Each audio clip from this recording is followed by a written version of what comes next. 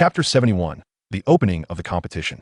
The venue for the ranking matches of the Martial Arts Academy is situated in the expansive square outside the Martial Arts Association. The area has long been enveloped by a dense throng of spectators, with the stands already filled to capacity. After all, this is a grand event that occurs once every 5 years in Jiangcheng, and the audience is naturally filled with enthusiasm. For the common folk, witnessing the battles between martial artists at such close proximity is a rare opportunity. Spectators wave flags representing various martial arts academies, their cheers crashing like waves in a relentless tide. Among them, the Blue Eagle, the Purple Thunder, and the Black Frenzy Blade academies boast the most fervent supporters, representing the 3 leading contenders for the championship in this competition. In addition to these ordinary spectators, high-ranking officials from Jiangcheng and prominent figures from various factions are also in attendance, seated in the prestigious front rows. For instance, the president of the Martial Arts Association, Zhao Tianlong, occupies the center of the VIP section, accompanied by Vice President Zhou, both representing the Jiangxing Martial Arts Association. Indeed, the organization of this event is primarily under the auspices of the Martial Arts Association, with all arrangements meticulously orchestrated by them. Beside Zhao Tianlong sits the mayor of Jiangxing and the commander of the Jiangxing Defense Army, both wielding significant power in the city. Together with Zhao Tianlong, they form the triumvirate of Jiangxing, standing at the pinnacle of authority. In addition to them, the VIP section is graced by representatives from the prominent families of Jiangcheng, as well as influential figures from the provincial capital. Most of them maintain various collaborations with the major martial arts academies. All in all, the grandeur of this competition is unprecedented. Chu Han and others enter the venue through a dedicated passage for martial arts academies, awaiting their turn behind scenes. The upcoming entrance ceremony will see representatives from each academy making their appearances in succession.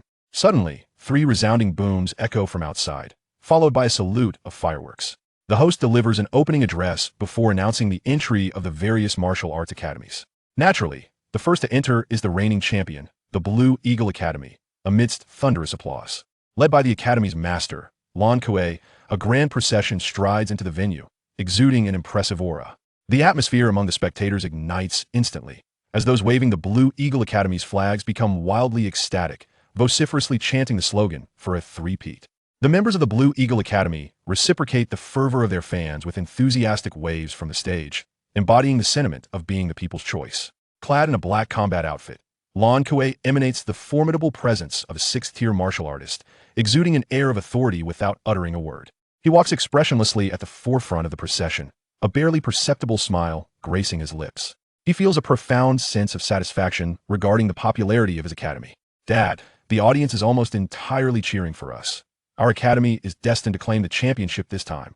Behind him, Lan Yuxing exclaims excitedly, his face brimming with pride. Today, he dons a silver combat uniform, the cuffs adorned with an exquisite Blue Eagle emblem, with the aura of a peak 2nd-tier martial artist shimmering around him. 4 other academy members, clad in identical attire, accompany him, all representing the Blue Eagle Academy in the competition. Each of these 4 possesses considerable strength, with the weakest among them being at the mid-4th tier, making their average strength the highest among all teams. It is no wonder Lan Kuei exudes such confidence. This Lan Kuei is becoming increasingly arrogant. Vice President Zhou remarks to Zhao Tianlong in a hushed tone from the VIP section, his voice laced with dissatisfaction. With the recent actions he's taken, does he truly believe we are oblivious? He seems to think the Martial Arts Association is a fool. Zhao Tianlong furrows his brow slightly, his gaze fixed on Lan Kuei. Once he obtains provincial martial arts certification, his influence will undoubtedly strengthen, and his actions will become even more brazen. I hope this time, someone can thwart the Blue Eagle Academy's quest for victory. The Thunder Academy is entering. They're likely the most capable of stopping the Blue Eagle Academy, he remarks just as another wave of cheers erupts. The Thunder Academy makes its entrance, their presence equally imposing as that of the Blue Eagle Academy. Though merely a branch academy, the Thunder Academy's headquarters holds national-level status, ranking prominently within the Longxiao Federation, characterized by its ample resources and robust backing. After all, even the Blue Eagle Academy has only aspired to achieve provincial status over the years. The Jiangxing branch of the Thunder Academy participates in this ranking match with unwavering determination. Having established itself in Jiangxing for less than 5 years, it seeks to solidify its position through this competition. Securing a top rank in the match is the simplest and most direct route to achieve that goal. The master of the Jiangxing branch, Lei Hemming, is also a 6th-tier martial artist, and behind him stand 5 spirited young martial artists dressed in blue combat uniforms, each possessing 4th-tier strength. In terms of average strength, they may even surpass that of the Blue Eagle Academy. Soon, Another round of cheers erupts as the Frenzied Blade Academy makes its entrance. As the most formidable rival of the Blue Eagle Martial Arts Academy in the previous two ranking tournaments, the popularity of the Frenzied Blade Martial Arts Academy is exceedingly high. The master of the Frenzied Blade Academy possesses strength at the 5th tier's limit, yet has not ascended to the 6th tier. Nevertheless, he exudes confidence, his countenance brimming with pride. His assurance primarily stems from his son, Wuqi. Wuqi, though still in his early 20s, has attained the pinnacle of the 4th tier, poised to breach the threshold of the 5th tier at any moment. Many believe Wuqi to be the strongest contender in this competition, which has significantly bolstered the confidence of the Frenzied Blade Academy. Following the entrance of the 3 prominent martial arts academies, the subsequent teams appeared somewhat lackluster. This was due to the relatively weaker capabilities of these remaining academies, with their masters predominantly at the early 5th tier or even the 4th tier. Among the participants, only 1 or 2 were at the early 4th tier, while most were merely at the 3rd tier or even the 2nd tier. Some teams did not even have a single 3rd tier martial artist, merely participating to fill the ranks. When it was the turn of the Warhammer Academy to take the stage, the enthusiasm of the spectators had nearly evaporated, yielding only sporadic applause. According to the host's introduction, the Warhammer Academy was ranked in the 3rd tier among all academies, with a strength placing them around 9th to 12th. Even with a member of early 4th tier, Wei Tai, and another at the limit of the 3rd tier, Li Wu, in their ranks, the evaluation remained lackluster. Gao Jun walked at the forefront, his expression rather grim. He had anticipated that the substantial funds spent on reinforcements would secure a position among the top 5, only to discover that other academies had invested even more. Alas, Gao Jun sighed. The competition this year is exceedingly fierce. It is utterly impossible for our academy to break into the top 5. I hope the Warhammer Academy enjoys better fortune and can secure a place in the top 8. Do not worry, uncle. Our academy has always been fortunate.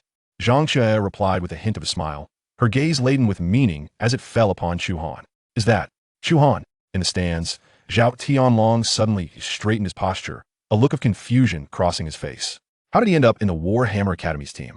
Vice President Zhou also glanced over, momentarily taken aback before chuckling. This lad is truly restless. With only a few days left until the martial arts examination, the people from the Blue Eagle Academy have already recognized him.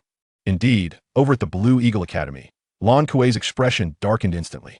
Upon seeing Chu Han, Lan Yu trembled imperceptibly, his eyes filled with animosity.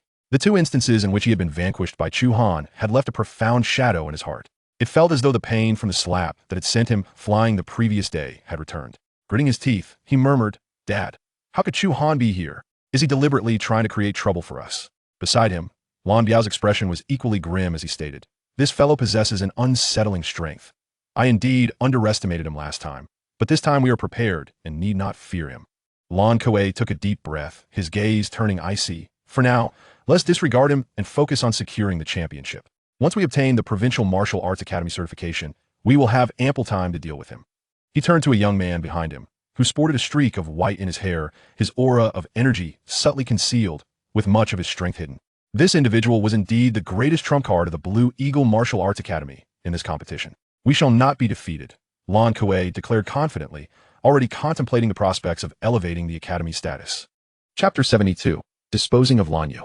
Following the emergence of the Hammer Martial Arts School, the number of subsequent participating schools dwindled, and soon all 29 martial arts schools from Jiang City had made their appearances. The host then delivered a few remarks, after which Zhao Tianlong and the mayor of Jiang City also took the floor to speak.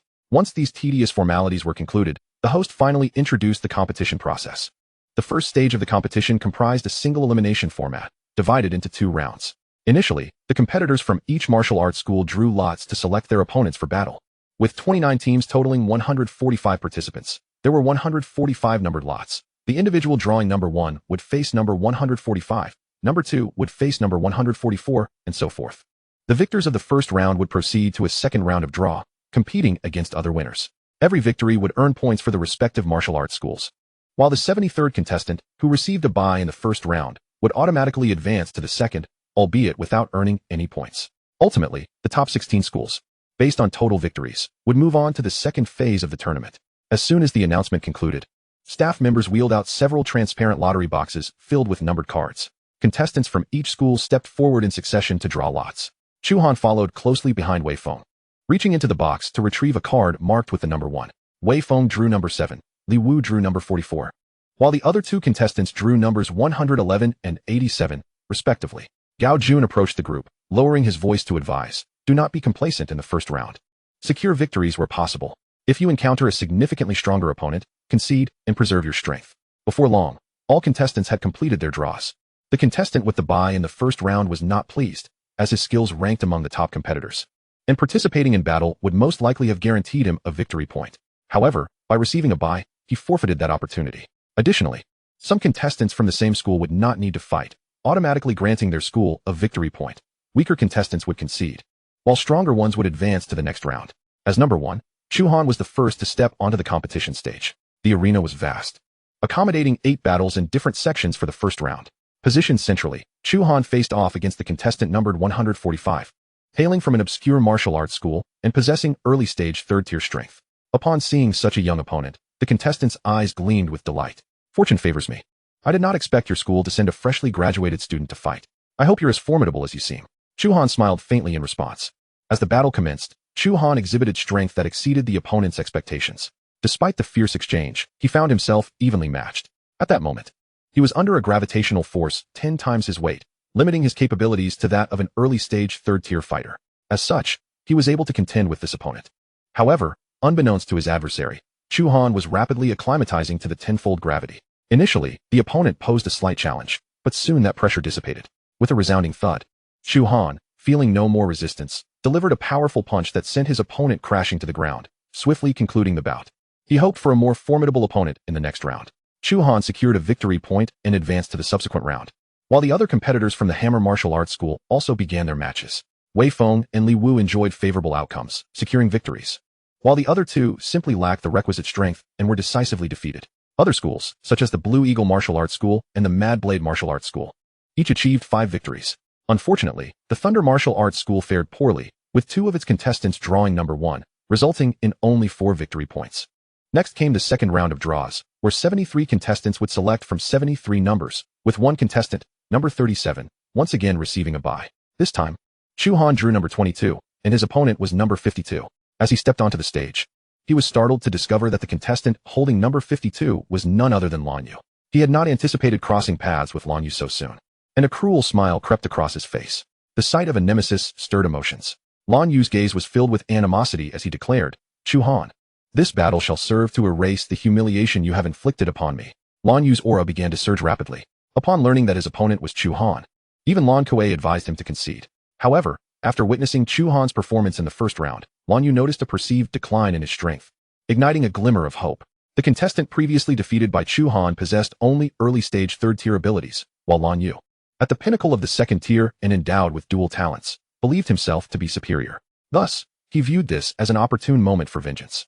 "Chu Han, allow me to demonstrate my true prowess," Lan Yu bellowed, his body enveloped in swirling azure and golden energies. Behind him, a pair of tornado-like wings materialized, crackling with golden lightning. This was the newfound power he had gained by merging his 2 innate abilities. With a swift motion of his wings, a tempest of wind and a barrage of lightning surged towards Chu Han. Observing the onslaught, Chu Han immediately activated his evasive maneuvers. In the face of such a concentrated barrage, constrained by the tenfold gravity, he could not evade every attack and resorted to deflecting them with his blade. Observing this, Lan Yu frantically flapped his wings, unleashing an even greater torrent of wind and lightning. Chu Han found himself in a precarious position, desperately dodging the relentless onslaught. No, Chu Han's strength far exceeds this. He is evidently much stronger than during our previous sparring session. Wei Feng pondered aloud, voicing his concerns. Just wait and see. Chu Han will not falter. Gao Jun seemed to discern something and remained unperturbed. On the stage, Chu Han executed the flowing light mirage technique, swiftly transforming into a streak of light to evade Lan Yu's attacks. His speed intensified, and his body felt increasingly weightless, approaching the brink of his limits and poised for a significant leap in ability. Seizing the opportunity, he charged directly towards Lan Yu, who, taken aback, unleashed an even more ferocious assault. "You shall not approach me." The pressure to evade surged exponentially. Yet, in this high-pressure scenario, Chu Han's body transcended its limits. It felt as if a door within him had swung open, causing his body to suddenly lighten and his speed to double, effortlessly dodging Lan Yu's strikes. Gratitude washed over Chu Han. Without Lan Yu's relentless pursuit, his adaptability would not have accelerated so dramatically. His body's functions experienced a remarkable evolution, enabling him to nearly acclimate to the weight of tenfold gravity, amplifying his combat prowess manifold. As Lan Yu's attacks continued, Chu Han retaliated with a thunderous punch. Explosive fist. The air before him twisted and erupted, neutralizing Lan Yu's entire offensive. Impossible! Lan Yu roared, a surge of blood and fury igniting within him. The wings at his back transformed into two colossal blades. With a sweeping motion, the wind and lightning coalesced into lethal blades directed at Chu Han. Wind and thunder slash. Lan Yu unleashed his most potent strike, and in an instant, the very heavens seemed to darken. Even many fourth-tier warriors marveled at the sheer force of this attack. Can Xiaoyu strike vanquish Chu Han? If he fails, we must act swiftly to extract him. Lan Kuei thought anxiously, pleased by his son's formidable strength, but deeply concerned about any potential misfortune. On the stage, Chu Han exhibited no intention of evasion, even devoid of any visible energy fluctuations. What is he doing? If he does not react soon, his life may be in peril. The spectators below voiced their concerns. What is Chu Han thinking? Lan Yu's strike is capable of defeating fourth-tier warriors. Is he truly going to take it head-on? Zhao Tianlong and Vice President Zhou were equally perplexed, their hearts tinged with anxiety. Suddenly, a fierce blaze erupted from Chu Han, who then unleashed a powerful punch towards Lan Yu's wind thunderblade. Flame explosion punch. A tremendous roar reverberated across the arena, as a colossal fireball, measuring several meters in diameter, engulfed both Chu Han and Lan Yu entirely. At the moment of the fiery eruption, the wind thunderblade of Lan Yu swiftly shattered. Xiaoyu. Below the stage, Lan Kuei bellowed, disregarding the rules of the match, and charged straight into the inferno. As he traversed the roaring flames, he witnessed Chu Han's fist crashing into his son's chest. It seemed he could even hear the sickening sound of ribs fracturing. Simultaneously, he realized that his son's limbs had been utterly shattered by Chu Han, leaving him unconscious. Chu Han, you seek your own demise. Lan Kuei howled in fury, transforming into a golden thunder eagle that soared towards Chu Han. Chapter 73, Hammer Martial Arts Academy vs.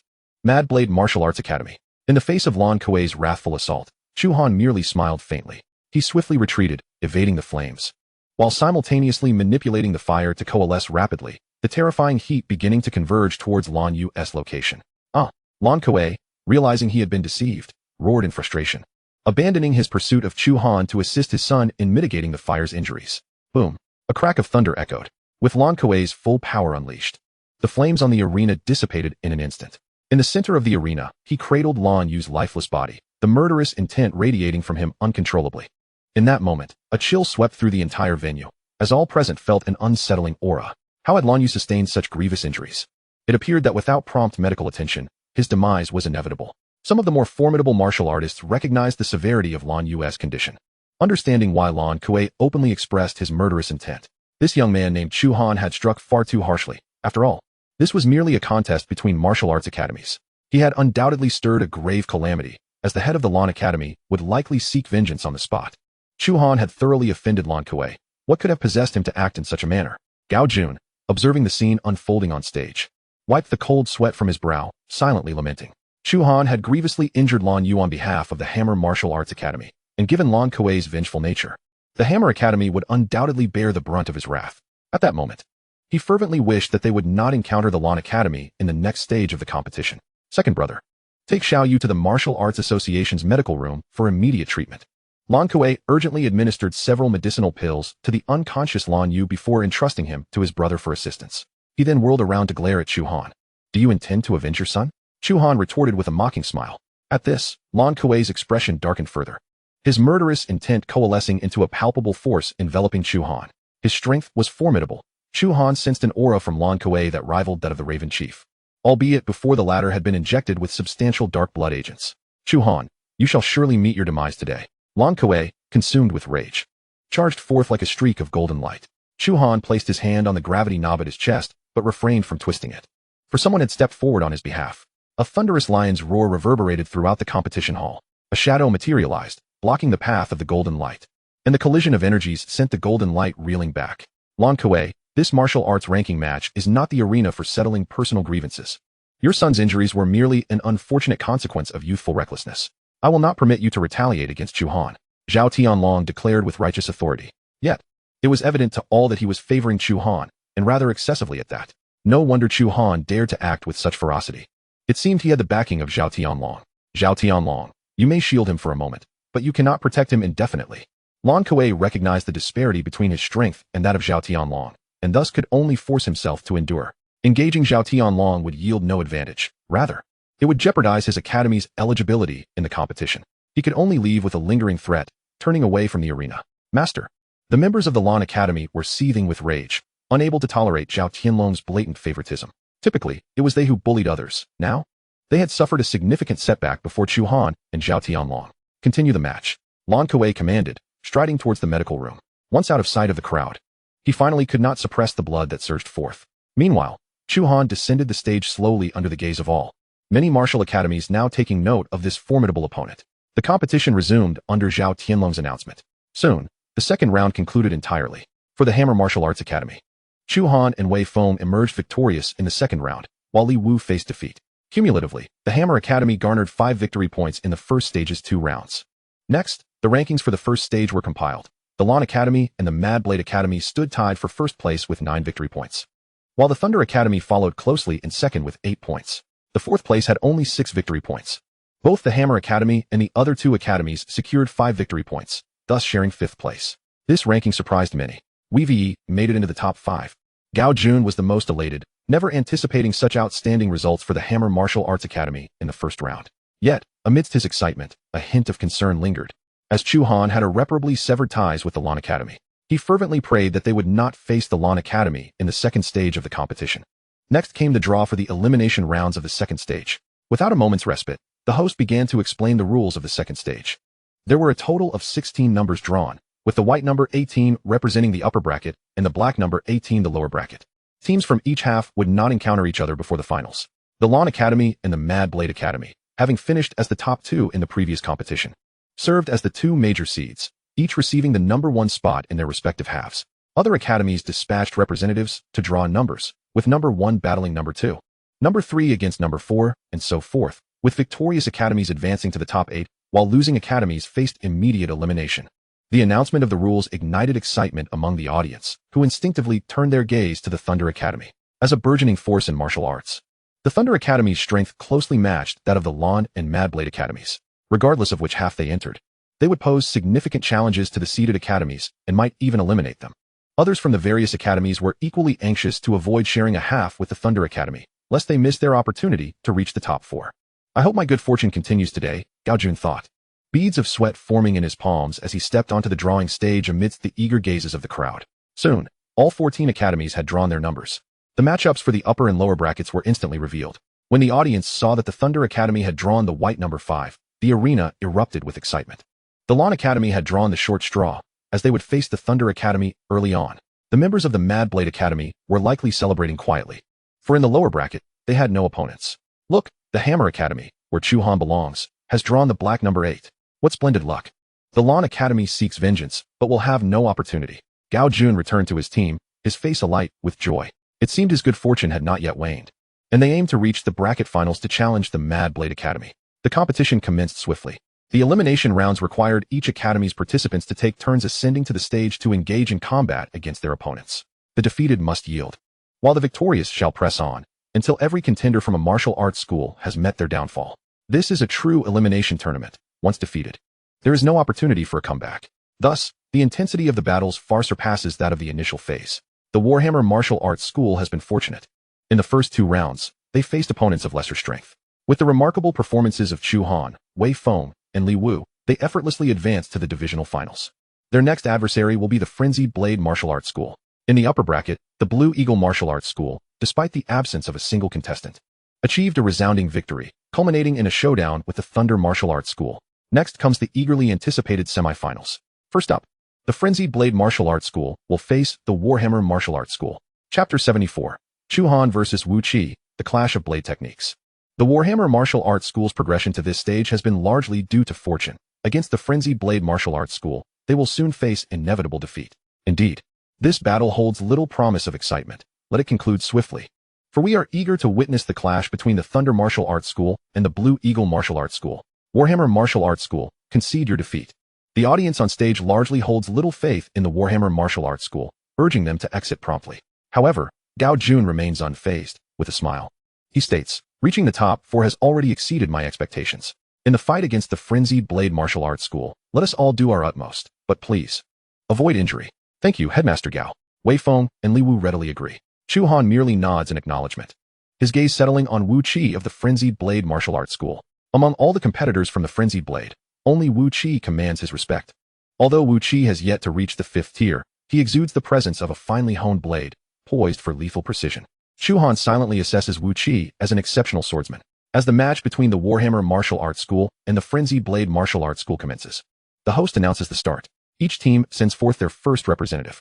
The initial participants from both teams are their weakest members. Yet the weakest fighter from the Frenzied Blade possesses early-stage 4th-tier strength.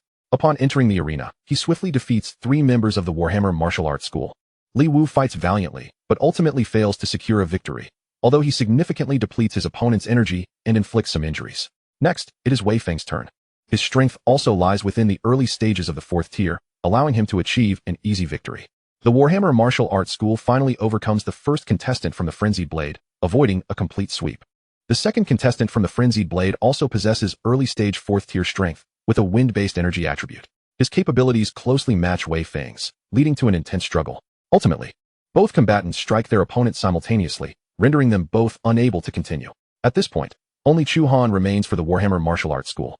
While the Frenzied Blade still has 3 contenders, with the strongest, Wu Qi, yet to take the stage. The Warhammer Martial Arts School has reached its limit.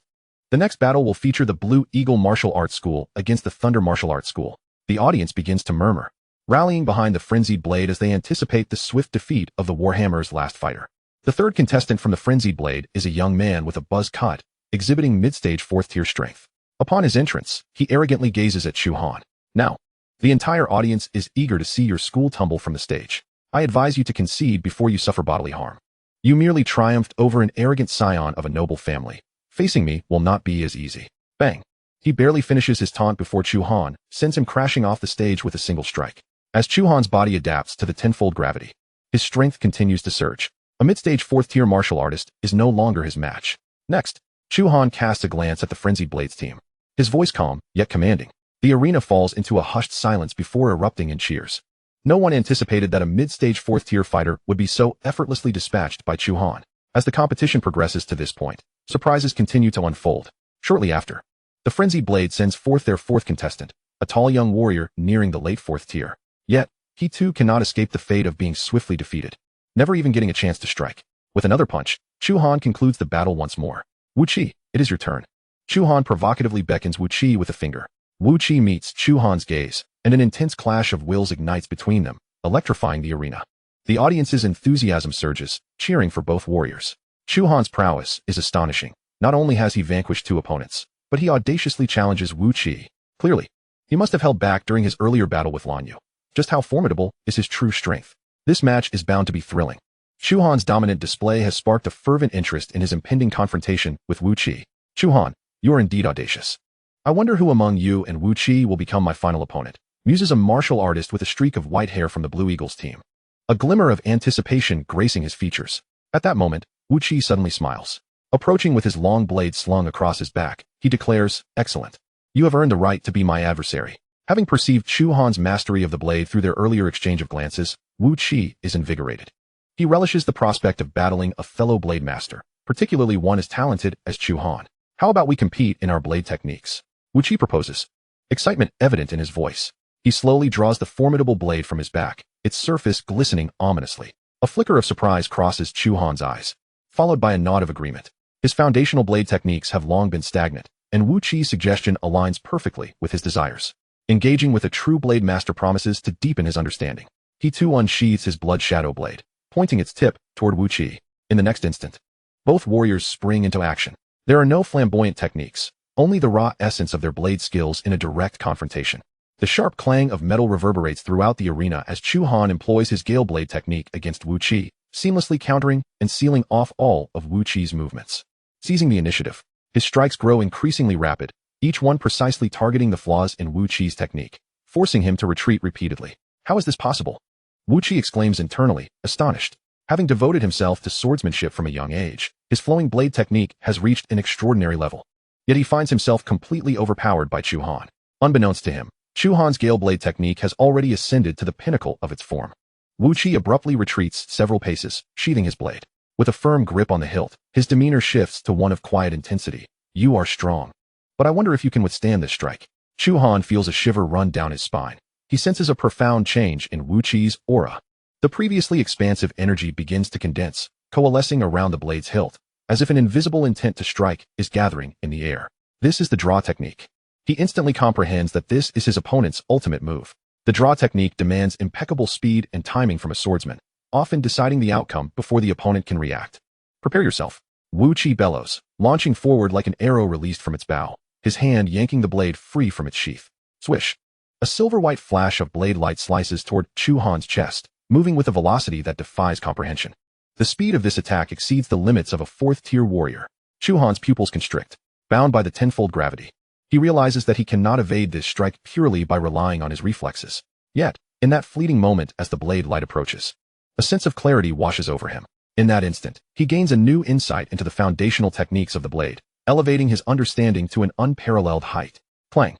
Chu Han suddenly strikes, yet he arrives before Wu Qi's attack, successfully parrying Wu Qi's strike. The entire arena fell into a momentary silence, followed by a thunderous eruption of cheers. He actually managed to withstand Wu Qi's sword-drawing technique. Chu Han appeared more youthful. Could it be that his talent in swordsmanship surpasses Wu Qi's? Remarkable indeed. The Crazy Blade Martial Arts Academy might be on the verge of defeat. Among the ranks of the Crazy Blade Martial Arts team, Wu Qi's father was equally astonished. He never expected someone could endure his son's sword-drawing technique. Evidently, he had encountered a genuine adversary this time. Yet, a hint of a smile crept onto his face. However, my son is not to be underestimated. This confrontation might very well serve as an opportunity for his breakthrough. At the center of the arena, Wu Qi gazed at the long sword that had been blocked, momentarily taken aback, before bursting into hearty laughter. Excellent. Excellent. You truly have not disappointed me. He sheathed his sword, his gaze turning ever more fervent. Only an opponent of your caliber is worthy of my strongest strike. Chapter 75. A single round to determine victory. Chu Han versus Bai Xiao. Wu Qi, a martial arts enthusiast, had not encountered a rival like Chu Han in ages. His journey in mastering swordsmanship had been rather smooth, resulting in a stagnation in his advancement for the past 2 years. Until now, he had met Chu Han. The recent exchange of sword techniques with Chu Han had elevated his understanding of swordplay. The bottleneck that had plagued him for over 2 years began to loosen. Thus, he must exert every ounce of effort in pursuit of a breakthrough through actual combat. My apologies, Chu Han. I fear I must employ my yuan power for this strike. Wu Qi's yuan power surged wildly, rapidly converging upon the blade. His sword sheath trembled slightly, as if a formidable force were about to emerge. This is my ultimate move. The A-level martial skill Yun Dao technique. This technique requires the nurturing of the blade with yuan power. The longer it is nurtured, the greater its might. I have nurtured this blade for 3 years. Wu Qi explained solemnly. Chu Han nodded slowly, gripping the blood shadow battle blade tightly. Make your move. He certainly would not retreat, even in the face of his opponent's yuan power. Wu Qi slowly drew his long sword, and a terrifying energy erupted from the blade. This energy swiftly enveloped Chu Han. Before the blade even reached him, Chu Han felt an immense pressure. This was precisely the terror of Wu Qi's strike.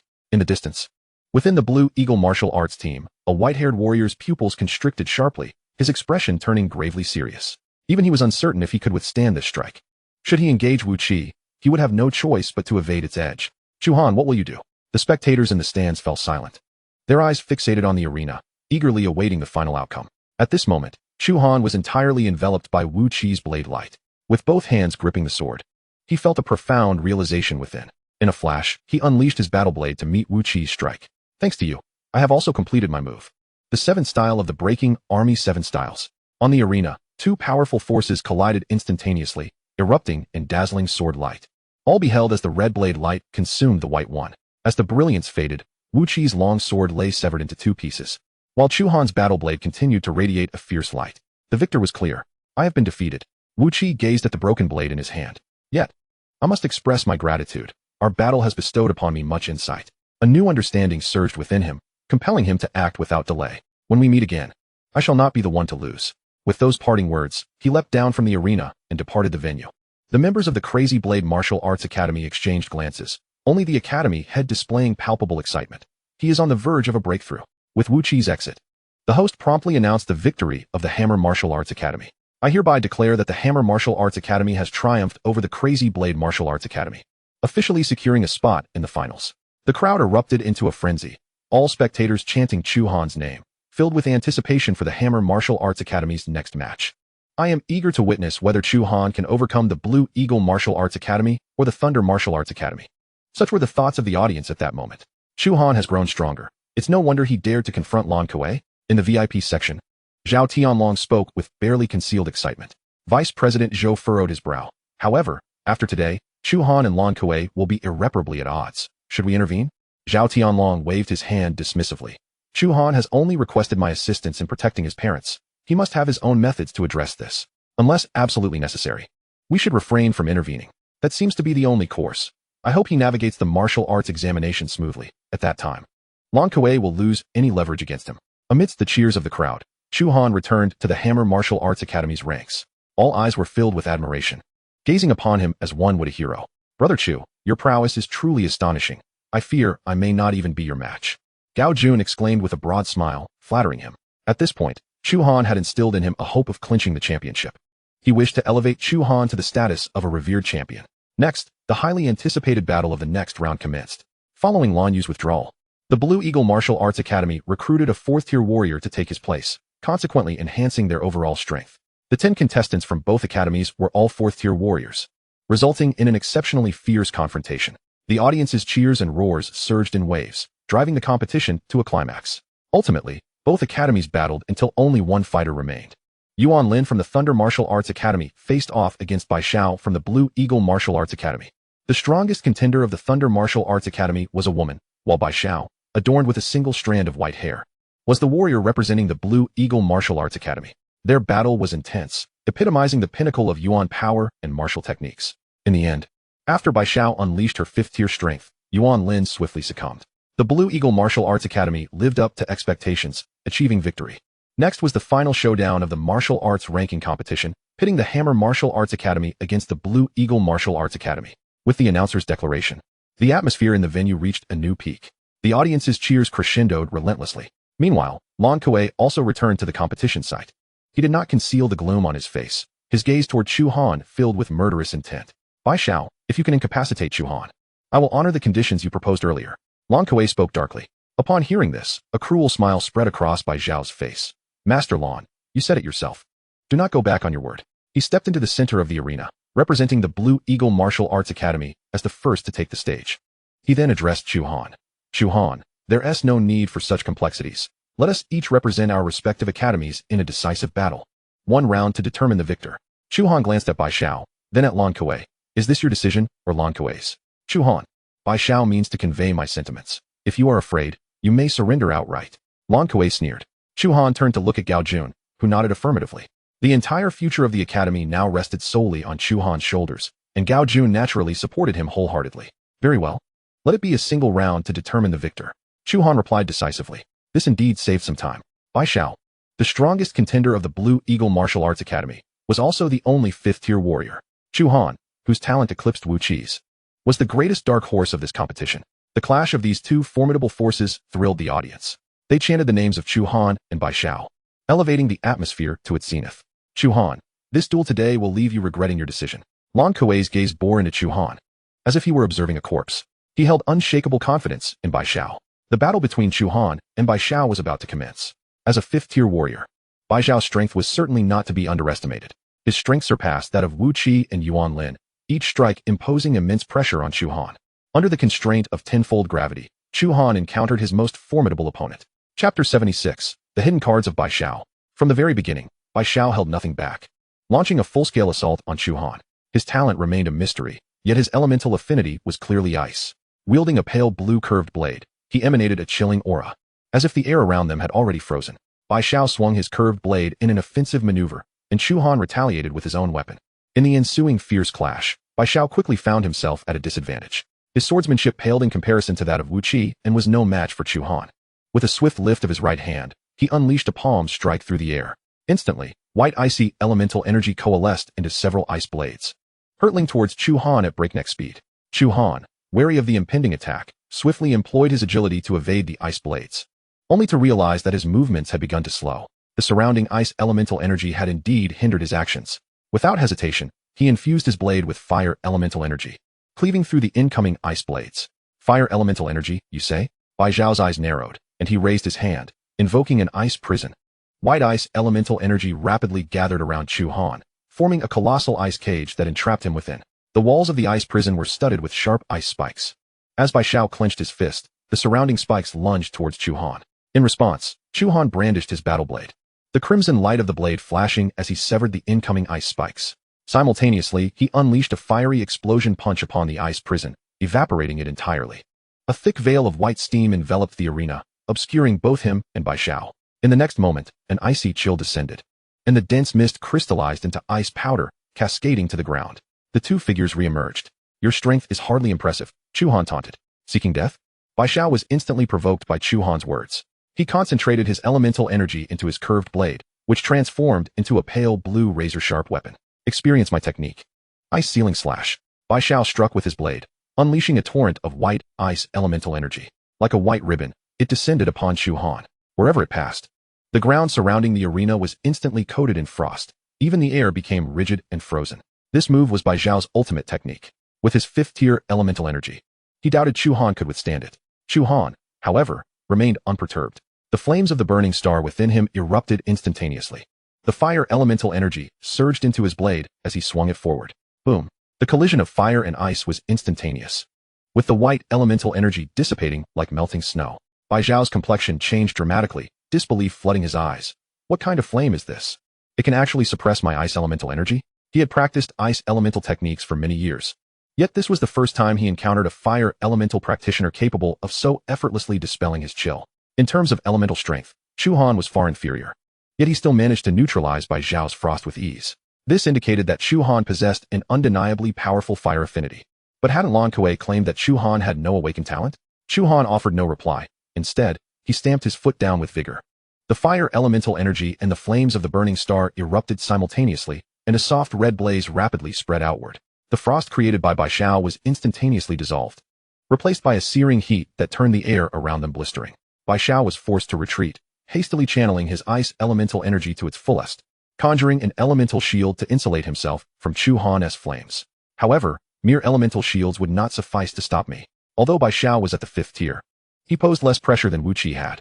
The crimson energy coalesced around Chu Han's battle blade as he prepared to unleash the 7th form of the breaking army technique to decisively shatter Bai Xiao. Just as his blade was about to descend, a sudden jolt of psychic energy coursed through his mind, accompanied by a faint sensation of dizziness. Someone was attacking his psyche.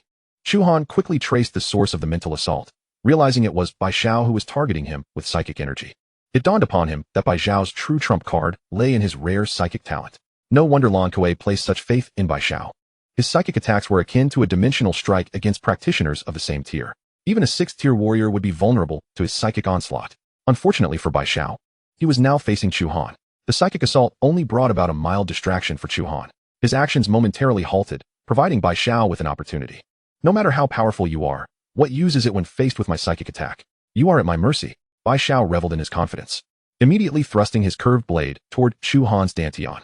This strike was aimed at incapacitating Chu Han. However, just as Bai Xiao was on the verge of success, Chu Han suddenly sprang into action. The blood shadow battle blade traced an unusual arc through the air. Flash! Bai Xiao's arm, which held the blade, was severed in an instant. Before Bai Xiao could react, Chu Han retaliated with a fiery explosion punch directed at Bai Xiao's dantian. Boom! A conflagration erupted around Bai Xiao. He let out a piercing scream, transforming into a massive fireball that hurtled toward the Blue Eagle Martial Arts Academy's team. Lan Kuei caught Bai Xiao in midair, his elemental energy flaring to extinguish the flames engulfing his companion. At that moment, Bai Xiao had been rendered utterly incapacitated. He had lost an arm and was covered in severe burns. Most critically, Lan Kuei could no longer sense any fluctuations of elemental energy emanating from Bai Xiao. What a ruthless method! Lan Kuei gritted his teeth in frustration. Likewise, Chu Han replied with a cold smirk. Lan Kuei's expression darkened, glancing at Bai Xiao with a hint of distress. Bai Xiao was a mercenary he had hired at a high price, hailing from the Bai family in Tianyuan province, a clan known to possess masters. Now, Bai Xiao had been rendered useless. Even if it was Chu Han who dealt the blow, Lan Kuei could not distance himself from the fallout. Chu Han, don't think that you've triumphed by incapacitating Bai Xiao. He belongs to the Bai family, and you cannot afford to offend them. Lan Kuei sneered coldly, leading the Blue Eagle Martial Arts Academy team down from the arena. Background: Chu Han narrowed his eyes slightly, a surge of murderous intent rising within him. He had now thoroughly offended Lan Kuei.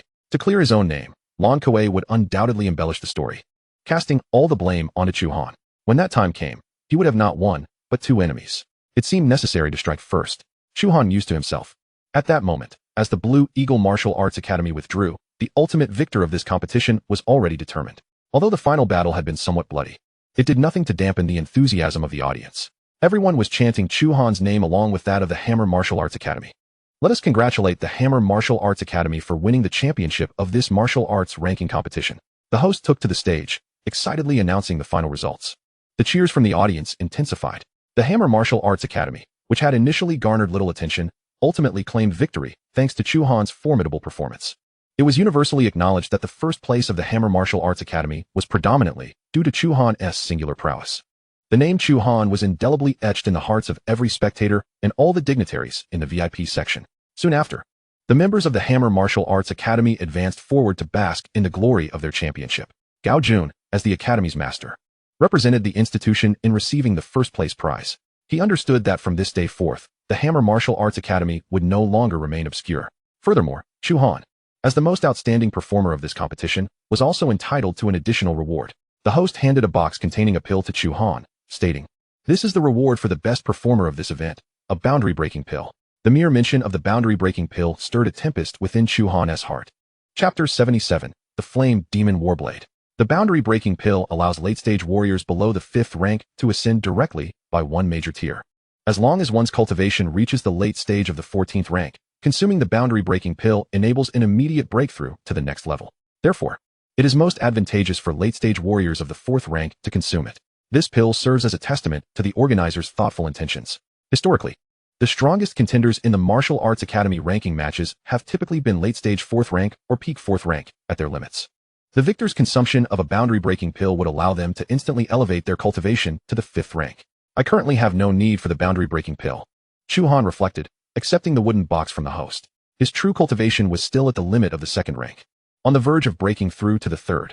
Thus, he intended to wait until his cultivation reached the 4th rank before making any plans. Following this, there were some concluding procedures for the matches.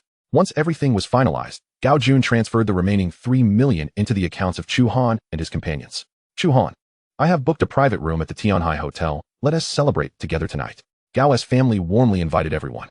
However, Chu Han declined, saying, "I have some matters to attend to, so I won't be joining." Gao Jun felt a tinge of disappointment. Without Chu Han, the celebration lacked its essence. Nevertheless, he smiled and said, "Very well, if the Blue Eagle Martial Arts Academy gives you any trouble, be sure to let me know. Although my strength may not match yours, I can still be of assistance." Chu Han chuckled at this, replying, "If the need arises, I will reach out to you, Master Gao." Given Lan Kuei's nature, it was certain that the Warhammer Martial Arts Academy was also on his grudge list. However, Chu Han did not wish for his enmity with Lan Kuei to affect others, so he parted ways with Gao Jun and the others. As evening approached, he decided to head home. Upon entering his residential complex, he received a message on his communicator. It turned out that the Flame Demon Warblade he had exchanged for with military merits had arrived. Shortly after, an armored military vehicle pulled up at the entrance of the Linjiang complex. The vehicle opened, and 2 soldiers responsible for escorting the Flame Demon Warblade disembarked. Chu Han waved his hand and approached to greet them. "Chu Han," one of the soldiers confirmed. "It's me." The 2 soldiers quickly verified Chu Han's identity and handed him a large box. After signing for the receipt, he eagerly carried the box back home. "Xiao Han is back. Why did you bring such a large box? Is it a reward from the competition?" Upon entering, his father asked excitedly. "You knew I was participating in the competition?" Chu Han replied, astonished, as he had not mentioned it to his parents. "Don't forget that I used to be involved in martial arts as well. I keep an eye on the martial arts ranking matches every year," Chu Han said with a chuckle, pulling out a tablet to show Chu Han. "Your mother and I may not have been there in person, but the various trending topics regarding the martial arts ranking matches have already made it to the top 10 in Jiangxing, with several discussing you." Chu Han took a look, and the first headline read, "Shocking. 18-year-old youth dominates the martial arts ranking matches. Who exactly is Chu Han?" Scrolling down, he found 3 more trending topics about himself, one of which pertained to his feud with the Blue Eagle Martial Arts Academy. "It seems I have gained notoriety in Jiangxing." Chu Han scratched his head. As long as it did not disrupt his life and cultivation, he remained indifferent to such matters. "The grudge between you and Lan Kuei has escalated to a point of no return. I didn't expect it to develop so quickly," Chu Han remarked with a hint of concern, his tone growing serious. "Dad, it's nothing to worry about. Why don't you see what I brought back?" Chu Han smiled, lifting the box in his hand. Seeing that Chu Han did not wish to continue discussing the matter, Chu Han refrained from pressing further and curiously asked, "What is inside? It seems so mysterious." Chu Han smiled without response, placing the box on the ground and slowly opening it. Instantly, a gentle warmth emanated from within. Both father and son felt a wave of warmth wash over them. Inside the box lay a pitch-black warblade, its surface adorned with dark red engravings. The warmth radiated from the blade itself. "This is a fire tribute elemental weapon." Chu Han, as a former warrior, recognized the blade's extraordinary nature at a glance. "Indeed, I exchanged this blade using the military merits I earned from my last military task," Chu Han explained with a smile. "A magnificent blade," Chu Han exclaimed, running his hand over the blade's surface in admiration. His gaze then fell upon the two prominent characters engraved on the blade: Flame Demon. The Flame Demon Warblade. An S-rank weapon. Chu Han's composure was immediately shaken. In my day, I couldn't even afford an elemental weapon with all my savings, let alone an S-rank Flame Demon Warblade. Even in the entirety of Jiangcheng, there are but a handful of warriors capable of wielding such an elite weapon. My son has truly made something of himself. Chu Han was overwhelmed with excitement, pride shining on his face. Quick, you must try the blade. All right, Chu Han replied, reaching for the Flame Demon Warblade. Upon gripping it, a warm current flowed from the blade into his palm. This current circulated within him for a full cycle before returning to the blade. This is one of the characteristics of an elemental weapon. The Flame Demon Warblade weighed approximately 500 jin, but to Chu Han, this weight was negligible. He wielded the Flame Demon Warblade, swinging it a few times, and found it remarkably comfortable. He infused his internal fire attribute elemental energy into the blade, causing the dark red engravings on its surface to glow brightly, emitting an astonishing heat. Indeed, it is an exceptional blade. Chu Han marveled. He noticed that the heat radiating from the blade far surpassed the warmth his own fire attribute elemental energy could produce. The elemental energy he infused had received an amplification from the Flame Demon Warblade. He then injected the flames of the burning star into it, causing the flames on the blade to become extraordinarily fierce, with heat soaring. In my hands, I shall never tarnish your name, Flame Demon, Chu Han declared solemnly, before storing the blade into his spatial dimension. That evening, the family gathered for dinner, and Chu Han relished the rare moment of warmth. During the meal, his mother, Zhang Milan, brought up the matter of the Blue Eagle Martial Arts Academy once more. Let us wait until the martial arts examination is over. I don't want this to affect my mindset. Chu Han used the martial arts examination as a shield, casually deflecting the conversation. His parents remained oblivious to his true thoughts. Late at night, Chu Han abruptly withdrew from his mental energy cultivation, opening his eyes wide. He retrieved the shape-shifting mask he had drawn earlier that day and donned it. With a thought, the mask transformed his face into that of a fearsome night demon with sharp fangs. The moonlight streaming through the window accentuated his terrifying visage. This will do, he muttered to himself. His voice morphed into a sinister rasp. He then changed into a black outfit, pushed open the window, and leapt from the height of several stories. Soon, his figure vanished into the night. The city of Jiangcheng remained bustling, even in the dark. Chu Han navigated through the steel jungle, unnoticed by anyone. The Tianqing Bay Villa District is the most opulent area in Jiangcheng. Each standalone villa here is valued in the hundreds of millions. Only prominent families and powerful factions reside in such luxury. The Lan family, being a prestigious clan in Jiangcheng and the owners of the Blue Eagle Martial Arts Academy, naturally dwelled in an exceedingly grand villa. On a hillside on the west side of Tianqing Bay stood the Lan family's solitary villa. However, at this moment, the Lan family was experiencing a difficult time. The entire villa was steeped in a stifling atmosphere. Lan Kuei paced back and forth in the hall, his countenance shadowed with worry as he incessantly dialed his communicator. Hello, Master Li. You must assist me with the matters concerning the Bai family. Brother Zhang, our bond is one of life and death. How can you simply declare our collaboration over? President Wang, regarding the agreement we previously discussed. With each number he dialed, the gloom on Lan Kuei's face deepened. Damn it, they are all a bunch of opportunists. He roared in frustration. Having lost the top position, the Lanning Martial Arts School saw many of its external partners tearing up contracts and willingly breaching agreements. Moreover, due to the incident involving Bai Xiao, numerous friends and allies had distanced themselves from him. The matter concerning the Bai family would require his own resolution. Chu Han, don't expect to have it easy, Lan Kuei thought, his mind swirling with vengeful ideas against Chu Han as he gazed out the window. Suddenly, a deafening crash reverberated through the villa. The grand entrance door flew into the hall at an alarming speed, and a dark figure appeared at the threshold. Lan Kuei, your time has come, the figure intoned ominously, donning a terrifying mask adorned with fangs, resembling a hellish specter. The chilling tone sent a jolt of fear through Lan Kuei. Who are you to dare play tricks in my presence? A flicker of anger crossed his gaze, for he recognized that the shadowy figure was merely a disguise of an enemy. Yet, he pondered, who could be concealed behind such a guise? Chu Han, that is impossible. Though formidable, Chu Han was certainly not his match. Who are you? Lan Kuei's energy surged, unleashing a formidable pressure toward the shadow, only to find it unaffected. Shock coursed through him. This figure possessed immense strength. Noticing Lan Kuei's shifting expression, Chu Han realized his disguise had succeeded. He adjusted the gravity knob on his weighted vest to its maximum, instantly restoring his mass to normal. A remarkable sensation of lightness enveloped him, invigorating every cell in his body and causing his vital energy to boil uncontrollably. His internal force surged forth like a long-dammed flood. Whoever you are, do not presume to wreak havoc here today. Lan Kuei could no longer endure the tension. His sixth-tier power erupted forth. The fierce lightning energy converged in his palm as he unleashed a strike toward Chu Han. Golden Thunder Palm. The Golden Thunderous hands surged with a cataclysmic aura as it barreled toward Chu Han. Unfazed, Chu Han summoned a layer of black crystalline armor to envelop his body, his innate talent. The lava crystal armor. Break.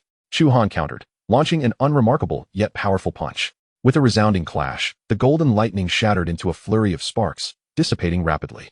Chu Han stood defiantly, his fist still poised, while the residual currents danced harmlessly off his armor. What kind of talent is this? A grave concern flickered in Lan Kuei's eyes. His earlier golden thunder palm had been a probing strike, yet he had expended 80% of his strength, only to see it effortlessly neutralized. Lan Kuei, reveal your trump cards swiftly, or you'll find no opportunity left. Chu Han's voice was cold and raspy, echoing like the toll of death. Arrogant, Lan Kuei roared, casting aside his restraint. The abilities of the figure before him were exceedingly peculiar, and he remained unaware of their true nature.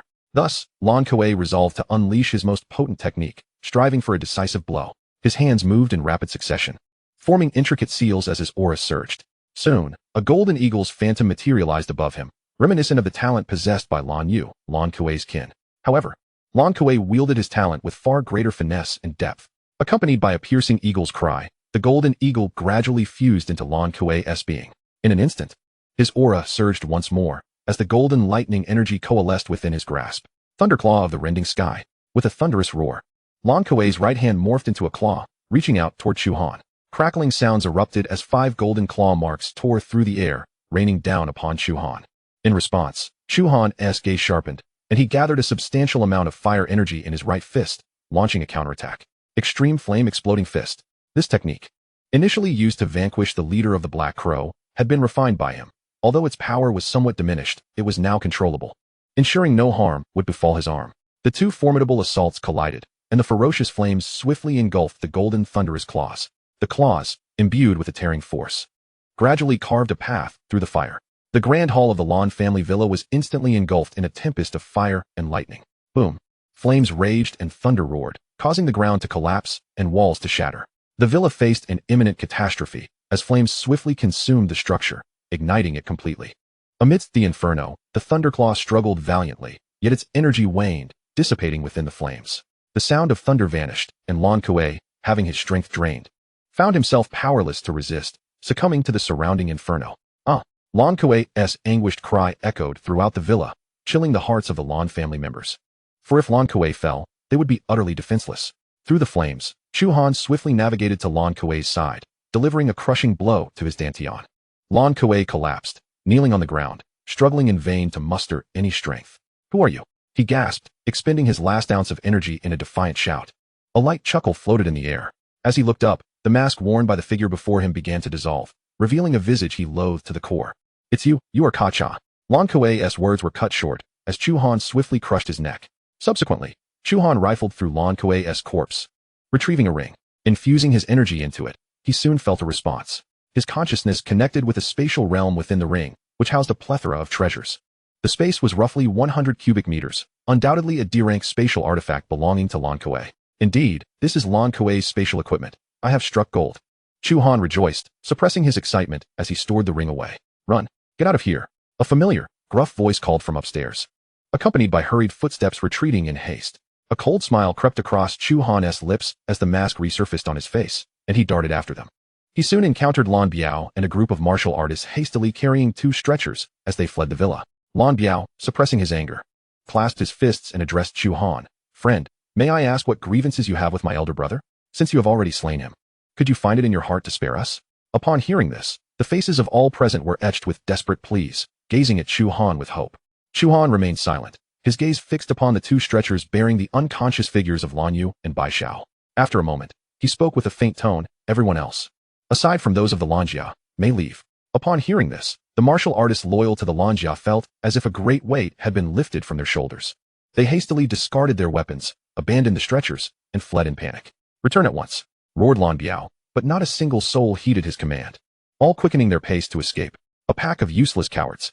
Lan Biao, filled with resentment, was swiftly silenced by Chu Han's fist. The latter then turned his attention back to the 2 stretchers. With a mere wave of his hand, 2 streams of crimson flames descended upon Lan Yu and Bai Xiao. In an instant, the 2 were reduced to ashes, vanishing entirely. Chapter 79. The Arrival of the Bai Family and the Peculiar Metal Plate.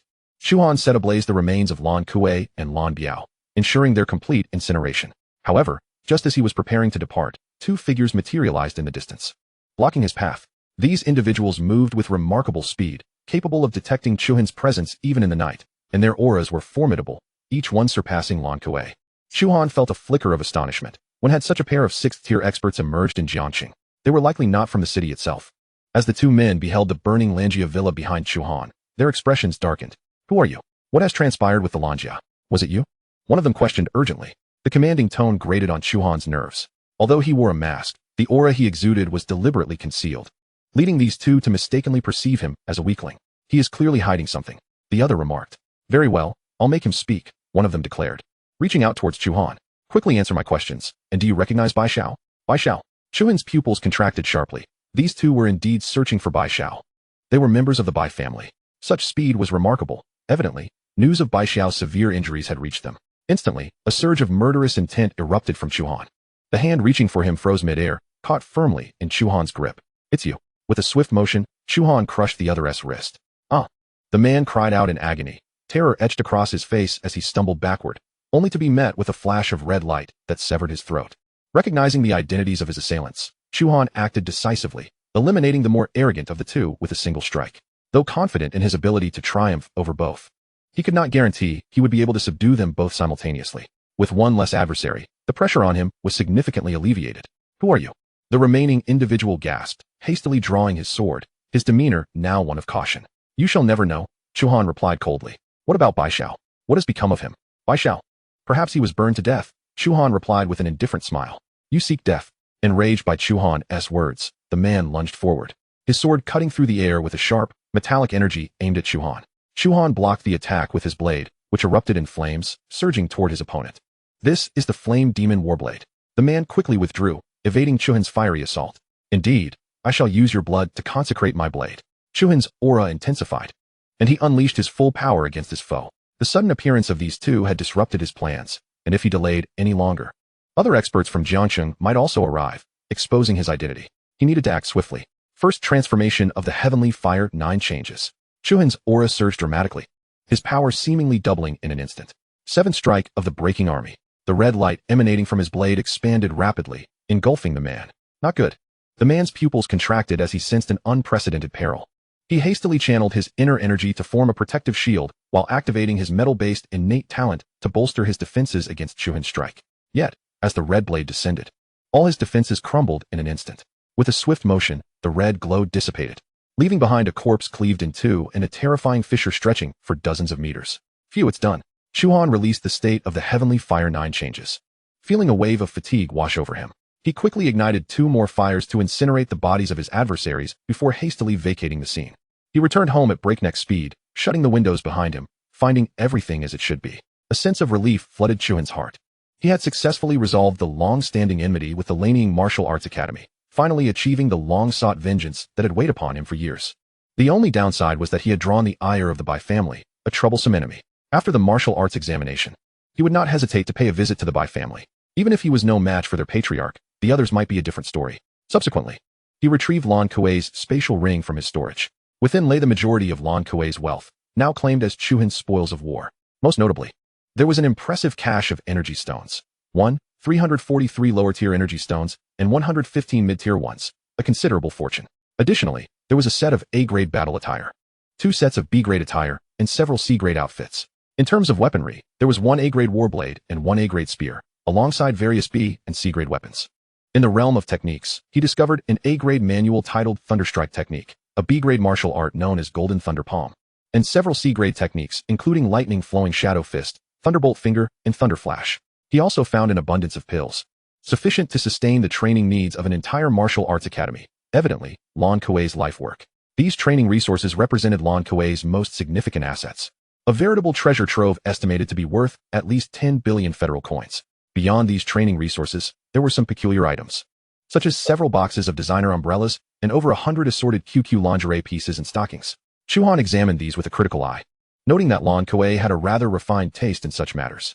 It was then that he noticed a small, somewhat worn wooden box, roughly the size of a palm, tucked away in a corner of the space. His curiosity piqued, he summoned the box to his hand. Upon opening it, he found a black metal plate nestled inside. What is this? Chu Han pondered as he scrutinized the metal piece. It was made from an unknown alloy, neither metallic nor ferrous, yet remarkably heavy. The plate was inscribed with strange patterns, the meaning of which eluded him. This only intensified Chu Han's intrigue. Lan Kuei would not have stored such an object without reason. It must serve some purpose. He infused the plate with a strand of his energy, but it remained inert. After a moment of contemplation, he released his spiritual energy to probe the item. To his surprise, he discerned something entirely different. As he focused his spiritual energy into the metal plate, a wealth of information surged into his mind. This knowledge coalesced into a fragment of a mental attack secret technique, known as the spiral seal.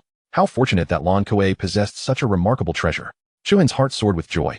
According to the information in his mind, the spiral seal was a technique from a master-level mental secret art, though not a complete one. Despite being only a single move, the spiral seal was undeniably a genuine master-level mental attack method.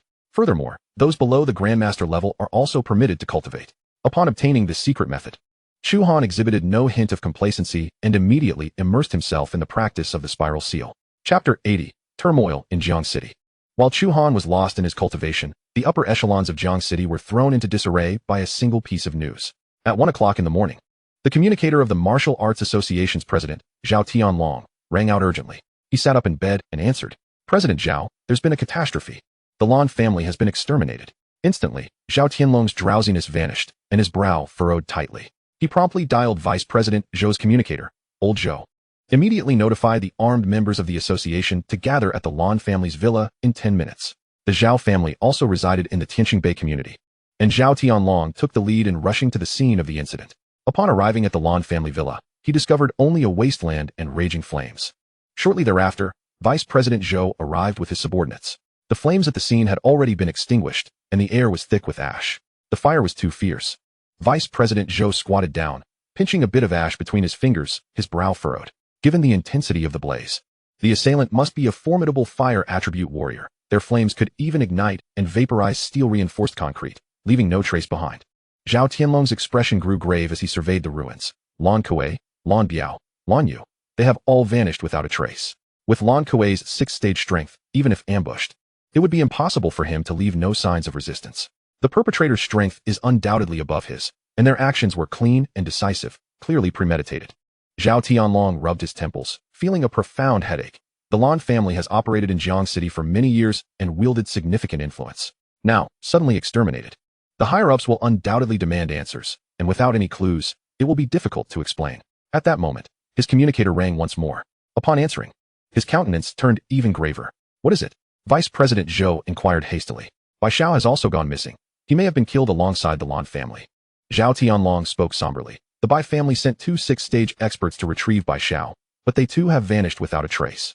Their disappearances coincide almost perfectly with the timing of the Lan family's annihilation." Vice President Zhou analyzed. The Bai family members must have encountered the assailant and were thus killed as well. It is undoubtedly so. The brutality of this assailant exceeds all imagination. If they are still hidden within Jiang City, it poses a significant risk. Zhao Tianlong's gaze was laden with seriousness. Tonight, Jiang City was destined for unrest. Chu Han had spent the night at home cultivating, finally mastering the spiral seal. This secret technique could condense spiritual energy into a spiraling shockwave, directly assaulting the enemy's psyche. The spiral wave was exponentially more potent than the mental attacks previously employed by Bai Xiao, and it now stood as Chu Han's most formidable trump card. Having completed his training, morning had arrived. Chu Han immediately proceeded to draw rewards. "Congratulations, host, you have acquired D-grade martial art Thunder Resilience Fist, another Thunder attribute martial art." Currently, Chu Han possessed an abundance of Thunder attribute techniques, sufficient to form a complete combat system centered around lightning.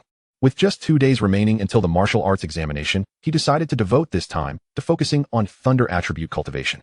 Chu Han rose, washed up, and prepared for breakfast. The television was broadcasting the morning news. The female anchor's voice carried a weighty tone. In the early hours of last night, the renowned martial arts dojo, Blue Eagle Martial Arts, owned by the Lan family, suffered a massacre. Their villa in Tianqingbei was consumed by flames, and core members Lan Kuei, Lan Yu, and Lan Biao are currently unaccounted for. "What?" The chopsticks in Chu Han's hand clattered onto the table as he wore an expression of shock. "The Lan family has been exterminated? Who could have done this?" This news was overwhelmingly shocking for Chu Han, though he claimed to have put aside his grievances with the Blue Eagle Martial Arts. The news of the Lan family's demise stirred unrest within his heart. The Lan family has been annihilated? Chu Han feigned surprise, widening his eyes, yet his heart remained unmoved. The fate of the Lan family was merely a consequence of their own actions.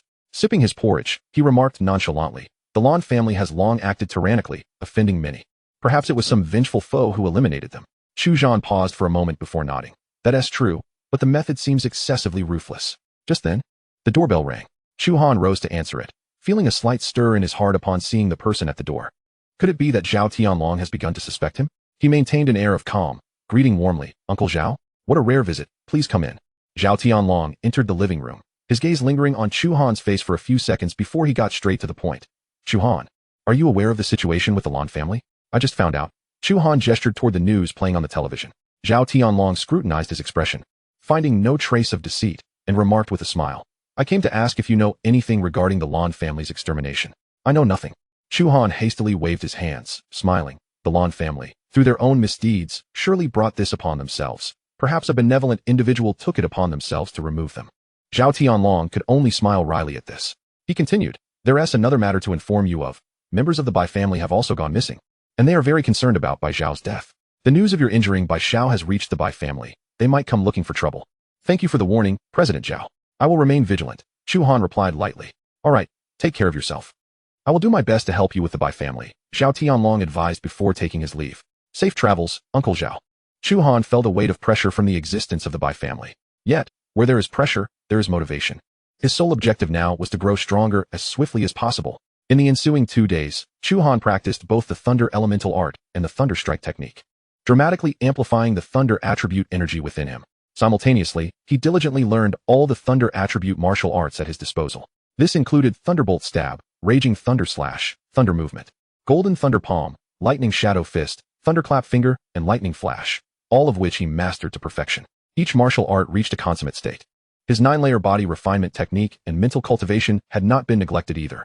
Following the martial arts ranking battles, Chu Han's capacity to withstand gravitational force had reached a remarkable 15 times his body weight, while during cultivation, he could endure up to 30 times. The following day, he drew an item, a C-grade martial art, Cloak Hammer technique. As he did not wield a hammer, it would be of no use to him. Soon, the day of the martial arts examination arrived. Chu Han rose early to perform a draw. "Ding, congratulations on acquiring a bloodthirsty vine seed." Bloodthirsty vine, a variant plant characterized by its resilient vines and poisonous thorns, it is bloodthirsty and lethal, remaining eternally loyal to its master. In his mind, he received some cultivation methods for the bloodthirsty vine seed. Though it was merely a single seed, it was not immediately useful. Chu Han glanced briefly at the introduction and decided to store the seed in the draw space, planning to research its rooting and sprouting after the martial arts examination concluded. Chapter 81. The martial arts examination commences. The aftershocks of the Lan family's massacre had yet to fully subside. Yet the streets of Jiang City were enveloped in a fervent atmosphere of another kind. The martial arts examination, a pivotal test determining the futures of countless young candidates, attracted far more attention than the martial arts ranking battles. It was a truly national event of great significance. At the Martial Arts Association Square, a throng of people gathered. The staff had already cleared out all unrelated individuals, allowing only candidates and their respective teachers to enter. The candidates' parents were relegated to waiting outside the designated lines. On this day, Chu Han donned a B-grade combat suit, slinging the Flame Demon War blade across his back, and set out early. Chu Han and Zhang Milan accompanied him, just like other parents, to support Chu Han in his examination. Upon witnessing the throngs of people densely packed on the street leading to the Martial Arts Association, Chu Han was instantly reminded of the college entrance examination from his past life. The two scenarios bore a striking resemblance, with the expectations of parents echoing the same sentiments. "You need not wait for me here. You can see my results from home," Chu Han advised. However, his parents shook their heads in unison, their resolve unwavering. "We shall remain here to watch, just like all the other parents." With no other option, Chu Han acquiesced. As he stepped within the designated boundary, a staff member approached him for verification. "Please present your identification and examination permit. We need to authenticate your examination details." Chu Han promptly handed over his ID and permit. Upon noticing the words social examinee on the permit, the staff member appeared momentarily taken aback. After verifying Chu Han's personal information and finding no discrepancies, the staff member declared, "Your information has been validated. You may proceed." Retrieving his ID and permit, Chu Han made his way directly to the plaza of the Martial Arts Association. The area was already teeming with nearly 10,000 candidates, yet fewer than 100 had attained the level of martial artist, most of whom hailed from prestigious schools such as First High, Second High, and Third High. Hangu, a familiar voice called out, belonging to Zhao Feiyu, whom he had not seen in a long time. After receiving his martial artist certification, Zhao Feiyu had returned to his family for training and had only just returned to Jiangxing yesterday. "Your strength is approaching the late stage of the second rank," Chu Han remarked, noting Zhao Feiyu's evident progress. Zhao Feiyu squeezed out of the crowd from First High, grinning. "Hee hee, I can't compare to you. I've heard you've made quite the impression in the martial arts ranking competition. Though he feigned modesty, the corners of his mouth betrayed his excitement. As they engaged in conversation, they drew the attention of many onlookers, most of whom were from the direction of Third High. After all, Chu Han had once been a prominent figure there, and his appearance led many to recognize him. Isn't that Chu Han? It seems he really did manage to enroll. Could he be joining First High? Not sure. But I've heard he also participated in the martial artist certification. The murmurs floated around, but Chu Han paid them no mind. However, these whispers caught the attention of another individual. Chu Han. A familiar voice emerged as Wang Hao navigated the crowd to approach him swiftly. The former homeroom teacher's gaze was filled with pride as he looked at Chu Han. It seems you've successfully enrolled. Mr. Wang. Chu Han smiled, warmth flooding his heart. Wang Hao had always been a steadfast supporter, and Chu Han cherished that support deeply. Your progress is truly astonishing, Wang Hao said, patting his shoulder with a tone of admiration. Out of all the students I've taught, you are by far the most exceptional. This will be my last year teaching. Chu Han was taken aback. Mr. Wang, are you resigning? Yes. Wang Hao nodded, a hint of resignation gracing his features. After your withdrawal, the school administration deemed it a failure on my part, and I have faced their scrutiny ever since. I can no longer tolerate their methods, and once your cohort graduates, I will be free from this institution. Besides, having nurtured a student like you alleviates any regrets I might have about my teaching career, Wang Hao chuckled. What do you plan to do afterward? Chu Han inquired. Perhaps coach at a martial arts school, or join a freelance martial artist team to hunt exotic beasts in the wild. I'm sure something fitting will present itself. Wang Hao replied nonchalantly. Yet, Chu Han understood that he would miss the teaching profession dearly. If he had wished to join a martial arts school or team, he could have done so long ago. After a moment's contemplation, Chu Han retrieved his communicator and dialed Zhao Tianlong's number. Uncle Zhao, I have a favor to ask. My high school teacher, Wang Hao, possesses extensive teaching experience and insights into martial artist training. He is now leaving Third High. Do you know if any other schools are in need of teachers? Zhao Tianlong was currently reviewing arrangements for the martial arts examination, and upon hearing Chu Han's request, he readily agreed. I never expected your first request would be on behalf of someone else. First High is indeed in need of excellent educators. I'll speak with the principal there. Ending the call, Chu Han shared a knowing smile with Wang Hao. Mr. Wang, since Third High doesn't appreciate you, why not consider First High? First High? Wang Hao looked perplexed. You'll find out shortly. Before long, Wang Hao's communicator rang. Hello, is this Mr. Wang? I am the principal of First High. I understand you are leaving Third High. Perhaps you could visit us at First High, as we have numerous positions that would suit your expertise. Wang Hao hung up, astonishment filling his eyes as he turned to Chu Han. He had not anticipated that Chu Han would wield such influence, effortlessly securing him a position with just a phone call. Chu Han, you, Mr. Wang, you deserve this position. Chu Han replied with a smile. You have taught me so much. This small favor is nothing. Wang Hao felt a surge of gratitude, patting Chu Han's shoulder. Best of luck in your examination. I am certain you will achieve outstanding results. At 7:30 a.m., all candidates gathered at the plaza of the Martial Arts Association. Zhao Tianlong stood on a platform, his voice imbued with powerful energy, resonating throughout the crowd. The examination venue for this martial arts test is set within the trial secret realm established by the Longxiao Federation. You will all enter the secret realm simultaneously and compete alongside candidates from across the province. He paused before continuing. Each of you will receive a high-tech wristband that will record your identity and scoring information while also providing features such as location tracking and emergency assistance. Upon entering the secret realm, the wristband will activate automatically. The flow of time within the secret realm differs from reality. You may experience extended periods inside. I wish all candidates the best of luck. Soon, the technological wristbands were distributed. Chu Han donned his wristband, which immediately displayed his identity information. Chu Han, social examinee. Examination permit number 220504039.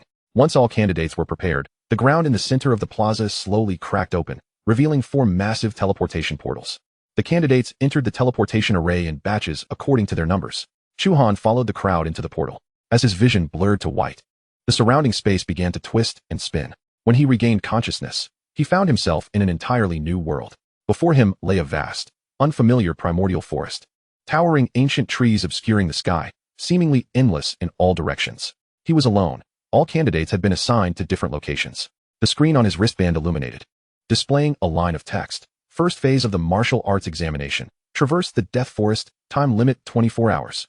The shorter the time taken, the higher the score. Additionally, slaying exotic beasts will yield extra points. 24 hours.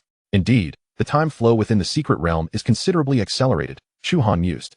Recalling the detailed information from previous martial arts examinations, he was aware that the test typically consisted of 2 phases, and navigating the death forest was merely the foundational trial.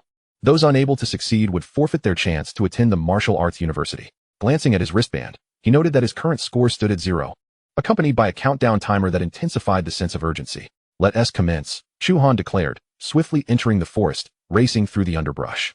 His gravity suit exerted a force of 15 times his weight, yet his speed remained remarkable. After traversing a few miles, he suddenly noticed the decaying leaves beneath his feet stirring. Accompanied by a rustling sound, a swarm of palm-sized black beetles emerged from beneath the foliage. Their exoskeletons glinted with a metallic sheen, and their formidable mandibles resembled scissors. These were the non-ranked corrupted beetles. Upon spotting Chu Han, the beetles unfurled translucent wings from their carapaces and took to the air, surging towards him in a relentless swarm. A fiery aura immediately enveloped Chu Han, incinerating the swarm of rotten beetles that lunged at him, reducing them to mere ashes. While the beetles possessed a fierce desire to attack and the ability to fly, their lethality was rather mediocre. For some inadequately prepared candidates, their arrival was indeed quite intimidating. However, for Chu Han, it was hardly a nuisance. After swiftly dispatching the beetles, the score on his wristband changed to 35 points. Pressing onward, he encountered only low-tier beasts. After approximately an hour of travel, a dense thicket suddenly emerged before him. The undergrowth was entwined with countless dark green vines, each adorned with sharp barbs. These vines reminded Chu Han of the bloodthirsty vine seed he had acquired. As he approached, the vines seemed to come alive, lunging towards him with alarming speed.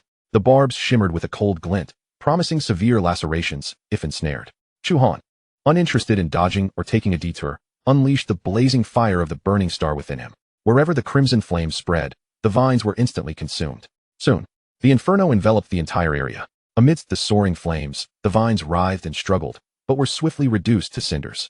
His score on the wristband surged rapidly, surpassing 100 points, clearly indicating that these vines yielded a higher score. Traversing the fiery zone, he soon encountered a swamp. Floating upon the surface were green plants, appearing deceptively tranquil. However, Chu Han's mental probe immediately revealed the lurking presence of hundreds of venomous snakes, each over 3 meters long, concealed beneath the water, lying in wait for unsuspecting prey. These were first-tier water venomous snakes, known for their potent toxicity. Although this was a specially designated secret realm, the beasts within were no different from those in reality. Chu Han recognized the danger immediately.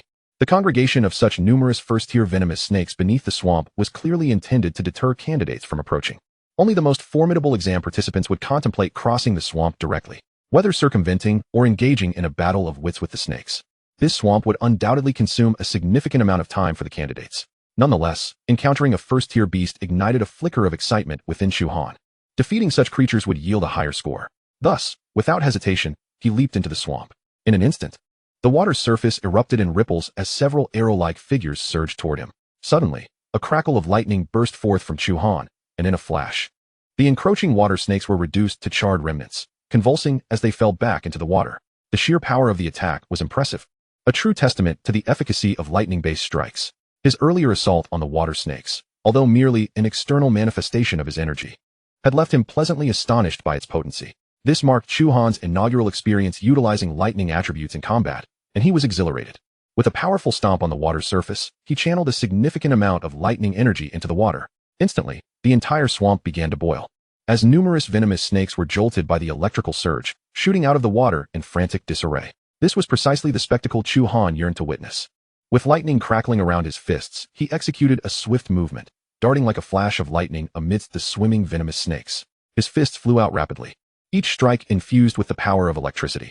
This was the C-grade martial technique he had mastered just days prior, the lightning flow shadow fist.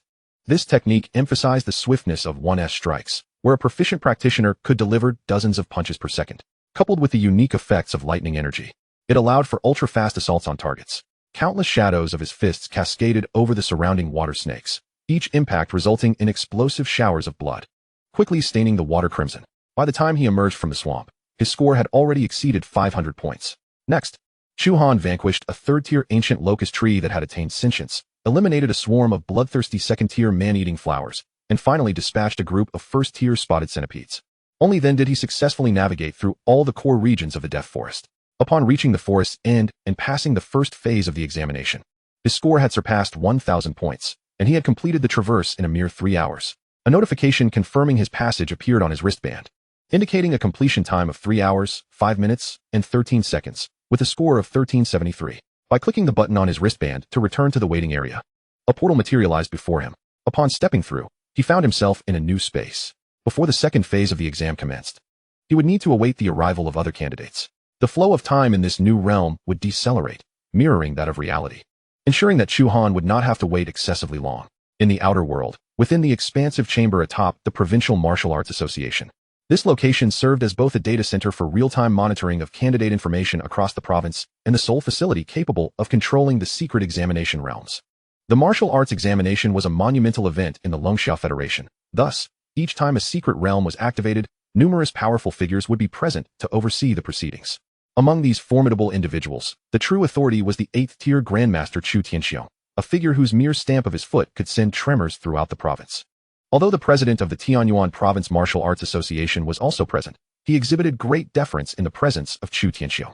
Every year during the examinations, Chu Tianxiong would emerge from seclusion to oversee the examination center while closely monitoring the province's promising candidates. Glancing at the examination timer on the screen, he chuckled. 3 hours have elapsed in the Death Forest. Some exceptional youngsters should have already navigated through the mid-swamp region. Immediately, a middle-aged man interjected, Elder Chu. This year our Tianyuan province has many promising talents. I wonder if anyone can break the records set by their predecessors. Oh, do share your thoughts. I have been in seclusion for quite some time, and am not well acquainted with this year's prodigies. Chu Tianxiong expressed, his interest piqued. Upon hearing this, the others in the room began to voice their opinions. I suspect the fastest candidate is Li Tianhe from the Provincial Experimental High School. With his S-grade talent, Gale Slaughter, he should be able to traverse the swamp swiftly, as long as he avoids engaging with the aquatic creatures and does not become overly fixated on points. He will undoubtedly emerge as the top contender in the first phase. Not necessarily. Let us not forget his classmate Lin Shuai, whose A-grade spatial talent should enable her to handle the Death Forest challenges more effectively. Ling Ying from the Ling family in City J should not be underestimated either. Her martial arts level is reportedly already at Tier 3. And then there's Bai Yi from the First High School, who is said to have awakened a rare A-grade shadow attribute talent. In terms of potential, he surpasses even his cousin Bai Xiao. At the mention of the Bai family, a moment of silence fell over the room. Bai Xiao's circumstances had reached the provincial capital and were no longer a secret among the martial arts elite in Tianyuan province. Regrettably, the talented Lan Yu from Jiang City, who possessed dual talents, had perished along with his family. Otherwise, he would have been the fiercest rival to Li Tianhe and the others. Let us not forget the Zhao family member, Zhao Feiyu. His strength is equally formidable. Indeed, Jiang City has produced some remarkable talents in recent years, but it is unfortunate that this year's prodigies have fallen so swiftly. The individuals present discussed the most promising candidates within the province, and upon mentioning Lan Yu, a sense of regret permeated the air. I have heard that Chu Han from Jiang City is also participating in the examination. If the rumors of him defeating Bai Xiao are true, then his strength would place him among the strongest candidates. Suddenly, someone brought up Chu Han. It is said that he is quite the maverick. I wonder what kind of upheaval he will cause during the martial arts examination. His strength is merely hearsay among the people of Jiang City. It may not be accurate. I have even heard that he lacks any talent and was expelled from his school. Since they had not witnessed Chu Han in action, doubts lingered regarding his true capabilities. At that moment, a notification suddenly popped up on the large screen monitoring the examination information, causing everyone to gaze in shock. Chu Han had already traversed the Death Forest. Chapter 83. The second phase commences early, a life and death assessment. In just 3 hours, Chu Han had conquered the Death Forest. I recall the record for Tianyuan province was 6 hours, 13 minutes, and 47 seconds. He has shattered the record. Not only did he surpass the provincial record, but he also broke the national record. That was set by the martial Saint Yi Tianxin. Just look at his score, 1,373 points. Where did this prodigy, Chu Han, come from? The occupants of the room erupted in exclamations. It seems the rumors of Chu Han defeating Bai Xiao are indeed true. His strength must have reached the 5th tier. As everyone regained their composure, they realized that the tales circulating in Jiangxing regarding Chu Han were genuine. The 5th tier prowess was simply unfathomable. What a delightful surprise this young man is. It appears Tianyuan province is about to witness the emergence of a true genius.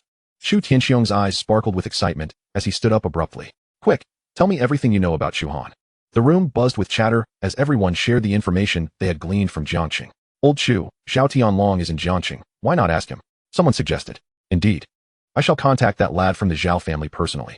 Old Chu retrieved his communicator and dialed Zhao Tianlong's number. Zhao Tianlong was also closely monitoring the examination situation with a group of people. Suddenly, he felt his communicator vibrating. Upon checking, his face lit up with excitement. He quickly answered, Old Chu, do you need something? Zhao's boy, tell me everything you know about Chu Han. Old Chu's voice came through, tinged with urgency. What is going on? Has something happened to Chu Han? Zhao Tianlong momentarily failed to grasp the situation. You fool. What could possibly happen to Chu Han? He has merely completed the first phase of the assessment with a score of 1,373 points. Chu Tianxiong's words left Zhao Tianlong momentarily speechless. If not for the curious gazes of those around him, he might have thought he was dreaming. I remember that only 3 hours have passed in the Death Forest. Which means, he has broken it. Not only the provincial record, but he has also shattered the national record set by Marshal Saint Yi. Chu Tianxiong's voice brimmed with excitement. Zhao Tianlong found himself at a loss for words to express his astonishment. Even though he was the one most familiar with Chu Han's abilities, hearing this news was still immensely shocking. Simultaneously, a wave of elation surged within him. If Chu Han continued to maintain this lead, the top scorer from Tianyuan province would indeed emerge from Jiangxing this year. Old Chu, speaking of which, Chu Han is a friend of my son. He originally had a potential value exceeding 3,000 points, so Zhao Tianlong dared not withhold any information and divulged everything he knew about Chu Han. After hearing this, Chu Tianxiong's excitement only intensified. It seems this Chu Han is indeed an extraordinary character. I am increasingly eager to see him continue to create miracles. After ending the call, Chu Tianxiong fell into a moment of contemplation. He then declared, "Let us allow Chu Han to commence the second phase of the assessment ahead of schedule. There is no need to wait for the others." Upon hearing this, everyone was taken aback. Son, the president of the Provincial Martial Arts Association and a 7th-tier martial arts master, immediately objected with excitement, "Old Chu. The other students are still undergoing the first phase of the examination. For Chu Han to begin the second phase early, he would have to enter a different assessment space. The spaces for the second phase consist of abandoned assessment zones, where the difficulty level and number of exotic beasts far exceed normal conditions. Moreover, the most critical point is that the exotic beasts in the abandoned assessment spaces are immune to the deterrent signals emitted by the candidate's wristbands. If Chu Han decides to withdraw, even pressing the emergency button would be ineffective. It could be fatal." Son's lengthy explanation aimed primarily to dissuade Chu Tianxiong from this course of action. Chu Han was a rare genius, and he did not wish for any unfortunate incidents to occur. However, Chu Tianxiong was resolute in his decision, proclaiming, "I believe it poses no problem. For a genius, one must apply rigorous measures. In our era, we had no such deterrent functions. The martial arts assessments were truly life-threatening. A true genius will not fall in the depths of these trials. Proceed as I have instructed. I will take responsibility for any consequences." Chu Tianxiong commanded without hesitation. Son could only sigh in resignation, acquiescing to Chu Tianxiong's decision as he began arranging a separate assessment space. Within the secret realm, Chu Han, finding himself with little to do, settled into a meditative posture for cultivation. Suddenly, his technological wristband vibrated. Glancing down, he discovered a notification message. "Candidate Chu Han, you have been granted the qualification to commence the second phase of the assessment early. Do you agree?" Note: commencing the assessment early will lead to entry into a special assessment space, where candidates may encounter dangers, and the emergency function will be inoperative, posing a risk of death. What is this situation? Have I triggered a special scenario? Chu Han felt as if he were in a game. Since the message had reached my wristband, it indicates that someone outside is aware of this. Could someone be testing me? Regardless, it's rather dull here. I might as well attempt this so-called early assessment. Without any hesitation, he clicked to agree. The space around him shifted once more. In the next moment, he found himself on a vast, desolate grassland. His wristband buzzed again with information. Second phase of the martial arts assessment. Challenge to eliminate exotic beasts. The more you kill, the higher your score. Candidates who commence early must carefully decide whether to challenge the next wave of exotic beasts, as once the challenge begins, it cannot be abandoned. So, the second phase of the assessment involves eliminating exotic beasts, and the emergency function of the wristband is non-operational. Even if a challenge fails, the battle will not cease. Hence the potential for fatal outcomes. Chu Han quickly grasped this, immediately preparing himself for combat. "Ha, I knew this lad wouldn't back down." He accepted without a second thought. "I have a great fondness for his character," Chu Tianxiong remarked excitedly as he observed Chu Han entering the second phase space on the screen. In the assessment space, the ground beneath Chu Han trembled. It felt as though an earthquake was occurring, the rumbling noise growing louder. Following the sound, he noticed a dust cloud rising on the grassland 1,000 meters away. From the noise, it seemed a horde of exotic beasts was charging toward him. The sheer number of these beasts was considerable, otherwise, the commotion would not be so significant. Chu Han drew his flame demon blade, patiently awaiting the arrival of the beastly horde. As the beasts closed within 100 meters, he finally discerned their true form. A troop of non-tiered exotic iron-armored rhinos. Each one was twice the size of the largest rhinoceros from his past life, their thick hides akin to iron armor. They possessed a fierce temperament, reveling in combat, and would charge without hesitation upon encountering any adversary. Even though they were non-tiered, a charge of several hundred could force even a second-tier martial artist to retreat. Chu Han mused to himself, "This is perfect. They will help me acclimate to the 15-fold gravity." Taking a deep breath, he slowly circulated his internal energy. In facing the oncoming iron-armored rhinos, he refrained from employing his elemental power, instead opting to hone his skills through basic combat techniques. Soon, the leading iron-armored rhino's horn was upon him. Without hesitation, Chu Han extended his left hand. With a resounding thud, he caught the horn of the iron-armored rhino bare-handed. Despite the immense force, Chu Han remained unyielding, but the horn was snapped clean off due to the overwhelming strength. Grasping the rhino's head, he swung it with all his might. The several tons of iron-armored rhino were flung like a projectile, crashing into the herd behind and erupting in a spray of blood. Dozens of armored rhinoceroses were instantaneously smashed into a pulp. Chapter 84. Chu Han's Frenzied Display. Ha ha ha, exhilarating. Chu Han let out a hearty laugh, brandishing the flame demon battle blade as he charged into the herd, engaging in a massacre. The flame demon blade traced elegant arcs in his hands, each strike precisely severing the necks of the armored rhinoceroses. Wherever he tread, the carcasses of the armored rhinoceroses fell in droves. Under the influence of 15 times gravity, he utilized only basic sword techniques to dispatch these armored rhinoceroses, effectively honing his physique and enhancing his body's adaptability to such intense gravitational conditions. Outside, in the room of the Martial Arts Association of Tianyuan Province, a solitary screen displayed Chu Han's assessment information in real time. The screen featured a radar-like area, dotted with red circles. Amidst the encirclement of red dots, a single blue dot vibrantly thrived, representing Chu Han. At that moment, the red dots surrounding him were steadily diminishing. Chu Tianxiong furrowed his brow slightly. The pace remained somewhat slow. Given his strength, with the use of martial techniques, he could eliminate dozens in one move. Clearly, he is conserving his energy. Beside him, President Sun remarked, he is quite astute. After initially employing formidable martial techniques to slay dozens, his kill rate has slowed, likely to preserve stamina for the higher-tier beasts that lie ahead. The others nodded in agreement, their eyes reflecting admiration. What a clever lad, Chu Tianxiong chuckled. However, these martial arts magnates misunderstood his intentions. Chu Han merely sought to refine himself, with no thought of reserving energy. As time passed, Chu Han's killing speed gradually accelerated. His body adapted increasingly well to the 15-fold gravity, his steps grew more agile, his muscles more controllable, and his strength incrementally enhanced. With the last armored rhinoceros collapsing at his feet, the first wave of beasts was entirely eradicated. His wristband promptly displayed his results for the first wave. First wave of beasts eliminated. Duration 5 minutes and 17 seconds. A total of 500 first-tier armored rhinoceroses slain. Earning 500 points. Outside, Chu Tianxiong and the others beheld the score on the screen. This lad has truly not disappointed us. His speed is only increasing as he progresses. He must have discovered some trick. Chu Tianxiong expressed his satisfaction. 5 minutes to dispatch 500 armored rhinoceroses. This speed surpasses that of other candidates completing the normal difficulty. President Sun exclaimed in astonishment. Let us continue watching. The second wave of beasts will soon arrive. Within the secret realm, Chu Han rested for just a minute. The second wave of beasts swiftly approached. This time, they were first-tier tusked boars, numbering around 200. The stampede of 200 tusked boars was more thunderous than that of the 500 armored rhinoceroses. Tusked boars, you say? I am well acquainted with such beasts. A slight smirk graced Chu Han's lips as he recalled his first expedition into the wild, where a kneeling, pleading tusked boar left a lasting impression on him. Come now, let us conclude this swiftly. To Chu Han, the tusked boar was merely a larger version of the armored rhinoceros, relying primarily on tusk attacks. Before long, the first tusked boar charged towards Chu Han, its massive tusks gleaming as they hurtled toward his chest. With a subtle shift of his feet, Chu Han effortlessly evaded the tusked boar's assault. Simultaneously, the flame demon battle blade in his hand sliced through the air, cleaving the boar's head from its body in an instant. He leaped into the throng of tusked boars, inciting their ferocity as they rushed toward him. Despite their savage onslaught, the tusked boars could never land a blow upon his form. Instead, the flame demon battle blade, akin to the scythe of death, furiously reaped the lives of the tusked boars. Outside, Chu Tianxiong watched the rapidly diminishing red dots on the screen, his face reflecting astonishment. This pace surpasses that of the armored rhinoceroses.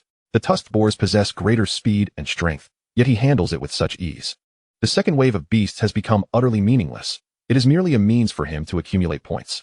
Chu Tianxiong's admiration for him intensified. Soon, the second wave of beasts was eliminated, taking only 1 minute and 48 seconds, with 200 first-tier tusked boars slain, earning 800 points. Chu Han was granted another brief respite. Next came the third wave, consisting of 100 second-tier tiger-clawed hounds. This would truly test him. Tiger-clawed hounds are notoriously troublesome, boasting the speed and power of a tiger, alongside the cunning and teamwork of a dog. For ordinary candidates, facing even 20 of them is exceedingly challenging. 99 would falter here. Yet, Chu Han was to confront 100 alone, a difficulty far exceeding 5-fold. Would the tiger-clawed hounds pose any trouble for him? Chu Tianxiong and the others eagerly anticipated Chu Han's upcoming performance. Within the secret realm, amidst a cacophony of sharp howls, the third wave of tiger-clawed hounds soon emerged. Chu Han raised his gaze to see 100 tiger-clawed hounds rapidly closing in on him. These creatures were larger than any tiger from his previous life. Their muscular frames covered in thick, deep brown fur, exuding an aura of strength. Unlike the armored rhinoceroses and tusked boars, the tiger-clawed hounds did not charge mindlessly. Instead, they divided into several small teams, surrounding Chu Han from multiple directions, preparing to execute a lethal assault. Intriguing, Chu Han thought, a flicker of excitement igniting in his eyes. His goal was not merely to slay these tiger-clawed hounds, but to ensure that not a single hair on his body was touched by them. He aimed to further refine his speed and reflexes amidst their onslaught, allowing his body to better adapt to the 15-fold gravity. Before long, a pack of tiger-clawed hounds surged toward Chu Han, launching a fierce offensive. With a deft movement of his feet, he employed his basic agility to weave through the attacks of the tiger-clawed hounds. Each assault narrowly missed him by mere millimeters, the extreme proximity of danger igniting his potential. As more tiger-clawed hounds gathered, the space for his evasions shrank. In this critical moment, he realized that his bodily functions were continuously improving. His adaptation to the 15-fold gravity increased, precisely the outcome he desired. After 1 minute had passed, not a single tiger-clawed hound had been slain. Soon, someone voiced their confusion.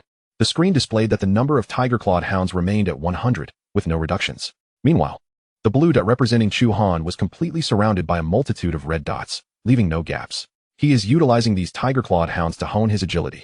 Chu Tianxiong proclaimed, pointing at the screen. Look closely. This blue dot is not stationary, but is subtly shifting its position. Upon hearing Chu Tianxiong's explanation, the crowd suddenly understood, gaining a renewed perception of Chu Han. Another 10 minutes passed before the blue dot began to move rapidly.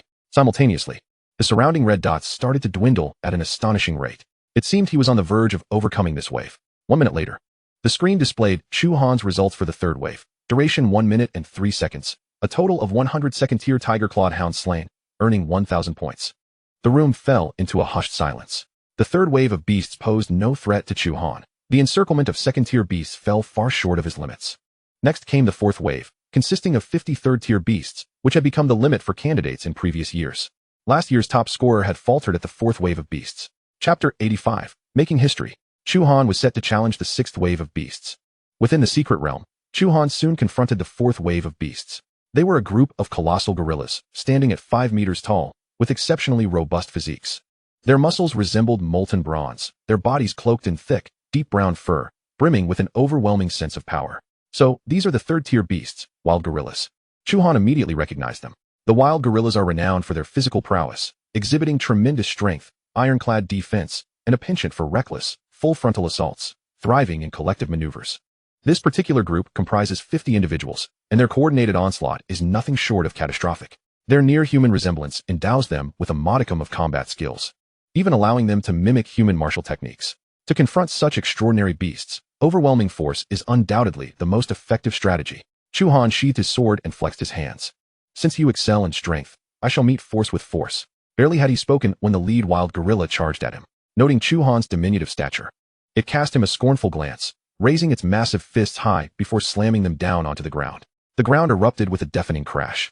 Tremors rippling through the earth as spiderweb-like fissures rapidly spread, sending debris and soil soaring several meters into the air.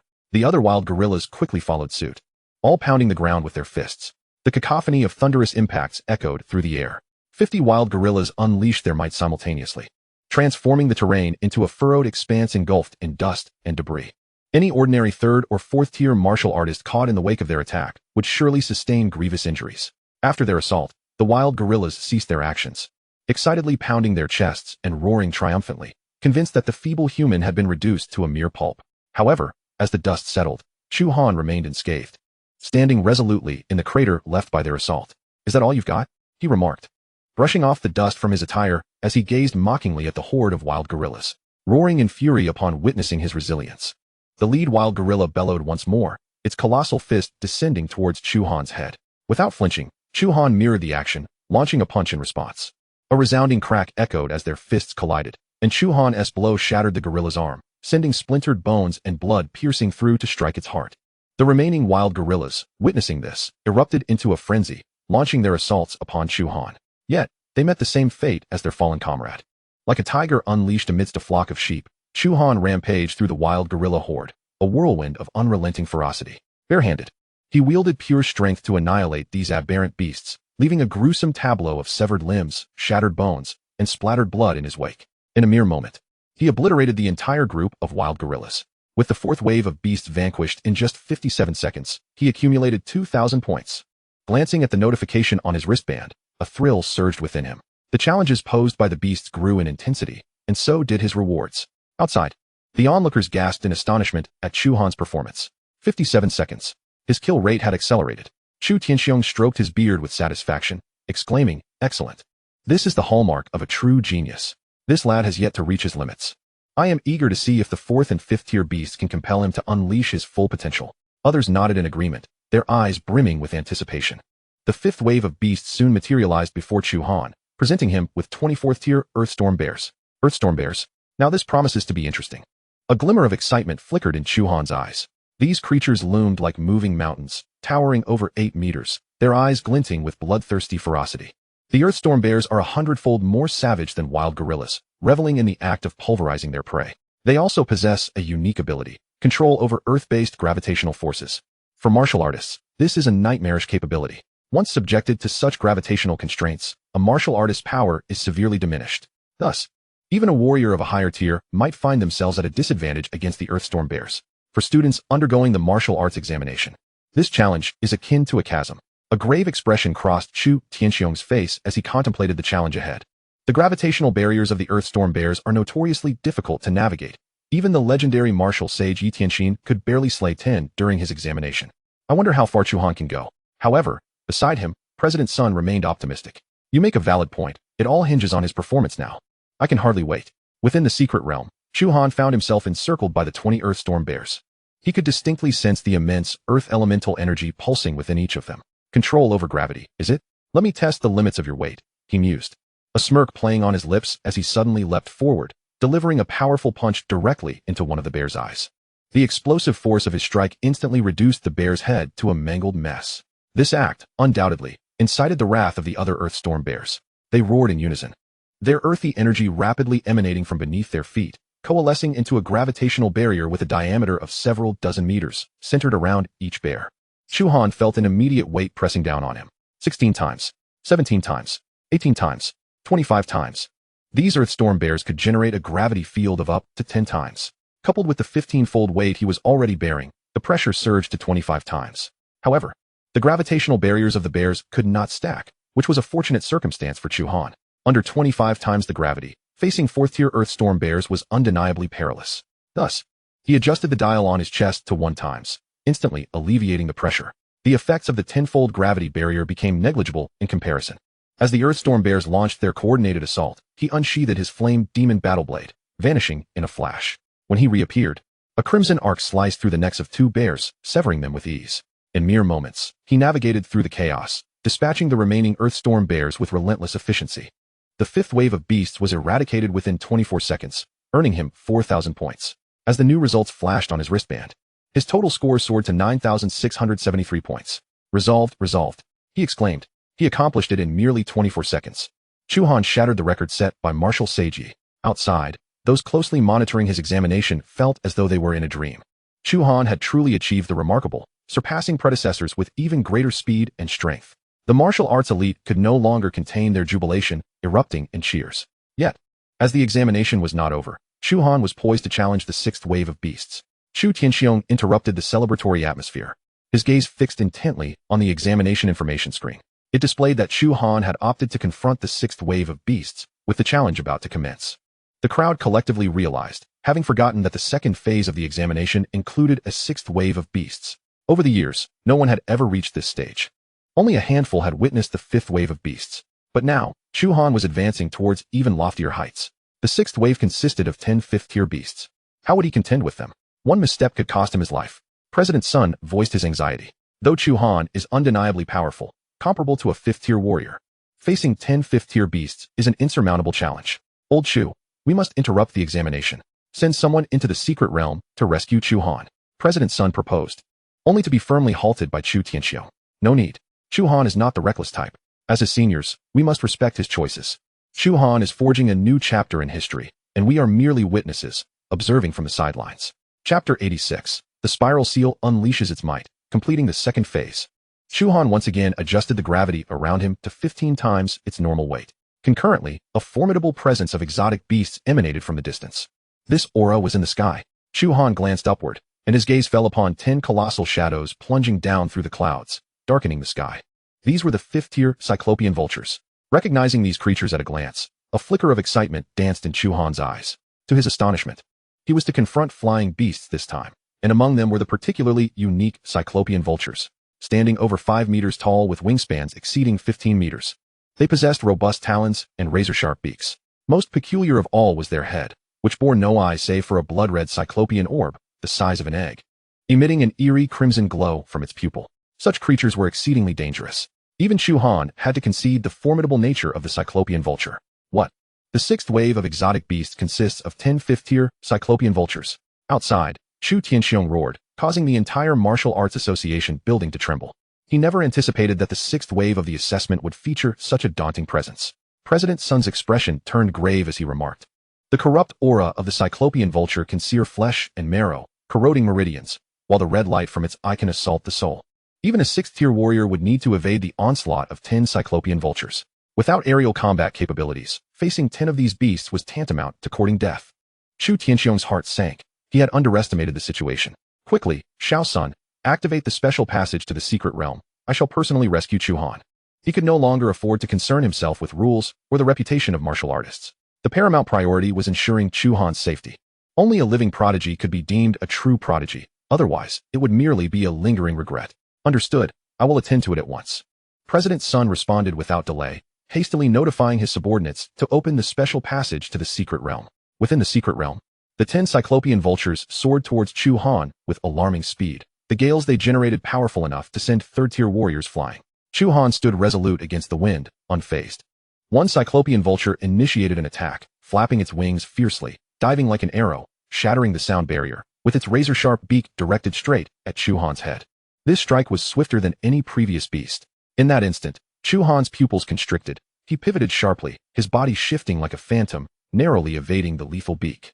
Just as the beak missed him, his right hand shot forth like lightning, delivering a punch that accurately struck the vulture's neck. Crack! A crisp sound echoed as the cyclopean vulture's neck was instantly shattered, its massive body losing balance and crashing to the ground. This entire sequence transpired in the blink of an eye. From the moment the vulture launched its attack to its demise was less than a second. Outside, the screen in the observation room displayed a red dot representing the cyclopean vulture, which vanished in an instant. Chu Tianxiong keenly captured this moment, his eyes widening in disbelief. Could he truly contend with such beasts? His heart raced, yet he refrained from stopping the staff from opening the secret realm passage. A flicker of excitement crossed his eyes as he thought, "Well done, young man. May you continue to create miracles." The remaining 9 cyclopean vultures, enraged by the swift demise of their companion, hesitated to approach. The sudden surge of power from Chu Han instilled fear within them. Being inherently cautious creatures, the cyclopean vultures retreated to a safe distance after witnessing the death of their comrade. They circled in the air, emitting a series of eerie cries. In the next moment, all 9 cyclopean vultures simultaneously unleashed a red, corrupting breath towards the ground. Instantly, dark red mist surged towards Chu Han, enveloping a radius of several hundred meters in a noxious haze. Chu Han observed as the flora beneath him withered and decayed at an alarming rate upon contact with the corrupting breath, even the rocks beneath corroding into a puddle of liquid. Moreover, this corrupting breath not only possessed formidable corrosive properties, but also radiated intense heat, causing the surrounding temperature to skyrocket. Chu Han dared not be careless. The starfire within him erupted instantly, pale red flames emanating from his body, forming a protective barrier of fire around him. This marked the first time he had employed his innate talent during the second phase of the assessment. The corrupting breath that neared the flame barrier was instantly ignited, dissipating into black smoke. With a flicker of his mind, Chu Han expanded the flames outward. The corrupting breath retreated under the scorching flames, and the area once cloaked in red gradually returned to clarity. The cyclopean vultures circling above beheld this scene, their eyes flashing with fear. The flames of the starfire instinctively instilled dread within them, compelling them to maintain their distance from Chu Han. They shrieked again, their red cyclopean eyes swirling. In the next moment, all 9 cyclopean vultures emitted an enchanting red light from their singular eyes, simultaneously enveloping Chu Han. Chu Han distinctly sensed the intense mental fluctuations emanating from the cyclopean vulture's eyes. Soon after, a sharp pain pierced his mind, as countless streams of mental force assaulted his sea of consciousness. These mental attacks were more concentrated and ferocious than those of the white owl. Yet that was all they amounted to. Chu Han merely felt a momentary pain before promptly gathering his mental energy, forming a robust defense within his mind. These mental assaults from the cyclopean vultures were akin to a mere tickle, failing to inflict any real harm. Is that all the power you possess? Chu Han shook his head, a hint of disappointment crossing his face. He could perceive that although the mental prowess of the cyclopean vultures was formidable, It could not breach his mental defenses. Since you favor mental attacks, let us see how you fare against mine. A glint of cold light flickered in Chu Han's eyes as he activated the spiral seal technique. An intangible mental force coalesced into a spiral wave of attack within his sea of consciousness, arriving in an instant. This was his first time employing the spiral seal in actual combat, and he felt a twinge of anticipation. 5 of the cyclopean vultures in the air abruptly halted, the red glow in their cyclopean eyes extinguishing before exploding, crimson blood and brain matter erupting forth. The unconscious cyclopean vultures plummeted from the sky like kites cut from their strings, meeting their ultimate demise. Such tremendous power. Chu Han rejoiced, astonished at the incredible might of the spiral seal, which had dispatched 5 cyclopean vultures renowned for their mental strength with a single blow. Without hesitation, he channeled his mental energy and launched the spiral seal once more. The remaining 4 cyclopean vultures could not escape the same fate, crashing to the ground in succession. In the span of mere seconds, all 10 fifth-tier cyclopean vultures had been eradicated by Chu Han. Standing in place, he rubbed his swollen head, feeling a hint of fatigue. The consecutive use of the spiral seal had drained a significant amount of his mental energy. It seemed he could not employ this technique repeatedly in the future, as it consumed too much of his mental reserves. He mused. With the 6th wave of exotic beasts eliminated within 9 seconds, 10 fifth-tier cyclopean vultures defeated, he earned 10,000 points. Your second phase assessment is complete. Current total score, 19,673 points. The grand examination has concluded. The wristband relayed 2 notifications in quick succession. Chu Han realized that his martial arts examination had come to an end. Outside, Chu Tianxiong and the others stood frozen in place, the room enveloped in a profound silence. Although the special passage to the secret realm had yet to be opened, Chu Han had already completed the examination. There was no need for rescue. 9 seconds. In a mere 9 seconds, he dispatched 10 one-eyed vultures. Chu Tianxiong erupted into laughter, enthusiastically slapping the table. Chu Han has made history. This is an unprecedented feat. Even the martial sage Yi Tianxin couldn't achieve such a milestone. Truly monstrous. Absolutely extraordinary. The others nodded in excitement, their eyes shimmering with shock and enthusiasm. They understood that Chu Han's performance had far exceeded everyone's expectations. This young man was destined for limitless achievements in the future. Chapter 87. The examination concludes. The preordained provincial champion. Within the examination space, Chu Han's figure gradually became indistinct.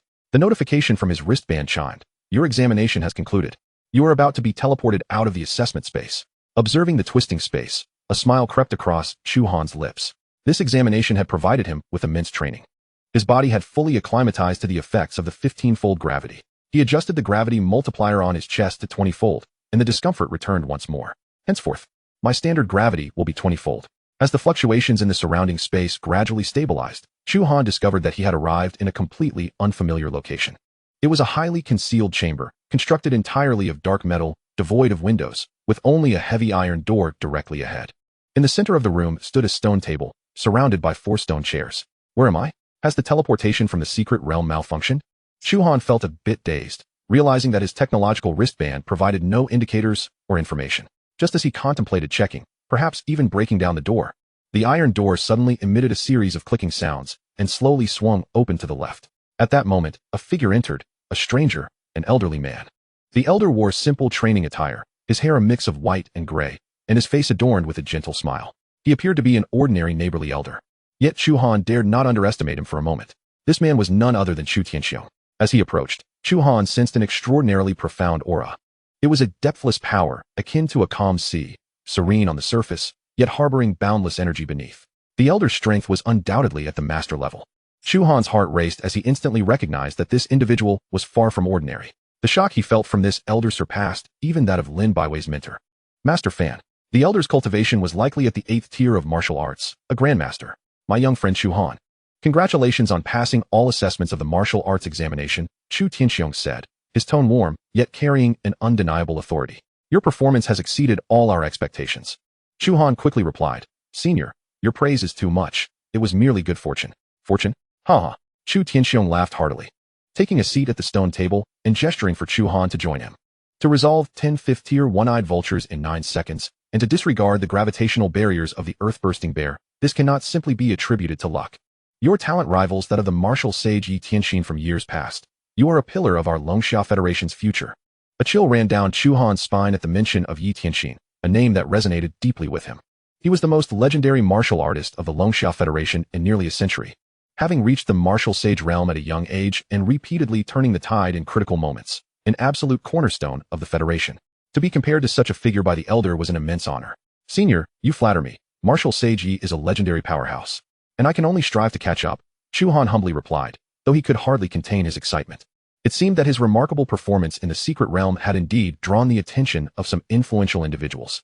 Chu Tianxiong nodded appreciatively, a glimmer of admiration flashing in his eyes. It is commendable that you possess such humility. However, young man, there is no harm in being a bit more audacious. After a brief pause, his gaze fell upon Chu Han. I sought you out today, firstly to congratulate you, and secondly to inquire about your circumstances.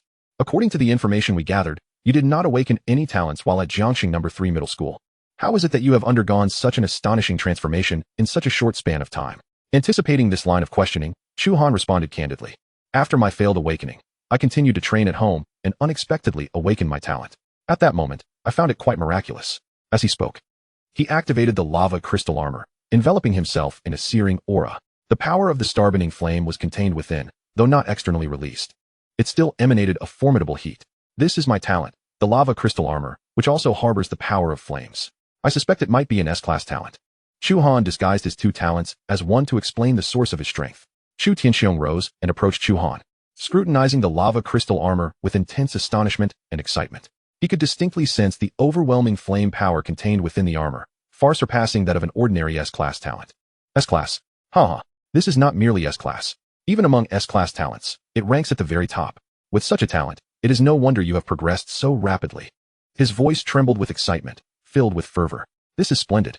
Truly a blessing for our Longxia. With a genius like you, it is entirely possible to break free from Blue Star and conquer the cosmos. Conquer the cosmos? Could it be the alien battlefields? A thought sparked in Chu Han's mind. He recalled that the top-tier powerhouses of Blue Star often ventured to alien battlefields. Was this what Chu Tianxiong was alluding to? Chuckling, Chu Tianxiong clarified. The so-called alien battlefield is merely the tip of the iceberg in the vast cosmos.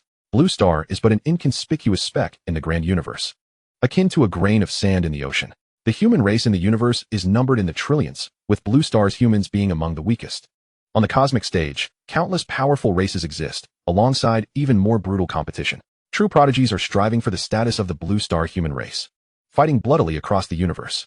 A tempest of emotions surged within Chu Han. Indeed, the universe harbored far more than just the civilization of Blue Star. The pinnacle of martial arts should not be confined solely to the martial sages of Blue Star. There must exist even more formidable entities in the cosmos. The legendary martial gods might truly exist. Senior, just how powerful are the humans in the universe? Chu Han could not help but inquire. Still uncertain where the ceiling of combat power lay in this world, Chu Tianxiong shook his head. At your current level, there is no need for you to know too much. Such knowledge can be detrimental, potentially affecting your mindset. When your strength reaches a certain level, these secrets will naturally reveal themselves to you. He patted Chu Han on the shoulder. What you must focus on now is the continuous enhancement of your strength. Your talent is exceptional, with an unlimited future ahead. I look forward to your growth and your contributions to the Blue Star human race. Chu Han nodded earnestly, a surge of ambition igniting within him. He clenched his fists, eyes sparkling with excitement.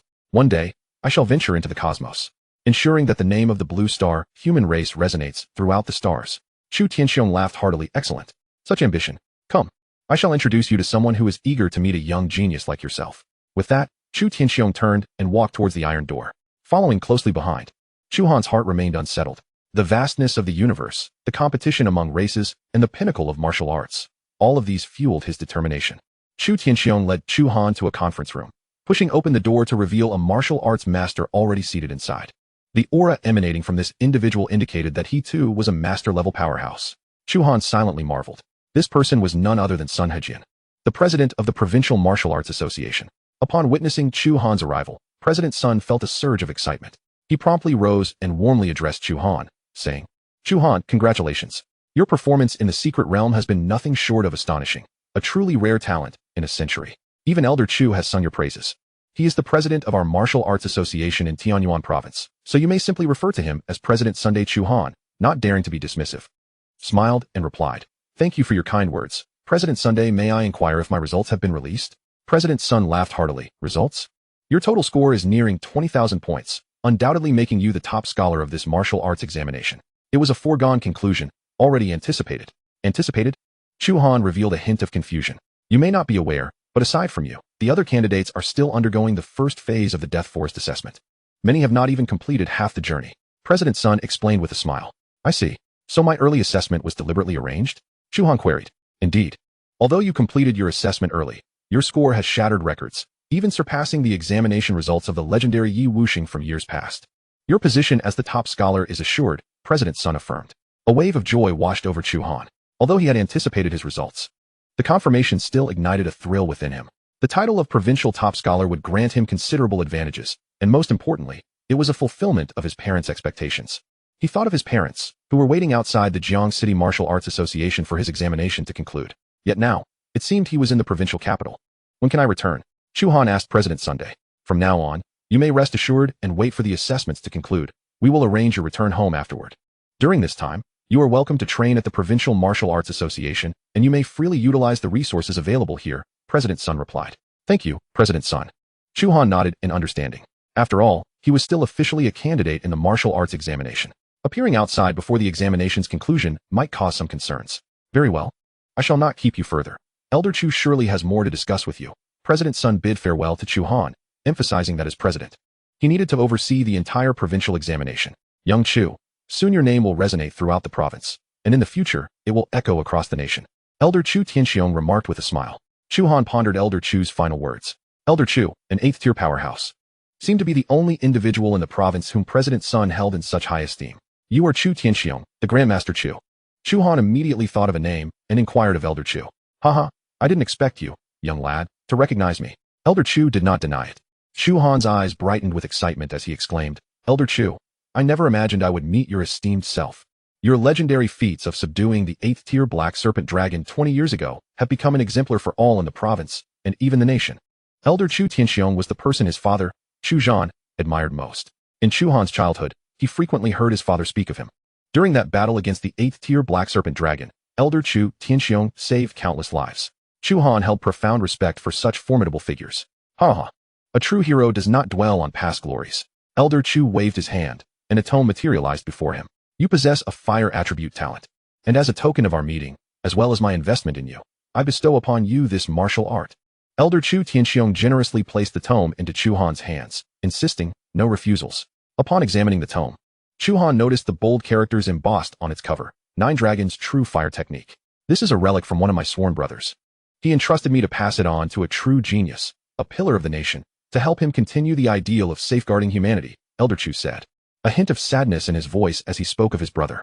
He looked at Chu Han earnestly and added, this technique is classified as S-grade. I hope it flourishes in your hands and lives up to the expectations of both my brother and myself. Chu Han was taken aback by the tome's profound origins. To be a sworn brother of Elder Chu Tianxiong, that individual must have been an extraordinary powerhouse, tragically fallen too soon. He nodded deeply and assured Elder Chu, Elder, I am grateful for your trust, and I pledge not to disappoint you or that esteemed predecessor. Excellent, excellent, excellent. I knew I had not misjudged you, Elder Chu exclaimed, his face brimming with excitement. Now, I must check on the results of the other young talents. After all, there are more prodigies in the province than just you. Elder Chu Tianxiong remarked with a smile as he prepared to depart. Take care. Chu Han bid farewell to Elder Chu Tianxiong, who then left. Eagerly, Chu Han opened the 9 Dragons' True Fire Technique to examine its contents. The more he read, the more he was astounded. It was indeed a premier fire attribute martial art. The 9 Dragons' True Fire Technique could further refine fire attribute essence, manifesting what was known as dragon fire. The highest realm is the 9 Dragons realm, allowing the practitioner to condense their essence into 9 colossal fire dragons, possessing the power to incinerate the heavens and boil the seas. Mastering this technique to its pinnacle could even elevate one to the martial saint realm. If supported by a formidable fire attribute talent, the potential of this technique would be even greater. In awe, Chu Han felt overwhelmed.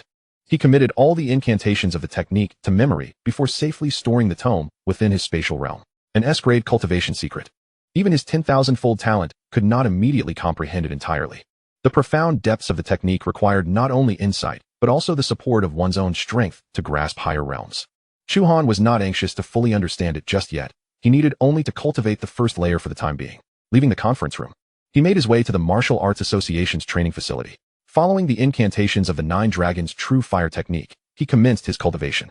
To enter this technique, one must transform their internal fire attribute essence into dragon fire. This process took an hour, after which Chu Han successfully completed the transformation. Upon releasing his internal fire attribute essence once more, a terrifying heat enveloped him, comparable to the flames of a burning star, utterly fearsome. The transformation into dragon fire rendered his internal essence more solid and pure. However, this was merely the first step in his training. The next phase involved cultivating the first layer of the 9 Dragons True Fire technique. For Chu Han, this initial layer proved significantly simpler. Unlike the lengthy process of converting essence into dragon fire, the first layer's cultivation demanded a higher level of talent and insight from the practitioner.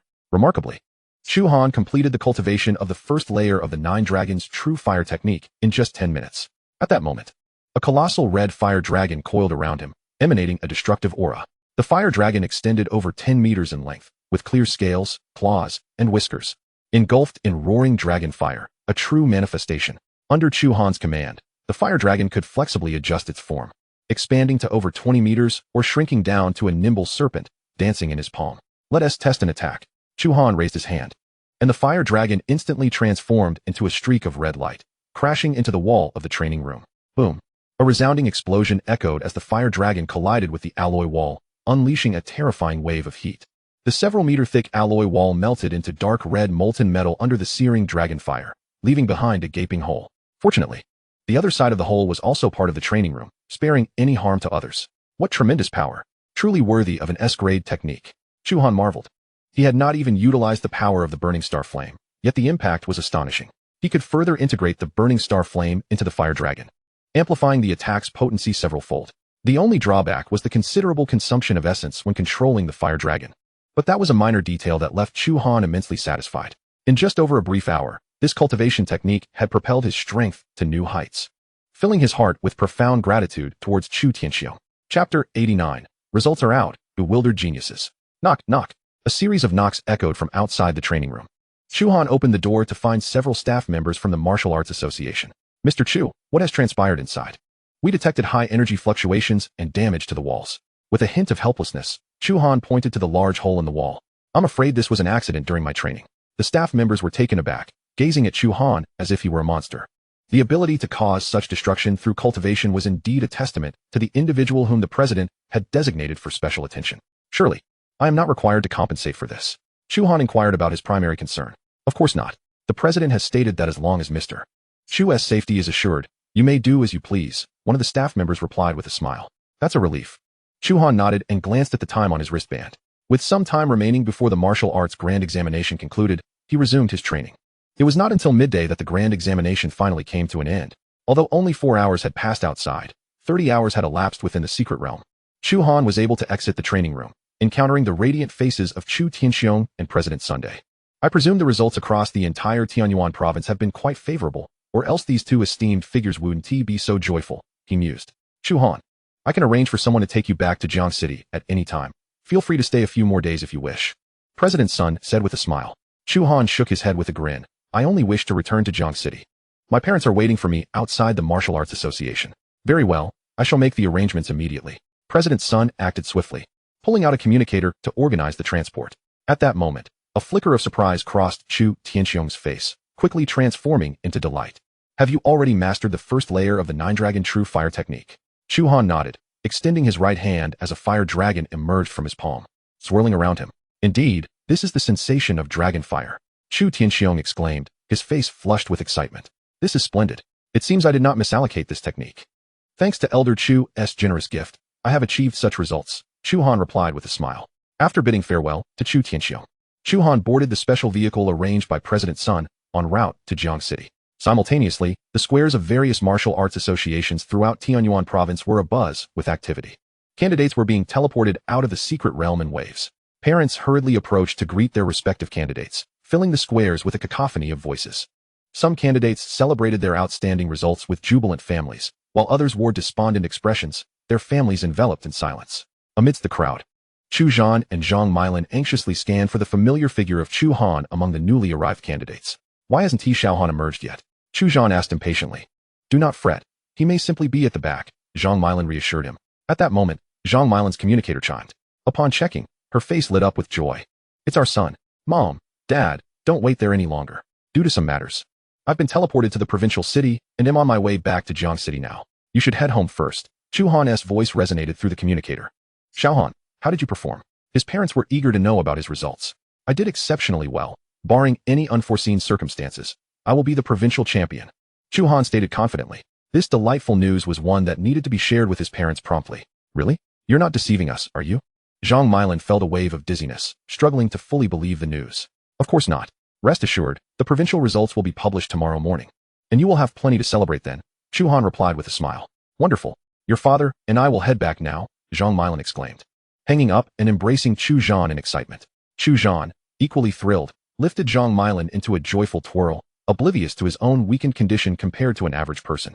Meanwhile, near the Martial Arts Association Square in the provincial city, a group of candidates congregated in a cafe, eagerly comparing scores amidst a charged atmosphere. I traversed the Death Forest in 9 hours and 12 minutes, and in the second phase, I defeated 7 wild apes, totaling 2,977 points. Li Tianhe boasted, proudly displaying the score on his wristband. As a prodigy from the Li family in the provincial city, his early-stage third-tier strength was unmatched among the candidates. Last year's provincial champion only scored slightly above 2,933 points. Your score should be secure. Someone immediately flattered. Beside him, a graceful and poised young woman with a hint of regret in her eyes extended her wristband. I concede to you this time. My score is only 2,792. Shuya, with your score, you can choose from any of the 4 major martial arts universities nationwide. Li Tianhe replied with a smile, feeling a sense of relief within. Lin Shuya had been his rival for the past 3 years, and hearing her concede brought him immense ease. True. The scores from the martial arts grand examination are merely transient.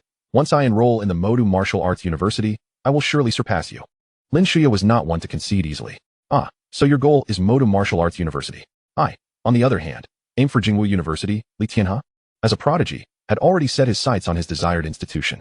Still slightly uneasy, he inquired, have we obtained the scores of prodigies from other cities? At this moment, a classmate raised a hand, saying, the scores from J City S Ling Ying have also been released. She scored 2,745 points. I also managed to get Bai Yi's score from a friend at First High. He scored 2,699 points. Zhou He from a city scored 2,579. And Zhao Feiyu from Jiang City scored 2,611, while Lei Meng scored 2,527. With their extensive network, Li Tianhe and his peers had gathered the scores of all the prodigies within the province. Indeed, as anticipated, Tianhe's score is the highest. We may now refer to him as the champion. The crowd exclaimed in excitement. Fantastic. I'll cover today's expenses. Feel free to order whatever you like. Li Tianhe declared, basking in his glory. Just as he reveled in this moment, his communicator suddenly vibrated. It was a message from his uncle, who held a position within the Provincial Martial Arts Association. Li Tianhe stepped aside to check the message, his smile instantly fading, replaced by a furrowed brow. Uncle, you must have sent this by mistake. I scored 2,977 points, higher than last year's champion. How could I be in second place? He immediately called back, his tone filled with disbelief. The information is absolutely accurate. The internal rankings have been determined. The score of the first place has not yet been made public, but it far exceeds yours. Do you think I would deceive you about such a matter? Li Tianhe hung up, his mind in a daze. He pondered who could possibly achieve a score higher than 2,977. It was beyond his comprehension. What's wrong? Lin Shuya noticed his unusual demeanor and quickly inquired. Taking a deep breath, Li Tianhe replied slowly, my uncle said I'm in second place, and someone has scored significantly higher than me. But the results haven't been released yet. What? The crowd erupted in shock, their faces reflecting disbelief. This is impossible. Who could achieve such a high score? I don't know. My uncle didn't specify a score, just said we'd find out tomorrow when the official results are announced. Li Tianhe's expression grew serious. A wave of intense dissatisfaction and curiosity rising within him. Recalling his earlier moment of pride, he wished he could find a hole to hide in. Chapter 90, Rankings Released. Shocking the entire province. Within the Jiang City Martial Arts Association, Zhao Tianlong gazed intently at the internal ranking list in his hand, a broad smile illuminating his face. The results of the recent provincial examination in Jiangxing were nothing short of remarkable. Zhao Feiyu achieved an impressive score of 2,611, securing the 6th position in the province, while Lei Ming followed closely with 2,515 points, ranking 19th, and Li Mingran garnered 2,442 points, placing 27th. Alongside the provincial champion, Chu Han, whose score soared to an astonishing 19673, a total of 4 individuals broke into the top 30 of the province. Last year, including Zhao Feifei, only 2 had made it to the top 30, marking a staggering increase in performance. Each time, Zhao Tianlong's gaze fell upon the name at the top of the list. He could not help but feel a wave of awe. 19,673 points. Such an unprecedented achievement. Even the record set by the legendary martial sage, Yi Tianxin only reached 9,035 points. Chu Han surpassed that by a staggering 10,000 points. This lad truly brought honor to Jiangxing. Zhao Tianlong chuckled heartily, with the provincial champion also breaking the national record. It seemed my position might rise along with this tide of success. At 6 in the evening, Chu Han finally returned home. The moment he opened the door, a resounding bang, bang, erupted from 2 firecrackers set off by his parents. A cascade of red and gold petals rained down. "Congratulations on your triumphant return, my son," they exclaimed, their faces brimming with excitement. "Haha, you all went through the trouble of this." Chu Han responded, equally delighted. "Xiao Han, you must be hungry. Dinner is ready and waiting for you," his mother, Zhang Milan, said, pulling him toward the dining table. His father retrieved a fine bottle of wine. "Dad, you shouldn't be drinking alcohol with your health condition," Chu Han queried, puzzled. Chu Han chuckled. "It's a moment of great joy. A small toast won't hurt me. And your mother agrees, so you should partake as well." "All right." Chu Han opened the bottle and poured a glass for his father, filling one for himself as well. Chu Han laughed heartily, raising his glass. "To you, son. Here's to your achievement as the provincial champion." Though it was Chu Han's first experience with alcohol, he did not seem out of place, having drunk in his previous life at an early age. The trio gathered around the dining table, sharing a warm and joyful moment. Chu Han recounted some of his experiences from the martial arts examination, eliciting both tension and excitement from his parents. "Dad, I had the honor of meeting Grandmaster Chu Tianxiu." At this mention, Chu Han's excitement was palpable. "Grandmaster Chu, you truly met him." "Of course. He provided me with significant assistance." Chu Han recounted his encounter with the esteemed elder. Upon hearing this, Chu Han was even more exhilarated. "Ha, marvelous. My son has garnered the attention of Chu Tianxiu. My wish is half fulfilled." He then turned serious. "Xiao Han, you must strive to grow stronger and not disappoint Grandmaster Chu. I look forward to the day you conquer the stars. Naturally, my goal is to reach the pinnacle of martial arts." The evening passed in a delightful atmosphere, filled with their laughter. The next morning, Chu Han did not forget to draw his item for the day. He opened the system and clicked on the lottery. The colorful wheel spun rapidly. "Congratulations. You have obtained an B-level talent, Clone. Clone. You can create a clone possessing all the abilities of the original.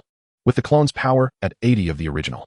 The consciousness, experience, and memories of the clone are shared with the original. After the clone's demise, a 12-hour interval is required for resurrection."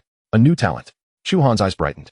This ability was remarkably straightforward. It allowed the creation of a clone. Although the clone's strength was only 80 of the original, the shared data and information made it an exceptionally potent auxiliary talent. For Chu Han at this stage, it was indeed a boon. He immediately integrated the new talent into his being. This fusion did not yield an increase in strength. With a thought, another version of Chu Han materialized on the bed. What a marvel! He tested all the capabilities of the clone, finding himself thoroughly satisfied with this newfound talent. Xiao Han's score has been released. 19,673 points. He is the provincial champion. Outside his room, the jubilant cheers of his parents echoed. Although Chu Han had already informed them of his score the previous day, witnessing the official announcement ignited their excitement once more, leading to yet another celebration.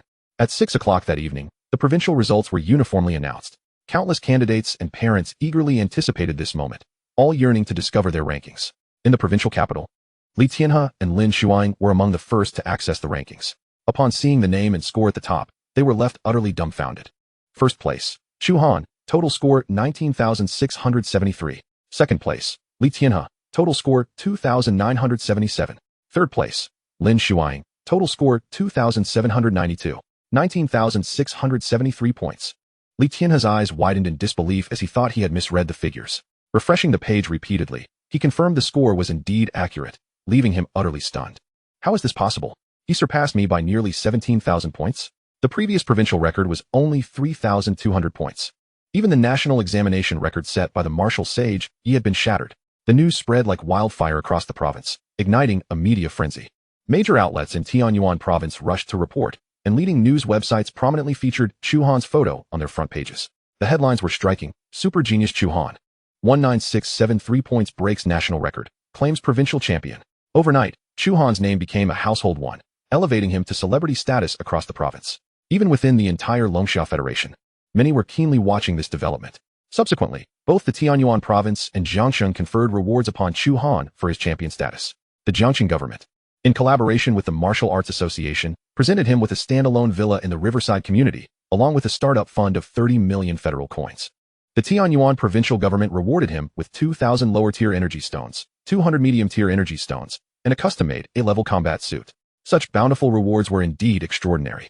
Chu Han's family moved from their apartment into the villa. Moreover, Chu Han's ascension to champion rendered the leaders of the third high school the subject of ridicule. The principal, under immense public pressure, resigned in disgrace. Conversely, Chu Han's home became a hub of activity, inundated with reporters, fans, and interviewers clamoring to meet him or take photographs. Even the old house he had previously rented became a popular destination, with visitors snapping pictures daily. His parents were overwhelmed with interviews, and even distant relatives, previously out of contact, flocked to reconnect. Chu Han felt compelled to evade the chaos, retreating to the exclusive training room of the Jiangqing Martial Arts Association. This sanctuary was tranquil, and as a martial arts association, few could enter even if they were aware of his presence. He understood that his current fame was fleeting. The only path to enduring success lay in continual self-improvement. Without the strength to back it up, even the greatest renown would fade into obscurity. On the 5th day, the recruitment officers from various universities approached Chu Han. Chapter 91. The conditions of the 4 major martial arts universities. Following the announcement of the examination results in Tianyuan province, the recruitment battle had quietly begun. The enrollment centers of the 4 major martial arts universities in the Longxiao Federation convened overnight to deliberate. The core agenda was singular. At all costs, they aimed to recruit Chu Han into their institutions. Upon witnessing Chu Han's astonishing score of 19,873, other martial arts universities promptly shelved his application. It was preposterous. A prodigy capable of breaking national records was far beyond their reach. Competing with the 4 premier martial arts universities was futile. It was better to focus their efforts on other candidates. Thus, Chu Han remained in the training room of the Martial Arts Association on this 5th day. In recent days, the items obtained from the lottery have been rather unremarkable, lacking significant value. Today, after only a brief session of training, the door to the training room was knocked upon. Upon opening the door, to his astonishment, it was none other than Vice President Zhou. Vice President Zhou, what brings you here? Chu Han inquired, somewhat surprised. Vice President Zhou smiled and replied, naturally. It is about your affairs. The admissions representatives from the 4 prestigious martial arts universities have arrived. You should come out and meet them promptly. So soon. Chu Han had not anticipated that the admissions office would act with such alacrity. Recognizing the importance of the occasion, he did not dare to delay and immediately accompanied Vice President Zhou downstairs. Upon arriving at the president's office, Zhao Tianlong was entertaining 4 esteemed guests. Chu Han, come in quickly. Zhao Tianlong beckoned warmly. Uncle Zhao, Chu Han nodded, his gaze sweeping over the other 4 individuals in the room. He quickly discerned that each possessed the formidable prowess of peak 6th-tier warriors. It was no wonder they were esteemed instructors from the nation's top martial arts universities, all exhibiting such strength. Chu Han marveled inwardly. This is Chu Han, our pride from Jiangqing. He is also the martial arts champion of Tianyuan province. Zhao Tianlong introduced him with immense pride. The other 4 nodded in acknowledgement, scrutinizing Chu Han in turn. The first to speak was a resolute man clad in a crisp military uniform. His gaze was sharp as an eagle as he addressed Chu Han, saying, Chu Han, I am Qin Feng, the admissions representative from Longxiao Military University. Greetings, Commander Qin. Chu Han saluted respectfully. Qin Feng returned the salute and remarked, I have heard you are an honorary member of the base forces outside Jiangqing, having also received a 3rd-class military merit medal. Meeting you today confirms your exceptional stature. I am merely fortunate, Chu Han humbly replied. Upon hearing this exchange, the expressions of the other representatives shifted to one of surprise. They had not realized that Chu Han held such a distinguished position, let alone that he had received a 3rd-class military merit medal, a prestigious honor in the military, earned through true valor. This undoubtedly served as an advantage for Chu Han. As a military personnel, Qin Feng had access to this information. He paused briefly before stating directly, should you choose to join our military university, we shall bestow upon you the rank of lieutenant, granting you the privileges of an officer. In your future field exercises and missions, you will receive full military merit. He continued, you must understand the significance of military merit. With it, all is attainable. Moreover, with the backing of the federal military, the resources and pathways for advancement far surpass those of other institutions, providing you with unparalleled advantages for your future military career. After Qin Feng concluded, Chu Han remained contemplative, not yet expressing his decision. At this juncture, a refined young man smiled and introduced himself. Chu Han, I am Lu Qingfeng, responsible for admissions at Tianjin Martial Arts University. Hello, Teacher Lu, Chu Han greeted politely. Lu Qingfeng wasted no time, stating, while we may not offer as many resources as the other 3 universities, we promise to grant you the highest level of academic privileges within our institution. You will have access to all martial arts techniques and methods in the library, including even S-class secret texts. You may freely consult any instructor, including the powerful 8th-tier grandmasters and department heads. Additionally, you will receive 3 exclusive opportunities for training in secret realms each year, with all resources therein belonging to you. After Lu Qingfeng finished, Chu Han still did not respond. At that moment, a woman adorned in an elegant red gown, exuding an air of nobility, spoke up. Chu Han, I represent Modu Martial Arts University. My name is Shun Manyan. Hello, Teacher Shun, Chu Han acknowledged. Shun Manyan smiled lightly and said, Chu Han, Modu Martial Arts University is never lacking in resources or finances. Should you join us, We will provide you with training resources valued at 200 million federal coins annually. Moreover, with Modu's proximity to the East Sea, you will have access to a plethora of formidable exotic beasts for the most rigorous practical training. Additionally, we maintain partnerships with over 30 top martial arts universities worldwide, offering exchange programs each year, allowing you to engage and learn from talented martial artists across the globe. Broadening your horizons. Joining Modu Martial Arts University is undoubtedly your wisest choice. Shin Man-yoon spoke with great confidence, as her university had a reputation for its wealth and propensity for lavishly investing in its students. Modu Martial Arts University indeed appears to be an appealing option, Chu Han murmured, also impressed by their financial prowess. This remark caused Qin Feng and Lu Qingfeng's expressions to darken, as they understood that Chu Han seemed more inclined towards Modu Martial Arts University, leaving their own institutions in a precarious position. All eyes turned towards the representative of Jingdu Martial Arts University. Even Shin Man-yoon's gaze lingered there. Jingdu Martial Arts University was the premier martial arts institution in the Longxia Federation, the only one capable of contending with Modu Martial Arts University. The stance of Jingdu University would undoubtedly influence Chu Han's decision. Chu Han, curious about Jingdu University's offerings, observed the representative, who maintained a composed demeanor, exuding confidence. He stood and addressed Chu Han. Chu Han, I am Zhao Hongtao, the representative from Jingdu University. Hello, Teacher Zhao, Chu Han responded. Zhao Hongtao nodded and proclaimed, Chu Han. Jingdu University has always been the benchmark and leader of federal martial arts. The conditions we offer will not be inferior to any other institution.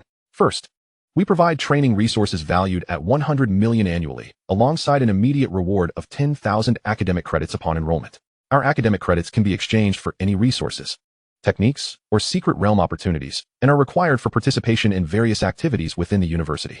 Furthermore, you will gain the highest level of access to S-class privileges, including the Zhenwu Pavilion, training rooms, gravity chambers, and trial towers. As Zhao Hongtao concluded, Qin Feng and Lu Qingfeng's expressions grew increasingly grim. Jingdu University's offerings were indeed formidable, rivaling those of Modu University. Ultimately, the power of choice rested with Chu Han, determining which university he would select.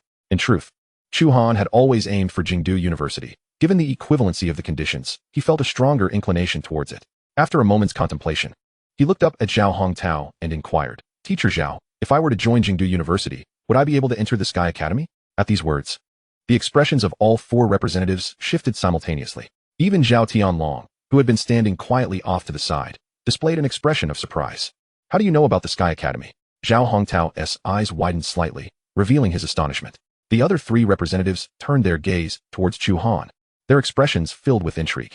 Observing their reactions, Chu Han sensed that the Sky Academy was not as simple as it appeared. He replied, I once encountered a martial arts prodigy who was a student of the Sky Academy. I heard that it is the premier academy, so I wish to inquire whether I could gain entry to further my studies there. Chapter 92. I choose Jingdu University. Upon hearing this, the four representatives appeared to have an epiphany. Zhao Hongtao explained, Chu Han, your understanding of the Sky Academy seems somewhat misguided. Oh, in what way? Chu Han asked with heightened curiosity. Zhao Hongtao elaborated. The Sky Academy is not a subordinate institution of Jingdu University. Rather, it is an independent elite academy that exists apart from the four major martial arts schools. It gathers the world's most gifted martial artists, and its entry requirements are exceedingly rigorous, far beyond your imagination. However, you need not worry with your talents. You will undoubtedly gain admission to the Sky Academy in the future. Moreover, entering one of the four major martial arts schools is the optimal pathway to the Sky Academy. Regardless of which school you choose, as long as you perform exceptionally, you will have the opportunity to qualify for selection by the Sky Academy. Chu Han was profoundly shaken. He had not realized the Sky Academy was held in such high esteem, gathering the world's finest talents. He promptly pressed further. What must I do to gain entry to the Sky Academy? Zhao Hongtao, observing Chu Han's eager expression, smiled gently and presented the ultimate proposition. Should you choose Jingwu University, I can assure you that within a year, you will secure the qualification for selection into the Sky Academy. Furthermore, I can extend to you an invitation to participate in the elite competition of the top 100 universities. What? This proclamation struck the other three admission representatives like a thunderclap, rendering them momentarily unsettled. Shin Man-yoon exclaimed, Zhao Hongtao, have you lost your mind? The invitation to the elite competition is immensely precious, fiercely contested by countless elite students within the institution, and you dare to offer it to a mere freshman? Lu Qingfeng furrowed his brow. The participants of the top 100 elite league are primarily the top students from the junior and senior years of various universities. No matter how talented Chu Han may be, he is still just a freshman. How could he possibly compete with those upperclassmen? Is Jingwu willing to sacrifice the results of a major competition to gamble on Chu Han's future? Zhao Hongtao, however, remained unfazed. He glanced at Chu Han and declared, Chu Han's talent rivals that of Yi Wuxing. He is worth our gamble. Moreover, I firmly believe he will soon develop to a level sufficient to stand his ground in the competition. Lu Chengfeng and Xin Manyan sighed, realizing that this bargaining chip from Jingwu University had entirely extinguished their hopes. The elite competition of the top 100 universities serves as a vital pathway to the Sky Academy. Attaining a position within the top 50 in this competition guarantees direct admission to the Sky Academy. This offer was simply too alluring. They could not afford to let it slip away. In his heart, Chu Han made a decision upon hearing Zhao Hongtao's enticing proposal. Although the conditions offered by other institutions were indeed tempting, none could compare to the direct opportunity to enter the Sky Academy. He nodded at Zhao Hongtao, stating, Teacher Zhao, I choose Jingwu University. As anticipated, upon hearing this response, disappointment surfaced on the faces of Qin Feng, Xin Manyan, and Lu Chengfeng. In comparison to the terms presented by Jingwu University, their offers indeed paled in significance. The three representatives rose to take their leave. Chu Han, should you change your mind, feel free to contact me. Mo University would also consider assisting you in gaining entry to the Sky Academy, Xin Manyan reminded him earnestly. Zhao Hongtao wore a satisfied smile and stepped forward to pat Chu Han on the shoulder, saying, Welcome to Jingwu University, Chu Han. As the victor in this encounter, Zhao Hongtao felt a sense of relief wash over him. Teacher Zhao, when should I report? Chu Han inquired. In 1 week. You will be able to come to the university, and I will personally arrange everything for you, Zhao Hongtao replied. In the meantime, take this week to prepare and spend time with your family. Chu Han nodded in agreement. Shortly thereafter, Zhao Hongtao took his leave. Upon exiting the Martial Arts Association, he activated his communicator. Old Xiao, Chu Han has agreed to join Jingwu University. A booming voice resonated from the other end. Xiao Zhao, you have done well. I will personally pay a visit to this Chu Han shortly. In the president's office upstairs, Zhao Tianlong smiled, congratulating Xiao Han. Jingwu University is indeed the best choice. You will be classmates with Fei Yu, so be sure to look after him. Uncle Zhao, you jest, Fei Yu and I are good friends. And it is only natural that we look out for one another. Chu Han chuckled in response. Fei Yu's sister is also at Jingwu University. You can seek her assistance if needed. Thank you, Uncle Zhao, Chu Han replied with a smile. Subsequently, he returned to the training room to continue his cultivation. Observing Chu Han's departing figure, Zhao Tianlong shook his head, revealing a cunning smile. I wonder if Fei Fei can seize the opportunity with such an exceptional young man as Chu Han. All I can do now is wait. Presently, the resources that Chu Han possessed were sufficient to incite frenzy among the prominent families. He merely wished to gain an advantage. Even if the two did not progress to that stage, the Zhao family would not incur a loss. That evening, Chu Han concluded his training early and returned home. Over the past few days, the reporters and fans outside his residence had diminished significantly due to their inability to catch sight of him, allowing him to return sooner. Upon arriving home, Chu Han informed his parents of his decision to attend Jingwu University. They wholeheartedly supported his choice and celebrated the momentous occasion. Xiao Han, when do you plan to report? His parents inquired with concern regarding his journey to the capital. In 7 days, I will set out, Chu Han replied candidly. Hearing this, his parents' faces reflected a mixture of reluctance and happiness for their son. In the following days, Chu Han adhered to his training regimen. He had cultivated the 9 Dragons True Fire technique to the 2nd layer, and his elemental energy level had reached the mid-stage of the 3rd rank. The training had consumed a significant amount of his lower-grade energy stones, but fortunately, he possessed a sufficient supply, with recent lottery draws replenishing his stock. Simultaneously, he continued his practice of the 9 layers body refinement technique and mental fortitude. His physical strength had surpassed 200,000 pounds in one arm, and his mental perception range had expanded to 150 meters in diameter. His personal prowess steadily improved. The rewards from the lottery draws over the past few days had consisted of martial techniques, elixirs, and energy stones.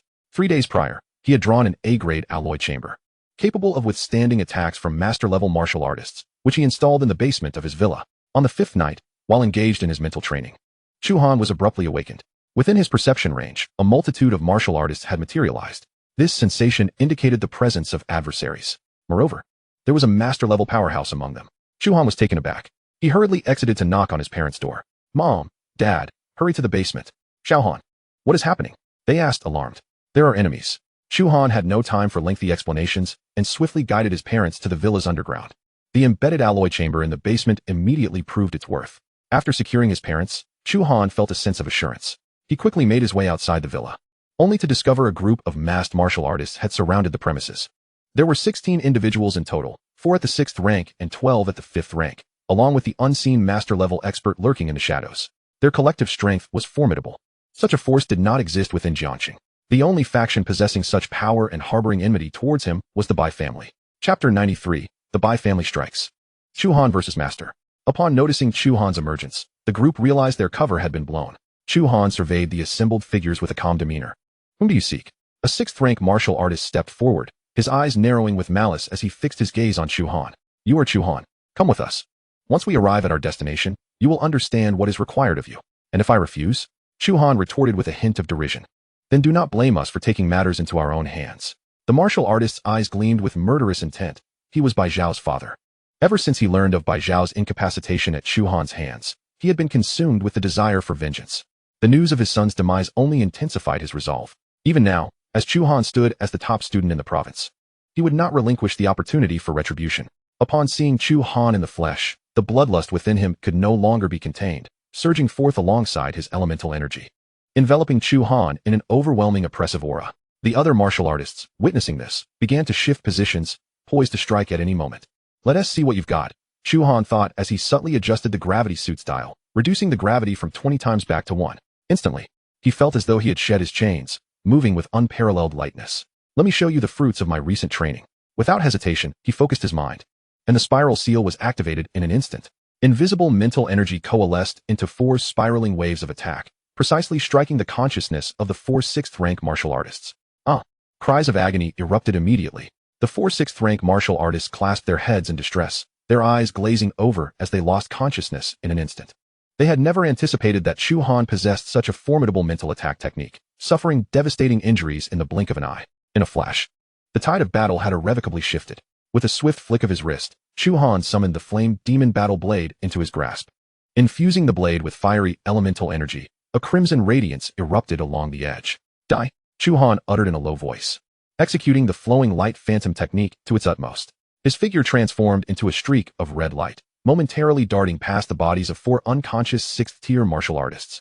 The flash of the blade was instantaneous, severing their necks in an instant. Swoosh, swoosh, swoosh, swoosh. For soft sounds echoed almost simultaneously as the heads of the 6th-tier martial artists tumbled to the ground. They were unable to react even in death, their eyes still reflecting the agony and bewilderment inflicted by the mental attack. After dispatching the 4 6th-tier martial artists, Chu Han did not pause. His figure flickered rapidly, the flame demon battle blade sweeping across the remaining 12 5th-tier martial artists like the scythe of death. These 12 5th-tier warriors had no chance to resist, falling one by one to Chu Han's lethal strikes. With the suppression of gravity lifted, Chu Han's speed surged to an unprecedented level. The 5th-tier martial artist scarcely had the opportunity to glimpse him before being eradicated in an instant. In a mere breath, he had eliminated all 16 martial artists. The area in front of his villa fell into silence, leaving only him, standing amidst the pool of blood with his blade in hand. Such speed, such a tyrannical mental assault. Concealed in the shadows, Bai Chongming, the head of the Bai family, was engulfed in tumultuous waves of shock, his expression grave to the extreme. He had come to ascertain whether Chu Han was the murderer of Bai Xiao and 2 other 6th-tier martial artists. But he never anticipated the sheer terror of Chu Han's strength. Effortlessly dispatching 4 6th-tier and 12 5th-tier martial artists was unheard of for a young man who had just completed the martial arts examination. It was no wonder he shattered numerous records. Indeed, he was a prodigious talent among prodigies. Simultaneously, Bai Chongming confirmed that Bai Xiao and the other 2 6th-tier martial artists must have perished at Chu Han's hands. Stop hiding, come out. Chu Han directed his gaze toward the large tree on the left side of the villa, his tone unperturbed. If you seek vengeance, feel free to strike. Bai Chongming, realizing his concealment was futile, stepped out from behind the tree, his eyes filled with a chilling murderous intent, enveloped in a powerful aura of a master, bearing down on Chu Han like a mountain. Young man, you truly know not the heights of heaven or depths of earth. Bai Chongming's voice was deep, laced with intense fury. Having killed so many from the Bai family, today shall be your demise.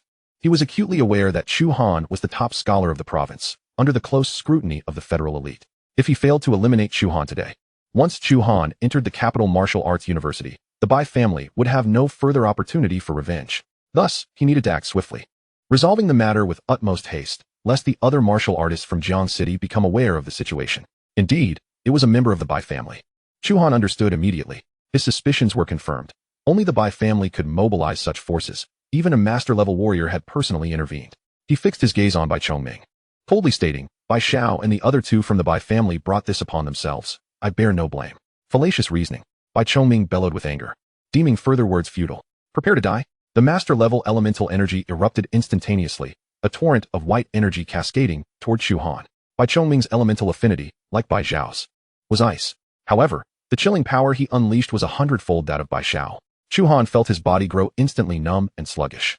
He immediately circulated his fire elemental energy, counteracting the frigid assault. Simultaneously, he sensed a trace of the Master's pressure within by Chongming's energy. Yet, this pressure no longer posed a significant threat to Chu Han. Engaging in battle with a master-level warrior for the first time, Chu Han dared not exhibit any carelessness. Pouring forth his full strength. Spiral seal. With a mere thought, his mental energy coalesced into a wave of even greater potency, crashing toward Bai Chongming's sea of consciousness. He understood that a master-level warrior must possess profound mastery over mental energy. To attack with the mind demanded that he hold nothing back. Bai Chongming's expression shifted slightly, clearly caught off guard by Chu Han's audacity to launch a mental assault against him. Presumptuous. You dare to compete with a master in mental prowess? Allow me to demonstrate the true essence of mental power. He scoffed, and the mental energy within his sea of consciousness erupted, forming a formidable barrier. Buzz. The intangible mental forces collided between them. Chu Han felt as though his spiral wave had struck a solid fortress. Pain shot through his sea of consciousness, causing him to stagger back 2 steps. The might of a master-level mental energy was indeed formidable, as his spiral seal had been thwarted, and he suffered a backlash. However, Bai Chongming was not unscathed either. He felt his sea of consciousness roil, the clash of mental energies inflicting its own toll upon him. A flicker of surprise crossed his gaze as he realized that Chu Han's mental energy was surprisingly refined, nearly breaching his defenses. Interesting, but still insufficient. Bai Chongming steadied his mind and promptly directed his mental energy to assault Chu Han. Chu Han, unwilling to be complacent, immediately fortified his own mental energy to protect his sea of consciousness. The next moment, his sea of consciousness endured a violent onslaught. A soul-rending agony surged through him. Confronted with Bai Chongming's mental assault, his mental energy faltered under the relentless pressure. His sea of consciousness was besieged by unprecedented attacks. Hold it back. Chu Han's inner voice roared. He could not afford to lose in the contest of mental strength. If his mental defenses were breached, he would be at the mercy of his opponent. In this critical moment, Chu Han combined the mental cultivation techniques he had acquired from the visualization diagram with the secrets of the spiral seal. Since the spiral seal was an offensive mental secret technique, he chose to turn the tables. He created a defensive method of his own. Before long, he manifested a shield of spiraling energy within his sea of consciousness. Bai Chongming's mental energy struck against it, its force significantly diminished. Chu Han managed to withstand Bai Chongming's mental assault. What followed was a prolonged stalemate of mutual attrition in their mental energies. They stood their ground, surrounded by an invisible clash of mental forces. Chapter 94. All cards revealed, slaying the master. The clash of mental energies between Chu Han and Bai Chongming persisted for a full minute. Bai Chongming still could not breach Chu Han's mental defenses. Conversely, Chu Han's mental energy grew stronger amidst the fierce exchanges, steadily enhancing in potency. Bai Chongming was compelled to withdraw his mental energy. Their initial confrontation ended in a stalemate. Bai Chongming struggled to conceal his shock. His expression darkened with dismay. He never anticipated that a 7th-tier master-level warrior could not overpower a freshly graduated young man through mental prowess. No wonder his grandson Bai Xiao had been utterly defeated by Chu Han in their confrontation. After all, even he, as the grandfather, could not contend with Chu Han. Recognizing that mental energy was ineffective, Bai Chongming swiftly altered his tactics. He raised his right hand, forming a palm, and white ice elemental energy converged violently, launching a palm strike toward Chu Han. Mystic ice palm. In an instant, a howling chill filled the air as a colossal white hand formed from ice elemental energy hurtled toward Chu Han. In the face of the master's strike, Chu Han's fighting spirit surged. He activated the 9 Dragons' true fire technique, encasing himself in a molten crystal armor, while draconic flames erupted from the seams of the armor, enveloping him in a blaze. As the massive white hand approached, Chu Han unleashed a punch. Flame-burst fist. Chu Han's fist collided with the colossal white hand, erupting into a blinding explosion of fire. The white hand quickly vaporized under the intense heat, transforming into a cloud of mist. In Bai Chongming's hand, a silver-white spear had materialized unbeknownst to him, piercing through the white mist and lunging directly towards Chu Han. Armed with the flame demon battle blade, Chu Han summoned the power of dragon fire within him, enveloping the blade in a furious blaze. Clang! Chu Han swung his blade to deflect Bai Chongming's spear. In the next heartbeat, the two were locked in combat. The Wind Fury Blade Technique. The Shadowless Spear. Amidst the flashing blade light and spear shadows, a cacophony of metallic clashes echoed. After a fierce exchange, the tremendous impact left Chu Han's arms numb, while the black crystals of his lava crystal armor shattered in numerous places. The ground beneath them was already reduced to fragments, turning into countless grains of powder. The formidable power of a master-level Yuan force was indeed terrifying, surpassing that of a 6th-tier warrior by several degrees. He mused inwardly. If it came down to physical prowess, he believed himself to be superior to Bai Chongming. However, as a 7th-tier master, Bai Chongming's Yuan force was far more substantial than Chu Han's. In each clash, Bai Chongming relied solely on Yuan force, compelling Chu Han to infuse his physical strength into the battle. The seventh strike of the breaking army. Chu Han unleashed his most potent strike towards Bai Chongming. Sensing the impending danger, Bai Chongming quickly executed a more formidable martial technique to counter Chu Han. The Xianbing breaking formation spear. Their weapons collided with a tremendous force. Boom. A thunderous roar reverberated throughout the entire Jiang city. A violent energy erupted instantaneously, creating a massive crater over 50 meters in diameter at the epicenter of their clash. Fortunately, Chu Han had gradually distanced himself from his home during the fight with Bai Chongming. Otherwise, their fierce confrontation would surely have laid waste to his villa. Chu Han staggered back several paces before regaining his footing, his hands bloodied and streaming down the hilt of his blade. Bai Chongming also retreated several steps, his arms trembling uncontrollably. How could he possess strength that rivaled a master? Bai Chongming thought in shock. At this rate, he would not be able to subdue Chu Han in a short span of time. Suddenly, Chu Han plunged the flame demon battle blade into the ground, his hands forming intricate seals. Prepare to witness my technique. He activated the 9 Dragons' true fire technique, and the dragon fire surged forth, coalescing into 2 serpentine fire dragons over 20 meters long. These fire dragons, imbued with the might to incinerate the heavens and obliterate the earth, surged towards Bai Chongming. This is the 9 Dragons' true fire technique. You have actually mastered this art, Bai Chongming exclaimed, astonished by the sight of the 2 fire dragons. Resolute, he decided to unleash his full strength. His ice-based Yuan force erupted, manifesting as a chilling tempest. The white, frigid Yuan force coalesced into 2 colossal frost dragons, each over 20 meters long. In an instant, the sky above Jiang City was adorned with 4 majestic dragons, engaged in a fierce battle.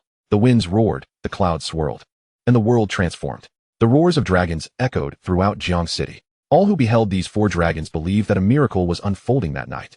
In the skies, Bai Chongming's 2 ice dragons held the advantage due to their elemental superiority, combined with his profound Yuan force, quickly gaining the upper hand.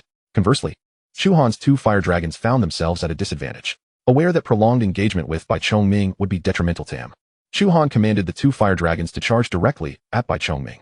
Naive, Bai Chongming waved his hand, and the 2 ice dragons pursued at an even swifter pace.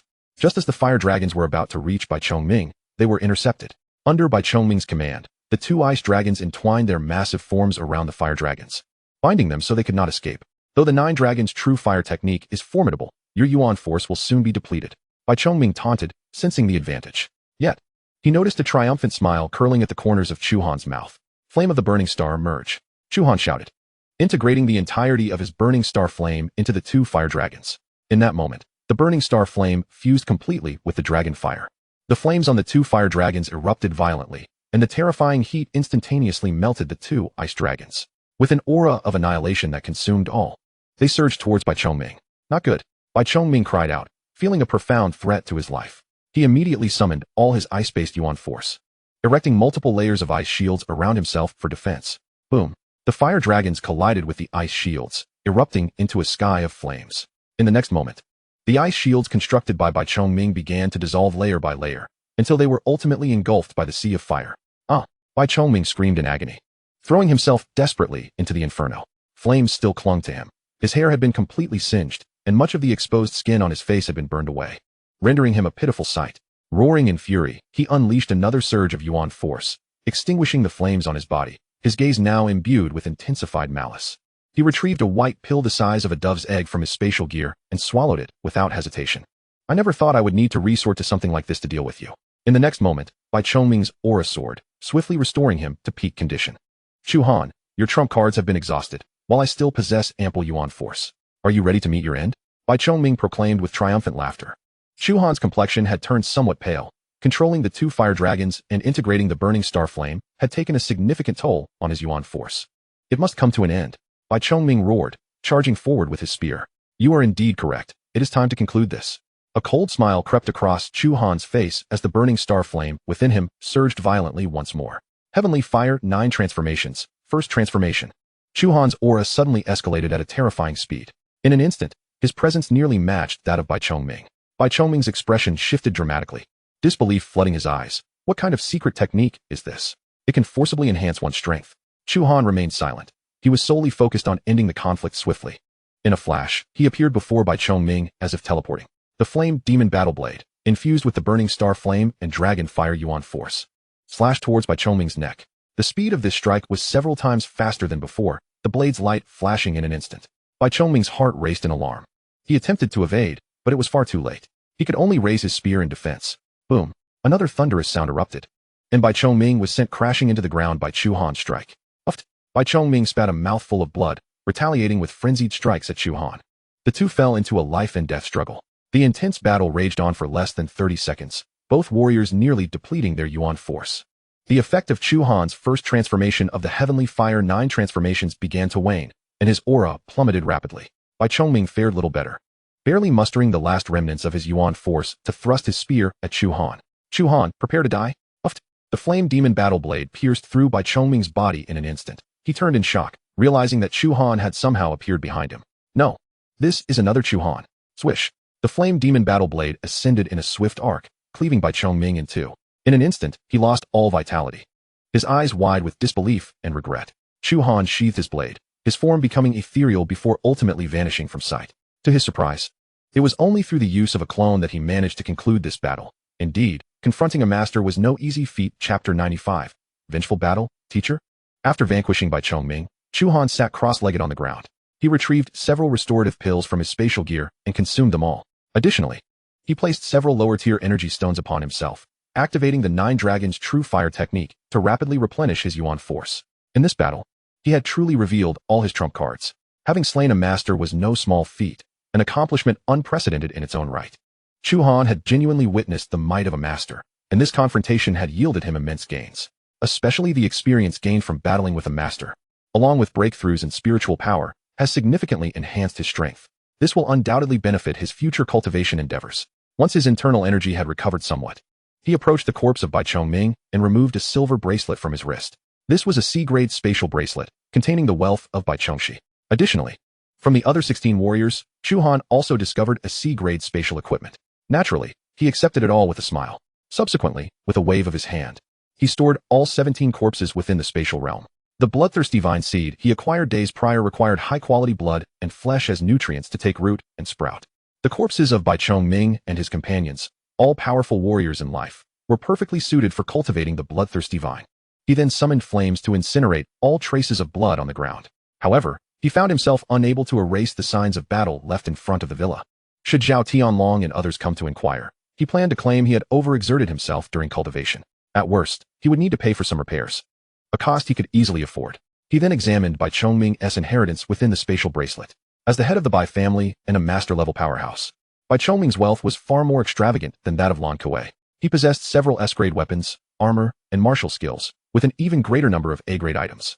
Various elixirs, energy stones, special materials, and rare treasures were innumerable. Altogether, these items were worth at least several billion federal coins. The other D-grade spatial ring contained materials and items valued in the hundreds of millions. His net worth had once again surged.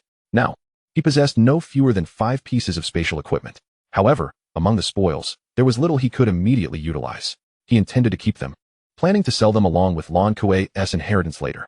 Having completed these tasks, Chu Han quietly resumed his meditation. Suddenly, a round of applause echoed from a distance. Growing nearer, startled, Chu Han turned towards the sound and discovered an elderly man silently observing him, now less than 10 meters away. When did he arrive? Alarmed, Chu Han realized that his mental perception had failed to detect the elder's approach. This could only mean one thing. The elder was extraordinarily powerful, far surpassing Bai Chongming and even himself. Who are you? Chu Han inquired as the elder seemed uninclined to strike. My name is Chu Han. You may call me Elder Chiu or Teacher, the elder replied nonchalantly. Teacher? Chu Han was momentarily taken aback. He frantically searched through his memories, certain he had never met this man. Who exactly was he? Chu Han, you truly astonish me. To single-handedly slay a master, your strength and prowess far exceed that of Yi Tianxin from years past. Elder Chiu continued. I came here to see for myself whether you were worthy of becoming my disciple, and it appears your potential exceeds my expectations. Listening to Elder Chiu's words, Chu Han suddenly recalled something and immediately asked, You are a senior from Jingwu University. It seems your mind is quite sharp, Elder Chiu smiled. After you were accepted into Jingwu University, I came to Jiangsheng and have been observing you for 2 days. That old fellow Fan Song was not lying. You are indeed a genius in body refinement. Fan Song. Elder Fan. You are the old man he spoke of? Chu Han recalled Elder Fan's words when he had left, saying he would introduce him to a powerful figure to become a disciple. He had thought he had not made the cut, but it was evident now that he had been mistaken. That's me. I am the Dean of the Body Refinement Academy at Jingwu University. Elder Chiu laughed heartily. Then, suddenly becoming serious, he looked into Chu Han's eyes and asked, Chu Han, Do you wish to become my disciple and join the Body Refinement Academy? I would be honored. Chu Han immediately agreed. Since the other party had come to him, he had no reason to refuse. Elder Chiu was indeed the person Elder Fan had promised to introduce him to. Most importantly, Elder Chiu's strength was far beyond what Chu Han had imagined. Even the 8th-tier Grandmaster Chu Tianxiong was significantly inferior to him. Chu Han could clearly sense Elder Chiu's formidable power, even if he had not reached the 9th tier. He likely had attained the limits of the 8th tier. On another note, Chu Han's true ambition lay with Sky Academy. To him, Jingwu University was merely a stepping stone, and he would not linger there long. Even if he misjudged his teacher, it would entail no losses for him. Ha ha ha, splendid. From this day forth, you shall be my second disciple. Elder Chiu exclaimed with a hearty laugh. Chu Han could see that Elder Chiu was genuinely pleased and excited. As your teacher, I have no other gifts for you. This S-grade body refinement technique, Beast God Transformation, shall serve as your welcome gift, Elder Chiu said, tossing a tome of the technique to Chu Han. Chu Han hurriedly caught it, feeling immense gratitude towards his new teacher. Just for becoming a disciple, he had been given an S-grade technique. Following a teacher like this would surely yield countless benefits. Thank you, teacher. Chu Han sincerely bowed in gratitude, his mind brimming with curiosity about the Beast God Transformation technique, eager to learn what it entailed. At that moment, Elder Chiu continued. This technique is a product I created in my early years, continuously refined over the years. You may attempt to cultivate the first layer. It will greatly enhance your strength. Chu Han nodded. Rest assured, teacher, I will strive to complete the first layer of cultivation. Although he had not yet seen the technique, he was confident in his talent. He planned to complete the first round of cultivation before reporting to school, aiming to surprise his teacher. Afterward, he invited Elder Chiu to rest within the villa. After a moment of consideration, Elder Chiu accepted. Very well, I shall return to the capital tomorrow. I will stay at your place tonight. Elder Chiu suddenly remembered something and asked, by the way, what are your thoughts on these attackers? Do you require my assistance? Chu Han smiled. No need to trouble you. I can handle it myself. That is good. If you encounter anything you cannot resolve, seek me out. My disciple will never be bullied. Elder Chiu snorted lightly, exuding a pressure that far surpassed that of Bai Chongming. Impressive. Chu Han couldn't help but marvel at his teacher's strength. Now, his backing had become even more formidable. At that moment, members of the Martial Arts Association arrived, albeit belatedly. Vice President Zhou and his team reached the site, and upon seeing Chu Han, he immediately inquired. Chu Han, what transpired here? Was that battle you? With a smile, Chu Han replied, just now, I was engaged in a cultivation spar with my teacher, and we inadvertently created some commotion. Hearing this, Vice President Zhou sighed in relief, smiling. As long as you are unharmed, that is good. If anything happened to you, we would bear great responsibility. He did not pursue the matter further. Especially upon noticing Elder Chiu standing nearby, he could not help but feel astonished. To be the mentor of the prodigy Chu Han, this elder was undoubtedly no ordinary person. Given that Chu Han had been accepted by Jingwu University, it was highly likely that his teacher was some notable figure from the university. With this thought, Vice President Zhou slightly bowed to Elder Chiu. Esteemed senior, we shall not intrude any longer. After speaking, he promptly led his team away. Chapter 96, Return to the Provincial City. After Vice President Zhou departed, he still felt somewhat uneasy. He sensed that matters were not as simple as they seemed. After some contemplation, he took out his communicator and dialed a number. Hello, Lao Zhou, why are you contacting me so late? On the other end of the line was Zhao Tianlong, the former president of the Jiangxing Martial Arts Association. This year's examination results in Jiangxing were exceptional, granting Zhao Tianlong an opportunity for promotion. With the backing of his family, he was poised to assume a significant position at the headquarters of the Martial Arts Association in the capital. Concurrently, he was determined to strive for mastery within the next 2 years. In Jiangxing, the presidency of the Martial Arts Association would be handed over to another individual, with Zhao delegating the transition tasks entirely to Vice President Zhou. At this moment, as Vice President Zhou reached out to him, Zhao sensed that the matter was urgent, pertaining to Chu Han. Upon hearing the name Chu Han, Zhao Tianlong's composure wavered. As a pride of Jiangxing, it was imperative that nothing untoward happened to him. Zhao hastily inquired, what has transpired? Is Chu Han in trouble? Chu Han is unharmed, Zhou explained. It appears he engaged in an intense battle, and the vicinity of his home is littered with signs of destruction. However, he claims it was merely a sparring session with his teacher, and no other martial artists were found in the area. Ah, that is a relief. As long as Chu Han is safe, Zhao exhaled, feeling a weight lift from his shoulders. That lad has never been one to remain idle. As long as he doesn't engage in activities detrimental to Jiangxing's interests, we need not concern ourselves with him. By the way, you mentioned he was with his teacher. Are you familiar with this individual? I cannot say I am, but the impression I received was that he is profoundly enigmatic, certainly not an ordinary formidable warrior. Chu Han has been accepted into Capital Martial University, and his teacher is likely a significant figure within that institution. You must take care not to offend him, Zhao cautioned. Then it would be best not to disturb them. Vice President Zhou responded. a cold sweat breaking out across his brow as he promptly dismissed any thoughts of investigating the truth behind Chu Han's battle. Meanwhile, at Chu Han's invitation, Chu Han arrived at his residence. Chu Han quickly descended to the basement to summon his parents. Upon learning that the elder before them was Chu Han's mentor at the university, Chu Han was treated as an esteemed guest, receiving an exceedingly warm welcome. The following morning, Chu Han engaged in his customary lottery draw. This time, he drew a volume titled Bestiary of Celestial Beasts, which cataloged notable extraterrestrial creatures within the universe, significantly broadening his knowledge. It was indeed a commendable reward. After breakfast, Chu Han returned to the capital, while Chu Han had pressing matters of his own. After bidding farewell to Chu Han, he boarded a train bound for the provincial city. He kept this journey to himself, and by the time he arrived in the provincial capital, it was already midday. Upon exiting the station, Chu Han promptly changed into a different outfit and made simple disguises. His face bore scars, his hair was unkempt, and he sported a thick beard, presenting himself as a scruffy martial artist in his 30s. One who had roamed the world for years. No one would suspect he was the much-admired provincial champion. His purpose for this journey was clear: to dispose of his inherited belongings, specifically the artifacts from Bai Chongming, Lan Kuei, and other spatial equipment. Such items found no suitable buyers in Jiangxing. Whereas the provincial city boasted an official trading center and housed a global commercial behemoth, the Star Alliance. The Star Alliance, known as the Celestial Union, is the largest commercial consortium worldwide, controlling over 30 of the global economic resources. As a premier trading alliance, the Star Alliance only opens its trading malls in provincial cities within the Longxia Federation. Only the provincial branch of the Star Alliance possessed the capability to handle transactions worth billions. More importantly, the union's regulations inspired confidence, as one of its unspoken rules dictated no inquiries into the origins of goods, focusing solely on their value, ideal for offloading stolen items. In contrast, the official trading center would inevitably involve scrutiny of provenance, which left Chu Han feeling uneasy. After departing the station, Chu Han hailed a taxi to the Star Alliance. The driver, upon hearing his destination, displayed a glimmer of respect and quickly nodded. "Sir, you must be a martial artist. The Star Alliance is the most prestigious place in our provincial capital." After more than half an hour, the vehicle stopped before a towering skyscraper, nearly 100 meters high, resembling a standing crystal. The facade bore the inscription Star Alliance in bold letters. Chu Han disembarked and entered the building, instantly awed by the opulence within.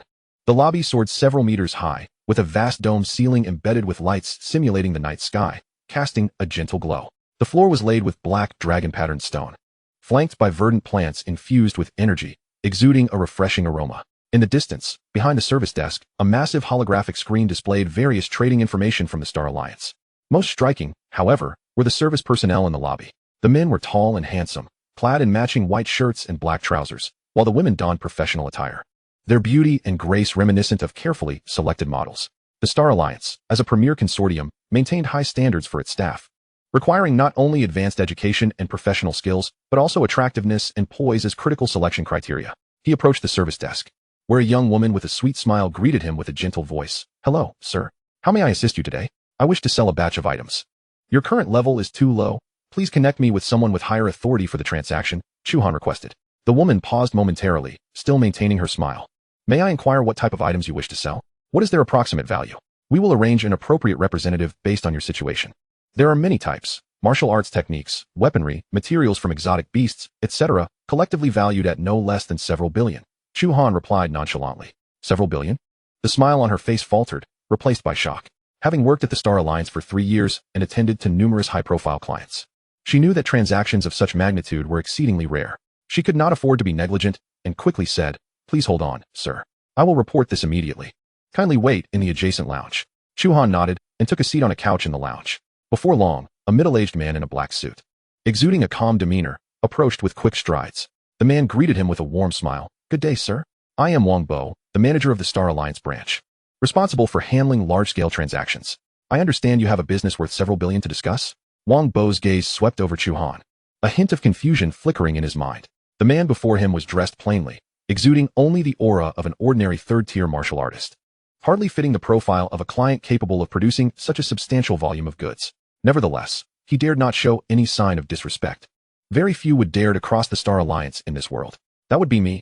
Chu Han stood, his tone unembellished. "Please, follow me.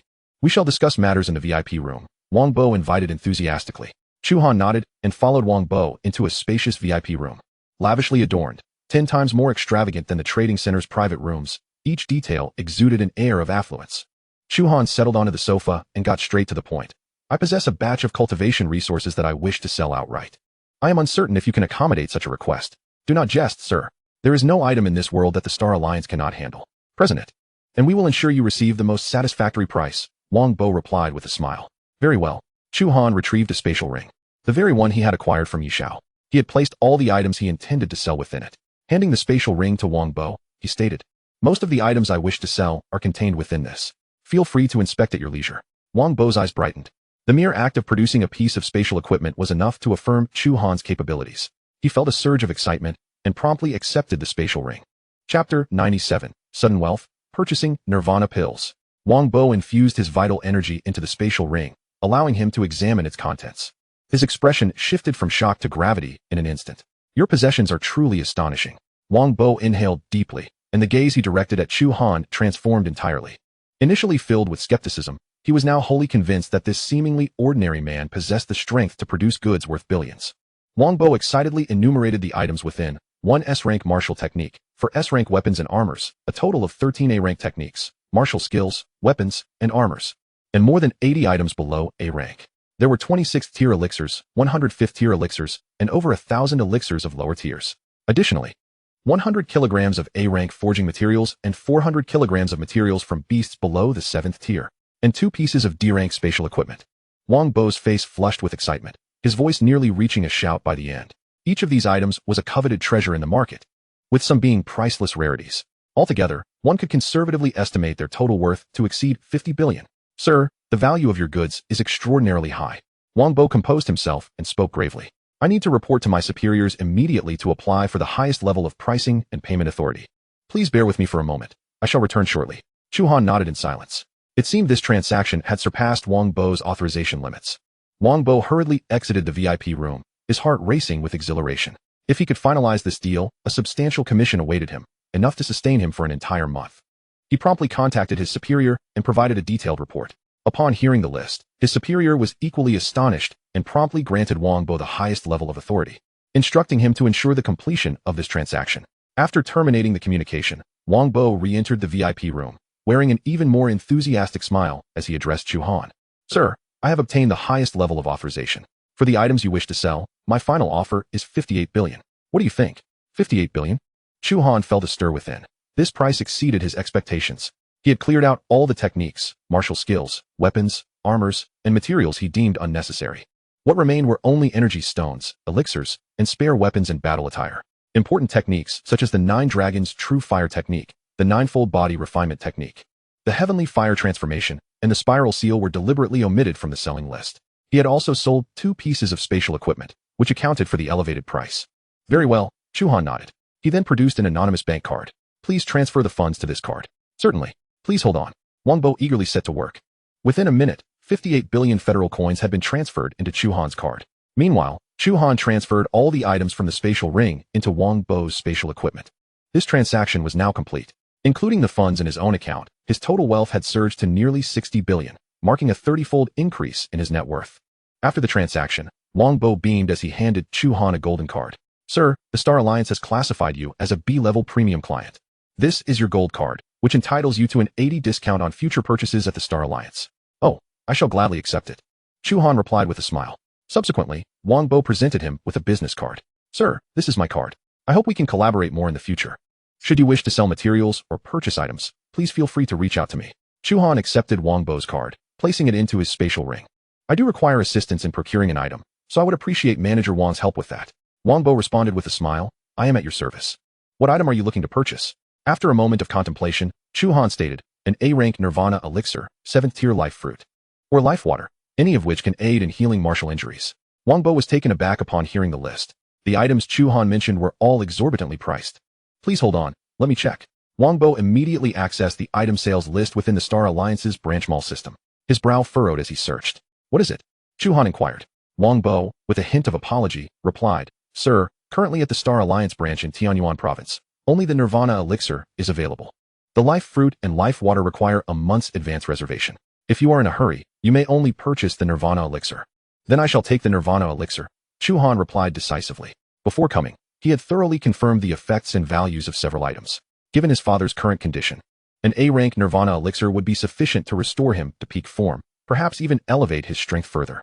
The price for an A-rank Nirvana elixir is 40 billion per piece. As a B-level client, you are eligible for an 80 discount, bringing the total to 32 billion federal coins, Wang Bo exclaimed with excitement. This represented yet another transaction worth billions. For Wang Bo, it signified yet another substantial bonus. With Wang Bo's attentive service, Chu Han quickly completed the purchase of the Nirvana elixir. 32 billion federal coins were deducted from his card without any reluctance. Instead, he was eager to witness the effects of the Nirvana elixir. With the elixir, his father's injuries would be thoroughly resolved.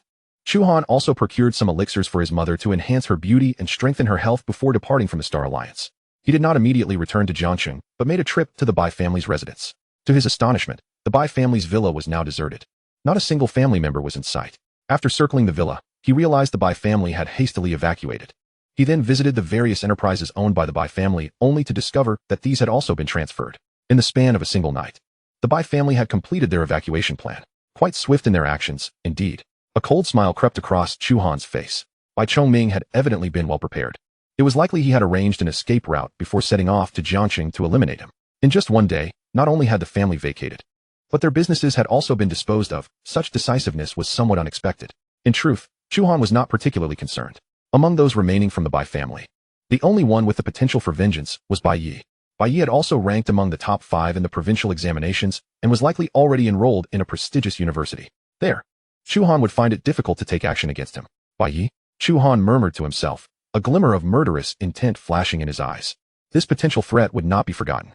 As a member of the Bai family, Bai Yi would inevitably seek revenge against him in the future. Given the opportunity, Chu Han would personally eliminate this danger. After leaving the Bai residence, Chu Han shed his disguise. He then boarded a train back to Jiangcheng. By the time he returned home, darkness had fallen. His mother had prepared dinner, eagerly waiting for Chu Han's return. Upon seeing him, she naturally showered him with warmth and concern. Dad, Mom, I have brought back a surprise today. Chu Han exclaimed excitedly upon seeing his father. What surprise? The reactions of his parents were somewhat subdued. After all, Chu Han had brought them countless surprises in recent days. You'll find out soon enough. Chapter 98. The Miracle of the Nirvana Elixir. An excited family. With a smile, Chu Han retrieved a delicate wooden box from the spatial ring. Upon opening the box, it revealed an exquisite porcelain vial. As he uncorked it, a rich herbal fragrance instantly permeated the room. What kind of elixir is this? Just the scent alone makes me feel my bodily functions being enhanced. Chu Han exclaimed, utterly astonished. This is an A-rank Nirvana elixir. Chu Han looked at his father. Dad, you can once again become a martial artist. The Nirvana elixir.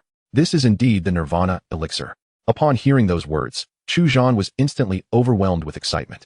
His voice trembling incessantly. He cradled the pill in his hands, tears of joy welling in his eyes. As a former martial artist, he fully understood the wondrous effects of the Nirvana pill. He could hardly believe that his son possessed the means to procure such a precious item. Dad, hurry and take it. I can hardly wait to see you become a martial artist again, Chu Han said with a smile, with a newfound determination in his gaze. Chu Han, under the watchful eyes of Chu Han and Zhang Milan, swallowed the Nirvana pill. In the next moment, the potent essence of the pill erupted within him, instantly coursing through his entire being. A golden light enveloped Chu Han, causing the very air around him to distort. Utilizing his mental prowess, Chu Han could distinctly perceive the transformations occurring within his father. The medicinal energy was fervently assaulting the blockages in his father's meridians, which had withered due to years of severe injuries. The once shrunken meridians began to mend, while his father's cells, nourished by the pill's power, grew increasingly robust, each part of his body undergoing a metamorphosis and rebirth. A cry of intense agony escaped Chu Han's lips. The pain was excruciating, causing him to convulse as sweat drenched his clothes. Zhang Milan, witnessing her husband's suffering, was filled with concern. Little Han, is your father going to be all right? Mom, don't worry. This is a normal reaction. The Nirvana pill's effects are transforming Dad's body. He just needs to endure, Chu Han reassured her. By the way, Mom, I also bought you some pills. You should give them a try. He produced the beauty-enhancing pills from his spatial storage. These pills could invigorate the body, rapidly replenish vitality, and even bestow a youthful appearance. Chu Han had specifically purchased these for his mother. Although the potency of these pills paled in comparison to the Nirvana pill, their beauty-enhancing effects were remarkable. The price had skyrocketed to astronomical levels, with each pill costing around 10 million federal coins. Without hesitation, Chu Han had procured a considerable quantity for his mother, as consuming these pills regularly would help her appear younger, delay aging, and maintain her health, precisely what Chu Han yearned for. Do I get some too? Zhang Milan asked excitedly as she accepted the pill box from Chu Han. I assure you, the results will astonish you, Chu Han said with a smile. All right. Encouraged by her son, Zhang Milan took a pill. This pill was significantly milder than the Nirvana pill, and she experienced no pain as her body began to transform under its nurturing effects. Thus, Chu Han stood vigil by his parents. As moments ticked by, he meticulously monitored their bodily changes after taking the pills, ensuring that everything proceeded flawlessly. After an hour, Chu Han was elated to discover that his father's dantian was beginning to recoalesce energy. Soon, Chu Han's strength had returned to the level of a first-tier martial artist. Under the influence of the Nirvana pill, his aura continued to rise, stabilizing at the late stage of a third-tier martial artist. Slowly, Chu Han opened his eyes. Two brilliant beams of light flashing within them. An overwhelming surge of energy emanated from him, and he appeared to have regained a youthful vitality, seemingly rejuvenated by a decade. I'm restored. Chu Han marveled at the torrent of energy coursing through him, disbelief etched in his eyes. He could distinctly feel that not only had his cultivation been restored, but it had even surpassed his peak from years past. However, Chu Han discerned that the effects of the Nirvana pill had yet to be fully absorbed by his father. The residual potency within him would gradually nourish his body until completely assimilated. At that point, his father's cultivation would undoubtedly break through to the fourth tier of martial arts.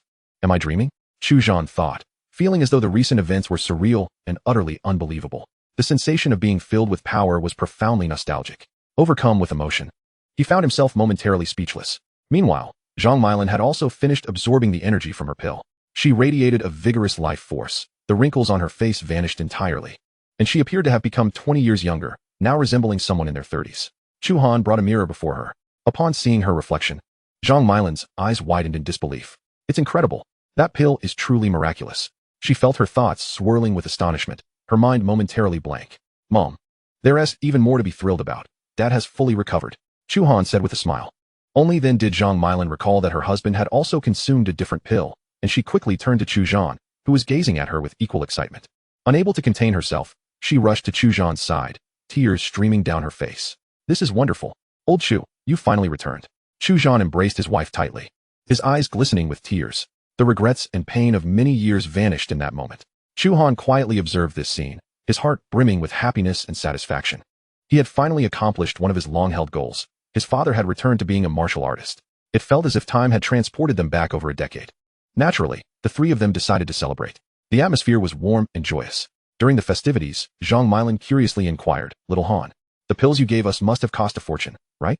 Chu Han chuckled, downplaying the matter. It's manageable. I received an 80% discount from the Star Alliance. My father's Nirvana pill cost a total of 3.2 billion federal coins, while your pills were about 10 million each, much more affordable. 3.2 billion. Zhang Milan was instantly dumbfounded, repeatedly echoing that figure. Such a sum was beyond her wildest imagination. Suddenly, her own 10 million coin pill seemed trivial in comparison. Chu Han was equally astonished. He was aware that the Nirvana pill was expensive, but never anticipated it would be to such an extent. 3.2 billion federal coins could purchase several detached villas in Tianqing Bay. Seeing the shock on his parents' faces, Chu Han smiled. The expenditure is worth it for my father's health and cultivation restoration. Upon hearing this, both parents were filled with gratitude. Subsequently, Chu Han discussed the matter of cultivation with his father. Now that Chu Han had regained his martial artist status, it was imperative for him to train. Chu Han possessed a C-grade berserker talent, a relatively conventional explosive ability that, when activated, could significantly enhance various physical capabilities for a brief period, making him a formidable combatant. It was this talent that allowed him to achieve some renown in the past. The cultivation method he had practiced was a D-grade lightning attribute technique. Thus, the most suitable path for his training remained the lightning attribute. Although Chu Han had sold all his martial arts techniques, he had learned and practiced all the lightning attribute techniques, which were now etched in his memory. That very night, he meticulously transcribed the two lightning attribute techniques, Thunder Element Formula and Thunder Strike Technique, along with various lightning attribute martial skills such as Lightning Stab and Golden Thunder Palm. Additionally, he transcribed his other martial skills, including Spirit Cat Step, Explosive Fist, Flowing Light Phantom, and Gale Blade Technique, to teach his father, together with the supplementary training pills and 500 lower-grade energy stones. He placed them all into an E-grade spatial ring and presented it to his father. These training resources were sufficient for his father to reach the 5th tier. Furthermore, Chu Han transferred 100 million Longxia coins into his parents' account as training funds. Having accomplished all this, Chu Han felt unencumbered, allowing him to proceed with greater peace of mind to Kyoto Martial Arts University. The following day, he refrained from training and instead dedicated his time to spending quality moments with his parents, as the day after marked his departure for the Martial Arts University. Chapter 99. Arrival at Kyoto Martial Arts University. At long last, the day arrived for Chu Han to embark on his journey. Under the watchful gaze of his parents, he departed from home, boarding a train bound for the capital. In the preceding days, he had won a series of foundational elixirs for cultivation in a lottery, which he generously left for his father. Among them was the bloodthirsty vine, which Chu Han had nurtured himself. Through the remains of high-ranking warriors like Bai Chongming, the vine had grown at an astonishing rate, developing formidable combat prowess. Chu Han further augmented its strength to that of a fifth-tier exotic beast using elixirs and energy stones. Concurrently, he assisted his father in establishing a bond with the bloodthirsty vine, thus providing him with an invaluable safeguard. By allowing the vine to take root within the Chu family villa, it would serve as both protector and sentinel. Consequently, should adversaries launch an assault, the bloodthirsty vine would be well equipped to fend them off, and if the foes proved too powerful, it could buy his parents precious moments to escape. Though Jiang City lay several thousand kilometers from the capital, the only mode of transport available to Chu Han was the high-speed train. The skies of Blue Star remained dominated by flying exotic beasts, with only military aircraft possessing the capability to venture into the air. Thus, the high-speed train stood as the most prevalent means of long-distance travel in this world, boasting speeds that could reach the sound barrier. In merely half a day, Chu Han would arrive in the capital. As the train swiftly departed the city, the scenery outside transformed continuously. Chu Han closed his eyes, utilizing the journey to cultivate his mental fortitude. When he emerged from his meditation, the announcement of the train's arrival in the capital echoed in his ears. He had finally reached the capital of Longxia. The capital is one of the two largest cities in the Longxia Federation, serving as the national political and military epicenter. It is also home to the greatest number of warriors in the nation, truly earning the title of the City of Warriors. The opulence of this city far surpassed that of the provincial capital of Tianyuan, confirming the profound heritage of the capital. Chu Han mused in admiration. Upon exiting the station, he took another vehicle to the Kyoto Martial Arts University. Situated on the outskirts of the city amidst lush greenery, the university's grandeur struck Chu Han speechless. Before him loomed an exceptionally magnificent gate, towering 100 meters high, exuding an air of solemnity and authority. At the center of the gate hung a massive plaque inscribed with the 6 characters, Kyoto Martial Arts University. The characters were bold and powerful, subtly embodying the essence of martial arts, instilling a sense of reverence in all who beheld them. To the left of the gate stood a colossal stone tablet, rising approximately 150 meters, bearing the single character Wu. This character, vigorous and robust, radiated an overwhelming aura of martial artistry, far surpassing the inscription upon the gate. Just a glance left Chu Han captivated, as if he were immersed in a realm solely devoted to martial arts, deepening his understanding of the discipline. What a profound essence of martial arts! Chu Han marveled internally. This stone tablet was no ordinary rock, but rather a treasure imbued with the essence of martial arts. Crossing through the gate, a broad main avenue stretched into the distance, paved with smooth white stone slabs, extending 100 meters wide. Flanking the main path were rows of towering ancient trees, emanating a rich aura of elemental energy. Young warriors frequently passed by the entrance, each radiating a formidable presence. Unmistakably students of Kyoto Martial Arts University. Indeed, this was a haven for prodigies, Chu Han reflected. Only in such an environment could a warrior's potential be continuously ignited, fostering rapid growth. However, he did not enter but remained at the campus entrance. He had already messaged Zhao Hongtao while on the train, and Zhao had assured him he would come out to meet him. Given that Kyoto Martial Arts University spanned hundreds of square kilometers, navigating without guidance could easily lead to disorientation. After about 10 minutes of waiting, a vehicle approached. A familiar figure emerged, none other than Zhao Hongtao, the university's recruitment representative. Upon spotting Chu Han, a broad smile illuminated his face. "Welcome, Chu Han. I'm delighted to welcome you to Kyoto Martial Arts University. Come, let me assist you with your enrollment procedures and arrange your dormitory." "That would be greatly appreciated," Chu Han replied as he entered Zhao Hongtao's vehicle. Throughout the journey, Zhao elaborated on various aspects of the campus. Kyoto Martial Arts University is divided into 4 main areas: the teaching zone, the training zone, the living zone, and the trading zone. The teaching zone primarily serves as the venue for classes and research, while the training zone houses various training rooms, gravity chambers, and challenge towers. The living zone comprises dormitories and dining halls, and the trading zone offers weapons, equipment, elixirs, and materials for sale and exchange. Every transaction within the university requires credits, which can be acquired through numerous means such as completing tasks assigned by the institution, advancing through the challenge tower levels, climbing the 3 major rankings, participating in competitions, and hunting exotic beasts. Ordinary new students start with an initial allocation of 50 credits, while you, as a special admit, will receive an additional 10,000. This is documented in the enrollment criteria. Furthermore, possessing S-level authority grants you access to the university's highest-tier training rooms and gravity chambers at your discretion. Chu Han nodded in acknowledgement. Having an initial total of 10,050 credits certainly placed him at an advantageous position. Coupled with S-level authority, he would find it exceedingly convenient to navigate campus life, allowing him to focus solely on his cultivation. That building on the left is the Jinwu Pavilion. Zhao Hongtao pointed to an ancient structure ahead. It houses an extensive collection of martial arts techniques, ranging from F to S level. With your S level authority, you can access the top floor and select any techniques that pique your interest, though they will require credits for exchange. Do you see that towering structure in the center? Zhao continued, gesturing towards a soaring tower in the distance. That's the Challenge Tower, comprising 99 levels, each with its own unique secret realm. The higher you ascend, the more points and rewards you will receive. You possess the authority to challenge it at any time. Chu Han gazed upward at the Challenge Tower, which soared several hundred meters into the sky, crafted from gleaming silver metal, its surface adorned with intricate symbols, exuding a mysterious and powerful aura. I wonder how many levels I could conquer now? He pondered. Zhao Hongtao continued. The university features 3 major rankings: the Challenge Tower ranking, the Combat Power ranking, and the Exotic Beast Hunt Points ranking. These encompass students from all grades, allowing anyone with strength, whether a freshman or a senior, to make their mark. Each grade also has its own separate ranking, with rewards distributed annually based on standings. To qualify for the elite competition among the top 100 universities, students must not only excel in their grade rankings, but also place within the top 100 of the 3 overall rankings. He added, your qualification for the elite competition has yet to be announced. Once it is, you can expect many upperclassmen to challenge you daily. So it is imperative that you strengthen yourself swiftly. Chu Han understood the gravity of the situation.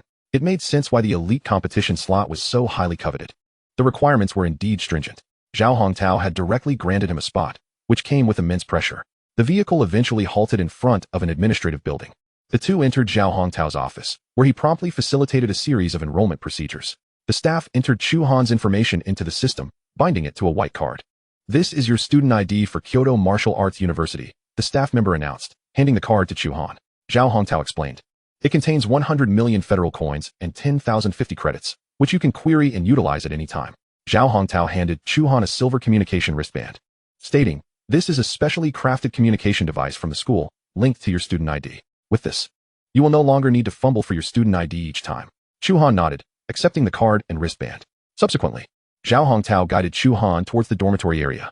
Nestled on the western side of the campus, the dormitory district boasted serene surroundings and fresh air. It featured numerous dormitory buildings alongside elegantly furnished independent villas. As a specially recruited student with S-level privileges, you have been allocated a luxurious single dormitory. Zhao Hongtao opened the gate to a villa, revealing an array of complete amenities, including a training room, bathroom, kitchen, and study, making it ready for immediate occupation. Upon entering the dormitory, Chu Han was struck by its opulence. Even the furniture was crafted from rare spirit wood, emanating a faint aura of elemental energy. The first floor housed the living room. The second contained a bedroom and study, while the third featured a spacious training room. Such extravagance, Chu Han mused internally. Astonished that he would reside in such lavish accommodations alone, Zhao Hongtao chuckled. Jingwu University is never stingy with its outstanding students. We hope your future performance will be worthy of this dormitory. I will, Chu Han affirmed, his eyes brimming with confidence.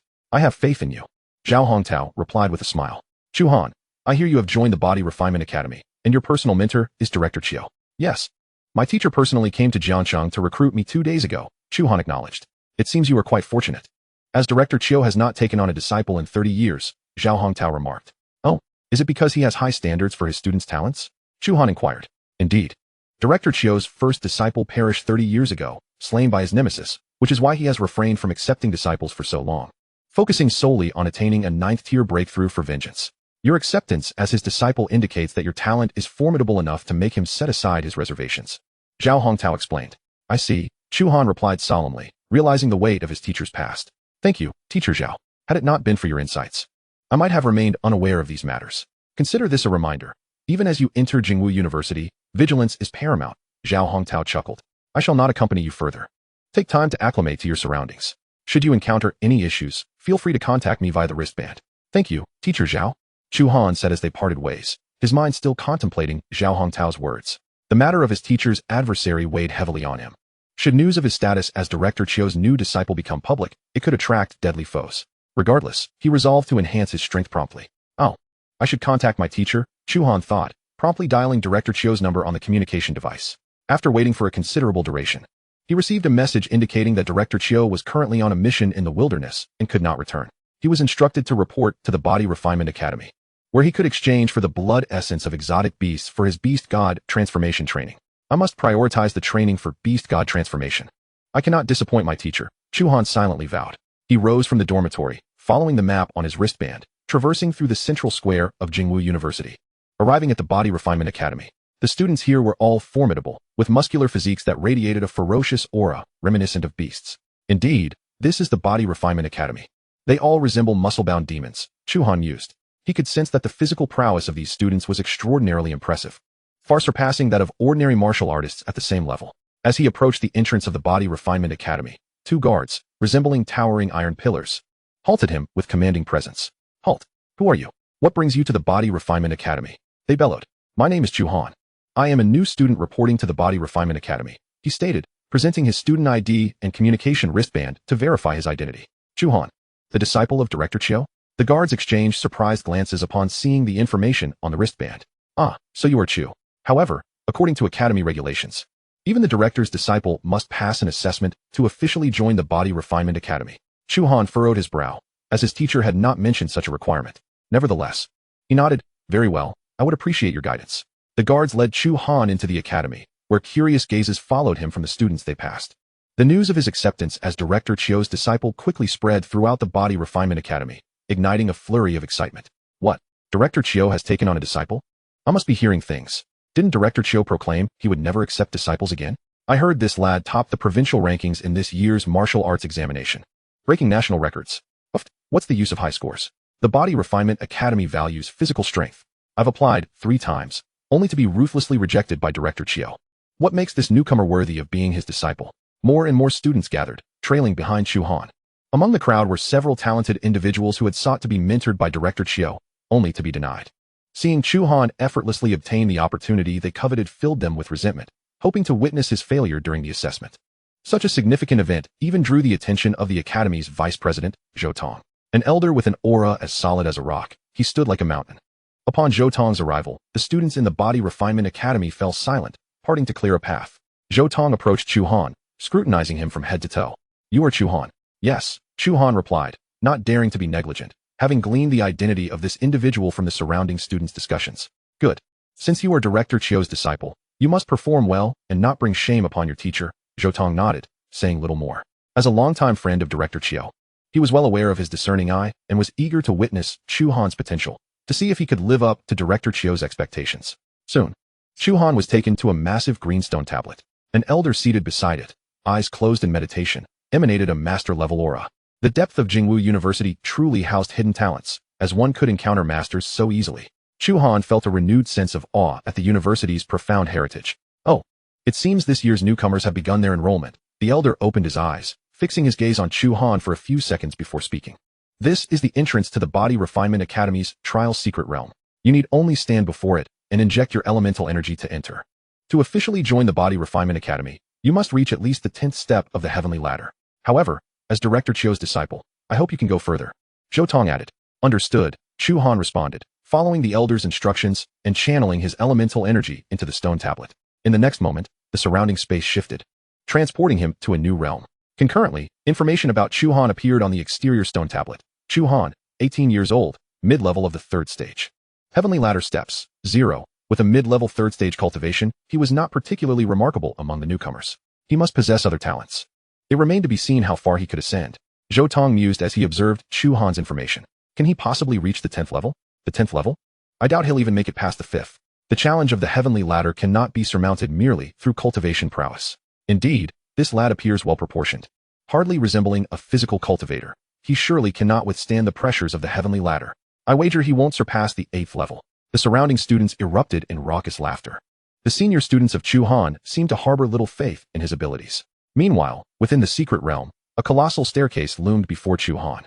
Its heights pierced the clouds, stretching into an unfathomable abyss. Each step was constructed from dark, massive stones, approximately 30 meters wide and half a meter high.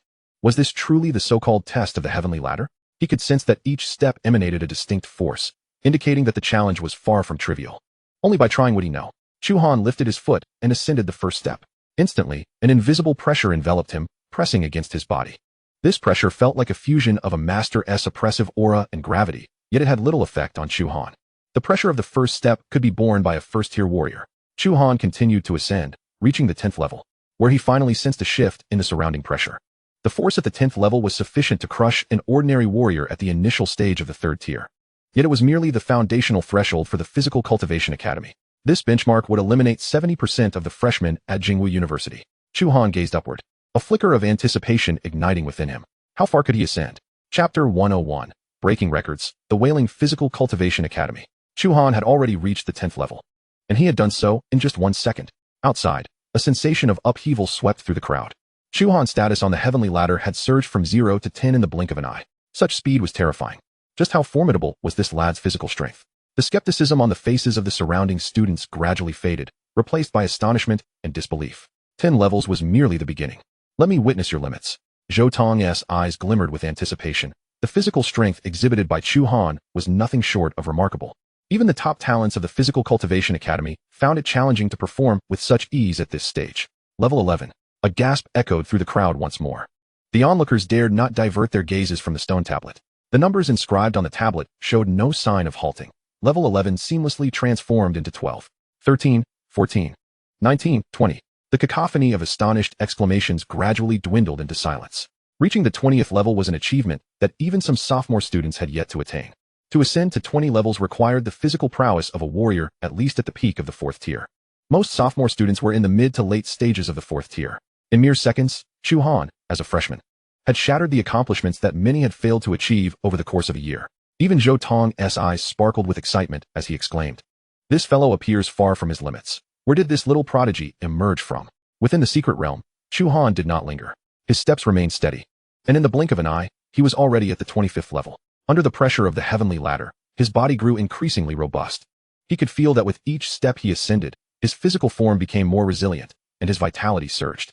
The pressure at the 25th level had reached the late stage of the 5th tier. Chu Han sensed the mounting pressure and slowly exhaled. This level of pressure presented a slight challenge to him. Coupled with the weight of 20 times gravity, it rendered his movements arduous. However, he was far from reaching his limits. Gritting his teeth, Chu Han pressed onward. 26, 27, 28, 29. After the 25th level, the pressure escalated dramatically with each subsequent step. Arriving at the 29th level, Chu Han was drenched in sweat. The pressure at this level had reached the initial stage of the 6th tier, combined with the 20-fold gravity, pushing his body to the brink. The immense weight caused his body to creak under the strain. With each exhalation, his lungs and trachea felt as if they were ablaze, causing excruciating pain. He attempted to lift his legs several times, but to no avail. Realizing this, he sat cross-legged and began to cultivate the 9-fold body refinement technique. Under the dual pressures of 20-fold gravity and the heavenly ladder, every posture required him to exert his utmost effort, even to the point of surpassing his limits. The 9-fold body refinement technique was most effective when practiced under such extreme conditions. Outside, as the onlookers observed Chu Han finally come to a halt, many of them let out sighs of relief. Surely, he had reached his limits. It was inconceivable that even someone so extraordinary could ascend to the 30th level. For most individuals in the Physical Cultivation Academy, the 29th level was a goal they would strive for over 4 years. Within the entire academy, fewer than 100 students could reach this level. Only a select few 3rd and 4th year geniuses could attain such heights. Chu Han's achievement at this level instilled a profound sense of defeat among the senior students. Those who had already reached the 29th level also felt immense pressure. Should Chu Han advance further, they would be surpassed. At that point, the pride of these seniors would be irrevocably tarnished. Old Xiao's perception was indeed sharp. The Physical Cultivation Academy had truly stumbled upon a treasure. Zhou Tong was now devoid of his earlier composure, excitement radiating from him as if he were a child. Even the elder guarding the stone tablet stood up in astonishment, exclaiming, "The strength of this child's body is simply unfathomable. I have stood here for decades and have never encountered such a prodigy. The record of the heavenly ladder is destined to be shattered." Zhou Tong nodded. "I wonder if he can progress further." Time passed incrementally. Within the secret realm, Chu Han had completed a full cycle of the 36 postures of the 4th level of the 9-fold body refinement technique. His body, once burdened, began to regain vitality. A fresh surge of power coursing through him. Chu Han felt an exhilarating lightness, even the flow of his energy becoming remarkably smoother. Rising slowly, he set his gaze upon the next higher step. The 29th level could no longer confine him. With resolute determination, Chu Han lifted his foot and ascended. Outside, Zhou Tong and the others stood vigil beneath the stone tablet, their eyes fixated on the numbers inscribed upon it. A pin drop could be heard in the surrounding silence. More than 30 minutes had elapsed. If Chu Han could not progress further, he would be forcibly expelled from the secret realm.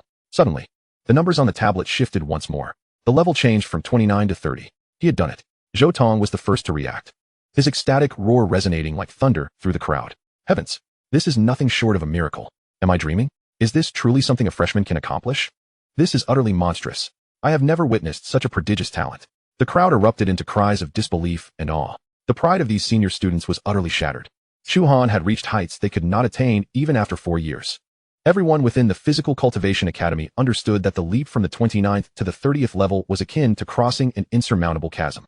Fewer than 10 students in the entire academy had managed to reach the 30th level. These individuals had all attained at least the 6th tier, their physical capabilities far surpassing those of their peers, comparable to 6th-tier extraordinary beasts. Their overall strength even exceeded that of some instructors, making them prime candidates for the elite competitions of Jingwu University. This meant that Chu Han, upon entering the academy, had already qualified for the selection rounds of the elite competitions. Within the secret realm of the heavenly ladder, Chu Han stood proudly upon the 30th level. The pressure he faced at this level far exceeded that of the 29th level by several fold. His recently enhanced physique was once again pushed to its limits. Under the pressure of 30 times gravity, he found himself utterly immobilized. The immense weight caused every cell in his body to stagnate, even slowing his thoughts to a crawl. In this moment, he was rendered powerless, unable to even adjust the gravity of his suit to a normal level. This was the utmost threshold his body could withstand under 20 times gravity. Exiting the secret realm, Chu Han focused his mind, and his form transformed into a beam of white light, vanishing from the hidden domain. Upon reappearing in the outside world, a flash of azure light flickered on the stone tablet, heralding his arrival. He exhaled deeply, feeling an unprecedented sense of lightness envelop him. Applause erupted as Zhou Tong, eyes gleaming with admiration, was the first to clap. Encouraged by his enthusiasm, the surrounding students joined in, their hands raised in a chorus of thunderous applause. Chu Han, well done. You were magnificent. You shall be the pride of our academy. Only you, Chu Han, are worthy of being the dean's disciple. The students of the Body Refinement Academy cheered and congratulated him. In this moment, no one dared to question Chu Han. Instead, the atmosphere was filled with exhilaration and commendation. In the Body Refinement Academy, strength was revered above all. Those with superior physicality earned the utmost respect, a principle adhered to almost fanatically by both teachers and students alike. Chu Han, congratulations on officially joining the Body Refinement Academy, Zhou Tong said with a smile. Chu Han returned the smile and inquired, Dean Zhou, I came to the academy to exchange for the blood of exotic beasts for body refinement. Could you guide me on where to go? Blood of exotic beasts? Has old Xiu already imparted the beast god transformation to you? Zhou Tong exclaimed, taken aback. Chu Han nodded, explaining that his teacher hoped he would complete the first transformation before his return. Indeed, both master and disciple are extraordinary. With your strength at the 30th level of the ascending ladder, you are indeed ready to practice this martial art, Zhou Tong remarked with a hint of sarcasm. Follow me. Zhou Tong instructed, leading Chu Han into a grand building until they arrived at the resource repository. All the blood you seek is here, but it requires academic credits for exchange. Chapter 102, Blood of the Diamond Demon Ape. Level 5 of the Ninefold Body Refinement Technique. Credits required? Chu Han's brow furrowed. With only 50 credits to his name, he wondered if it would suffice to acquire the blood he desired. Dean Zhou, if my credits fall short, can I use federal currency instead? He pondered aloud. Zhou Tong burst into laughter. While the school does not prohibit private trading of credits, such dealings under my watch are strictly forbidden. However, do not despair. Our academy has a debt system that allows you to owe some credits initially, provided you repay on time. Talents like you can owe up to 50 of the item's value. If the item costs 100 credits, you can pay 50 now and owe the remaining 50. Hearing Zhou Tong's explanation, Chu Han's expression brightened considerably. He had not anticipated such consideration from the Body Refinement Academy. He accessed the item exchange list and selected the category for exotic beast blood. Instantly, a series of exotic beast bloods of varying values appeared before him. 4th rank Earthstorm Bear Blood, 500 credits. 5th rank Rune Serpent Blood, 2,000 credits. 6th rank Goldenhorned White Lion Blood, 9,000 credits. 7th rank Ancient Barbarian Bull Blood, 15,000 credits. 7th rank Diamond Demon Ape Blood, 20,000 credits. 8th rank Ironclad Tyrannosaurus Blood, 100,000 credits. The practice of the beast god transformation involves absorbing the blood of exotic beasts to strengthen oneself. The process of merging with the blood is excruciatingly painful and fraught with peril. The rejection between one's cells and the exotic beast blood can lead to instantaneous death for the practitioner. Moreover, the residual consciousness within the blood can severely impact the practitioner's psyche, inducing a frenzied and murderous state. However, the rewards of mastering each transformation are unparalleled, significantly elevating the practitioner's prowess. The stronger the absorbed blood, the greater the benefits reaped from successful cultivation. Additionally, the practitioner gains partial traits of the exotic beast from which the blood is derived, making the selection of exotic beast blood a matter of utmost importance. Choosing blood that is too weak results in poor outcomes, while blood that is too potent amplifies the risks, with failure being the worst-case scenario. Chu Han, I recommend you opt for several varieties of 6th-rank exotic beast blood, Chu Han suggested. Why? Chu Han queried, puzzled. 7th-rank beasts are akin to human martial masters, possessing formidable mental power. The residual consciousness in their blood is even more violent and difficult to suppress if you lack training in mental fortitude. Absorbing 7th-rank blood would be tantamount to suicide, Zhou Tong elucidated. Now I understand. Chu Han acknowledged Zhou Tong's concerns. Yet, merely because of mental power considerations would not deter his choice. Dean Zhou, I still wish to select the 7th-rank Diamond Demon Ape blood, he declared resolutely. Absurd. No matter how strong your physique, you must consider the mental strain. Your mental fortitude is surprisingly robust. Zhou Tong's initially irritated expression transformed into one of astonishment. To persuade Zhou Tong, Chu Han unleashed his mental power. After a mental contest with a master of the Bai family, his mental strength had reached a level comparable to that of a junior master. Monstrous. Truly monstrous. Zhou Tong exclaimed, shaking his head in disbelief. I never imagined you would achieve such extraordinary feats not only in the path of body refinement, but also in mental cultivation. Given this, I shall not oppose your choice. However, do not be careless. The Diamond Demon Ape is, after all, a 7th-rank exotic beast. Ensure you are thoroughly prepared before you begin your cultivation. Zhou Tong cautioned. Thank you, Dean Zhou. I assure you, I will be fine, Chu Han replied with a smile. He then spent 10,000 credits and incurred a debt of 10,000 credits to purchase the Diamond Demon Ape blood. A notification of the debt appeared on his communication device, with a repayment deadline of 1 month. His remaining credits now mirrored those of an ordinary student, totaling only 50. Yet, he paid it no mind. He regarded these credits as an investment. Once he mastered the first transformation of the Beast God transformation, the elevation in his strength would enable him to rapidly recover his credits. Subsequently, Chu Han received a porcelain vial containing the Diamond Demon Ape blood. After safely stowing the vial, he bid farewell to Zhou Tong and departed from the Body Refinement Academy. Upon returning to his dormitory, he turned off his communicator and entered seclusion. Chu Han ascended to the training room on the 3rd floor of his dormitory, shedding his upper garments and sitting cross-legged. He then poured the entirety of the Diamond Demon Ape blood from the vial over himself and began to circulate the incantation of the Beast God transformation. The blood rapidly seeped into his skin, traveling toward his heart. Bang! A violent thudding reverberated from his heart, the sound echoing throughout the training room. Thud, thud, thud. His heartbeat quickened, growing increasingly intense. It felt as if the blood coursing through his veins was igniting and boiling at that moment, a surge of vitality overwhelming him.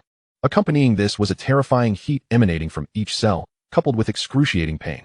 This agony surpassed any threshold he had previously endured, rendering him breathless.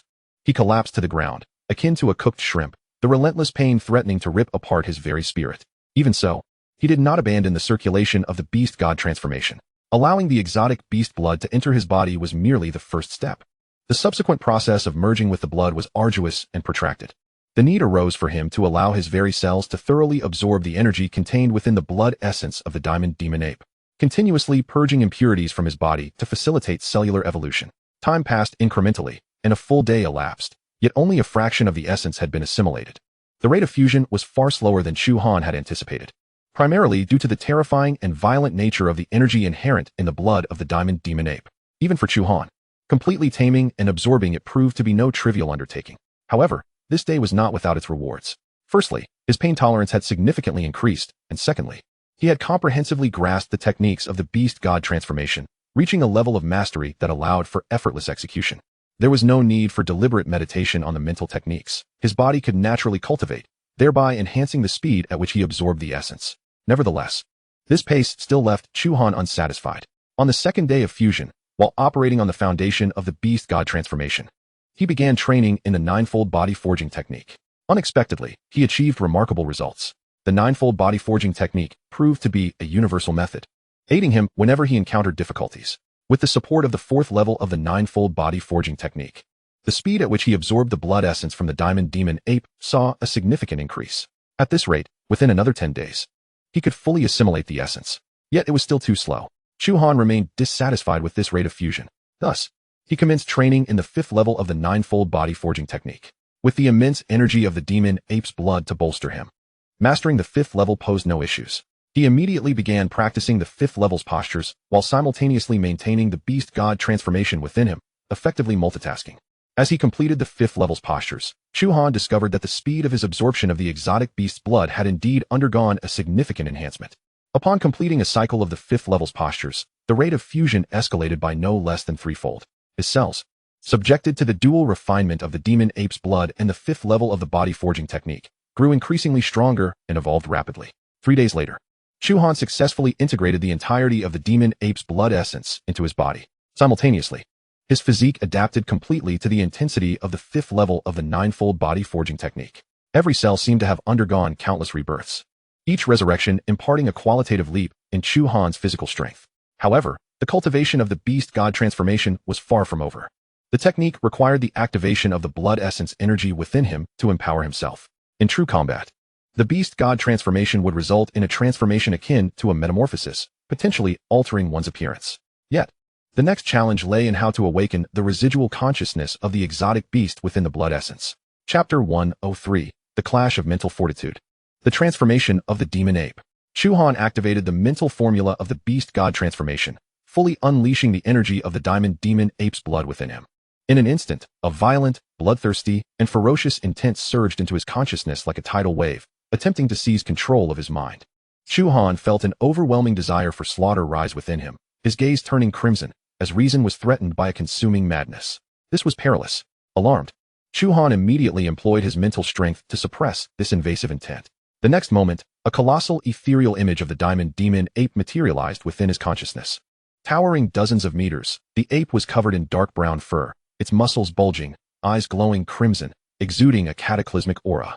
It emitted a deafening roar that reverberated through Chu Han's entire consciousness. Following this, it swung its massive fist, charging toward Chu Han's mental projection. In my mental realm, you dare to wreak havoc? Dream on. Chu Han's mental form suddenly erupted with intense brilliance, the spiral seal technique activating automatically. His mental strength coalesced into spiraling waves of attack, directed at the ethereal image of the diamond demon ape. He had to shatter the remaining consciousness of the diamond demon ape to fully tame its blood essence. The diamond demon ape did not relent, charging towards the spiral waves. Within his consciousness, a fierce battle unfolded. The residual intent of the diamond demon ape was wildly aggressive, relentlessly colliding with Chu Han's spiral attacks. Each mental impact caused violent tremors within his consciousness.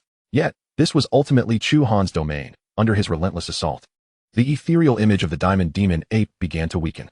3 days and 3 nights passed, and at last, the clash of mental strength reached its conclusion.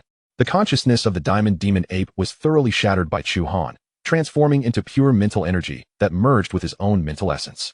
Chu Han felt a wave of clarity wash over his mind, and his mental strength surged exponentially. The absorption of the remnants of the diamond demon ape imbued his mental power with a touch of its ferocity, making it even more domineering and aggressive. This infusion of consciousness not only failed to impair his reason, but rather refined his mental prowess and solidified his will. Success. Chu Han's heart soared with joy. With the remnants of the diamond demon ape absorbed, there were no further obstacles to his training in the beast god transformation. My first transformation of the beast god transformation is named the demon ape transformation. He suddenly opened his eyes, a flash of crimson light flickering within them, as the blood essence energy within him melded completely with his mental power. Demon ape transformation. With a low exclamation, the energy of the demon ape's blood was fully unleashed, and a wave of ferocity erupted from his body. His form rapidly expanded, his previously well-proportioned physique becoming immensely muscular, with sinewy muscles that resembled forged steel, each inch brimming with explosive power. His skin darkened to a deep brown, covered with a fine layer of fur, incredibly tough. Sharp fangs protruded from the corners of his mouth, glinting ominously, and his eyes glowed red, exuding an aura of savagery. He appeared as a true beast of ferocity. Behind him, the ethereal image of a 10-meter-tall diamond demon ape faintly emerged, mirroring his movements and exuding a wild and dominating presence. This was the power of the demon ape transformation. As Chu Han felt the surging power within him, he was filled with astonishment. He could distinctly sense that his physical prowess had reached an entirely new pinnacle. Strength, speed, and defense had all experienced explosive enhancement. If he were to encounter a master-level adversary like Bai Chongming now, he would possess absolute confidence in swiftly annihilating him in the state of the demon ape transformation. He raised his right hand and unleashed a punch through the air. Without employing any elemental force, relying solely on pure physical strength, he generated a series of sonic booms. The air in front of his fist compressed and distorted, forming an invisible punch wind that slammed into the alloy wall of the training room. Boom. A resounding crash echoed as the special alloy wall, capable of withstanding 1,000 tons of impact, was penetrated, leaving a gaping hole half a meter in diameter. The entire dormitory shook violently, dust cascading down. Yet, shortly thereafter, the memory metal of the wall began to self-repair, and the gaping hole healed at a visibly rapid pace, restoring itself to its original state as if nothing had occurred. Chu Han nodded in satisfaction, his thoughts shifting as he deactivated the demon ape transformation. His formidable physique swiftly reverted to its prior form, the ferocious aura gradually receding. However, even without utilizing the demon ape transformation, his physical strength had increased several-fold compared to before. This was the combined effect of assimilating the demon ape's blood and mastering the 5th level of the 9-fold body forging technique. With merely his foundational physical strength, he could easily overpower any martial artist beneath the master rank. Even against those newly entering the master realm, he was not without the means to contend. 7 days' time was well spent. A smile graced Chu Han's lips. Although the process of this retreat and cultivation was excruciating, the rewards were equally monumental. Mastery of the demon ape transformation had bestowed upon him a formidable trump card. He exited the training room and stepped out of the dormitory. The midday sun bathed him in its warm embrace. Chu Han inhaled deeply, feeling the surge of vitality coursing through his veins. An irresistible urge to unleash his energy rising within him. With a slight bend of his knees, he propelled himself forward with tremendous force, his body shooting forth like a cannonball. The sound of sonic booms filled his ears as he effortlessly surpassed the speed of sound. In a single bound, he had traversed several hundred meters. He had not employed any special movement technique. It was sheer physical prowess that had enabled him to achieve such a terrifying velocity. If he were to run at full speed or leap, he could easily cover a distance of 1,000 meters or ascend to a height of 100 meters. To say he resembled a humanoid beast would not be an exaggeration. As he sprinted through the campus, he left only a trail of sonic booms and a fleeting shadow. Many students could only catch a glimpse of his silhouette and could not discern his features. Although Jingyu University sprawled over hundreds of square kilometers, under Chu Han's speed, he could traverse from one end to the other in just 20 seconds. When Chu Han's figure finally came to a halt at the Physical Training Institute, he felt a wave of relief wash over him. After venting his energy, his body felt considerably lighter. Since he was already there, how could he not give it a try? He approached the Azure Stone Tablet once more. The senior responsible for guarding the stone tablet was taken aback upon noticing Chu Han's presence. With a gasp, he exclaimed, "You have already mastered the first transformation of the Beast God transformation." Chu Han smiled and nodded. "I am honored to have lived up to my master's expectations." "Haha. Indeed a prodigy. It seems you wish to challenge the 30th floor again?" "Yes, I am still unsatisfied with my previous failure. This time, I must succeed," Chu Han declared, his words imbued with formidable confidence. "Look, it's Junior Chu Han. He's here to challenge the heavenly ladder again." Someone recognized Chu Han, and a gasp of astonishment rippled through the crowd of students, drawing them towards the stone tablet. As Chu Han observed the enthusiastic upperclassmen surrounding him, he couldn't help but feel somewhat speechless. He had not anticipated that in just 7 days, he would become a figure of renown within the academy. "Don't you all have anything better to do?" At that moment, a booming voice resonated through the air. Zhou Tong's figure suddenly appeared beneath the stone tablet. His gaze swept over the crowd, and the reluctant students began to disperse. "Chu Han, your assessment information will be kept confidential from now on. This is also a measure of protection for you. Only the two of us will see your results on the heavenly ladder," Zhou Tong said with a smile. "I understand." Chu Han nodded, appreciating Zhou Tong's good intentions. He then infused his elemental power into the stone tablet once more. A flash of light enveloped him, and he found himself at the foot of the heavenly ladder again. He ascended to the 30th floor in one breath. This time, due to practicing the Beast God transformation, he was not wearing a gravity suit. Free from the constraints of gravity, his body felt remarkably agile. The pressure of the 30th floor descended upon him. He felt a weighty sensation, but no overwhelming sense of being crushed. He shook his head and stepped onto the 31st floor, then the 32nd, 33rd, and finally he reached the 34th floor. Upon arriving at the 35th floor, he once again experienced the oppressive feeling he had felt when he first reached the 30th floor. His body was nearly on the brink of collapse under the immense pressure. Yet this time, he was prepared. With a thought, the blood of the demon ape surged within him. The demon ape transformation activated. An overwhelming, untamed power surged through him, granting him the strength to withstand the pressure of the 35th floor. This was the might of the demon ape transformation. Indeed formidable. Chu Han felt all of his latent potential being further unleashed. With this tremendous strength bolstering him, he lifted his foot once more. The 36th floor. Upon reaching the 36th floor, an even more intense pressure assailed him. Under this force, even the transformation of the demon ape was beginning to falter. The energy within him began to wane. Withdraw. He did not hesitate for a moment and exited the secret realm of the heavenly ladder. Upon stepping outside, beneath the stone tablet, he allowed his body to relax for just a moment before the side effects of the demon ape transformation rapidly set in. A wave of soreness swept over him. His muscles struggled to maintain their strength, and any exertion would trigger excruciating pain. Hiss! As Chu Han merely turned, the pain in his muscles caused him to gasp sharply. He recalled that when he had just completed his training and activated the demon ape transformation, there had been no side effects then. However, this time, the side effects were markedly pronounced. It was likely due to the near depletion of energy he had drawn from the demon ape transformation. This was also noted in the precautions regarding the beast god transformation. As his body gradually adapted to the power of the demon ape transformation, these side effects would diminish incrementally. Chu Han, how did you manage this? Zhou Tong's voice trembled as he spoke. Chu Han could see that he was making a concerted effort to suppress his excitement. Yet even so, he was utterly astonished by Chu Han's achievement. The 36th floor was already the second highest record among students of the Physical Training Institute. No one had broken this record in decades. Zhou Tong expressed his excitement, as if sharing it would alleviate his own feelings. Oh, what is the highest record? And who said it? Chu Han inquired, somewhat surprised. He had thought that he had left no stone unturned and had shattered all records of the Physical Training Institute, only to discover that there was still a master above him.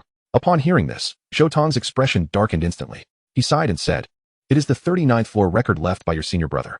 He had the opportunity to break through to the 40th floor, but alas." As he spoke, Zhou Tong shook his head and fell silent, leaving only a series of sighs. Even the elderly guardian of the stone tablet sighed deeply, remaining quiet. Chu Han did not press further, but understood quite clearly. Zhao Hongtao had mentioned the matter of his master's first disciple to him. Thus, he now comprehended the reason for Zhou Tong and the others' sighs. Chu Han realized that his senior brother was also an unparalleled genius in physical training. The fact that he had reached the 39th floor was sufficient evidence of his extraordinary talent. His downfall was not only a profound sorrow for Qiu Zhan, but also a significant loss for the entire Physical Training Institute. He could better appreciate Zhou Tong's intention to keep his heavenly ladder results confidential. The 39th floor? I will break it. He left this declaration behind as he departed. Zhou Tong and the others gradually regained their composure, their eyes filled with excitement. Old Qiu, this time, your wish has been fulfilled by someone else. Instead of returning to the dormitory, Chu Han made his way to the school cafeteria. After the soreness in his body subsided, he felt a wave of hunger. It suddenly dawned on him that he had gone 7 days without food. This time, he must indulge in a grand feast. The cafeteria of Jingwu University, like the school itself, was extravagant and opulent. Here, there was no food that could not be found, only culinary delights waiting to be discovered. A myriad of cuisines was available, featuring various spiritual grains, exotic beast meats, elemental vegetables, and fruits that dazzled the eye. Upon seeing the food, Chu Han's hunger intensified. He quickly spotted a plethora of enticing, prepared dishes ahead and hastened towards them. The place was sparsely populated, requiring almost no wait in line. Welcome to the Jingwu University Buffet. For just 1 credit, you can enjoy an array of delectable dishes. A staff member enthusiastically greeted Chu Han. 1 credit? Count me in. Without a moment's hesitation, Chu Han agreed. Right this way, please. The staff member promptly guided Chu Han to a spacious table. Feel free to take whatever you desire. Chu Han could hardly contain himself and immediately returned with several large platters of roasted exotic beast meat, diving into a hearty feast. His actions soon attracted the attention of numerous students, some of whom watched him with expressions of curiosity and intrigue. Is that a new student? Aside from the newcomers, no one else would dare to attempt the self-service here. If he were aware that a hearty meal could be enjoyed for merely 0.05 credits, one can only imagine his thoughts. I am eagerly anticipating the moment he realizes his folly. Every newcomer must endure such experiences to comprehend the true value of each credit. The sounds from outside soon reached Chu Han's ears, and he then understood that dining here required less than a single credit. However, he felt no remorse or regret. To him, 0.05 credits was indeed a trifling amount. If those outside were aware that they had amassed a debt of 10,000 credits, I wonder how they would react. Chu Han's stomach resembled an insatiable abyss. He devoured dozens of plates of exotic beast meat, yet still felt a twinge of hunger. He returned for spiritual rice and various dishes to accompany the roasted meat. After 2 hours, he had nearly sampled every dish in the buffet. Only then did he let out a satisfied burp, feeling a wave of contentment wash over him. The stack of empty plates beside him had accumulated to a height of over 10 meters. Both the waitstaff and the observing students were left astounded by his astonishing appetite. Not wishing to attract attention, Chu Han hastily exited the cafeteria. Upon returning to his dormitory, he indulged in a refreshing shower before donning his gravity suit once more. He adjusted the gravity settings to 50 times, which surprisingly felt akin to the previous 20 times of pressure. When he raised it to 100 times, he found that his body was still able to train. Remarkably, in just 7 days, his physique had reached such a level.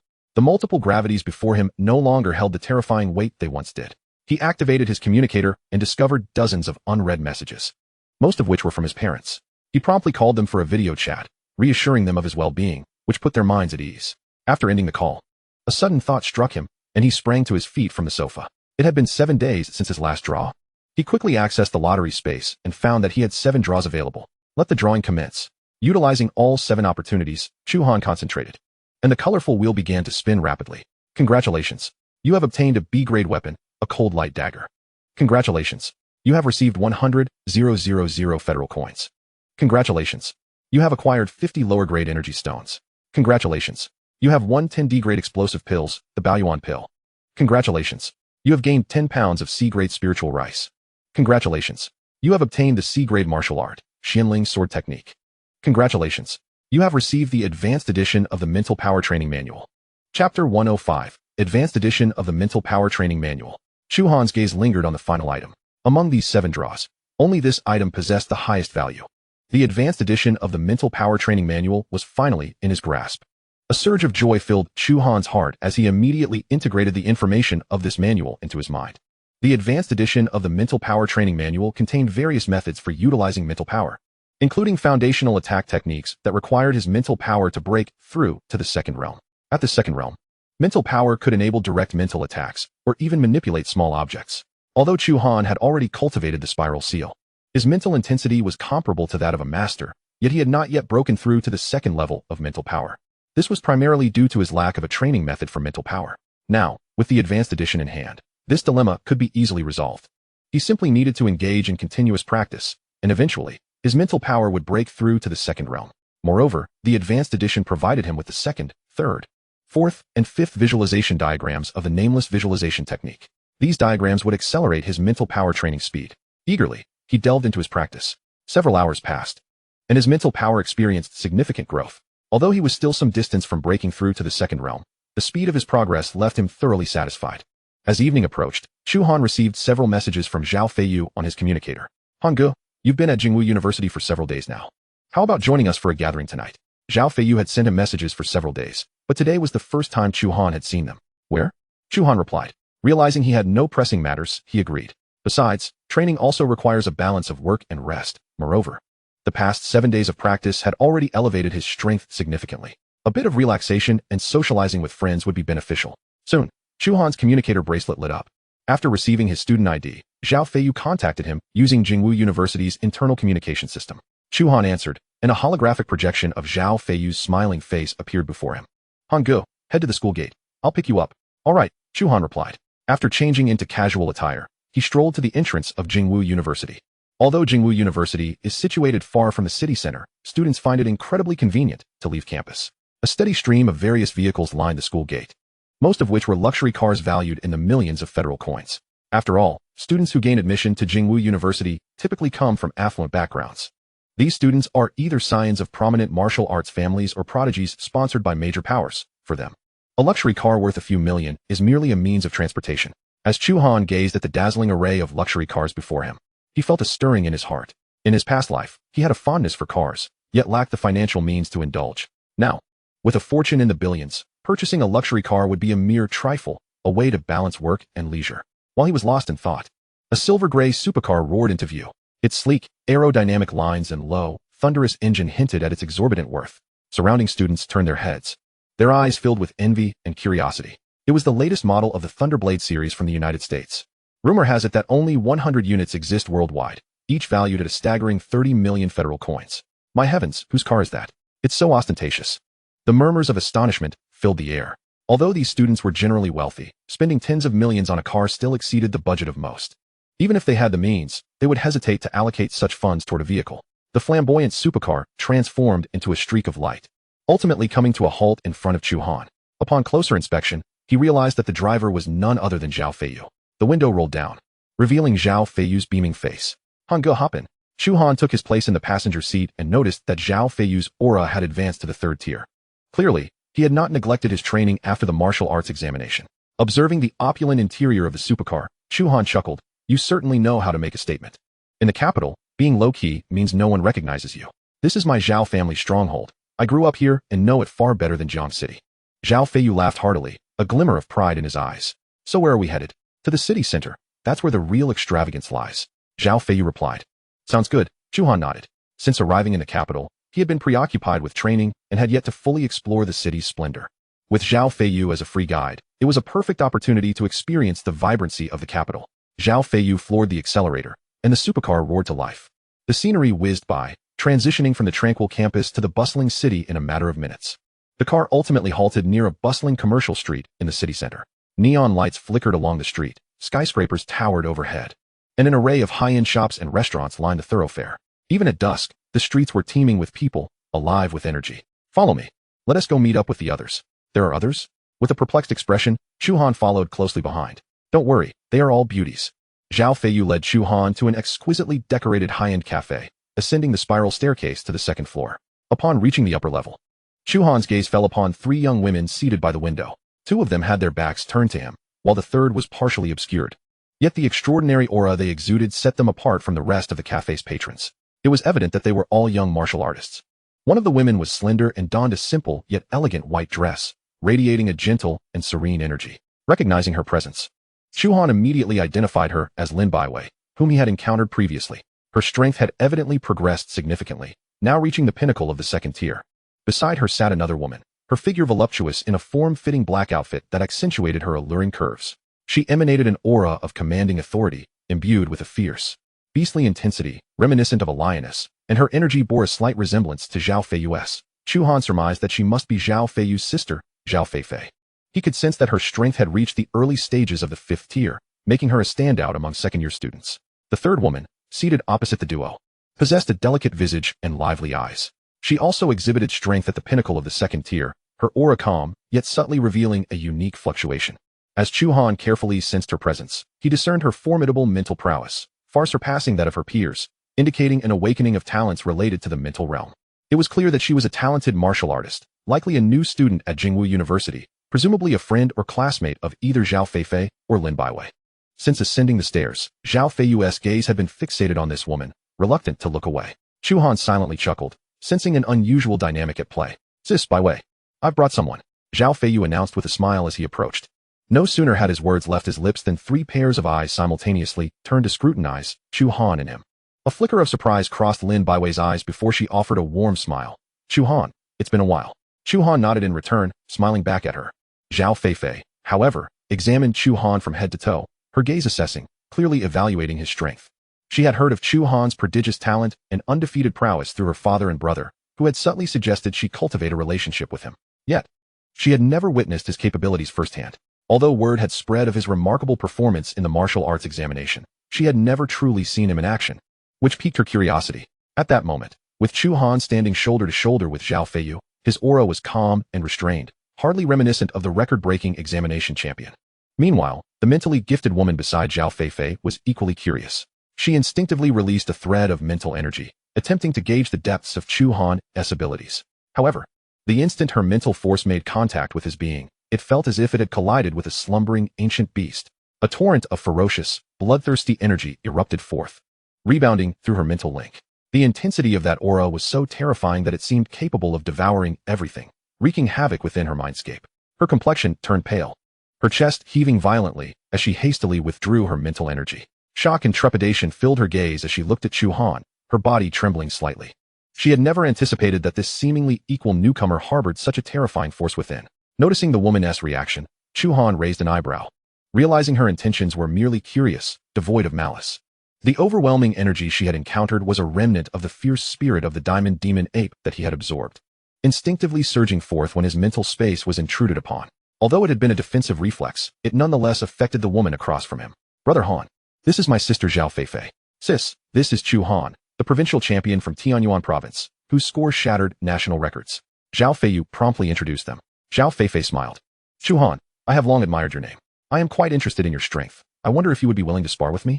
She sensed that while his aura seemed ordinary, it concealed unfathomable depths. The earlier reaction of Su Qingyue had already spoken volumes. If Sister Feifei wishes, I can always oblige. Chu Han replied with a smile.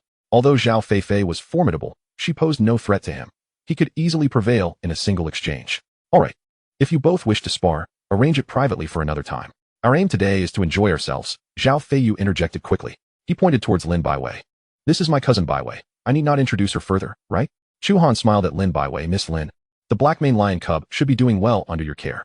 If it's being mistreated, I may need to reconsider the buyer. The cub has been thriving under my care, now grown to the size of a third-tier beast. If you don't believe me, I can summon it right now. Lin Baiwei responded, preparing to call forth the black maned lion from her beast space. Chu Han's lips twitched slightly, astonished by her naming ability. I was merely jesting. There's no need to bring it out, he clarified, surprised by her earnestness. Additionally, this is Su Qingyue, a new student at Jingwu with exceptional mental talents. Zhao Feiyu continued with the introductions. Hello, Su. Chu Han greeted with a smile.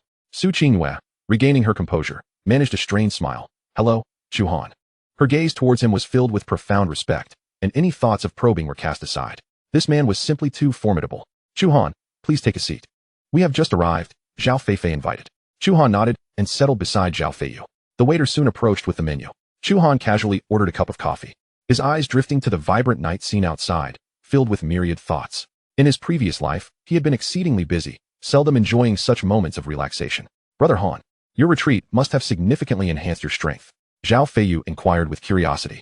I heard you entered the Body Refinement Academy and became the disciple of Director Qiu Zhan. That's remarkable. Not too bad. A bit of progress, Chu Han replied with a gentle smile, choosing not to elaborate further. The matter of the demon ape transformation was best kept under wraps for now.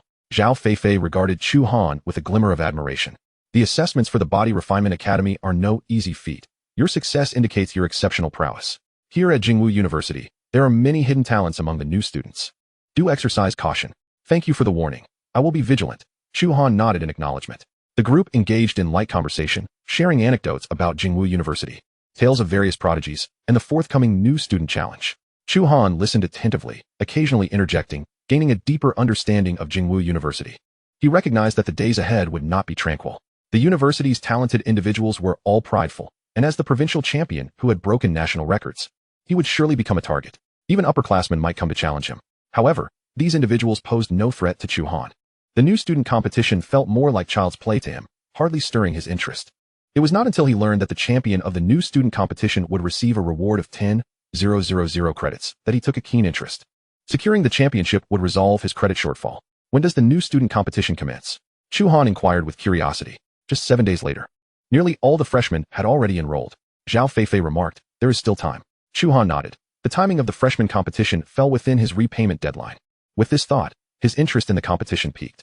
At that moment, Zhao Feifei sensed the atmosphere was right and turned to Chu Han, saying, Chu Han, I would like to invite you to join our battle team. Battle team? Chu Han replied, his face a mask of confusion. While he had some understanding of martial arts university teams, he was entirely unaware of the specifics at Jingwu University. Zhao Feifei was the first person to extend such an invitation to him. The Long Xiao battle team, of which I am a member, ranks among the top 3 teams at Jingwu University. The team leader, Long Xiao, is a 4th-year prodigy with late-stage 6th-tier strength, making him quite renowned among the youth nationwide. Joining us would yield numerous benefits. When venturing out for training, senior students will provide protection, allowing for more efficient hunting of exotic beasts and completion of challenging tasks, thus earning credits at a rate far superior to going solo. The school's training and gravity rooms are in high demand, but the team can reserve exclusive time slots for you, saving you the hassle of waiting in line. Furthermore, having the backing of a team can spare you from unnecessary challenges and distractions. Zhao Feifei explained patiently, glancing at Zhao Feiyu and Su Qinghua beside her. Feiyu and Qinghua have already joined, while Bai Wei does not need to join any team due to her unique talent.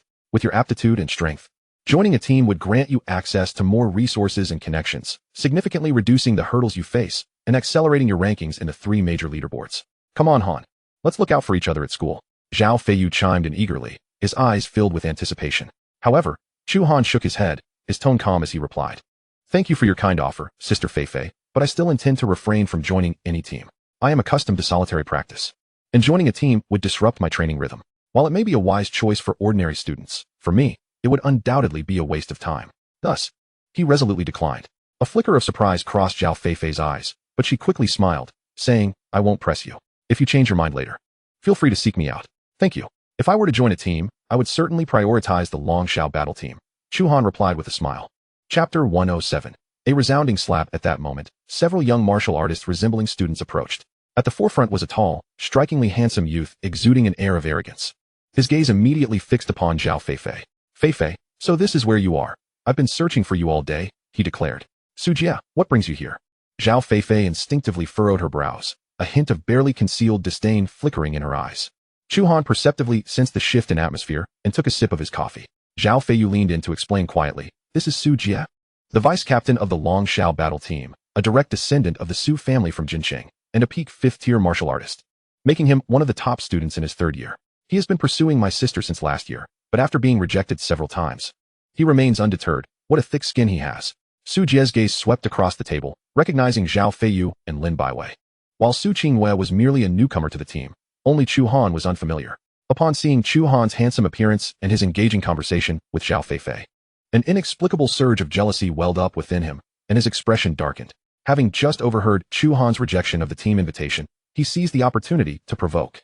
He stepped forward, towering over Chu Han, and spoke with a mocking tone. "Kid, do you even know what the Longshao battle team is? Each year, hundreds of talented individuals aspire to join, and you dare to refuse? And what of it?" Chu Han replied, his brow furrowing slightly as he met Su Jie's gaze, a cold smirk curling at the corners of his mouth. "I have no desire to join, even if it were the top battle team.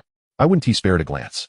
"What did you say?" Su Jie was momentarily taken aback, his face flushing with anger. Having ruled over Jingwu University and being the vice-captain of a battle team, he had never been so openly defied by a freshman. How audacious. "Today, as your senior, I shall teach you a lesson in humility." As he spoke, his internal energy erupted, the aura of a peak fifth-tier martial artist radiating from him, clearly intending to intimidate Chu Han. "Su Jie, stop." Zhao Feifei immediately rose to intervene upon witnessing the scene. But before her words could fully escape her lips, Chu Han had already acted. He slowly raised his right hand and slapped it towards Su Jie's cheek. His movement appeared languid, yet exuded an uncanny sense of pressure, making Su Jie feel that no matter how he attempted to evade, that slap was inevitable. "You dare!" Su Jie exclaimed, a mix of shock and fury flooding his expression as he instinctively raised his left arm to block. He could hardly believe a freshman could inflict harm upon him, especially with his peak fifth-tier strength. However, as Chu Han's palm connected with his arm, a sharp crack resounded, signaling a bone fracturing. Su Jie felt an excruciating pain shoot through him as his left arm shattered, and before he could let out a scream, Chu Han's hand had already struck his face. With a loud crack, Su Jie spat out a mouthful of blood-mixed teeth, his body hurtling backward like a cannonball, crashing through the wooden railing of the cafe's second floor and landing heavily on the ground floor. "Jiegu!" His companions cried out in alarm, rushing to check on him. The entire cafe plunged into an eerie silence, with patrons on both floors staring in shock. All eyes were fixated on Chu Han, disbelief etched across their faces. This young martial artist, appearing to be a freshman, had struck with such ferocity? "Bravo! Well done, Han!" Zhao Feiyu exclaimed, brimming with excitement as he cast an admiring glance at Chu Han. He had long harbored disdain for Su Jie, but had felt powerless due to his own limitations. Su Qingyue covered her mouth, her eyes wide with astonishment. She had sensed the beast-like aura emanating from Chu Han earlier, and now his ruthless display aligned perfectly with that impression. Lin Baiwei's eyes widened slightly. She was aware of Chu Han's prowess, but had not anticipated it to this extent. Even a peak fifth-tier martial artist was no match for him. Zhao Feifei regarded Chu Han with a complex expression, shock, admiration, excitement, and helplessness intertwined. While Chu Han's decisive and ruthless action had caught everyone off guard, the strength he exhibited was undeniably real. She was particularly taken aback by the decisiveness with which he had acted, a far cry from the demeanor of a mere freshman. She knew this incident would not end well. Su Jie's team leader and the Su family from Jincheng were not to be trifled with. "Chu Han, you may have acted a bit rashly," Zhao Feifei sighed. Chu Han slowly withdrew his hand, speaking with a calm demeanor. "Some individuals simply need to be taught a lesson." Zhao Feifei shook her head, a wry smile on her lips. "Though Su Jie may be somewhat insufferable, your response was overly harsh. He is, after all, the vice-captain of a battle team and a member of the Su family. This matter will likely not be settled so easily." "I'll wait for them," Chu Han replied, his tone steady, showing no sign of agitation. "What of the Longshao battle team? What of the Su family? Their members would not dare act against me within Jingwu University. And as for the team leader, he is no different from Su Jie in my eyes."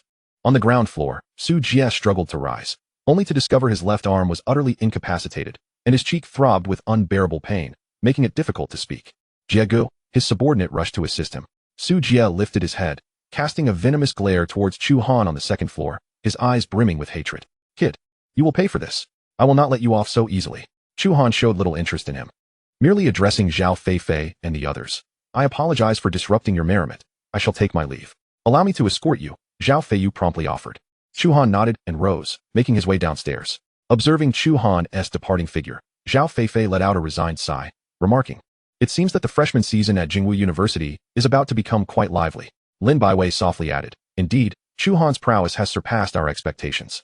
Su Qingyue nodded in agreement, recalling the ferocious aura that emanated from Chu Han, which still sent a shiver down her spine. She harbored a premonition that this newcomer, Chu Han, would undoubtedly stir up a considerable tempest at Jingwu University in the future. Downstairs, Zhao Feiyu excitedly departed with Chu Han. "Brother Han, I plan to undergo combat power certification tomorrow. All the freshmen are participating since it offers academic credits."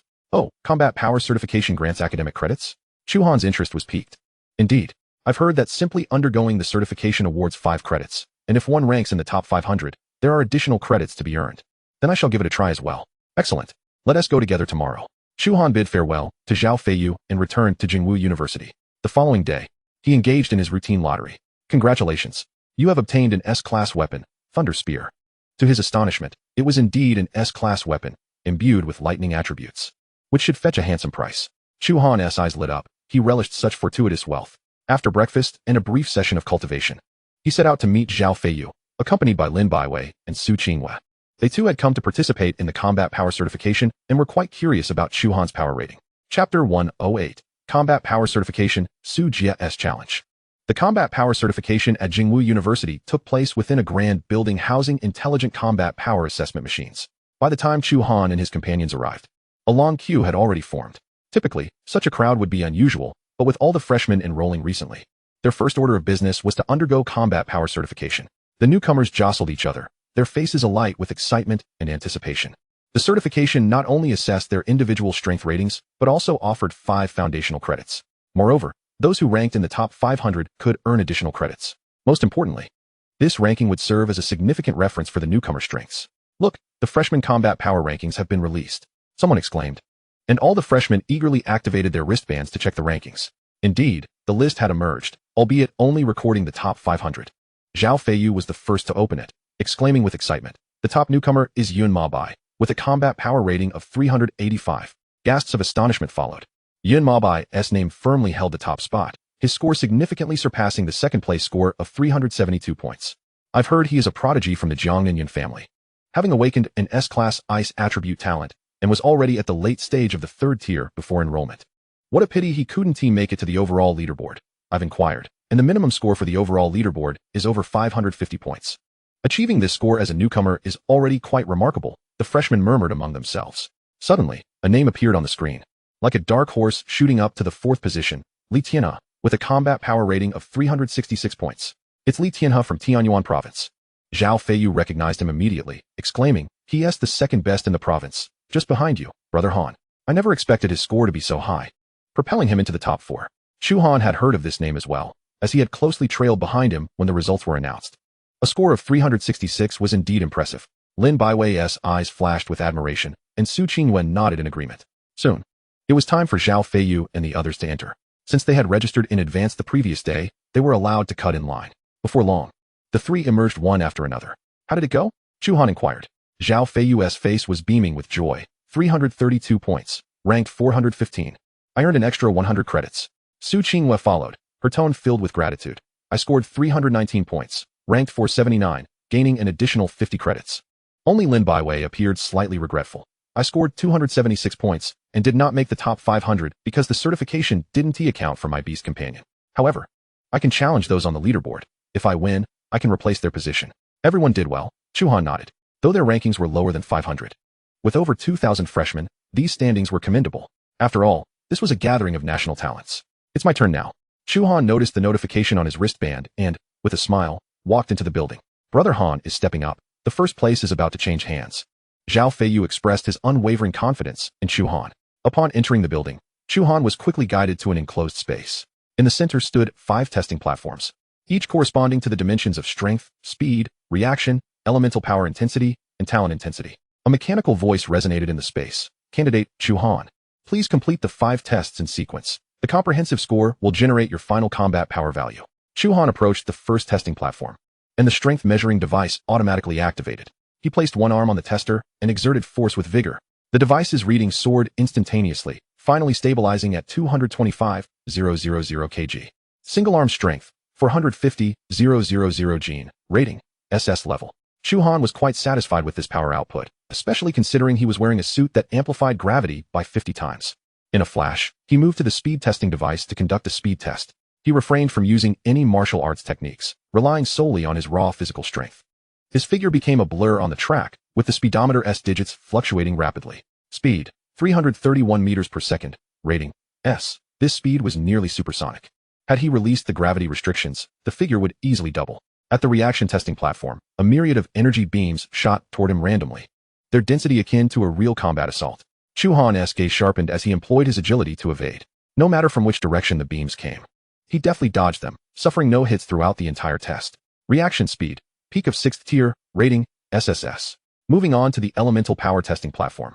Chu Han activated the 9-Dragon True Fire technique, unleashing a torrent of dragon fire energy that caused the testing device's energy needle to swing wildly. Elemental power intensity, mid-stage of 6th tier, rating, S. At the final talent testing platform, Chu Han hesitated briefly before opting to forego the test. He wished to conceal some of his abilities. Moreover, with just these few data points, his combat power had already placed him among the top students in the entire school. He decided not to participate in the talent evaluation. The mechanical voice fell silent for a moment before announcing the final result. 5 tests completed, for ratings above S level. 1 test not conducted, comprehensive combat power rating, 699 points. Outside the testing room, the freshman combat power leaderboard experienced an instant upheaval. The name of the former top newcomer, Yun Ma was swiftly displaced, replaced by Chu Han's name, boldly accompanied by the striking score of 699 points. Even more astonishing was the appearance of a number beside Chu Han's name on the leaderboard, indicating his position on the overall strength leaderboard. Chu Han, overall strength leaderboard, 999th place. Of course, this was not Chu Han's true ranking, but rather a protective mechanism implemented by the school for freshmen. His actual ranking was concealed, displaying only a symbolic position. However, simply making it onto the overall leaderboard was an unprecedented record-breaking achievement among the newcomers. Wow, 699 points. Are you kidding me? How can a newcomer possibly achieve such a high score? 999th place on the overall leaderboard. Is this still a newcomer? The surrounding freshmen erupted into a fervor.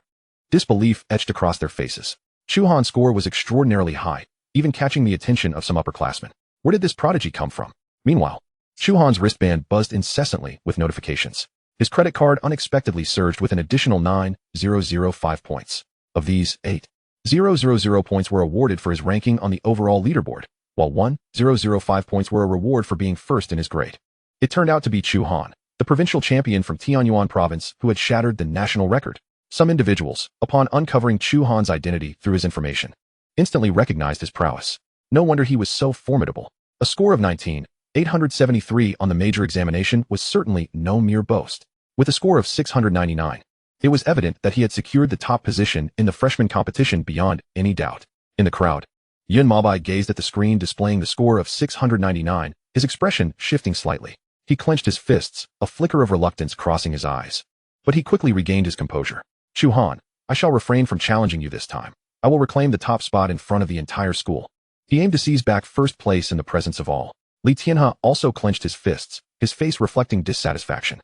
Ever since he learned that Chu Han had eclipsed him to become the champion, he had regarded Chu Han as his greatest rival. In the days following the major examination, he had subjected himself to grueling training, yet he was dismayed to find the gap in their abilities remained so vast. Chu Han, just how strong are you?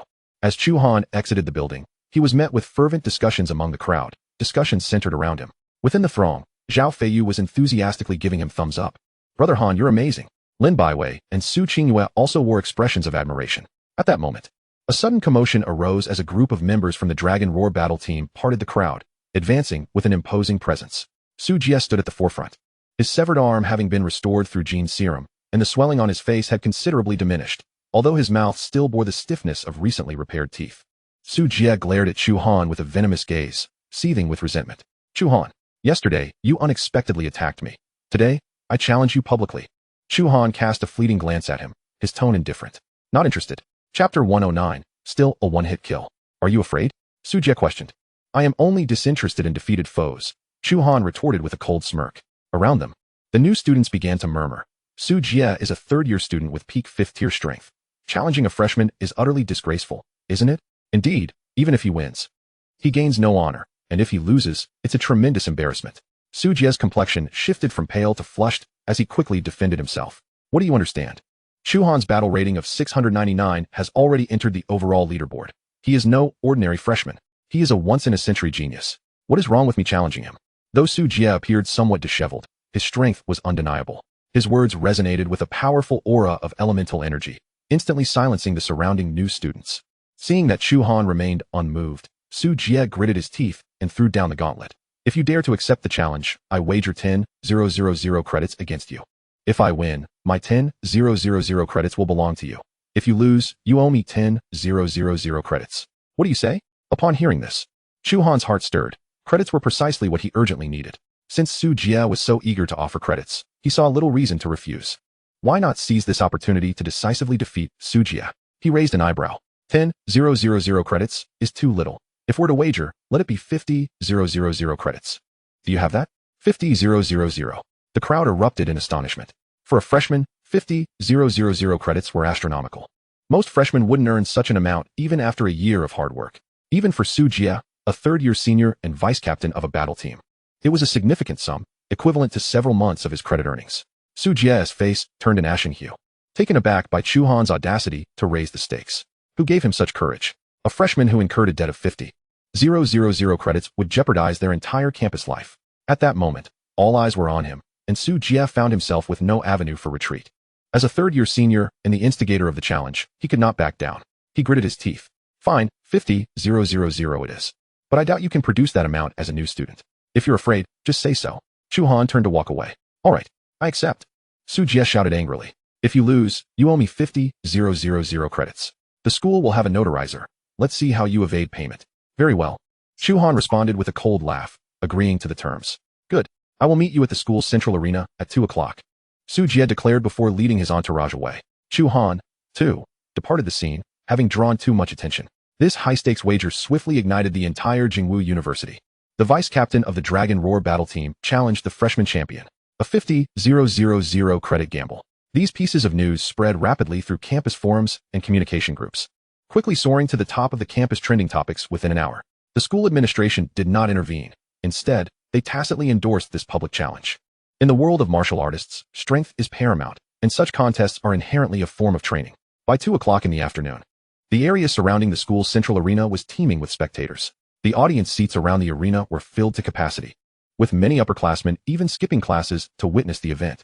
Some were even setting up betting pools, with Su Jie's odds at 1 to 2, while Chu Han's odds plummeted to 1 to 20, a tenfold difference. Most students wagered on Su Jie's victory. To them, a fifth-tier senior battling a freshman was a surefire bet. This was the general sentiment among the majority of students. Only a few placed bets on Chu Han, mostly with the spirit of taking a chance, without investing heavily.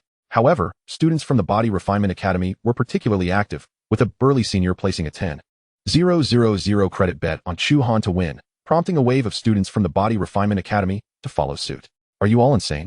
Betting on a freshman to win? Someone questioned in confusion. The Body Refinement Academy senior scoffed. You don't understand anything.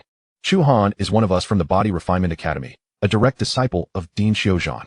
In the latter trial, he ascended to the 30th level, a formidable individual whose physical prowess would crush Su Jie with ease. Upon hearing this, many around him were taken aback. The 30th level of the Body Refinement Academy's ladder? That was a height many upperclassmen couldn't reach. In an instant, several began to waver, covertly changing their bets. And the odds dropped to 1 to 15. Yet, the majority still firmly believed in Su Jie's victory. Brother Han, I've staked all the credits you gave me, as well as my own, along with Bai Wei and Qingwe's entire fortunes on you. You must win. Zhao Feiyu cheered from the sidelines. I thought I told you to borrow from your sister? What happened? Chu Han asked softly. Zhao Feiyu shook his head. My sister's credits are also limited. She's used them all up recently. What a pity. Had Zhao Feifei's credits been in play, it would undoubtedly yield a substantial fortune. Su Jie had arrived. The crowd parted as he approached the arena, flanked by a throng of supporters. He wielded a long-handled axe, exuding the aura of a powerful warrior. I should go up now. With Su Jie in position, Chu Han wasted no time. He leapt onto the arena, standing opposite Su Jie. The betting is closed. The betting is closed, came the shouts from the audience. At that moment, another figure appeared on the arena, an instructor in his 30s or 40s, whose strength had reached the 6th tier limit. He addressed the two. I am the notarizer for this match. Please submit your student ID information to me, and this bet will be official. All right. The two exchanged no further words and provided their student IDs to the instructor. Su Jie's elemental energy surged, the aura of a peak 5th-tier warrior erupting without reservation, causing the air around him to ripple with intensity. Chu Han, don't think you can sneak attack me like you did yesterday, Su Jie said, fixing a fierce glare on Chu Han. Today's outcome will be no different. Chu Han merely smirked. Bravado is futile. Today, I shall make you understand that the gap between freshmen and seniors cannot be bridged merely by battle ratings.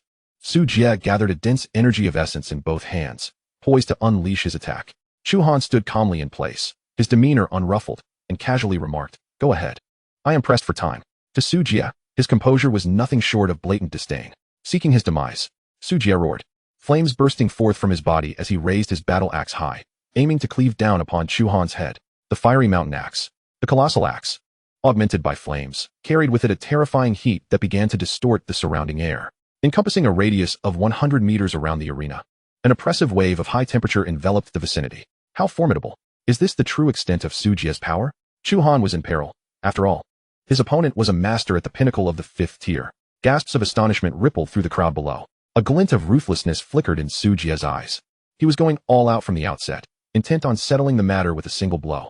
In that moment, Chu Han remained motionless, appearing as if he were dazed by his own imposing aura. Even if you concede, you shall still bear the brunt of this axe, Su Jie thought fervently.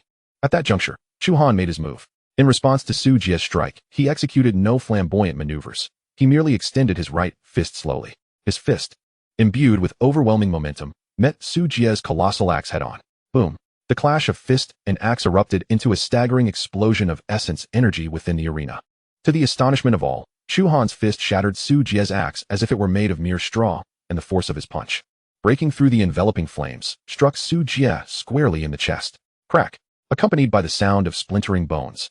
Su Jie's body was sent hurtling backwards like a cannonball, crashing violently into a great tree over 100 meters away from the arena. Chapter 110, the credits in hand, Chu Han triumphed. A profound silence enveloped the entire arena. All gazes were widened in disbelief, fixated upon the figure in the arena. One punch, merely a single punch. The prodigious Su Jie, a senior in his 3rd year, could not endure even a single blow from Chu Han. Moreover, throughout the encounter, Chu Han had not employed any martial techniques, relying solely on the sheer strength of his physical form to overpower Su Jie's full-force strike. What an astonishing physique! In the distance, Su Jie lay slumped beneath the tree, his body twitching uncontrollably. This pitiful state sent shivers down the spines of the onlookers. A timid query arose. Would Chu Han participate in the upcoming freshman competition? What was there to compare? Encountering Chu Han would simply warrant an immediate concession. Although Chu Han's victory over the upperclassmen afforded the freshmen a moment of pride, the thought of competing against Chu Han in the future brought forth a chorus of lamentations. If even Su Jie faced such a grim fate, they were certainly no match for Chu Han. Chu Han, the junior, is extraordinary. He truly embodies the spirit of our Body Refinement Academy, cheered a senior student from the Body Refinement Academy, who had previously wagered against Chu Han. This time, he had amassed an impressive 140,000 credits, and thus he extolled Chu Han without restraint. Other students from the Body Refinement Academy joined in the celebration, their spirits lifted by Chu Han's performance, which had undoubtedly brought honor to their institution. The audience below swiftly divided into 2 factions. Those who had previously bet on Su Jie's victory wore expressions of utter despondency, their faces drawn as they calculated their losses and credits. They had thought it a foolproof wager, only to suffer a complete rout. Conversely, those who had wagered on Chu Han erupted in ecstatic jubilation, embracing one another in celebration. Zhao Feiyu leaped up, fervently waving his fists, his face alight with joy. He had risked all his credits on Chu Han, resulting in a windfall that multiplied his stake tenfold, ensuring a lavish experience during his studies. Lin Baiwei and Su Qingwei exchanged knowing smiles, their eyes brimming with excitement. They too had placed their entire fortunes on the line, and this grand gamble had rewarded them handsomely. As Chu Han descended from the arena, his communication wristband promptly signaled the arrival of his credits. His wager of 100 credits had multiplied 15-fold, yielding a bounty of 136,500 credits, which Zhao Feiyu promptly transferred to him. Coupled with the 50,000 credits lost by Su Jie, his total credits soared to an astounding 186,500. This sum surpassed that of many upperclassmen, and even core members of various combat teams might not boast such a credit reserve. A smile tugged at the corners of Chu Han's lips. This windfall would suffice to exchange for a plethora of cultivation resources. In the aftermath of this battle, Chu Han's reputation reached an apex among the freshmen, becoming a figure of renown throughout the school. No one dared to question his capabilities. A combat rating of 699 points and the feat of dispatching a pinnacle 5th-tier martial artist with a single punch earned him universal respect. Meanwhile, the Dragon Roar combat team suffered a significant blow to its reputation.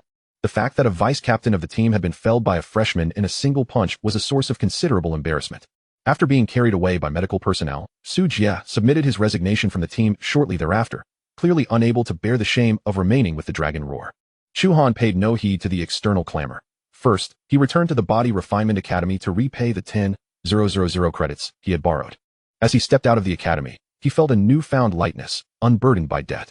He then proceeded to the training area, determined to enhance his essence energy cultivation as much as possible before the freshman competition. His physical strength and mental prowess had reached the level of a master, or even beyond, yet his essence energy cultivation remained at the mid-tier of the 3rd rank. Thus, the elevation of his cultivation was of paramount importance. The training area at Jingwu University far exceeded that of external martial arts halls. boasting not only standard training rooms, but also specialized facilities tailored to the unique needs of martial artists. Among these was the gravity chamber, capable of simulating an environment of extreme gravitational pressure. Additionally, there were rooms such as the Ice World Training Chamber, characterized by frigid temperatures and abundant ice attribute essence energy, ideal for ice attribute martial artists. The Thunder Sea Training Chamber, filled with violent lightning, served as a sacred ground for those of the lightning attribute. Chu Han opted for the Infernal Heat Training Chamber, which replicated the environment of a scorching inferno, rich in fire attribute essence energy, making it an exceptional venue for training fire attribute techniques. Moreover, due to his S-rank status, he faced no queues and needed only to pay the requisite credits. The Infernal Heat Training Chamber consumed 100 credits per hour. Chu Han redeemed 6 days of usage, allowing him to train uninterrupted until the freshman competition commenced. Upon entering the training chamber, the temperature surged dramatically. The periphery of the infernal heat reached over 1000 degrees. For those not attuned to the fire attribute, such an environment would be nearly unbearable. Venturing deeper, flames blazed fiercely around him, and the temperature soared to 2000 degrees. Chu Han made his way to the very center, where temperatures exceeded 5000 degrees, an intensity comparable to that of the sun's surface. The concentration of fire attribute essence energy was extraordinarily high, even allowing him to augment his internal essence energy with each breath. Settling into a meditative posture, Chu Han produced a substantial quantity of low-grade energy stones, arranging them around him. He then activated the 9 Dragons True Fire technique. Instantly, the fire attribute essence energy within the infernal heat surged towards him like a tidal wave, which he fervently absorbed. Simultaneously, the low-grade energy stones around him transformed into pure essence energy, also drawn into Chu Han's being. Under such accelerated training conditions, his fire attribute essence energy skyrocketed, and his cultivation progressed rapidly. Days passed in focused dedication within the training chamber, while everything outside faded into irrelevance. During this time, he also engaged in several system lotteries, but the majority yielded energy stones and low-grade elixirs, nothing particularly noteworthy. However, even these modest rewards served as useful supplements for his training. He had drawn a manual on sword techniques, which, though not of high rank, contained several techniques that could serve as valuable references. By the third night, Chu Han's cultivation had reached the late stage of the 3rd rank. On the morning of the 5th day, a powerful wave of fire attribute elemental force suddenly erupted from the cultivation room. Chu Han abruptly opened his eyes, a glimmer of brilliance flashing within them. His internal elemental force had finally broken through its bottleneck, successfully advancing to the early stage of the 4th rank. He could distinctly feel that the elemental force post-advancement was not only pure, but also more ferocious. With a mere thought, a layer of flame coalesced into elemental armor, enveloping him, a hallmark of entering the 4th rank. With less than 2 days remaining until the freshman competition, Chu Han continued his training. By the evening of the 6th day, just as his training session was nearing its end, his cultivation successfully broke through to the mid-stage of the 4th rank. With just one more minor advancement, he would be able to consume a breakthrough pill and ascend directly to the 5th rank. Slowly retracting his elemental force, he exited the cultivation room. In a mere 6 days of focused training, his strength had ascended to a new echelon. Although he was only at the mid-stage of the 4th rank, the depth of his elemental force had already reached the limits of a 6th rank warrior. Departing from the training area, he made his way to the cafeteria's buffet, indulging in a hearty meal to compensate for the neglect of sustenance over the past few days, a well-deserved reward for his body. The following day, during his routine lottery draw, the prizes were rather mediocre. After having breakfast and changing into a fresh set of clothes, he proceeded to the area designated for the freshman competition, which was set to commence imminently. Chapter 111. The freshman competition begins. The freshman competition is one of the grand annual events at Jingwu University. As the first stage for all new students to showcase their abilities, it attracts nearly everyone from the school to witness the spectacle. The venue for the competition is a vast plaza located at the heart of the campus, capable of accommodating tens of thousands of spectators. In the center of the plaza stands a colossal arena, 3 meters high and 100 meters in length and width. Constructed from a special alloy that gleams with a cold metallic sheen, designed to withstand the full-force clashes of warriors below the master rank. Surrounding the arena, the audience seating is tiered, with the foremost area adorned with a red carpet for the dignitaries.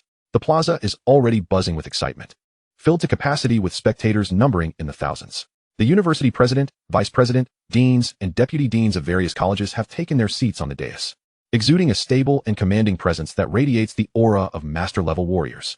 A special VIP section on the dais accommodates representatives from the Federal Martial Arts Department, military districts, prestigious martial arts families, and training halls, their sharp gazes scanning the newcomers for promising talents worthy of investment. Additionally, the front rows of the audience are occupied by captains and senior members of the university's various battle teams. The freshman competition also serves as an excellent opportunity for teams to scout for exceptional recruits. Students who rank highly in strength or possess particular talents are often invited to join various teams. At precisely 8 o'clock in the morning, the opening ceremony of the freshman competition commenced with a resounding fanfare. The president, an elderly gentleman with graying hair clad in a practice uniform, took to the stage. His demeanor was amiable, yet imbued with an undeniable authority. His speech was succinct, yet powerful, stirring the atmosphere of the venue to a fervent high. Following his address, it was time for the newcomers to enter. Jingwu University does not adhere to traditional class divisions. Instead, the freshmen enter in groups representing their respective colleges. Many newcomers have yet to be assigned dedicated mentors, making this competition a rare opportunity for them to shine and catch the attention of potential mentors. After all, not everyone, like Chu Han, had found a mentor prior to enrollment. The first to enter was the Elemental College, the largest among all, boasting 1,000 new students. Accounting for half of the total freshman cohort, the Elemental College specializes in various elemental forces and excels in attribute-based attacks, making it the first choice for most freshmen due to the abundance of mentors.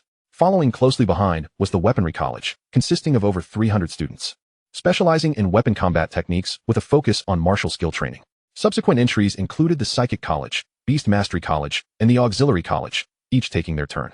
New students from the Psychic College generally exhibit a reserved demeanor, their eyes sparkling with vitality, surrounded by faint waves of psychic energy. Comprising the nation's most talented individuals awakened to psychic abilities, many of whom are special recruits. Su Qingyue is among those from the Psychic College. The number of new students in the Beast Mastery College is also modest, most accompanied by various extraordinary beast companions. Lin Baiwei, as the Deputy Dean's Apprentice, ranks prominently within the Beast Mastery College. The new students from the Auxiliary College often possess unique talents, excelling in healing and enhancement abilities, making them indispensable in team combat scenarios. As each college entered, waves of applause and cheers erupted from the audience. The onlookers were also divided among different colleges, adding to the spectacle. However, when the group from the Body Refinement College made their entrance, the atmosphere surged to an exhilarating climax. The Body Refinement College had relatively few new students, numbering only a scant 100. Yet, each individual was robust and muscular, exuding a fierce aura reminiscent of wild beasts. Predominantly male, with only a few females. Leading the procession was Chu Han, clad in a simple black training outfit, his stature imposing, his demeanor calm. And though he did not consciously project his aura, he captured the attention of the entire assembly. As the Body Refinement College's contingent strode into the plaza, thunderous cheers and shouts erupted from the audience. Chu Han! Chu Han! It became apparent that he was none other than Chu Han, appearing far less ferocious than the rumors suggested. His ability to defeat Su Jia with a single punch established him as a peerless presence among the freshmen. The title of champion in this freshman competition seemed destined for him. Indeed, no other newcomer could possibly rival his prowess. They would likely only contend for second place. Similar discussions echoed throughout the audience, with the majority convinced that Chu Han's strength far surpassed that of other newcomers, making the championship an inevitability.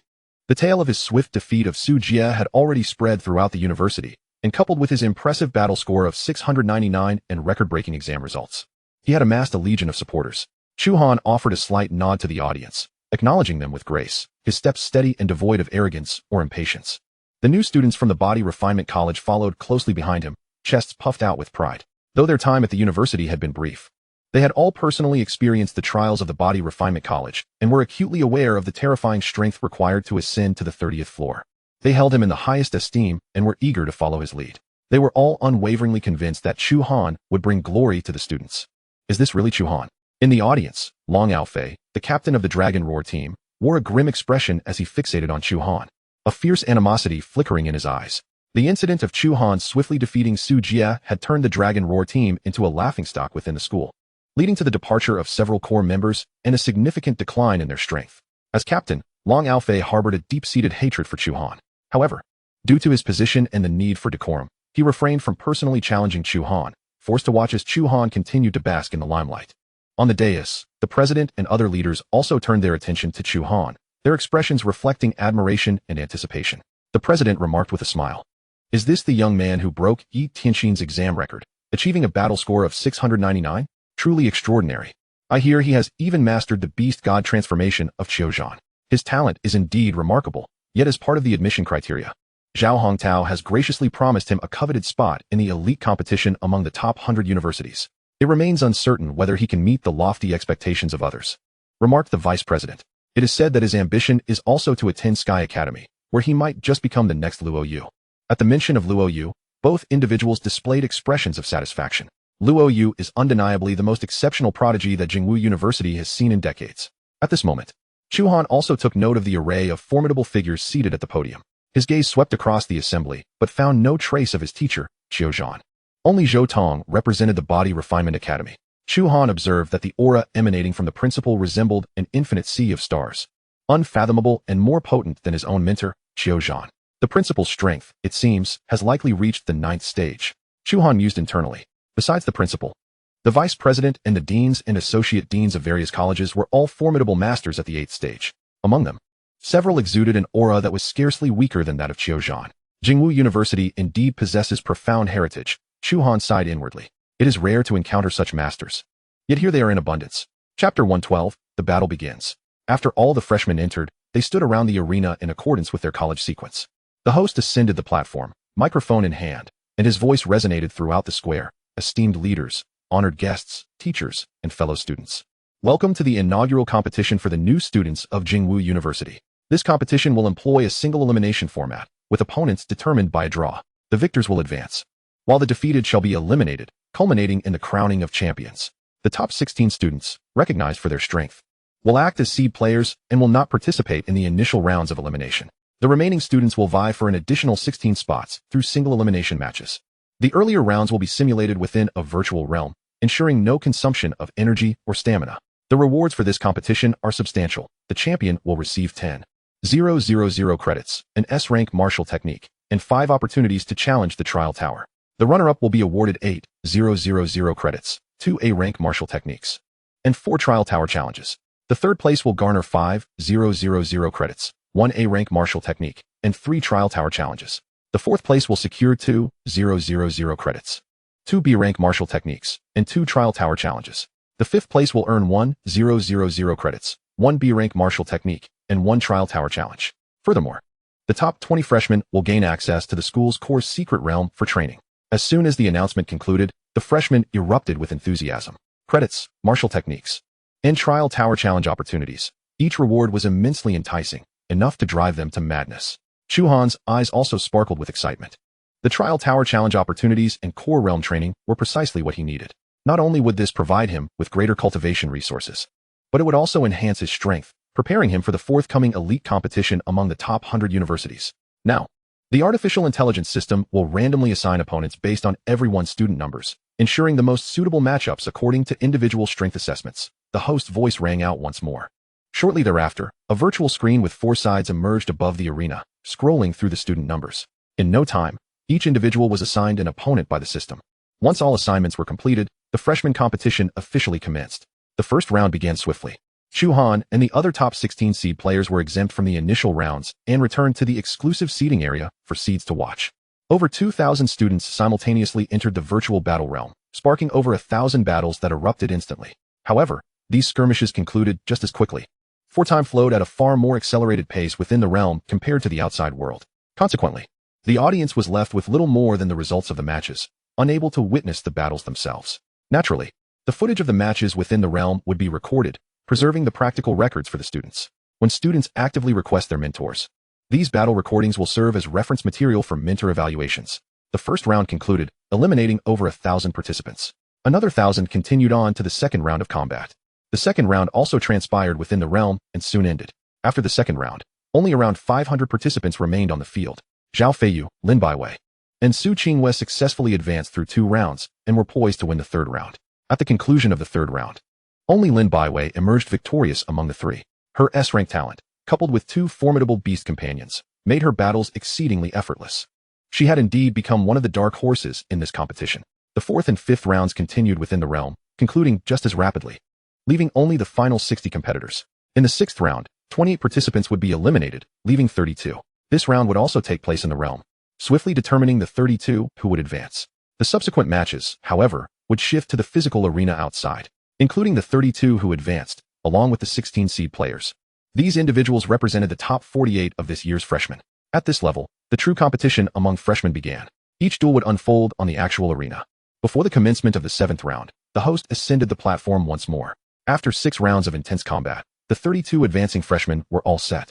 Before the 7th round began, a free challenge segment would take place.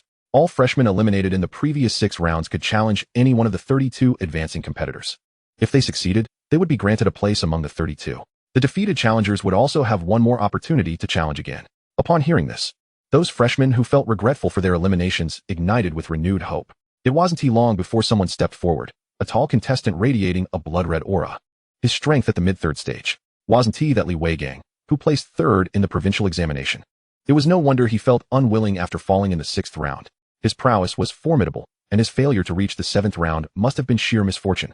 Whether he could succeed in his challenge remained uncertain. Some recognized Li Weigang's identity and began to discuss loudly. Among all the freshmen, he was indeed among the higher-ranked individuals.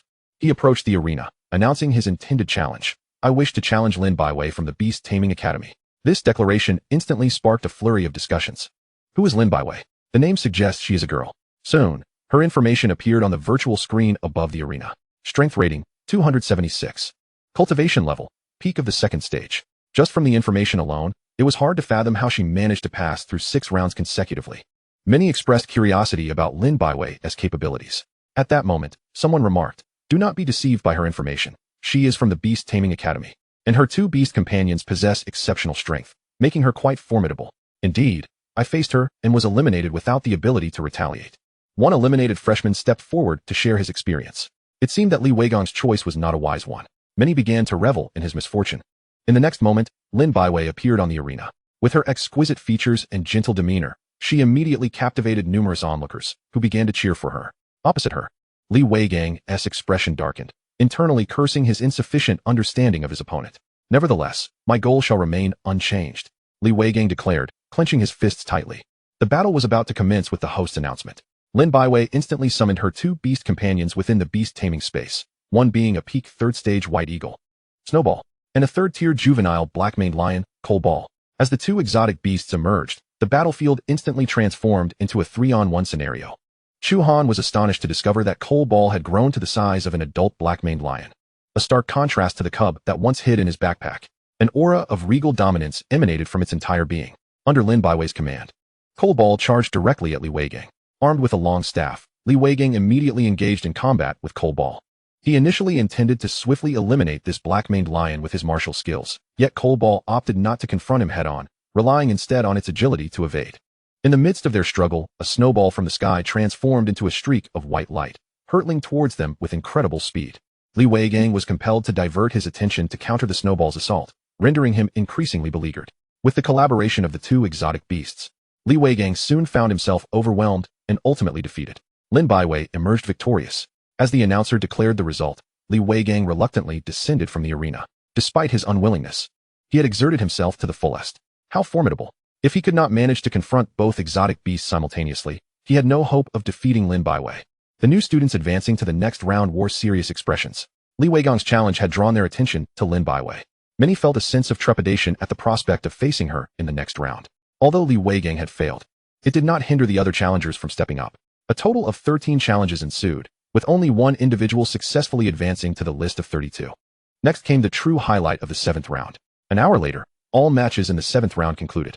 There were 8 battles in total, 6 of which showcased a significant disparity in strength. Only 2 duels extended their duration. The 16 victors would face off against 16 seeded contestants in the next round. The 32-strong competition was the main event of the freshman tournament. After several rounds of elimination, the remaining contestants were all exceptional, and every duel captivated the audience's attention. Soon, the drawing of lots for the 32-strong competition was completed. The first match, Chu Han versus Su Feng. As the host announced the 2 names, a wave of cheers erupted from the audience. At last, it was Chu Han's turn to take the stage. Unfortunately for his opponent, luck was not on his side. There was little suspense in this match. The audience had no doubts about Chu Han's victory, yet they still anticipated his performance. Chu Han ascended the stage first, clad in black combat attire, without wearing battle gear or bearing any weapons. Opposite him leaped a tall, sharp-eyed young man onto the arena. This individual was Su Feng. Hailing from the Weaponry Academy, with a combat power rating of 348, ranking 19th on the power leaderboard, and he was quite renowned among the new students. Su Feng was enveloped in a faint aura of wind attribute energy, his mid-third tier presence steady and refined, clearly prepared for the contest ahead. Notably, he brandished a long spear. Entirely pearlescent in hue, the spear shimmered with a soft glow, representing his A-grade weapon talent, the flowing cloud spear. Chu Han, I am aware that your strength far surpasses mine, but I shall not concede easily. Today, I shall unleash my full power to challenge you, Su Feng declared, gripping the flowing cloud spear tightly, his tone calm, yet imbued with intense fighting spirit. Chu Han regarded his opponent with a flicker of admiration. Su Feng's mindset was remarkably rare. He was undaunted by the formidable opponent before him, instead brimming with determination. This quality was indeed commendable. Unleash your full potential. I shall not hold back, Chu Han replied with an even tone. Here it comes. Su Feng propelled himself forward with explosive force, the wind attribute energy erupting. His figure darting towards Chu Han like an arrow released from a bow, leaving a faint afterimage in his wake. The flowing cloud spear, enhanced by the wind energy, gleamed with blinding white light at its tip. Countless spear shadows descended upon Chu Han like meteors, so densely packed that one could scarcely discern the true trajectory of the attacks. It was the S-grade martial technique, meteor spear technique. Su Feng had remarkably mastered this technique to an advanced level, with spear shadows cascading endlessly, leaving no room for evasion. Gasps of astonishment echoed from the audience. On the judges' platform, the head of the Weaponry Academy nodded in approval, a glimmer of appreciation in his eyes. This child, Su Feng, not only possesses exceptional talent, but also demonstrates a willingness to put in the hard work. The unity of man and spear is a rarity among newcomers. The explosive power of this meteor spear technique warrants cautious attention, even from a fourth-tier warrior. Yet, in the face of the myriad spear shadows, Chu Han remained composed. Standing resolutely, just as the spear shadows were about to reach him, he finally made his move. His right hand formed a fist, and he struck fiercely at the very center of the onslaught. Boom! A deafening sound reverberated as his fist collided with the white spear shadows. A violent shockwave of energy radiated outward, shattering Su Feng's meteor spear technique, causing the myriad spear shadows to dissipate like bubbles. Su Feng felt a terrifying force travel down the spear shaft, his arm numbing, the skin of his palms splitting open, forcing him to retreat several steps to regain his balance. How is this possible? Su Feng's face displayed shock, his eyes filled with disbelief. He had never anticipated that Chu Han could dismantle his signature technique with a single punch. Moreover, Chu Han had not wielded any weapon, relying solely on his bare fists to exhibit such overwhelming power. The audience was equally astounded, although they were aware of Chu Han's formidable physique. Witnessing him shatter an S-grade martial technique with a single punch was nothing short of breathtaking. Incredible. This raw physical strength was nothing short of monstrous. Su Feng's meteor spear technique, already formidable, had been effortlessly dismantled by a single blow. This was Chu Han. Taking a deep breath, Su Feng wiped the blood from the corner of his mouth, his shock gradually transforming into an even fiercer fighting spirit. You truly deserve your reputation. Prepare to face my final move. He unleashed a torrent of wind attribute energy within him, pouring it entirely into the flowing cloud spear. The spear erupted with a dazzling white light, the space around its tip beginning to distort slightly, emitting a piercing shriek that tore through the air. Sky-splitting kill. Su Feng thrust the spear forward, unleashing an exquisitely condensed white spear beam that shot forth at supersonic speed, aimed directly at Chu Han's chest. A flicker of surprise crossed Chu Han's eyes. Su Feng's tenacity exceeded his expectations. Indeed, at Jingwu University, no one was to be underestimated. Each contender in the top 32 was a prodigy from their respective provinces. Boom! The center of the arena erupted in a violent explosion, engulfing both figures in a blinding light. As the brilliance faded, the audience beheld a shocking sight. Su Feng's spear tip was firmly grasped in Chu Han's hand, rendered immobile. Meanwhile, Chu Han's hand remained unscathed. Su Feng's all-out attack had failed to inflict any harm upon Chu Han. The disparity in their strengths was simply too vast. I concede. Su Feng retracted the flowing cloud spear, a hint of relief crossing his pale face, as he clasped his hands in respect towards Chu Han. To be defeated by you is no disgrace. I shall forever remember this battle. With that, he turned and exited the arena with a certain grace. Clap, clap, clap. The entire venue erupted into thunderous applause. Well done, Su Feng. Though defeated, you have shown honor. This is the true demeanor of a warrior, humble yet unyielding, daring to confront challenges.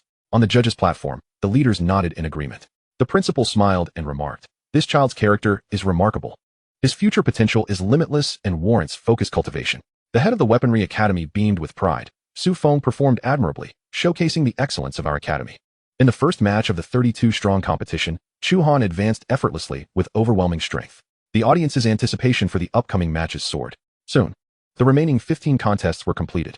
Apart from a few lopsided matches, the remaining battles were fiercely contested, each contributing to an extraordinary display of combat prowess. Those with higher strength ratings predominantly emerged victorious, and the matchups for the top 16 were swiftly determined. Chu Han's opponent was Xiao Nuo from the Spiritual Academy, a veritable dark horse in the competition. Despite his strength rating being only 27th, he breezed into the top 16. Notably, he had previously defeated his opponent in the 32-strong round with overwhelming advantage, causing quite a stir. Xiao Nua's abilities in mental attacks and shadow strikes could potentially pose a challenge for Chu Han. It remained uncertain how Chu Han would contend with such an adversary. An exhilarating spectacle was anticipated, igniting the audience's fervor. Many believed that Chu Han would not be able to achieve victory as effortlessly as before, unless he possessed a strategy to counteract mental assaults. As murmurs filled the arena, Xiao Nua made his way to the stage, clad in a flowing black robe. His slender frame and unnaturally pale skin gave him an almost sickly appearance. Yet, his eyes sparkled with a keen sharpness, dark shadows swirling within their depths, exuding an eerie aura. Although he was only at the early stages of the third tier, the subtle mental fluctuations surrounding him imparted a unique sense of pressure. Chu Han, your undefeated legend will be shattered by me today, Xiao Nua declared, a cold smirk gracing his lips, his eyes ablaze with fierce ambition. From the outset, he had regarded Chu Han as his primary target. Defeating this top freshman would surely catapult him to fame. Do give it a try, Chu Han responded. Standing unfazed on the stage, his demeanor as tranquil as ever, as if Xiao Nua was no different from any other opponent. Soon, you won't be able to smile, Xiao Nua retorted, a glint of malice flashing in his eyes. Before his words could fully dissipate, he suddenly widened his gaze, unleashing his intangible mental force upon Chu Han. This was his trump card, creating a fear-laden illusion through mental power. His psychic abilities could precisely detect the fears within his adversaries, fabricating indistinguishable phantoms that would leave them despondent and defenseless. In previous matches, whether faced with brawny body cultivators or those proficient in elemental attacks, none had escaped this tactic, often succumbing to disarray within the illusion, only to be swiftly eliminated by his shadow abilities. Chu Han felt a slight disturbance within his consciousness as the surroundings morphed in an instant, flashes of terrifying imagery attempting to awaken his deepest fears. However, to him, this illusion was trivial and soon shattered into mere fragments. Seeing Chu Han remain motionless, Xiao Nua was elated, believing his illusion had succeeded. Without hesitation, he transformed into a wraith-like shadow, seamlessly merging with the darkness of the stage, vanishing from sight. His talent as an S-rank Shadow Raven envoy endowed him with formidable mental power and the ability to manipulate shadows. While his mental force served merely to control, it was the shadow's capacity that dealt actual harm. He darted through the shadows, reappearing behind Chu Han in an instant, his right hand brimming with concentrated dark elemental energy, forming a pitch-black palm strike aimed directly at Chu Han's vulnerable back. The strike gathered all his power. Should it connect, it would be sufficient to knock Chu Han off the stage. Bang! Xiao Nua's palm struck true against Chu Han's back. Yet the anticipated scene of Chu Han being sent flying did not materialize. Instead, he felt an overwhelming rebound force surging from his palm, causing the dark energy he had amassed to dissipate instantly. How is this possible? Xiao Nua gasped in shock, but before he could fully comprehend the situation, Chu Han had spun around, his right hand darting forth with lightning speed, seizing Xiao Nua's wrist with precision. It dawned on him then that his fear-inducing illusion had utterly failed. Your mental attacks are ineffective against me. Chu Han's voice resonated calmly. A tumult of despair surged within Xiao Nua as he realized his specialty, mental control coupled with shadow strikes, had faltered, leaving him ensnared by Chu Han, utterly devoid of means to retaliate. Yet, he was unwilling to concede so easily, a spark of resolve igniting in his gaze. If the illusion had failed, he would unleash the most potent mental assault directly upon your consciousness. Xiao Nua concentrated all his mental energy into a needle-like attack aimed at Chu Han's mind. However, upon contact with Chu Han's mental defenses, a thunderous roar reminiscent of ancient wrath erupted within Xiao Nua's consciousness. Deep within Chu Han's mind, the spirit of the diamond demon ape was triggered by this foreign mental assault, its colossal form roaring ferociously, unleashing a cacophony that reverberated through the arena. This roar, brimming with primal ferocity and bloodlust, seeped into Xiao Nua's consciousness like a nightmare. Xiao Nua screamed in terror, clutching his head, his body staggering backward. His mind was violently assaulted by the diamond demon ape's spirit, succumbing to the backlash of mental force, plunging him into unconsciousness upon the stage. The arena fell into a profound silence, soon erupting into even more fervent cheers. Everyone had anticipated that Xiao Nua could trouble Chu Han, potentially delivering an upset. Yet, the outcome was once again a one-sided rout. My heavens! Xiao Nua's mental attacks were utterly ineffective against Chu Han? What other trump cards does he possess? Invincible in body and formidable in mental prowess. This is utterly insurmountable. The head of the spiritual academy, seated at the judge's table, wore a grave expression. Xiao Nua's mental talent is already considered top tier, yet I never imagined Chu Han would also cultivate mental power. His potential is truly terrifying. Following this match, nearly everyone entertained the notion that no one in the freshman competition could pose a threat to Chu Han any longer. The battles in the top 16 continued, each encounter growing increasingly intense, a true clash of prodigies. Soon, the slots for the top 8 were determined, with Chu Han facing the individual ranked 10th. This duel bore no suspense, as Chu Han swiftly subdued his opponent with a single strike, concluding the battle. In the subsequent semifinals, Chu Han's opponent was none other than Li Tianhe from Tianyuan province. As they stepped onto the stage, Li Tianhe appeared exceptionally animated. Chu Han, my failure in the martial arts examination has made me eager to witness your strength. I didn't expect the opportunity to arrive so swiftly. Though I may not be your match, I still wish to challenge my limits. I hope you won't go easy on me, Li Tianhe declared, brimming with fighting spirit. Proceed at your leisure, Chu Han replied nonchalantly. Li Tianhe's aura surged dramatically, the winds howling around him. The once clear sky darkened instantly, clouds gathering above the stage as if drawn by an invisible force. My talent, Hurricane Slayer, not only enhances my wind-based elemental power, but also summons the natural winds of the world, creating a true hurricane. As his words fell, the winds at the center of the stage swelled violently, intertwining into a massive tornado towering 100 meters high. Li Tianhe hovered within the eye of the storm. Laughing heartily, Chu Han, only by dispelling my hurricane can you truly defeat me. A flicker of surprise crossed Chu Han's eyes as he realized Li Tianhe possessed such a formidable ability. The capacity to conjure a 100-meter tornado from thin air exceeded the realm of a third-tier warrior. Even a sixth-tier warrior's attacks might struggle to disperse such a colossal vortex. Yet, all of this paled in comparison to him. As you wish, Chu Han replied, his expression unperturbed. Facing the oncoming tempest, he unleashed a single punch. Boom. A deafening explosion resonated, as if the very heavens trembled. The seemingly all-consuming 100-meter tornado was torn apart in an instant by Chu Han's blow. The ferocious winds receded like a tide, and the dark clouds dissipated in an instant, allowing the sky to regain its clarity. The once rampant tornado vanished without a trace, as if it had never existed. Li Tianhe, positioned within the eye of the storm, turned pale as he felt the formidable tempest he commanded being obliterated by an overwhelming force. That power was far beyond his capacity to withstand. I concede. His voice trembled as he acknowledged his defeat, realizing the chasm between him and Chu Han was greater than he had ever imagined. The arena erupted once more into a thunderous cheer, this time more fervent than any prior. Everyone was awestruck by the sheer might of Chu Han, who had effortlessly dismantled a 100-meter tornado with a single strike. Such prowess surpassed the wildest imaginations of many. Even some of the senior year prodigies stood in stunned silence, unable to comprehend the magnitude of Chu Han's strength. Indeed, his power had reached the pinnacle of the school's hierarchy. Chapter 115, The Dust Settles. First place goes to Chu Han. Unbelievable. Chu Han is a veritable monster. The prowess displayed in shattering a 100-meter tornado raised questions about the extent of his terrifying strength. The championship of the freshman competition was now beyond doubt. Chu Han had successfully advanced to the finals, where he would face either Yun Mohite, ranked second in combat strength, or the third-ranked contender. Ultimately, Yun Mohite triumphed over his opponent, earning the opportunity to challenge Chu Han. Before the final duel commenced, the school employed special measures to restore Yun Mohite's full strength, enabling him to engage wholeheartedly. The atmosphere in the central plaza reached a fever pitch as the audience held their breath, their gazes fixated on the two figures at the center of the stage. How would Yun Mohite fare against Chu Han? As long as he wasn't defeated in a single blow, victory would be his. Although Yun Mohite was formidable, the disparity between him and Chu Han remained vast. The two most illustrious geniuses among the freshmen were finally set to clash on the grand stage.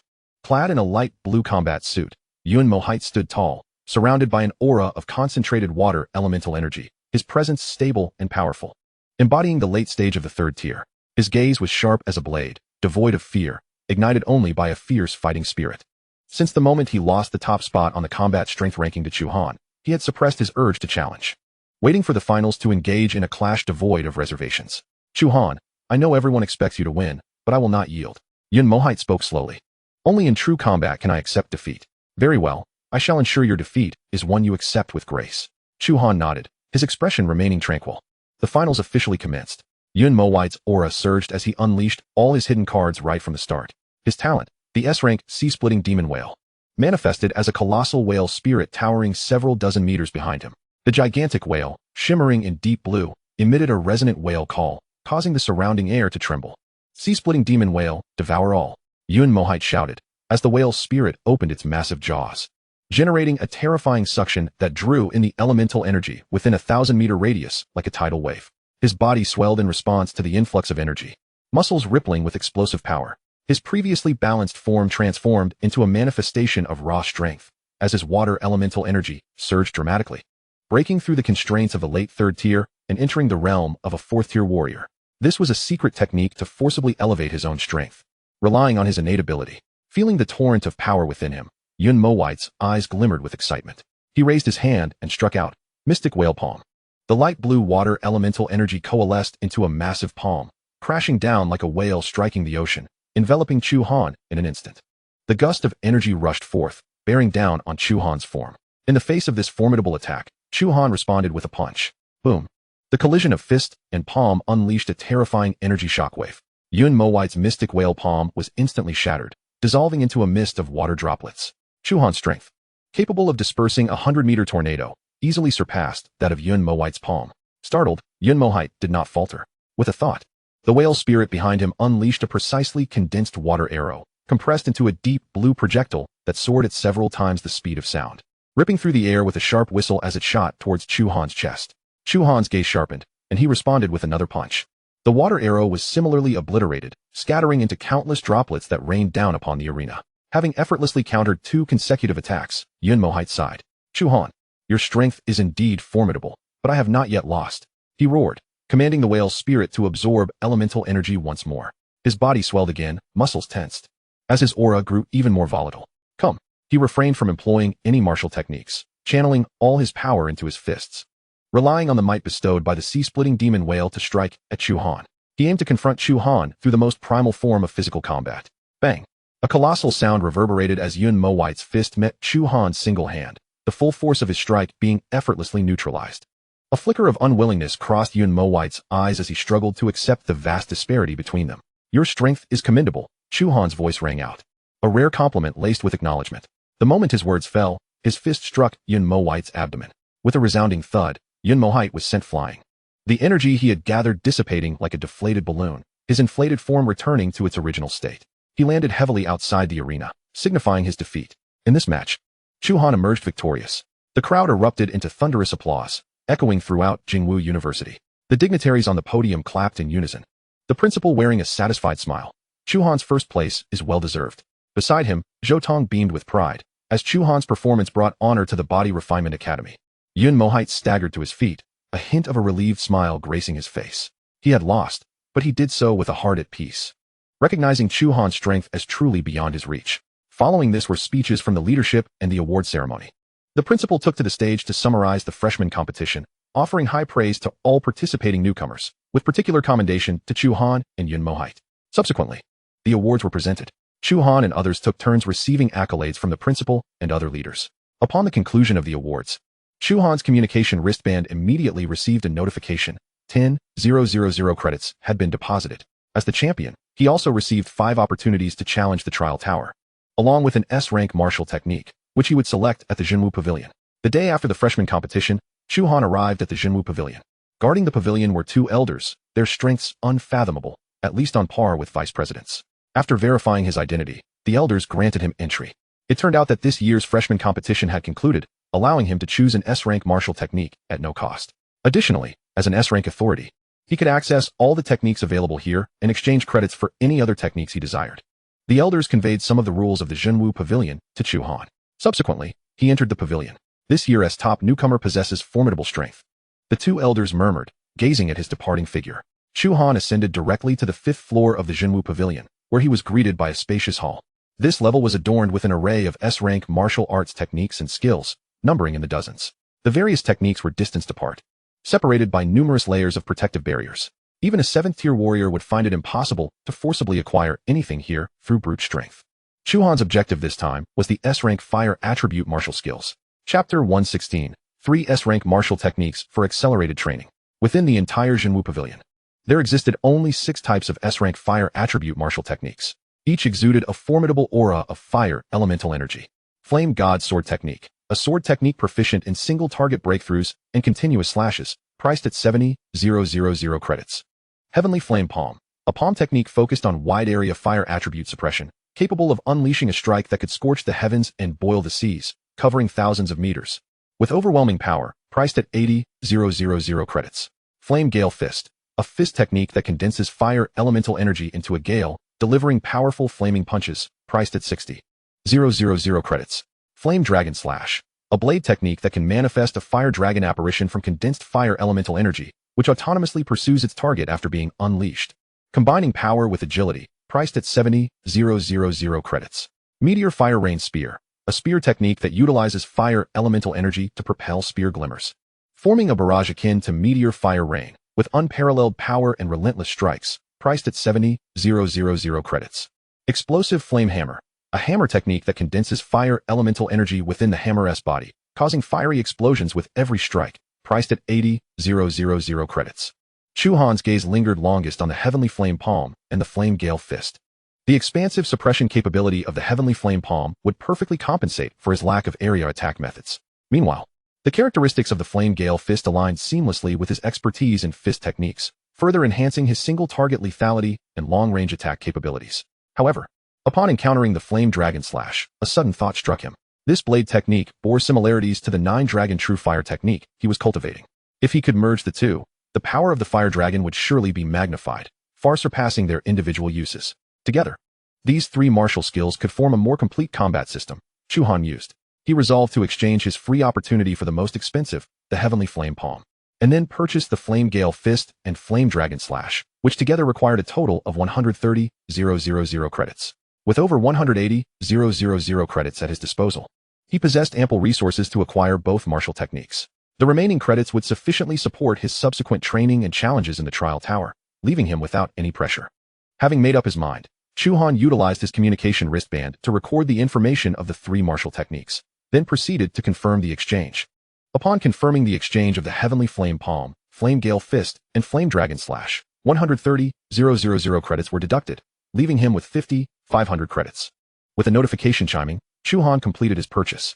The details of the three martial techniques were transmitted to his wristband, accessible for his review but not to be shared with others. With his hands full, Chu Han exited the Jinwu Pavilion. As he stepped out the door, the two elderly guardians of the pavilion exchanged astonished glances. Young man, you have exchanged for 3 S-rank martial techniques? The champion of the new student competition is typically awarded the choice of 1 S-rank martial technique, yet you have acquired 2 additional ones. The combined cost of those 2 techniques is a staggering 130,000 credits. Even senior core disciples might struggle to produce such a sum in one go, yet you, a newcomer, are truly remarkable.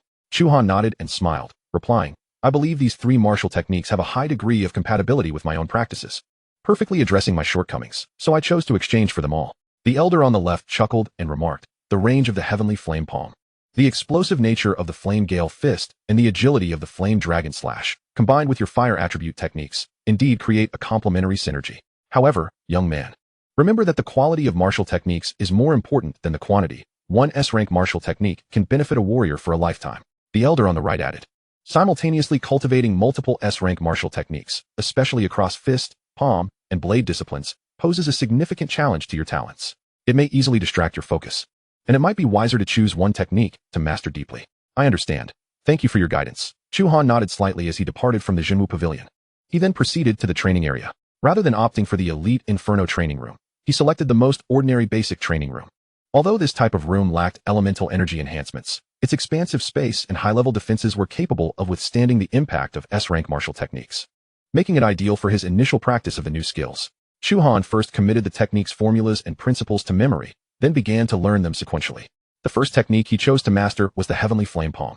As a palm technique, its learning difficulty was the highest among the 3. The primary reason was that since his cultivation began, he had focused solely on fist techniques, blade techniques, and body techniques, without any systematic study of palm techniques. Even the most basic application of palm strength felt foreign to him. The Heavenly Flame Palm demanded the practitioner to be intimately familiar with the fundamentals of palm techniques to achieve efficiency in practice. It seemed he needed to reinforce his foundational skills first. Chu Han remained patient, diligently studying basic palm techniques. Basic palm techniques lacked any secret manuals, and their training methods were publicly accessible. Those fond of palm techniques could begin practicing them from a young age, thanks to the superlative comprehension bestowed by his 10,000-fold talent. And having already attained a high level in foundational fist techniques, body techniques, and blade techniques, he was able to draw parallels, starting from scratch and learning palm techniques. His progress exceeded that of ordinary warriors. In just 2 hours, he achieved a profound mastery of the basic palm techniques. This level was sufficient to begin practicing the Heavenly Flame Palm. The difficulty in mastering the Heavenly Flame Palm lay not in the complexity of its moves, but in the demanding control of elemental energy, the strength of the meridians, and the rapid flow of energy. Without a solid foundation, a practitioner would be unable to learn this martial technique. However, these requirements posed no challenge for Chu Han. His meridians had been refined through the dual infusion of Phoenix Blood Red Fruit and the blood essence of the Diamond Demon Ape, far surpassing those of his peers. His control over elemental energy had already reached an extraordinary level during the cultivation of the 9-Dragon True Fire technique. Taking a deep breath, Chu Han directed the fire elemental energy within his body to flow rapidly along a designated path, swiftly converging in his palm. Heavenly Flame Palm, he called out, striking forward with a powerful blow. In that instant, a torrent of violent fire elemental energy surged forth, akin to a tidal wave, instantly engulfing the entire training room. The specially designed alloy walls were scorched by the flames, rapidly melting, twisting, and deforming. A colossal palm imprint materialized in an instant. Had he not reined in his power, this training room, reputed for withstanding S-rank martial technique attacks, would have been entirely obliterated. As he withdrew his palm power, the flames gradually dissipated. The burned alloy walls, possessing the memory metal property, began to restore themselves at a visibly rapid pace, returning to their original state in mere seconds, as if the fiery tempest had never occurred. The Heavenly Flame Palm was successfully cultivated. Chu Han gazed at his palm, a smile gracing his lips. From learning the foundational palm techniques to mastering the Heavenly Flame Palm, he accomplished this feat in just 2 hours. Such speed was likely unprecedented in the annals of Jingwu University. Next, he would turn his attention to the Flame Gale Fist and Flame Dragon Slash. Although both were also S-rank techniques, their learning difficulties were significantly lower. With his exceptional foundations in fist and blade techniques, coupled with the enhancement of his 10,000-fold talent, he effortlessly mastered both techniques. Chapter 117, Transformation. Returning to the essence of fundamental realms. Flame Gale Fist, Chu Han exclaimed, thrusting his right fist forward with great force. A massive fire fist, reaching 10 meters in height, erupted from his fist tip, accompanied by a deafening roar as it hurtled towards the alloy wall of the training room. Boom. A resounding boom erupted as the fiery fist collided with the wall, the crimson flames instantaneously detonating, intertwining with the surging energy to forge a terrifying wave of force. The alloy walls of the training room were indented deeply, the surrounding metal rapidly melting into a liquid state. However, thanks to the properties of memory metal, the depression began to mend itself slowly. Then came the Flame Dragon Slash. With a swift motion, the Inferno Demon Warblade in Chu Han's grasp cleaved through the air, unleashing an outpouring of fire attribute essence, coalescing in midair into a colossal fire dragon stretching 20 meters long, exuding an aura capable of incinerating the heavens and earth as it surged toward the wall. Sizzle. The fire dragon's essence and accompanying blade light erupted simultaneously, carving a profound fissure over several dozen meters into the training room's wall. The metal adjacent to the crack vaporized instantly, seeming to vanish into thin air. Indeed, one could not underestimate an S-rank martial technique. Its power was truly extraordinary. Had it not been for the consideration of the training room, a single strike could have obliterated the entire space. Thus, the 3 newly acquired martial techniques were perfected. The martial skills and techniques within Chu Han had undergone a complete metamorphosis, all elevated to S-rank standards. He did not hasten to leave the training room. Rather, he sat cross-legged, a profound sense of enlightenment surging within him. The principles of the 3 new martial techniques intertwined and collided with all his past martial arts training in his mind, naturally leading him into a state of epiphany. Within his consciousness, countless spectral images of martial techniques flashed like slides. From the initial basic fist techniques, basic sword techniques, and basic movement techniques, to the later breakthroughs in the 7 styles of the breaking army, the agile cat steps, and the explosive fist, every move and detail of energy flow was vividly clear. Suddenly, Chu Han realized that these low-level martial techniques he was about to abandon were not without merit. Their advantages were now akin to nutrients, gradually integrating into his foundational martial arts system. Particularly, the basic fist technique, nourished by countless fist techniques, was undergoing a qualitative transformation. Deep within his consciousness, a golden figure slowly emerged, surrounded by a faint golden light, embodying Chu Han's profound understanding of the essence of fist techniques. He began to throw punches, his movements simple and unadorned, devoid of any flashy maneuvers, merely the most fundamental jabs, hooks, and slashes. Yet, with each punch unleashed, the quintessence of various martial techniques was infused into his basic fist form. The speed of the golden figure's punches increased exponentially, transitioning from a slow practice to a speed as swift as lightning, the shadows of his fists weaving into a tapestry of golden light. His movements became increasingly succinct and unembellished, as if returning to the essence of the fist techniques. Ultimately, the golden figure transformed into a blinding flash of golden light, fully merging into Chu Han's consciousness. With a sudden jolt, Chu Han opened his eyes, a fleeting shimmer of golden light flashing within.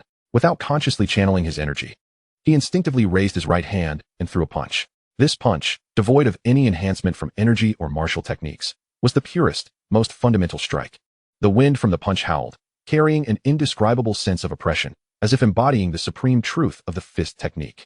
My basic fist technique has now reached the realm of simplicity, Chu Han's heart surged with joy, and he could not help but clench his fist tightly. Returning to simplicity signifies the highest realm of fist techniques. Abandoning all convoluted moves and returning to the essence, each punch can be both hard and soft, fast and slow, offensive and defensive, brimming with boundless variations and immense power. At this level, each punch can be executed at will, effortlessly, regardless of the opponent or the combat situation. He could deliver the most suitable punch through the perfected essence of simplicity. The adage of the formless triumphing over the formed rings true. The lingering epiphany from his breakthrough in fist techniques invigorated his understanding of sword techniques, prompting Chu Han to close his eyes once more. Within his consciousness, the golden figure re-emerged, this time wielding a long sword, representing his conceptualization of sword techniques. Although the sword techniques he practiced were not as intricate as the fist techniques, each was honed to perfection. The swift and continuous nature of the Gale sword technique, the explosive force and control of the 7 styles of the breaking army, along with several basic sword techniques acquired from elsewhere, now converged like rivers flowing into the sea, blending and colliding. The golden figure, now wielding the long sword, began to practice. Each strike incorporated what Chu Han had learned about sword techniques, each movement containing the essence of swordsmanship. Among them, the 7 styles of the breaking army experienced a new epiphany, as the routes of energy flow, explosion points, and shifts in sword momentum were continuously reorganized and fused within his consciousness, ultimately coalescing into a singular form.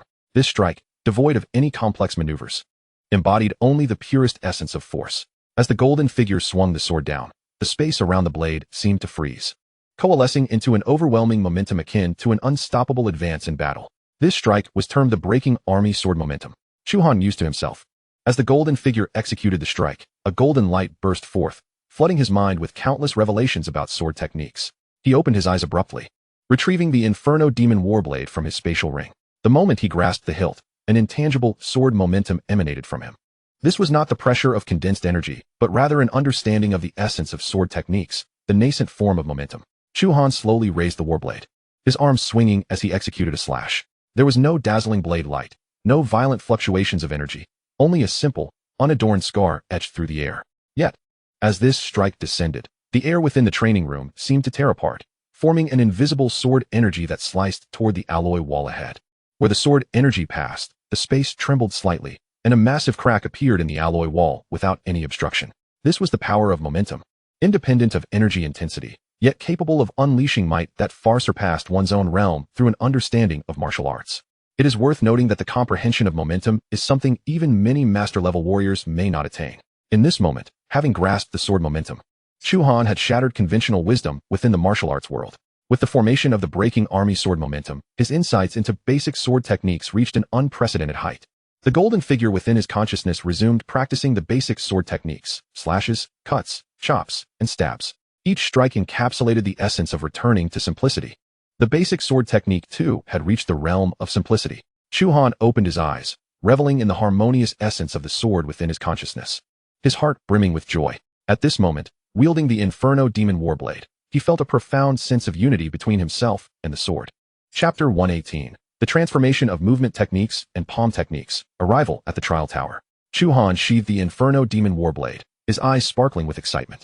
The breakthroughs in fist and sword techniques ignited his inspiration. Without a moment's pause, he immersed himself in the comprehension of movement techniques. The movement techniques he had practiced in the past flickered through his mind like slides. The ethereal, unpredictable grace of the flowing light phantom, the agile nimbleness of the agile cat steps, the rapid explosive force of thunderous movement, and the ultimate speed of lightning flash. All the fundamentals of each movement technique vividly emerged. Lightness, speed, agility, liveliness, shifting, and illusion. The core principles of these movement techniques collided and fused within his consciousness. Chu Han employed the same method of epiphany he had used for fist and sword techniques, integrating all movement techniques into his basic movement form.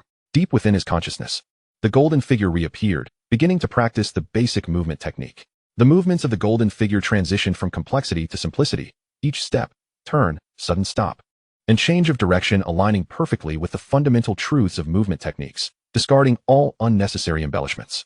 Unlike the fist and sword techniques, Chu Han had yet to master S-rank movement techniques, leaving some gaps in his understanding of advanced movement arts, which added a degree of hindrance to his epiphany. He diligently replayed the essence of various movement techniques in his mind. In the sea of consciousness, countless scenarios of body techniques were simulated, with every detail continuously refined. Time slipped by unnoticed, and the movements of the golden figurine reached their utmost speed, transforming into a continuous beam of golden light that ultimately fused into Chu Han's sea of consciousness, vanishing entirely. Buzz. Chu Han abruptly opened his eyes, a sharp glimmer flashing within them. He rose to his feet, lightly touching the ground with his toes, and his form floated upward like willow catkins, exhibiting an extraordinary lightness without the use of any elemental force. He swiftly traversed the training room, sometimes dashing like lightning, sometimes evading with grace. The entire process flowed seamlessly, devoid of any stiffness. His foundational body technique had already attained a state of simplicity and purity, allowing him to execute movements at will, perfectly integrating speed, agility, and evasion, embodying the essence of movement following intention and steps arising from thought. My foundational body technique has also reached the state of simplicity and purity, he mused.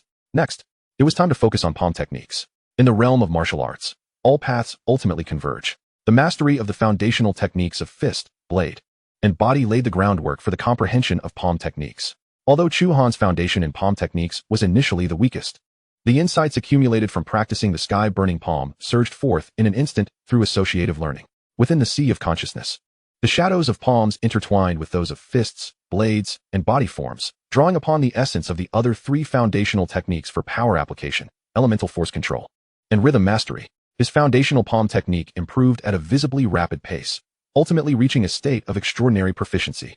Although he was still 2 realms away from achieving simplicity and purity, his current foundational palm technique had already become fluid and responsive, complementing the S-rank sky-burning palm and significantly amplifying its power.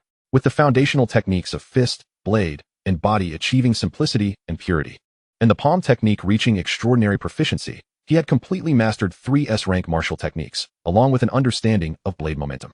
Chu Han felt the tumultuous transformations within his body, his heart brimming with unprecedented confidence. This epiphany had solidified his martial foundation, rendering his combat system remarkably complete. At this moment, even without employing the beast god transformation or the 9 transformations of heavenly fire, his existing strength was sufficient to vanquish the majority of 7th-tier masters. The effects of this sudden enlightenment were indeed formidable, he contemplated, were it not for the superlative comprehension brought about by his 10,000-fold talent. Coupled with the stimulation from the 3 S-rank martial techniques, such a significant breakthrough in such a short time would have been inconceivable. He glanced at the time on his communication wristband. It had only been 10 hours since he entered the training room. This 8-hour span could be deemed the most rapid period of advancement in his martial career, as the sudden enlightenment brought forth by his 10,000-fold talent, along with the impetus of the 3 S-rank martial techniques, allowed him to achieve a qualitative leap. Tomorrow, he would venture to the trial tower to assess his strength. A confident smile crept across Chu Han's lips. The trial tower not only offered opportunities to earn credits and rewards, but also allowed him to hone his abilities in real combat, facilitating better integration of various martial techniques. He pushed open the door to the training room, noting that dusk had already begun to settle outside. Chu Han first made his way to the dining hall for a hearty meal, before preparing to return to his dormitory.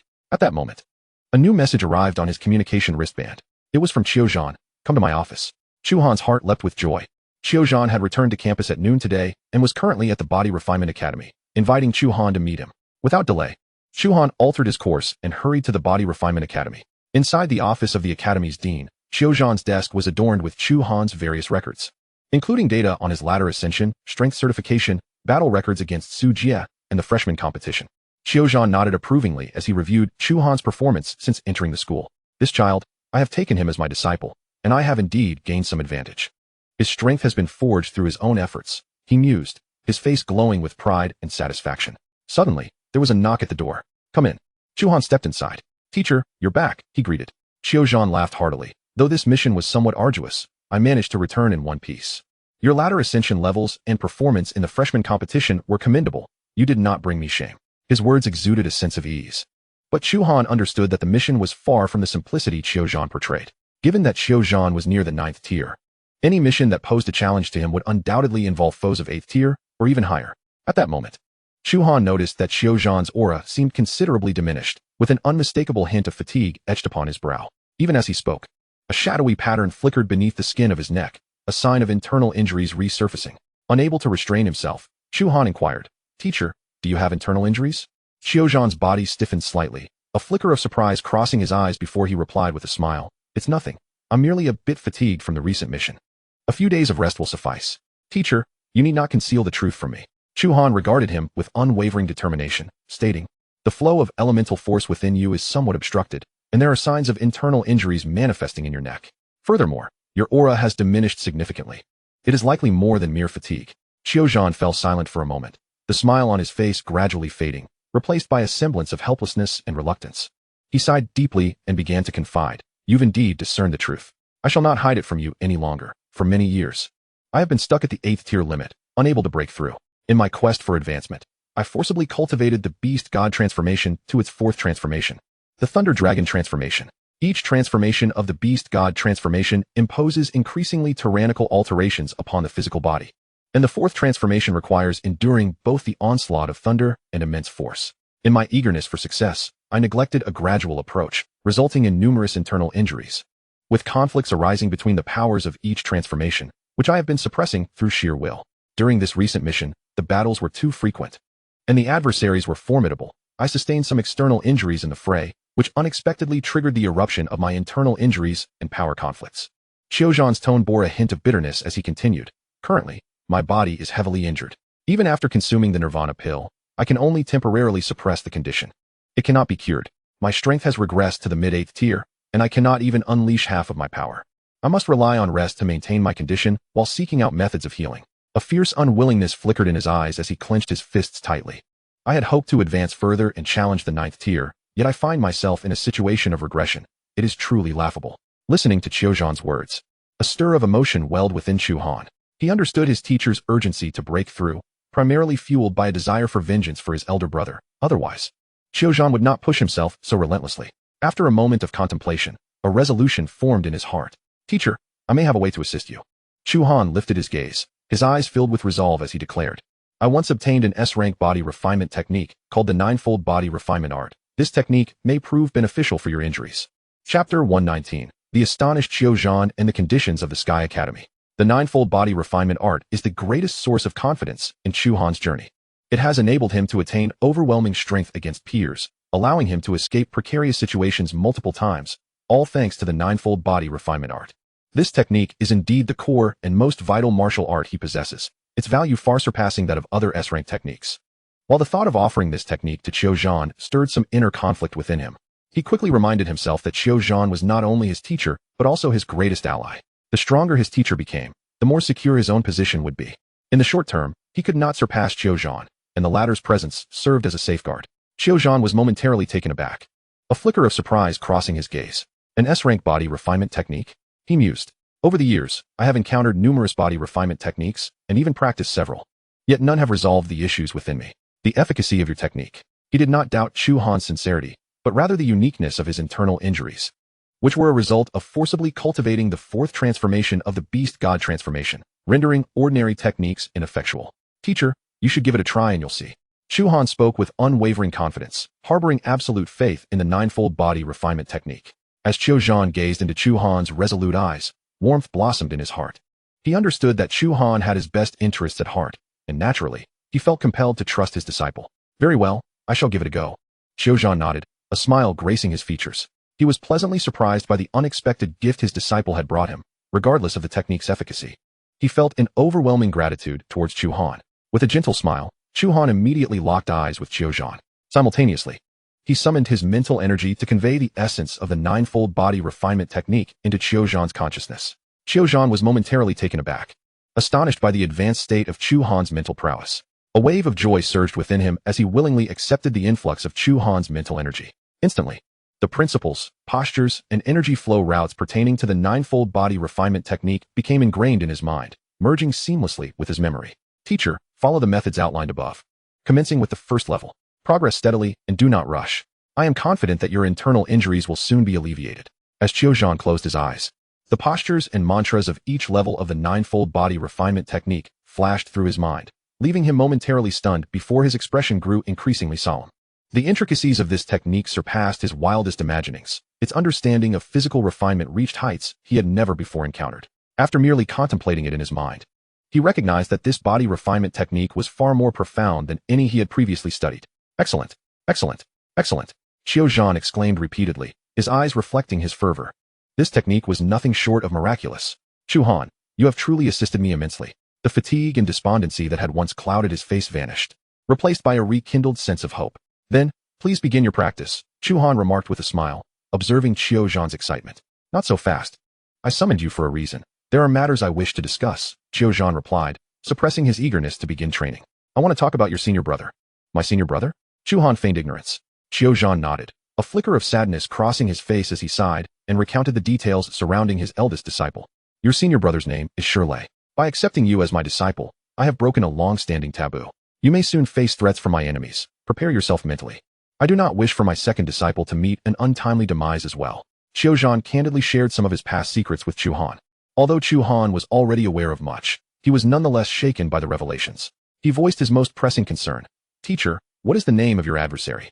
Chu Han articulated each word deliberately. His name is Li Tianxing, one of the elders of the Demon-Born Society. Li Tianxing, the Demon-Born Society? This was the first time Chu Han had encountered the name of the Demon-Born Society. The Demon-Born Society is the largest terrorist organization within the Longxia Federation, comprising various dark martial artists, all of whom are heinous criminals. It is a perilous organization, Chu Han elucidated. He then recalled recent events, stating, in recent years, the Demon-Born Society has repeatedly attacked young martial artists within the Federation, resulting in the deaths of numerous prodigies. You must be exceedingly cautious. A terrorist organization specifically hunting talented martial artists was indeed a grave threat. Chu Han nodded, fully comprehending the gravity of the situation. The news of his apprenticeship to Chu Han and his overwhelming strength during the freshman competition had already spread far and wide. Even if he wished to remain low-key, it was too late. Furthermore, he was set to participate in the elite competition among the top 100 universities and to gain admission to the Sky Academy. There was no chance for subtlety. Consequently, he resolved to grow even stronger, strong enough to fear no threat. By the way, I heard your goal for enrollment is the Sky Academy. Chu Han shifted the conversation back to the Sky Academy. Indeed. I plan to enter the Sky Academy as swiftly as possible, Chu Han affirmed with a nod. Ambitious, just as expected from my disciple. Chu Han laughed heartily, extending forefingers. With your talent, there is little more that Jingwu University and the Body Refinement Academy can teach you. You truly deserve a higher stage. However, to enter the Sky Academy as a freshman, you must meet 4 conditions. What are the 4 conditions? Chu Han inquired, his interest piqued. First, you must achieve a top 10 finish in the individual battle of the elite competition among the top 100 universities. Second, you must reach the 90th floor of the Jingwu University Training Tower. Third, you need to accumulate over 100,000 points in the wilderness hunt at Jingwu University. Fourth, your cultivation must reach the 6th stage of martial arts. Chu Han gradually articulated the 4 conditions. So many requirements. I thought it would suffice to simply excel in the elite competition among the top 100 universities. Chu Han expressed his astonishment. Entering the Sky Academy in his first year would not be an easy feat. A sense of pressure began to weigh on him. Yet, it was this very pressure that ignited a fervent fire within his heart. I shall break the records of Jingwu University, he declared with fierce determination. That's the spirit. It is this unwavering momentum that you need. If you falter before the battle even begins, you will never achieve your goals, Chu Han commended. Having just entered the school, you have already reached the 36th floor of the Body Refinement Academy's ladder. I believe you can fulfill these 4 conditions. All records are made by people. Indeed. Chu Han nodded vigorously. After all had been said, Chu Han smiled and said, you may return now. I need to thoroughly study this technique. Once my injuries have healed, I will personally guide you in the subsequent training of the Beast God transformation. Understood, Chu Han replied, turning to leave the office. Next, he intended to head to the training tower. Chu Han gazed at the towering edifice in the center of the campus that pierced the heavens. Chapter 120, Talent Fusion Card.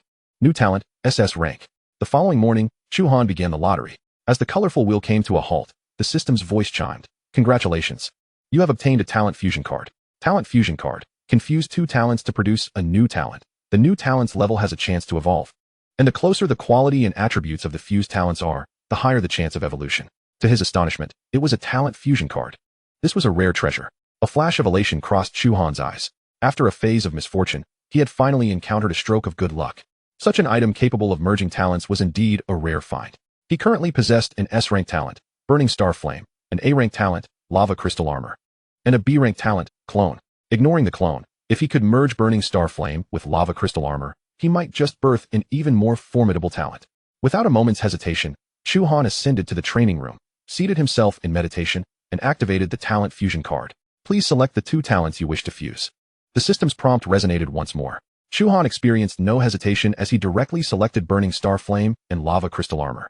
The former was a primary offensive talent, with flames of boundless potency capable of incinerating all. The latter was a defensive talent, boasting an incredibly hard armor capable of withstanding powerful attacks.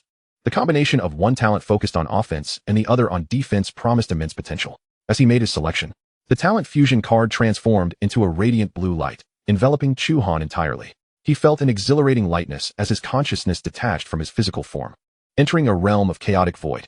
This space was disordered and shrouded in darkness.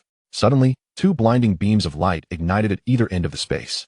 On the left side, a blazing crimson flame materialized out of thin air, its temperature unfathomably high. Even in a state of consciousness, Chu Han could perceive the terrifying power capable of incinerating the starry seas. This was the flame of star annihilation. On the right side, a colossal suit of lava armor gradually coalesced, constructed from dark red lava crystals.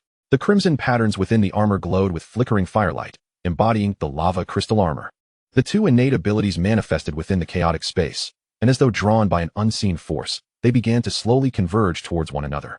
At the moment the fiery red flame made contact with the dark red lava armor, instead of clashing, they blended seamlessly, akin to water merging with milk, initiating a gradual fusion. The flames enveloped the lava armor, while the armor absorbed the flame's power, intertwining and reconfiguring.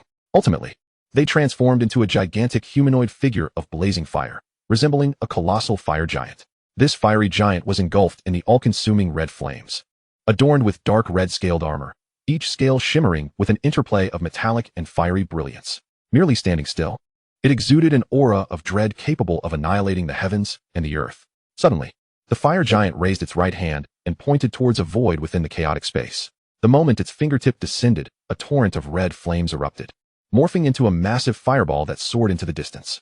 As the fireball traveled, it continuously expanded, eventually transforming into a burning star, igniting the chaotic miasma surrounding it and creating a vast sea of flames. The fire giant, seemingly unsatisfied, waved its hand once more, and this time, countless blazing stars erupted from its palm, scattering like a meteor shower. The stars collided and exploded, generating flames that swept across the entire chaotic space, manifesting a cosmic starry expanse before Chu Han. Celestial bodies were consumed by the flames, entire star rivers devoured and incinerated, until only a pure world of fire remained. How formidable! Chu Han's consciousness floated nearby, captivated and utterly awed by the divine prowess of the fire giant. He could distinctly feel that the power of this fiery giant vastly exceeded his comprehension, reaching an extraordinary realm. The path of martial arts is an endless journey. A surge of fervent ambition welled up within Chu Han. One day, he too would wield the power to incinerate the galaxies. At that moment, the chaotic space began to tremble violently, and the fire giant transformed into a golden streak of light, racing towards Chu Han's consciousness. Chu Han felt an immense force surge into his awareness, and then darkness enveloped him. His consciousness abruptly exited the chaotic space and returned to reality. Buzz! Chu Han abruptly opened his eyes, an aura of terrifying power erupting around him. Crimson flames surged from within, enveloping his entire form, while a layer of dark red scales emerged upon his skin, appearing extraordinarily resilient. Fusion successful. Congratulations, you have acquired the innate ability Divine Flame Body, innate level, SS rank. The system notification echoed in his ears. An SS rank ability. Chu Han's heart surged with elation. Indeed, after the fusion of the two innate abilities, the new one had ascended directly to SS rank. He could distinctly sense that the Divine Flame Body perfectly amalgamated all the powers of the Flame of Star Annihilation and the Lava Crystal Armor, and, on that foundation, had received tremendous enhancements. Both the flames and the defensive capabilities of the armor had been multiplied several times. Furthermore, the Divine Flame Body exhibited a natural affinity for fire-based martial techniques, rendering them not only simpler to learn, but capable of unleashing powers far beyond their original potential. The fire-based martial techniques he possessed would be significantly amplified. Most importantly, the Divine Flame Body had conducted a thorough transformation of Chu Han's physique. He could feel that his attributes in every aspect had undergone substantial enhancement. Chu Han rose to his feet, stretching his limbs, as the crimson flames and dark red scales flickered around him, emanating a heart-stirring aura. He flicked his hand, and a burst of red flames shot forth, directly aimed at the metal wall of the training room. Sizzle! A large section of the metal wall was instantly vaporized, disappearing without a trace. Had he not controlled his strength, that flame would have pierced through the training room's wall and soared outside. With a mere thought, the scales on his body rapidly retracted, merging back into his skin and vanishing as if they had never existed. The Divine Flame Body is indeed formidable. A triumphant smile graced the corners of Chu Han's lips. With this SS rank innate ability, his strength had achieved yet another qualitative leap. The challenges within the trial tower would undoubtedly become more manageable. A sharp glint flickered in Chu Han's eyes. He could feel that the Divine Flame Body, combined with his Dragon Fire elemental power and SS rank martial techniques, formed a perfect synergy, amplifying the unleashed power to unimaginable levels. At this moment, he was fully prepared. His immediate goal for the day was to challenge the trial tower. He was determined to assault the 90th floor of the tower. Without hesitation, he promptly descended the stairs. After a hasty breakfast, he left his dormitory and made his way towards the trial tower. This time, he aimed not only to successfully navigate the challenges of the tower, but also to establish a new record. Chapter 121. The name soaring on the trial rankings. If one were to identify the most popular place at Jingwu University, it would undoubtedly be the trial tower. This is an obligatory course that every student must undertake, serving as the core testing ground of Jingwu University. Challenging the trial tower not only validates one's strength, but also earns academic credits. The number of floors conquered within the trial tower acts as a student's passport. Higher floors grant access to elevated privileges. For every student, this is a surefire investment. Of course, challenging the trial tower is not without cost. Each individual is allotted only one challenge opportunity per day. To continue challenging, one must pay additional academic credits. Chu Han, having secured victory in the freshman competition, possessed not only his daily challenge, but also an additional 5 challenges without the need to expend credits. Moreover, there was no queue for the trial tower. All students could undertake challenges simultaneously. Typically, most challengers would commence their trials from the first floor. With each successful ascent, the challenger's state would be reset, ensuring peak performance for every level. The trial tower also records each student's highest achievements, allowing challengers to begin from their highest completed floor without starting anew. However, opting for this would mean that academic credits for the previous floors would not be counted during the settlement phase at the challenge's conclusion. Generally, every student would choose to begin from the start, as this allows for full academic credit. Each day, this presents every student with a free opportunity to accrue credits, naturally leading them not to squander it. When Chu Han arrived at the trial tower, it was just past 7 a.m. The area beneath the tower was already teeming with students, both challengers and onlookers eager to learn. This towering silver edifice, reaching 99 stories, offered trials of varying intensities. From solitary combat against different levels of exotic beasts to team collaborations, a plethora of scenarios were available. Chu Han's arrival immediately stirred a considerable commotion. As the first-place winner of this year's freshman competition, he exhibited strength far surpassing that of his peers. His record of defeating a 5th-ranked peak martial artist with a single punch had already circulated throughout the entire school. The question on many minds was how far Chu Han could ascend. Should his performance falter, it might cast doubt on his true capabilities. Conversely, if he were to break records, it would be a monumental event for Jingwu University. As Chu Han approached the base of the trial tower, a prompt appeared on his wristband. Would you like to challenge and enter the trial tower? You have 6 challenge opportunities. Challenge. Chu Han immediately selected to challenge. In the next moment, a beam of light shot forth from the trial tower, enveloping him. Following that, the space around Chu Han shifted, transporting him into the interior of the tower. The layout of the tower is uncomplicated, resembling a colossal arena encircled by walls. Upon these walls, a prominent numeral, 1, signifies the current level of challenge. Suddenly, a prompt chimes. First trial. Eliminate 10 first-order gale wolves. Chu Han perceives a sudden shift in the fluctuation of his internal energy, as a dense forest materializes upon the black stone floor of the trial tower. The tower possesses the capacity to simulate authentic combat scenarios. A series of wolf howls pierce the air, and instantly, 10 gray shadows leap forth from the thicket. Their forms enveloped in wind attribute energy, fangs glinting with a chilling gleam as they charge toward Chu Han. Remaining motionless, Chu Han unleashes a surge of internal energy, conjuring a fiery inferno that engulfs the 10 gale wolves entirely. The wolves are unable to emit a single cry of anguish before being reduced to ashes in the searing heat. For Chu Han, this initial trial is merely a trivial warm-up, a mere waste of time. The staircase to the second level materializes, and Chu Han strides purposefully to the next tier. The environment within the trial tower shifts once more, the forest transforming into a desolate expanse of gravel, while the numeral on the wall transitions from 1 to 2.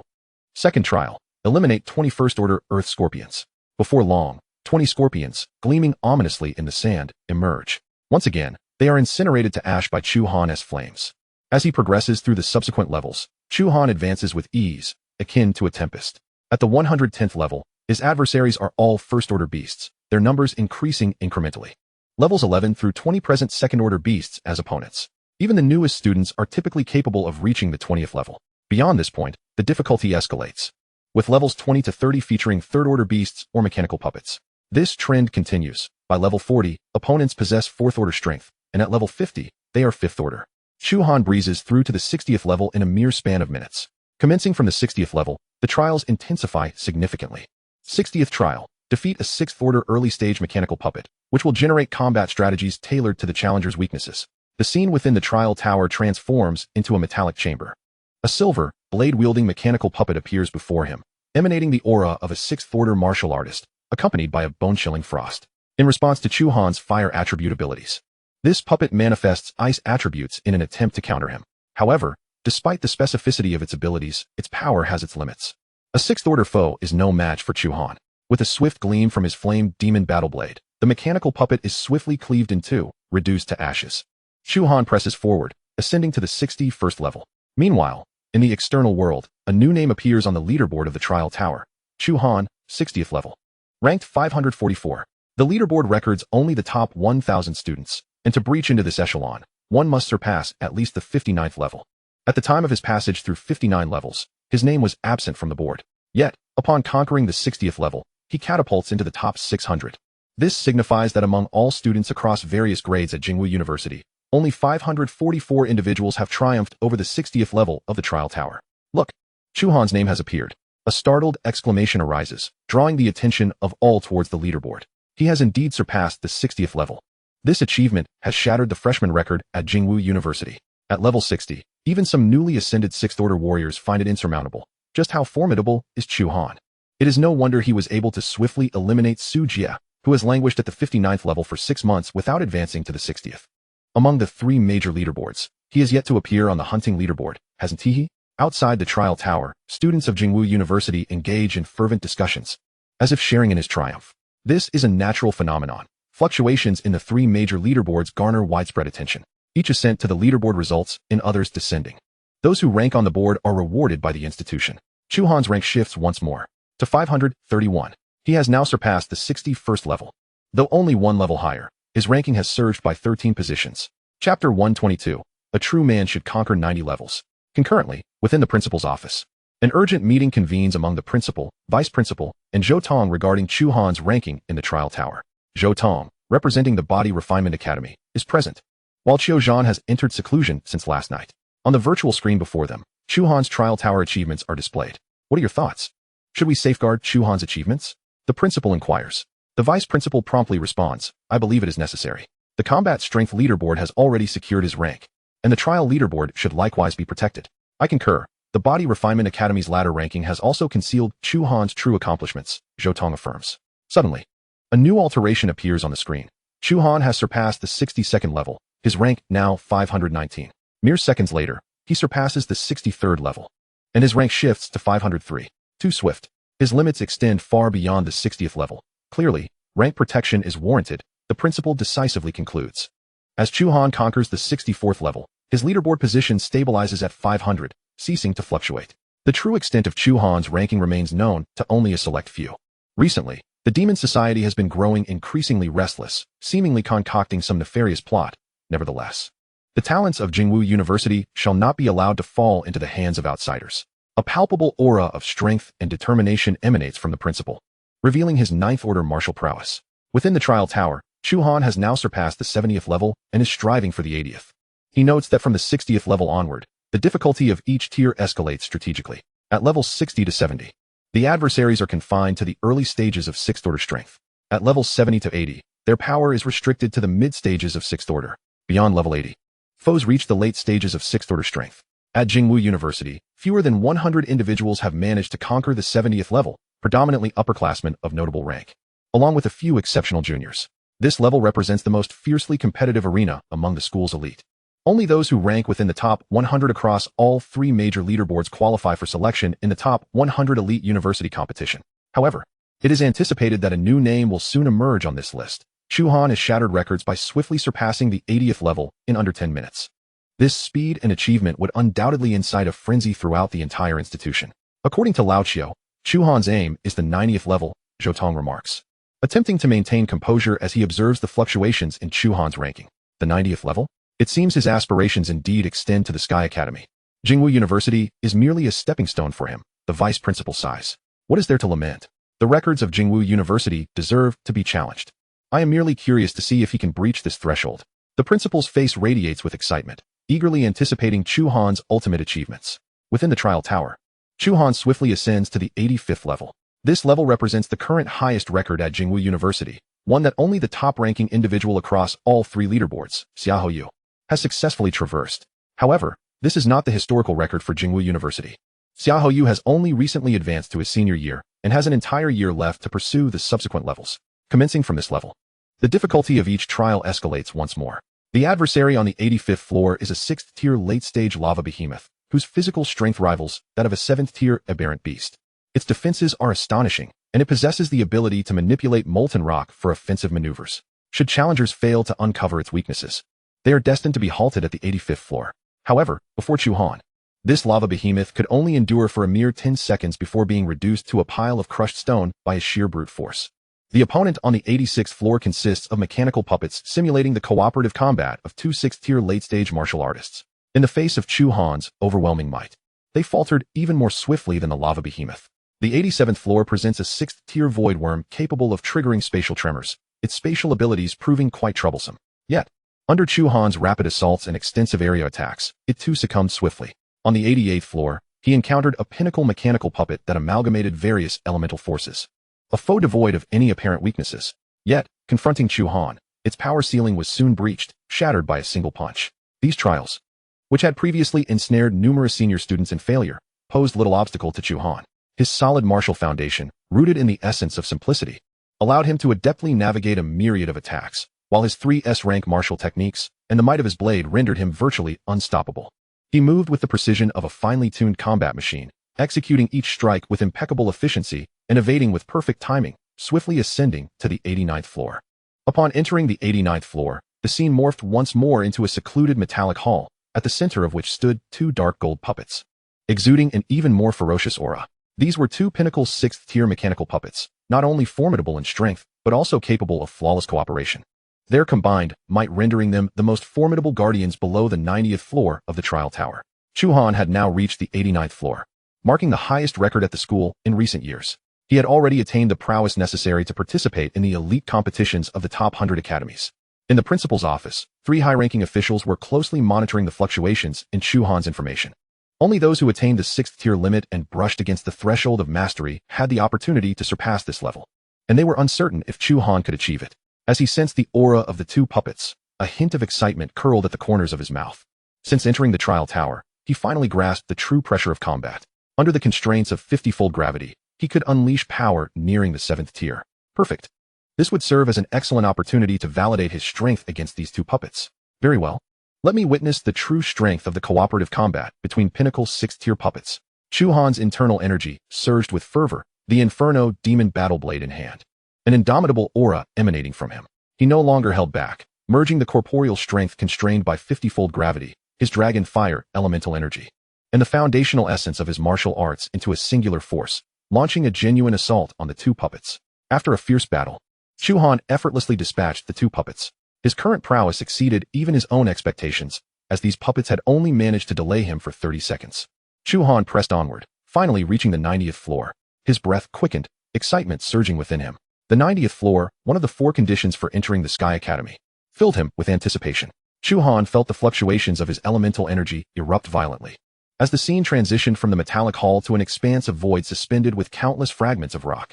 At the center of this void stood a towering 2-meter silver puppet, clad in ancient battle armor and wielding a long sword, surrounded by a faint aura of mastery. This was a genuine mechanical puppet that had reached the early 7th tier, having just entered the realm of mastery. The chasm between the 7th and 6th tiers, although seemingly a mere step apart, was indeed a vast gulf. To surpass the 90th floor, one must demonstrate strength comparable to that of a master. Finally, a worthy opponent had emerged. Chu Han tightened his grip on the Inferno demon battle blade, a glimmer of excitement flashing in his eyes. Once he surpassed the 90th floor, he would have achieved his first goal. Chapter 123. The Pinnacle Battle. Master Chu Han. Chu Han had arrived at the 90th floor. Even the two puppets on the 89th floor had posed little challenge, and he was on the brink of making history. In the principal's office, even the 3 seasoned officials were left astounded by Chu Han's prowess, unable to conceal their excitement. Chu Han was on the verge of setting an unprecedented record. Within the trial tower, Chu Han stood facing the silver puppet. His aura was continuously rising. Given that this puppet had attained mastery level, it warranted his earnest attention. Under the constraint of 50-fold gravity, he too was eager to ascertain whether he possessed the capability to vanquish this formidable opponent. The trial of the 90th floor. Defeat the early 7th tier master puppet. The voice of the trial tower resonated in his ears, as his dragon fire elemental energy coursed rapidly through his meridians. Chu Han harnessed the dragon fire elemental energy, condensing and compressing it into a formidable punch, unleashing it. Inferno Fist. A colossal fiery fist tore through the air, hurtling towards the master puppet.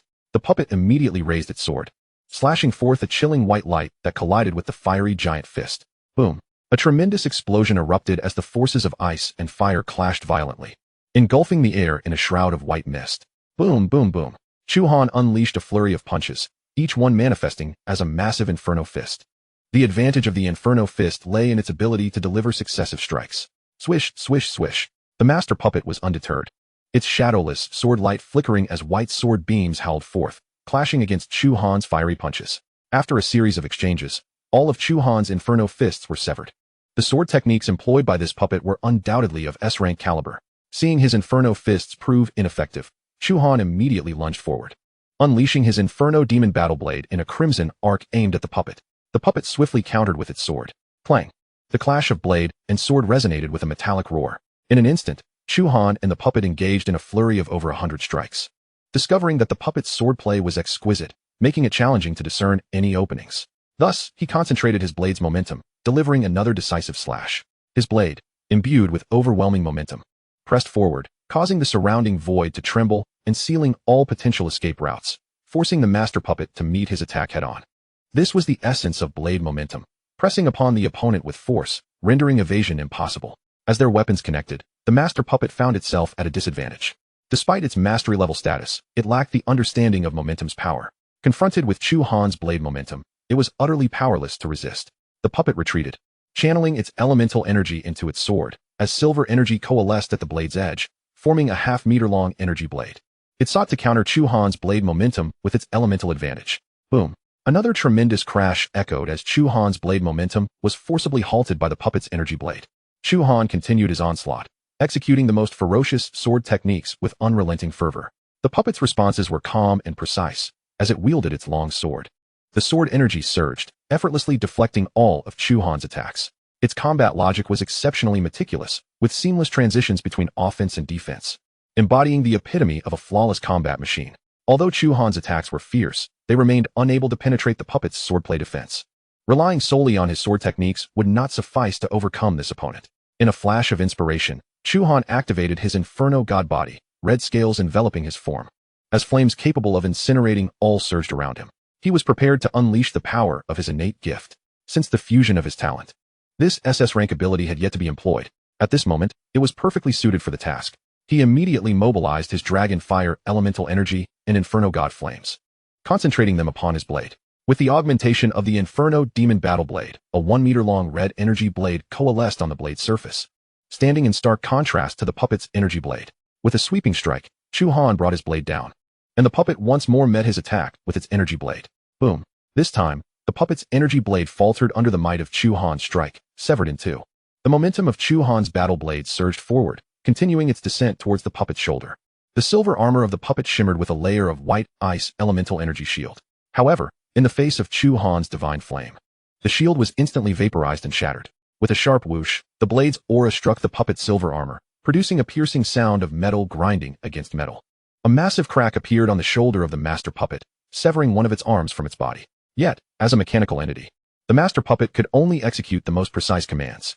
It swiftly retaliated with a sword strike, the blade's aura sweeping towards Chu Han's body in an attempt to defeat him in a mutual destruction. However, the moment the sword's aura struck Chu Han, it left merely a white mark. The red scales upon Chu Han's body had resiliently withstood the blow. Such formidable defensive power was beyond even Chu Han's expectations. He had initially sought to test the scale's resilience, but the results far exceeded his anticipations. Even the assault from the master-level puppet could not breach his scales, granting him an immediate position of invincibility. Seizing this moment, the dragon fire energy within him rapidly coalesced upon the blade, and the Inferno Demon Blade descended once more. Inferno Dragon Slash. This strike amalgamated the momentum of the blade, the power of dragon fire, and the might of the Inferno Dragon Slash. A crimson fire dragon roared forth from the tip of the blade, enveloping the puppet's body with an overwhelming force that could incinerate all in its path. The Inferno blazed fiercely upon the puppet, and the high-grade alloy from which it was crafted melted under the terrifying heat, transforming into a pool of molten metal, utterly vanishing. On the 90th floor, he had successfully cleared the stage. After unleashing his new talent, the master puppet had lost all resistance. The battle had lost its suspense in an instant. Though he had exerted some effort, joy filled his heart. Passing through the 90th floor not only validated his strength, but also indicated he was one step closer to the Sky Academy. He had already accomplished the first of 4 conditions, Inside the principal's office, silence reigned. Chu Han had completed the 90th floor in merely 1 minute. The master-level puppet had posed no obstacle to his advancement. The principal broke the silence first, his face alight with excitement. Chu Han's strength has reached the master level. He is wholly qualified to join the Sky Academy. The vice principal marveled. A prodigy, he is an undeniable genius. Even the martial Saint Yi Tianxin did not possess such extraordinary prowess at his age. Having completed the first condition, the remaining challenges seemed unlikely to impede him. It appears we can foresee his ultimate victory in the elite league of the top 100 universities. Zhou Tong exclaimed with enthusiasm. The principal nodded in agreement. Indeed. With 2 months remaining until the elite league, we must keep Chu Han's information as confidential as possible. In 2 months, it will be the day he stirs the nation. By then, even attempts to conceal it will be futile. As they conversed, Chu Han had already ascended to the 91st floor. The opponents on the 91st floor proved stronger than those on the 90th. Yet under the eruption of Chu Han's talent, he swiftly triumphed. The adversary on the 92nd floor could engage Chu Han for a considerable duration, and it was only through his utmost effort that he managed to secure victory. On the 93rd floor, his opponent surpassed him in all aspects of strength, and he found himself suppressed. However, after invoking the demon ape transformation, he turned the tide and emerged victorious. On the 94th floor, despite unleashing both the demon ape transformation and the celestial fire transformation, he could not achieve victory. Thus, he adjusted the gravity of his gravity suit to 1-fold and exerted his full strength, successfully overcoming the opponent on the 94th floor. On the 95th floor, his adversary's strength surpassed Chu Han by 2 levels, and despite his all-out effort, he could not prevail. His record in the trial tower ultimately settled at the 94th floor. Chapter 124, A Bounty of Academic Credits, Striving for Level 5. At last, Chu Han's limit was reached at the 94th floor. He could not surpass the 95th floor. In the principal's office, the 3 of them exhaled in relief. They had initially thought Chu Han would soon approach his limits after clearing the 90th floor, yet he had surged through to the 94th floor in 1 breath. This achievement had shattered the century-old record of the Capital Martial University. The trial tower consisted of 99 levels, and only an 8th-tier Grandmaster could surpass the 99th floor. Chu Han's clearance of the 94th floor indicated that his strength was upper tier among the 7th tiers, excluding the principal, vice principal, and the deans and vice deans of various colleges, as well as the guards of the true martial pavilion and other concealed experts. Chu Han stood as the strongest presence in the Capital Martial University, surpassing all mentors. Such power was indeed astonishing. Concealing his strength became a matter of utmost necessity. As he exited the trial tower, the space around Chu Han continually shifted until he found himself back at the 1st floor of the trial tower. The system notification chimed once more. You have successfully cleared a total of 94 levels in this challenge. As this is your first challenge, you will receive additional academic credits. You have earned a total of 276,800 points in academic credits and obtained special privileges in the trial tower, the ability to challenge any floor below the 95th at any time. Upon receiving the notification of academic credits through his communication wristband, Chu Han was thrilled to discover that his total credits had surpassed 320,000. He was pleasantly surprised, never anticipating such a bounty from his initial challenge of the trial tower. These credits would sustain his training for a considerable time. It was no wonder that other freshmen were so eager to undertake challenges. The trial tower was indeed a sacred ground for earning credits. Subsequently, he exited through the door of the 1st floor, returning to the outside of the trial tower. Chu Han's appearance immediately captured the attention of many. A senior promptly called out, "Junior Chu Han, how many floors did you clear in the trial tower? Did you truly get stuck at the 61st floor? The 61st floor?" Hearing this, Chu Han glanced at the leaderboard of the trial tower. He found that his rank was precisely at 500, and the information indicated that he had only cleared the 61st floor. So that was it. Chu Han quickly recalled that his combat ranking was also stuck at 999. Like the results from the Physical Training Academy's ladder, the concealment was a deliberate outcome of the school's higher-ups. This was, in fact, a positive turn of events for him. I got stuck at the 62nd floor. I challenged it numerous times but couldn't succeed. Chu Han scratched his head, feigning a look of frustration. You cleared up to the 61st floor in one go, yet you still appeared dissatisfied. That is a height many upperclassmen have yet to achieve. You are quite the anomaly. The seniors outside the trial tower erupted in admiration. Chu Han's achievement had set a new record for newcomers, and he still seemed unsatisfied. I should challenge the 60th floor soon. I cannot let the newcomers fall too far behind. Several indignant students ignited their competitive spirit. As 3rd and 4th year seniors, being surpassed by a freshman was hardly a pleasant feeling. In contrast, those freshmen who were akin to Chu Han looked at him with expressions filled with astonishment and admiration. Most of them were stuck between the 20th and 30th floors, making Chu Han's result appear almost celestial. Ignoring the discussions around him, Chu Han turned and departed from the trial tower area. The challenges within the trial tower had granted him a clearer understanding of his own strength, as well as a more refined mastery of his martial techniques. If faced with actual combat, he could unleash even greater combat prowess. Regarding the 95th floor of the trial tower, he had no immediate intention to challenge it. He was aware that the gap in strength between himself and the opponents at the 95th floor could not be bridged merely through repeated attempts. He intended to grow stronger before returning for the challenge. Unless he found himself short on academic credits, he would not consider re-entering the trial tower to earn more. Before that, he planned to tackle the remaining 3 conditions, primarily focusing on achieving 6th tier cultivation and accumulating 100,000 wilderness hunting points. As for the prestigious top 100 University Elite League, one must wait for 2 months hence. For now, the only course of action is to continue enhancing one's capabilities in preparation for the competition. Moreover, there is no urgency for Chu Han to venture into the wilderness. In a few days, he is scheduled to enter the school's core secret realm for training alongside the top 20 students from the freshman competition. Prior to that, he intends to elevate his strength to the 5th tier. Thus, he made his way to the training zone, entering the scorching Inferno training chamber to commence his cultivation. Within this specialized chamber, his training progressed rapidly, aided by the energy supplied from low-tier energy stones, resulting in a steady enhancement of his martial prowess. By the 3rd day, amidst a surge of energy, he successfully reached the late stage of the 4th tier. He realized that the spiritual energy required for his breakthrough far exceeded that of ordinary martial artists by several multiples.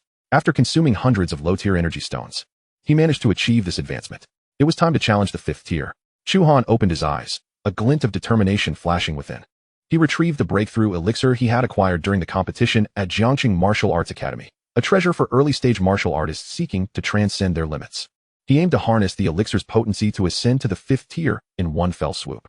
Without hesitation, Chu Han placed the elixir in his mouth. It dissolved instantly, transforming into an immense, yet gentle surge of pure energy that coursed through his entire being. He promptly closed his eyes and focused, channeling the 9 Dragons' true fire technique to absorb the elixir's essence.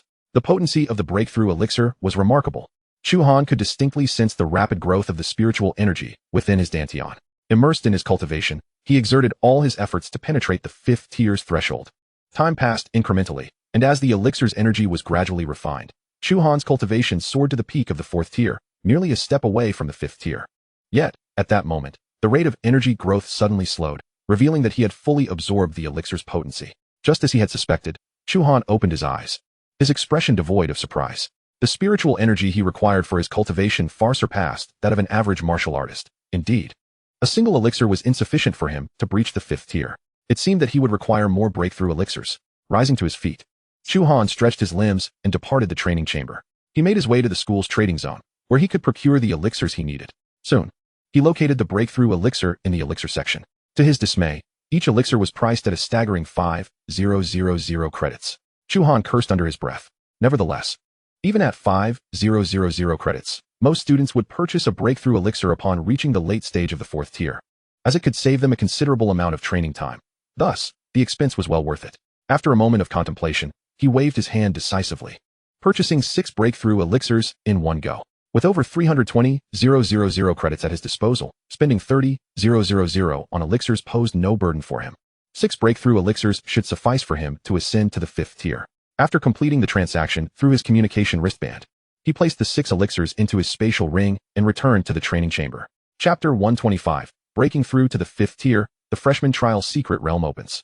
Upon returning to the Inferno training chamber, Chu Han once again sat cross-legged without a moment's pause, consuming another breakthrough elixir. The pure essence surged into his body anew, and he continued to refine its potency, striving to breach the bottleneck. One by one, he ingested the 2nd, 3rd, and 4th elixirs. Each elixir's essence filled his dantian with an ever-increasing abundance of spiritual energy. He could distinctly sense the threshold of the 5th tier drawing nearer, the spiritual energy within him reaching a critical point, poised to erupt at any moment. As the essence of the 5th breakthrough elixir was nearly fully refined, Chu Han's spiritual energy finally reached saturation. Breakthrough! He roared, and the energy within him surged forth like a rushing river, shattering the barrier of the 5th tier. A powerful aura exploded from Chu Han, the spiritual energy within his dantian escalating wildly, becoming more refined and profound. After breaking through to the 5th tier, his spiritual energy increased dramatically, its strength comparable to that of a 7th tier novice master. At long last, he had ascended to the 5th tier. Chu Han opened his eyes, a flicker of joy illuminating his expression. He was now one step closer to his goal of reaching the 6th tier. He continued to cultivate, solidifying his newfound strength. And only after training until nightfall did he finally exit the chamber. This training session had consumed 4 days of his time. The following morning, Chu Han had accumulated 5 days' worth of lottery draws. Without hesitation, he chose to draw. The colorful wheel began to spin. Congratulations. You have received a C-grade weapon, a venomous dagger. Congratulations. You have received 100 low-tier energy stones. Congratulations. You have received 10 A-grade detoxification pills. Congratulations. You have received a B-grade martial technique, Wind Thunder Slash. Congratulations. You have received an S-grade disposable defensive talisman, capable of withstanding one attack below the 9th tier. Chu Han's gaze was immediately drawn to the defensive talisman at the bottom. This talisman could withstand attacks below the 9th tier, serving as a crucial lifeline. While his own defensive capabilities were already formidable, this talisman remained of paramount importance. The other lottery items were quite standard. The A-grade detoxification pills might prove useful as well. After a quick breakfast and gathering his gear, he departed from his dormitory. Today marked the day for the top 20 freshmen to enter the school's core secret realm for training. The school required the freshmen to assemble before 8 a.m., or else they would be deemed as having forfeited. Chu Han hastened his pace toward the specialized secret realm area within the training zone, where he could see a gathering of people from a distance. The top 20 competitors from the freshman competition had all arrived, including Yun Mabe, Li Tianhe, Su Feng, and Xiao Nuo, each fully equipped and bearing expressions of anticipation. Chu Han has arrived. He is also participating in the secret realm. We cannot possibly compete with him. He has already breached the 61st level of the trial tower, and the gap between us continues to widen. Chu Han was the last to arrive, inevitably drawing everyone's attention. As the top freshman, he was surrounded by an aura of distinction. Particularly, the news of his recent achievement in breaching the 61st level of the trial tower had caused quite a stir. As he joined the ranks, he could feel the diverse gazes surrounding him: admiration, hostility, appreciation, and challenge. At that moment, a resounding voice rang out from the front. Please, all freshmen, prepare yourselves. The training in the Meteoric Star secret realm officially commences. This training will last for 7 days, with the core task being the slaying of exotic beasts to enhance your strength. Additionally, the secret realm is filled with numerous heavenly materials and treasures, as well as unexplored areas for you to discover. However, be advised that malicious competition is strictly prohibited within the secret realm. More information regarding the Meteoric Star secret realm has been sent to your wristbands for your review. After 7 days, you will be forcibly teleported out of the secret realm. The speaker was a middle-aged martial artist clad in black, his presence as steady as a mountain, and he was the overseer of this training. In the next moment, the gates to the secret realm gradually opened. Chu Han was the first to step through, and as the surrounding space shifted, he found himself in a new world. The instant he entered the Meteoric Star secret realm, Chu Han was greeted by an atmosphere that was starkly different from the outside world. The ambient spiritual energy here was extraordinarily dense. Inhaling it felt as if his meridians were gently warming. Various attributes of spiritual energy mingled in the air. Truly, the Meteoric Star secret realm had a concentration of spiritual energy tenfold that of the outside world. Chu Han marveled inwardly. This secret realm was indeed extraordinary. Inside the realm was a fragmented continent, the sky tinged with a deep crimson hue, and glimmering stones scattered throughout. Standing atop a mountain peak, Chu Han felt the ground beneath him was exceptionally solid, covered in black volcanic rock. Gazing into the distance, he beheld a landscape of crumbling mountains and vast craters formed from colossal meteorite impacts, the mountains riddled with jagged fissures, some even severed in half by the meteors. Many mountain peaks still belched wisps of dark smoke, with flashes of lightning flickering intermittently, while patches of dark red flames burned fiercely on the ground, saturating the air with a pungent mixture of sulfur and charred vegetation. The sky was shrouded in ominous crimson clouds, intermittently illuminated by bolts of lightning. A wild wind howled through the landscape, lifting stones and debris to form colossal storms. These tempests, infused with diverse elemental energies, possessed immense power. Any ordinary warrior caught in their grasp would be instantly consumed, unable to escape. The environment of the meteorite secret realm was indeed harsh, rife with such ferocious manifestations of nature. Chu Han couldn't help but marvel at it. At that moment, a new message arrived on his wristband, containing information about the meteorite secret realm. It revealed that this realm was a unique space created by the fall of a meteorite. The environment within was hostile, with a concentration of elemental energy far surpassing that of Blue Star, and the air was permeated with abundant free elemental energy, allowing for rapid cultivation even at the periphery. It was also home to flora and fauna not found on Blue Star, as well as various rare treasures and mystical beasts. The creatures within the meteorite secret realm were referred to as star beasts, born from the absorption of the realm's elemental energy. Upon their defeat, they left behind pure elemental energy that could be directly absorbed by warriors. In other words, by slaying star beasts, one could swiftly enhance their power by absorbing the energy they left behind. Surviving here for 7 days was sufficient to elevate his cultivation to a new level, and Chu Han was filled with excitement. Soon after, other newcomers also entered the realm. The initial positions of the 20 individuals were identical. all situated at the edge of the secret realm. Upon their arrival, they were equally astonished by the dire environment and the dense aura of elemental energy. All were unable to conceal their excitement, with none wishing to retreat. In such an environment, not only could they rapidly enhance their strength, but they could also hone their combat skills. It was a splendid opportunity to create a gap between themselves and other newcomers. After some discussion, the new arrivals formed several teams. Chu Han received an invitation from Yun Mo Bai, but declined. "I prefer to be alone. You will be safer in your teams," he remarked, leaping down the mountain first. As expected, Chu Han is not interested in teaming up with us. Li Tian, he sighed. "His strength far exceeds ours. He must think we would only hold him back." Su Feng chuckled. Yun Mo Bai replied calmly, "No matter, to catch up with Chu Han, one must confront their own abilities." Soon, the other novice teams followed Chu Han's lead and descended into the depths of the secret realm. Chapter 126, Frenzied Hunting and Energy Plundering. Chu Han raced deeper into the realm, arriving beneath a fractured mountain. At that moment, a low, rumbling roar emanated from a nearby valley to his left. Turning his gaze, he beheld 3 robust star beasts besieging a solitary unicorn deer. These beasts were covered in dark greenish-black scales, sporting a sharp, bony spike on their heads, with strong, muscular limbs. They were the unique star beasts of the meteorite secret realm, ironbone star wolves. Their auras were all at the late stage of the 4th tier. Enveloped in a dense swirl of elemental energy, their attacks accompanied by a piercing howl that tore through the air.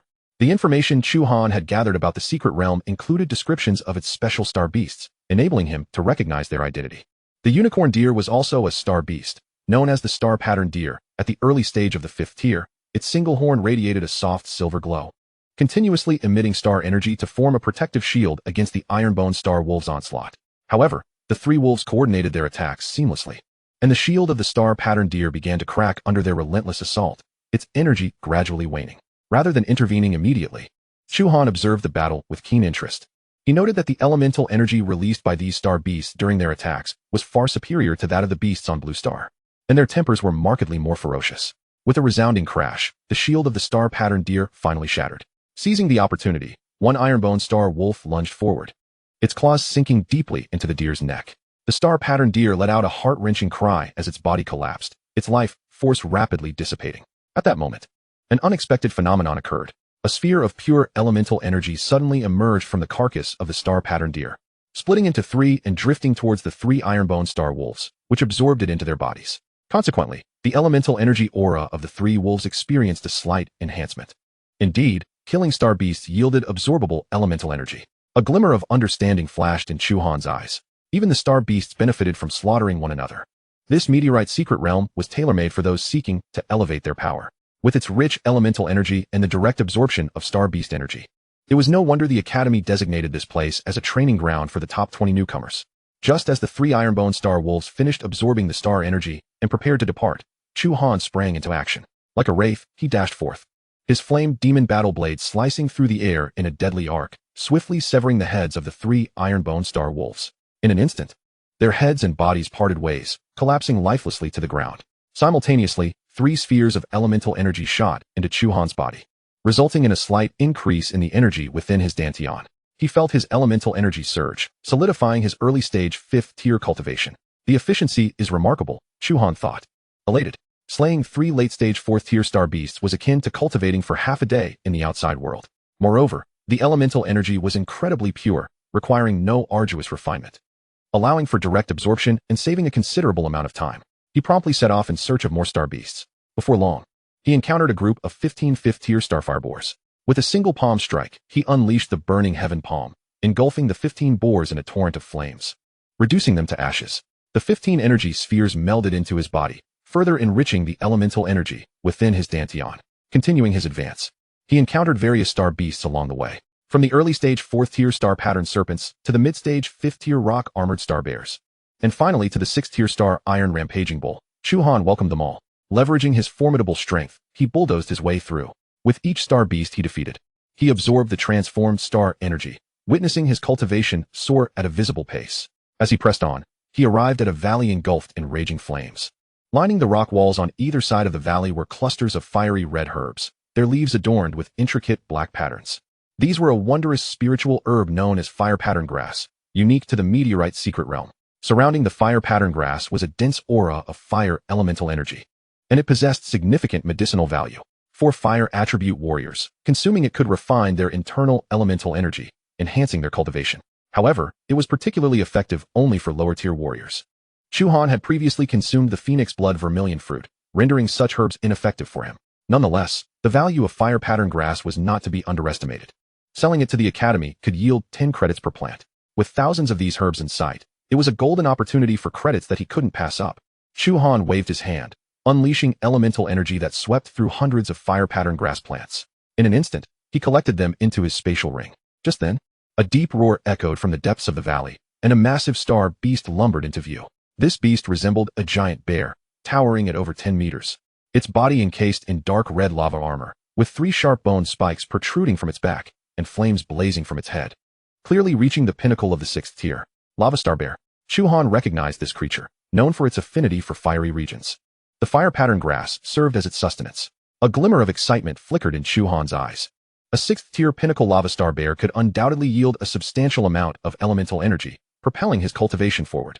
Upon noticing Chu Han, the Lava Star Bear erupted in fury, its eyes blazing crimson. With a thunderous roar, it charged at Chu Han. The colossal bear paw, accompanied by a howling wind and searing flames, held immeasurable power. Chu Han stood his ground, unflinching, and unleashed a mighty punch. The flame fist, a massive fiery fist, roared forth, instantly enveloping the giant bear. With a thunderous crash, the Lava Star Bear was obliterated into fragments. Had it not possessed fire attribute resistance, this blow would have reduced it to ashes. Subsequently, a sphere of primordial energy, the size of an egg, surged into Chu Han's body, causing his cultivation to experience a meteoric rise. To his astonishment, he discovered that he was now on the cusp of the mid-stage of the 5th rank, having reached the pinnacle of the early stage. After collecting the remaining fire pattern grass, Chu Han pressed deeper into the valley. As he ventured further, the oppressive heat intensified, and the air became thick with palpable fire attribute energy. Aside from the fire attribute star beasts and unique flora, no other life forms could be found in this place. If any practitioner of a different attribute were present, they would have succumbed to the scorching temperatures long ago. However, endowed with the body of the flame god, Chu Han found this level of heat remarkably suitable. He navigated the winding valley for approximately 20 minutes when a majestic volcano suddenly loomed at the horizon. Towering several thousand meters high, its slopes were composed of crimson rock, riddled with menacing fissures. Molten lava poured from the volcano's mouth, cascading down its ravines and transforming into relentless rivers of magma. One such river flowed directly into the valley beneath Chu Han's feet. It became clear to him that this volcano was the source of the valley's fiery hell. How rich the fire attribute energy is. As Chu Han approached the base of the volcano, he felt the overwhelming energy emanating from the crater, a flicker of ecstasy flashing in his eyes. The dragon fire energy within him began to churn uncontrollably under the influence of this power. It was highly likely that rare treasures or special materials lay within that volcano. Without a moment's hesitation, Chu Han surged upward along the edge of the lava river. The closer he drew to the volcano's mouth, the denser the fire attribute energy became. When he finally reached the rim of the crater and peered down, the sight before him sent a shiver through his soul. Inside the volcano was an immense lake of molten lava, where the crimson magma churned and bubbled, occasionally erupting with waves of scorching liquid. At the center of this lava lake floated a dozen faintly pink, translucent crystals, each containing an essence of fire attribute energy of unparalleled purity. These were fire attribute energy crystals. Recognizing their significance, Chu Han's heart raced. Fire attribute energy crystals are rare and coveted types of energy stones, formed from the most refined essence of fire. One such crystal could be equivalent to the energy contained within 100 lower-grade energy stones. Not only would they rapidly enhance fire attribute cultivation, but they would also strengthen fire attribute talents, making them invaluable treasures for fire attribute practitioners. Their worth was on par with the phoenix blood red fruit. If he could acquire these crystals, his cultivation speed would undoubtedly surge. Such a rare treasure was not something he could afford to overlook. As Chu Han prepared to leap into the molten lake to claim the crystals, the volcano suddenly trembled violently beneath his feet. The magma in the lake boiled more ferociously, with countless bubbles bursting. As a terrifying presence began to rise from the depths of the lake, a deafening roar erupted from the magma, infused with a frenzied fire attribute power that made the entire volcano tremble. Chu Han's expression changed, and he instinctively took a half-step back, vigilantly watching the lava lake. He sensed a formidable entity closing in rapidly beneath the molten surface. Suddenly, the crystals in the center of the lava lake were lifted by an invisible force, sinking toward the lake's bottom. In the next moment, the magma erupted violently, and a gigantic flame serpent emerged slowly from the depths. This serpent, over 200 meters long, was covered in crimson scales that burned like molten rock. Its head bore a sharp horn, its eyes glinting with a blood-red light, continuously spewing columns of fire, exuding a terrifying aura that reached the late stage of the 7th rank. This was a master-level star beast on the verge of transformation. The pressure emanating from this serpent was comparable to the opponents faced on the 95th floor of the trial tower, its power far exceeding his own. Especially in the environment of the volcano, the serpent's strength would be significantly amplified. The only silver lining was that Chu Han, too, was of the fire attribute. Thus, the serpent could not gain an advantage in terms of elemental affinity, but the gap in raw power remained. The serpent was clearly hostile towards Chu Han, coiling in the center of the lava lake, its massive head aimed directly at him, unleashing a thick beam of fire with devastating intent.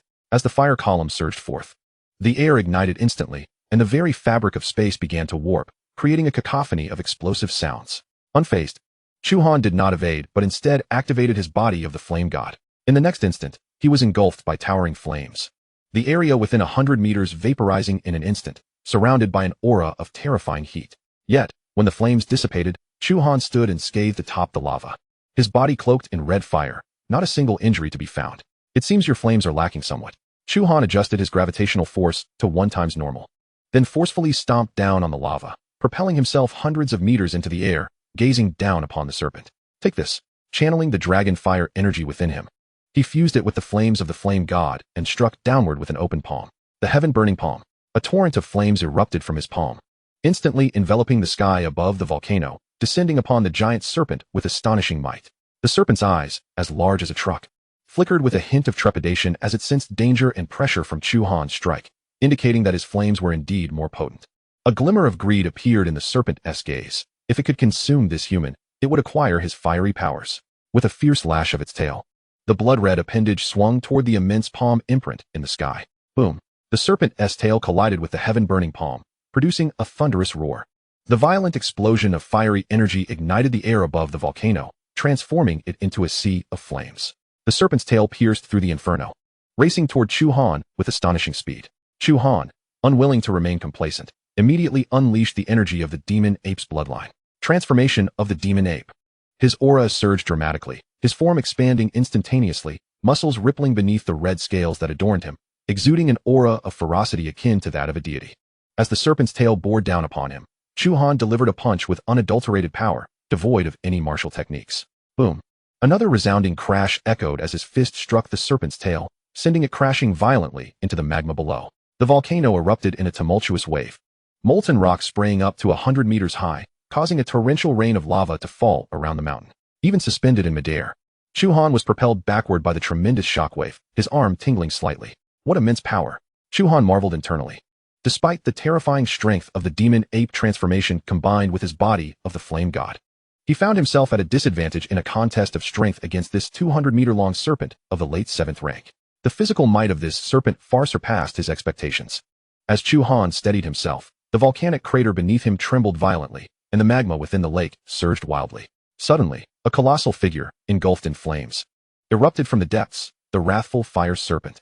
Its speed had multiplied several times compared to before, as its massive serpentine body broke free from the magma. Its cavernous maw agape, lunging directly at Chu Han.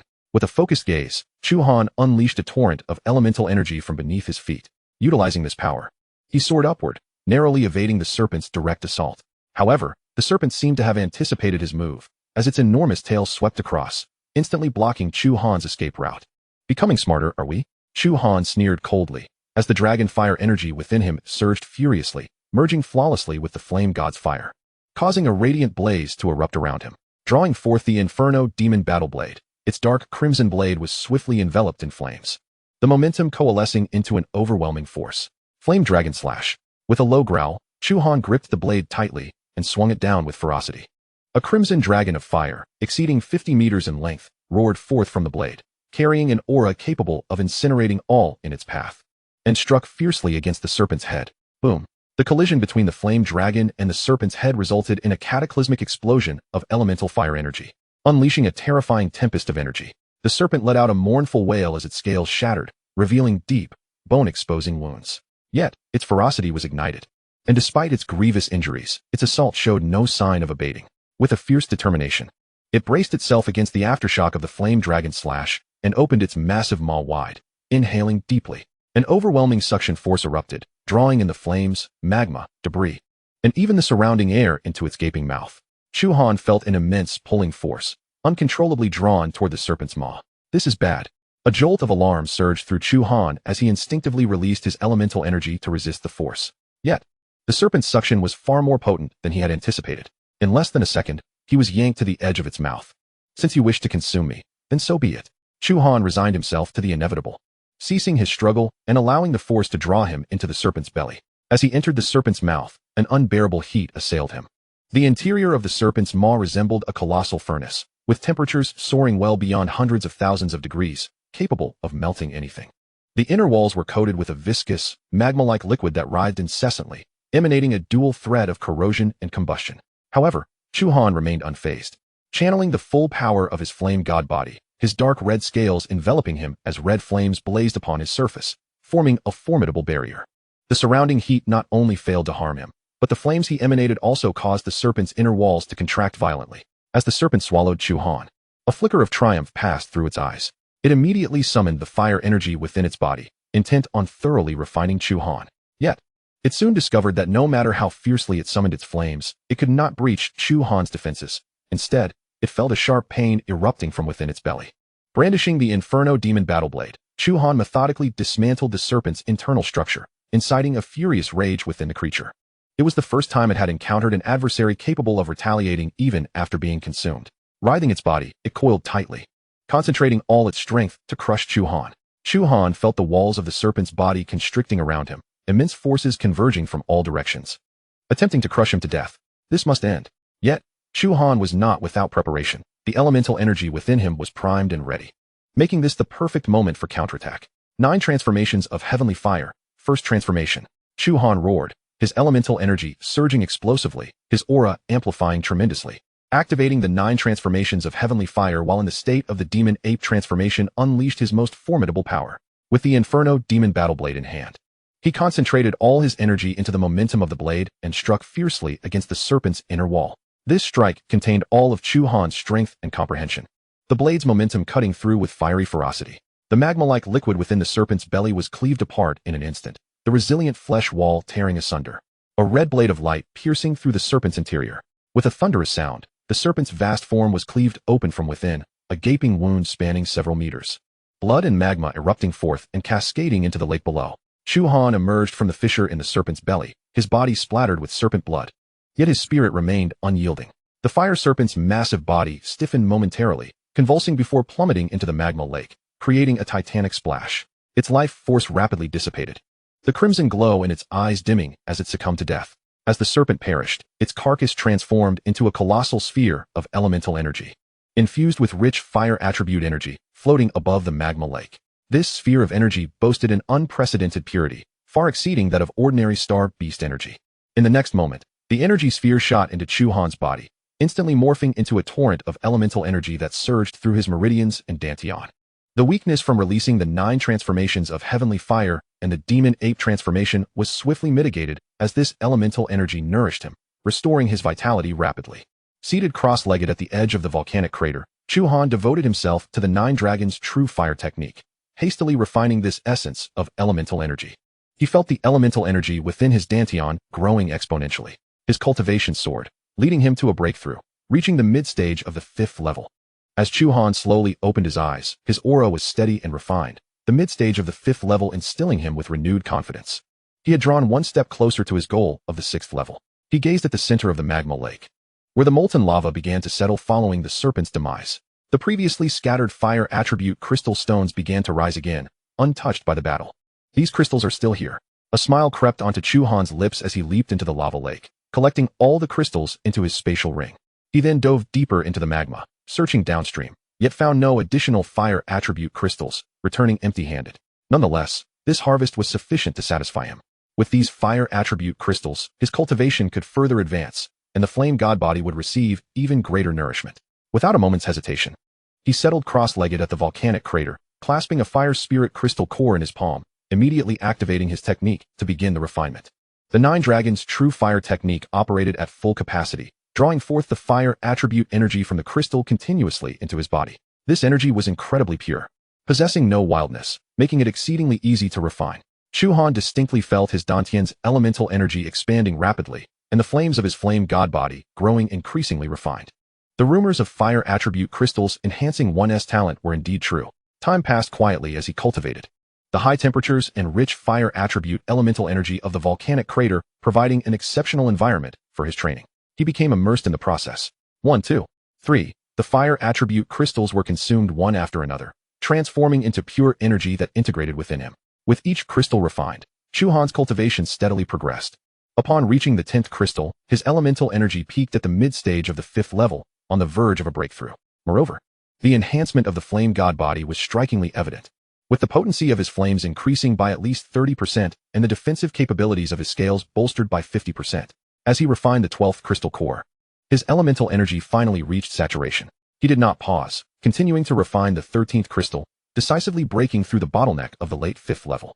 His cultivation advanced once more, bringing him one step closer to the 6th level. He pressed on, refining the final crystal, using its energy to solidify his late 5th level foundation.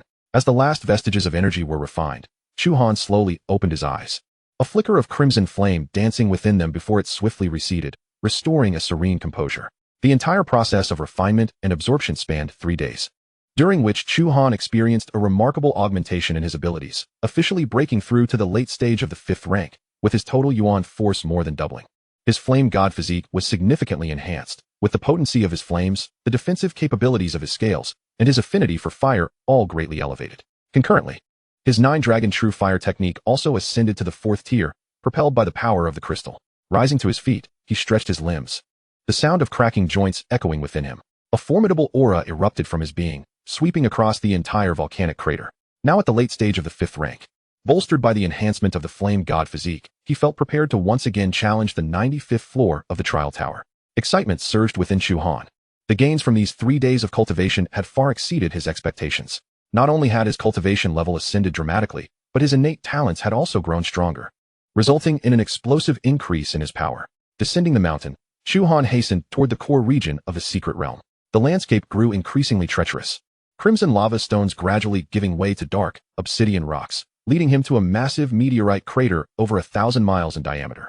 Within this crater, he encountered 2 early-stage 7th-rank star beasts, which he dispatched with ease. However, as he traversed a dense forest of fossils, a powerful human presence suddenly surged from the distance. This aura was remarkably robust, unmistakably at the mid-7th rank, an authentic master-level martial artist. Chu Han halted abruptly, a slight furrow creasing his brow. This unfamiliar presence radiated aggression and malice, distinctly not emanating from the martial experts of Jingwu University. If they were not from the academy, could it be that outsiders had infiltrated the meteorite secret realm? Chu Han pondered. The value of the meteorite secret realm was immense. It was plausible that external martial forces sought to breach the realm and seize its resources. Chapter 129, Ambush in the Secret Realm, Slaying the Master. Focusing his mental energy, Chu Han directed his awareness toward the source of the aura, faintly discerning 3 figures swiftly approaching his direction. At the forefront was a middle-aged man clad in black, his countenance stern and eyes sharp, a long sword sheathed at his waist, exuding the aura of a mid-7th rank master. Flanking him were 2 young martial artists, both at the late 6th rank, showcasing considerable strength. It appeared they were indeed coming for him, and Chu Han comprehended their intentions. During his encounters with the star beasts in the secret realm, he had not made an effort to conceal his movements. The fluctuations of flames and yuan force were likely detected by these individuals. At that moment, the mid-7th rank man's mental energy surged, instantly locking onto Chu Han's emitted mental presence. The target is nearby? Follow me, he commanded, accelerating toward Chu Han like a streak of light, with the 2 others hastening behind. Realizing he had been discovered and that they were indeed targeting him, Chu Han chose not to hide nor to change his position, opting instead to remain where he was and await their arrival. Soon, the 3 figures materialized within his line of sight. The middle-aged man's gaze, sharp as a hawk's, fixed upon Chu Han. I did not expect you to possess such formidable mental strength.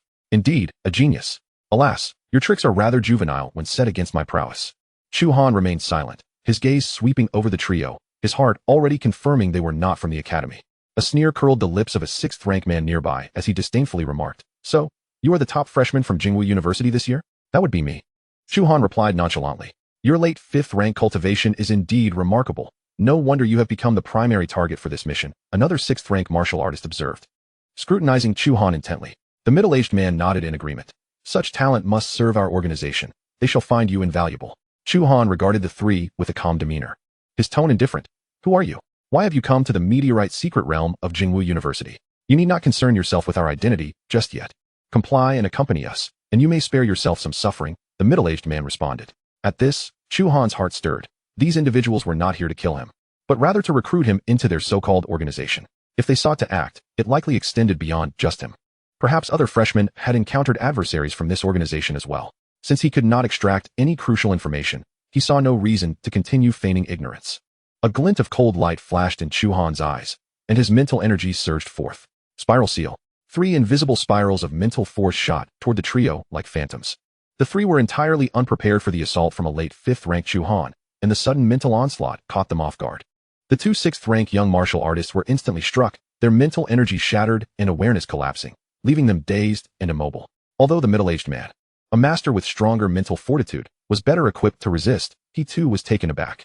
The spiral seal breached his mental defenses, causing a brief disarray in his consciousness, impeding the flow of his yuan force. Seizing this opportunity, Chu Han acted without hesitation, channeling his dragon fire yuan force into a furious tempest, seamlessly merging it with the flames of the flame god physique, and unleashed a mighty strike. Heavenly Flame Palm. The crimson flames erupted into a cataclysmic inferno, a torrent of fire that bore the weight of annihilation, crashing down upon the trio. The sheer heat distorted the very fabric of space, reducing everything in its path to ashes. Just as the middle-aged man's mental faculties began to recover, he was met with the overwhelming surge of the inferno, his face paling in shock. He had not anticipated the sheer ferocity of Chu Han's attack. The power of that palm strike rivaled that of a master-level martial artist's technique. He had no time to contemplate further. Hastily, he summoned all his yuan force to form a violet shield around himself. Boom! The inferno engulfed the 3. The 2 6th-rank martial artists barely had time to scream before being completely incinerated, reduced to nothingness. The middle-aged man's yuan force shield trembled violently under the assault of the inferno, fissures spiderwebbing across its surface. Although he managed to protect himself with his master-level yuan force, the terrifying force of the attack caused his blood to surge and his mind to reel. Damn it! How could this brat be so powerful? The middle-aged man was both astonished and enraged, realizing he had drastically underestimated Chu Han's strength.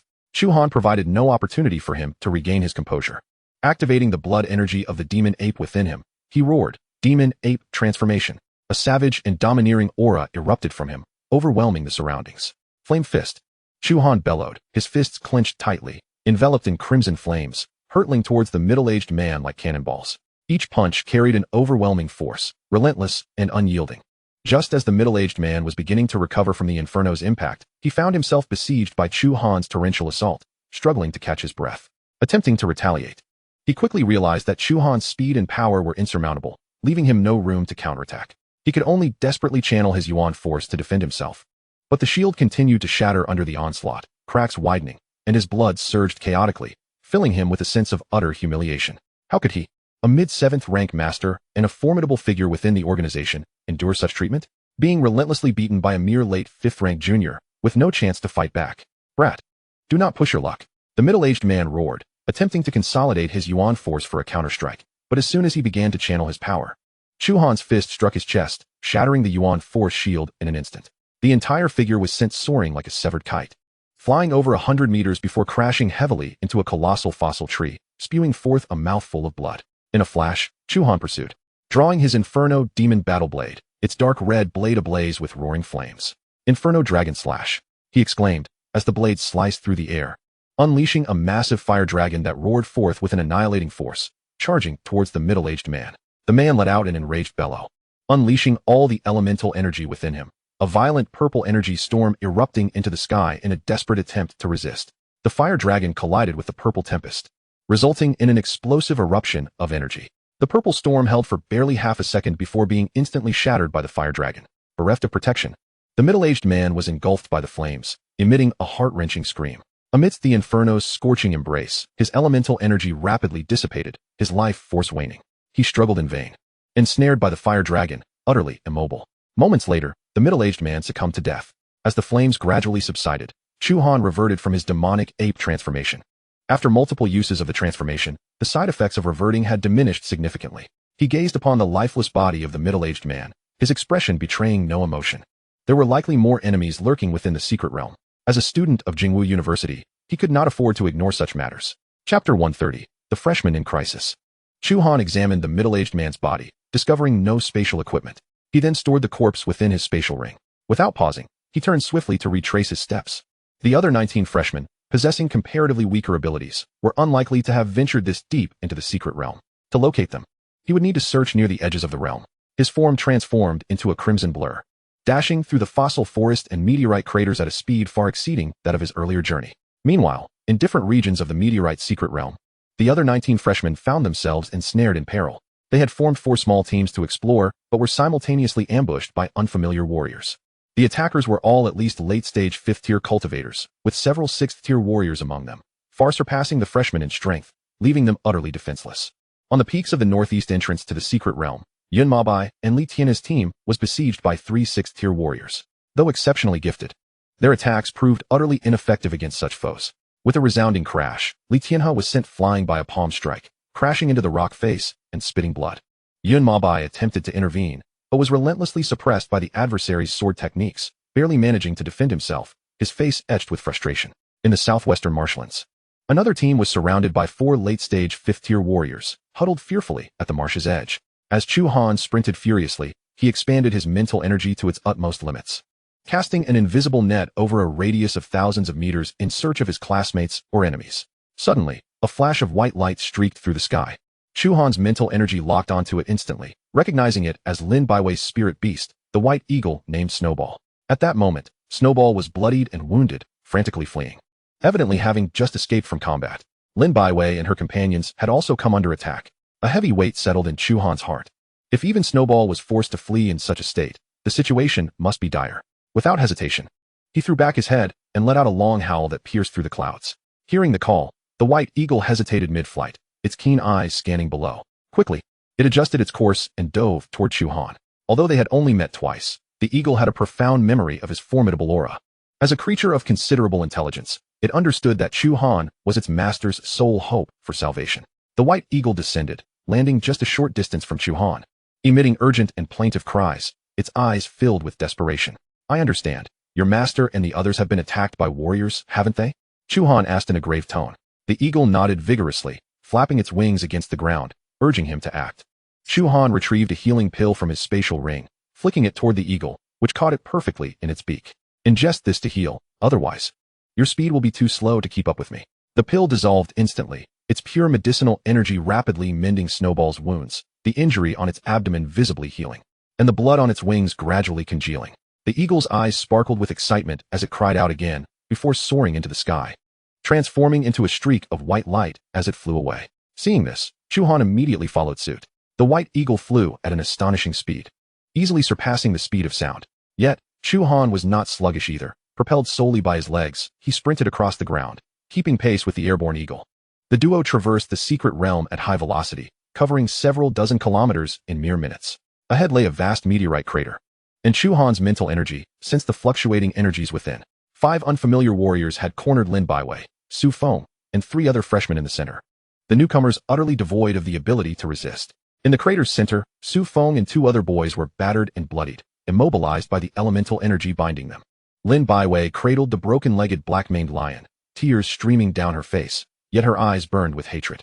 She gazed intently at the sky, silently praying, "Snowball, run. Don't come back." Just then, a piercing eagle cry echoed from afar. Lin Baiwei looked up sharply, her face paling at the sight of the familiar white figure. "Snowball, hurry, don't save me," she cried desperately. Yet, Snowball ignored her, diving down to ambush a 5th-tier warrior from behind. Its sharp talons rushed forth with the force of the wind, moving at an incredible speed. Just as the 5th-tier warrior was about to be struck, a 6th-tier warrior from the group unleashed a palm strike of elemental energy, colliding with Snowball. The eagle let out a pained cry, continuing to circle above, launching distraction attacks in a bid to buy time for Lin Baiwei and the others. "That wretched eagle is courting death," the near-struck 5th-tier warrior shouted angrily, attempting to retaliate. But he could not reach Snowball.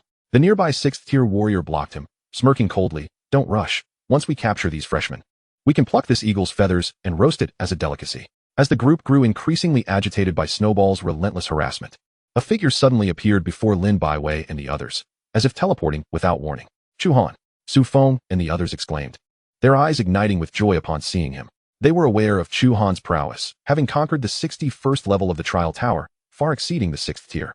With his arrival, there was a glimmer of hope for a turnaround. Lin Baiwei was momentarily stunned, her tears ceasing instantly.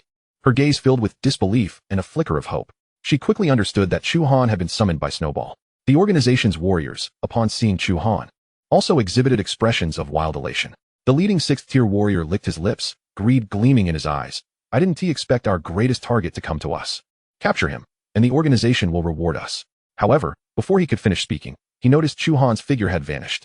What? The faces of the warriors changed dramatically. And before they could react, a series of thunderous booms erupted. All they saw was their comrades instantaneously transforming into a mist of blood amidst the cacophony. The enemy nowhere in sight. In an instant, apart from the 6th-tier warrior, the rest had been obliterated. No, the 6th-tier warrior cried out in despair. The gap in power too vast. In the next moment, Chu Han's fist collided with him. Boom. The 6th-tier warrior too met the fate of being reduced to a bloody mist. As Chu Han's figure reappeared at the original spot, he bore not a trace of blood upon him. He turned to gaze at the still frightened freshman, his tone unadorned. Are you all unharmed? Only then did Su Feng and the others regain their senses, their faces awash with shock and reverence.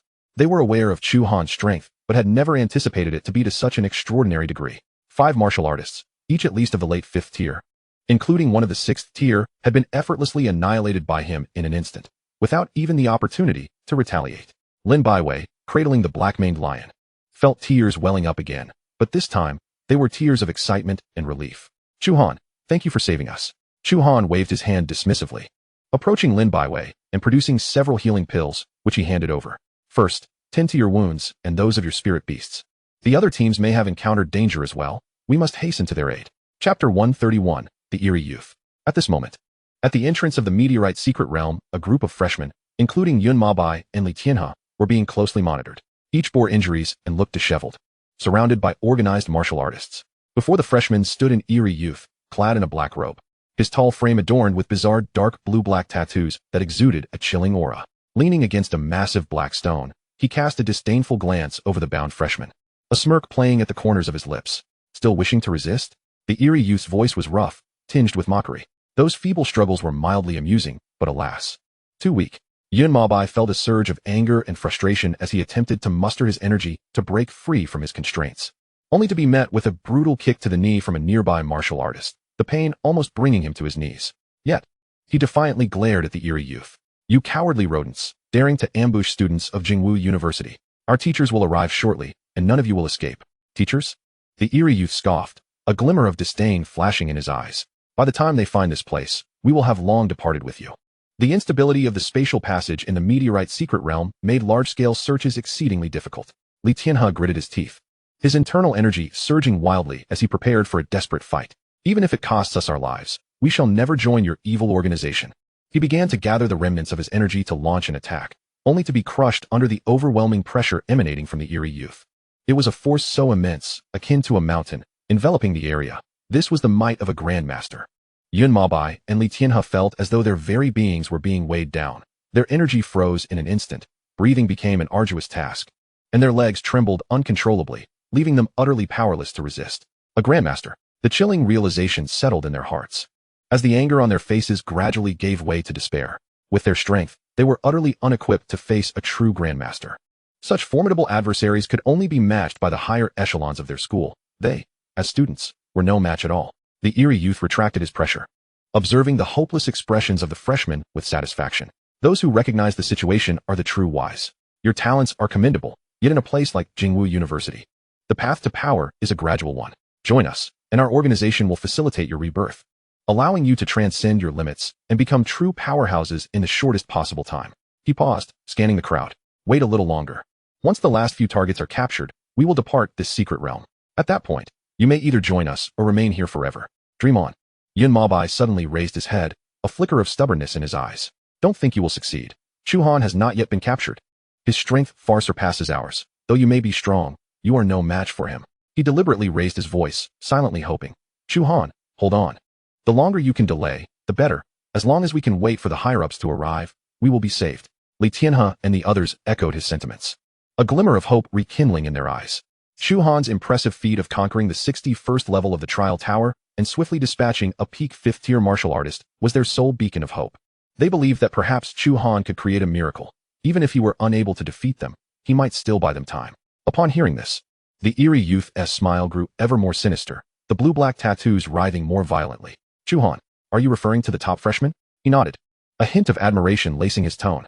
Indeed, he is a genius highly esteemed by our organization. His talent is astonishing, even to me. However, his demeanor shifted, a cold glint flashing in his eyes.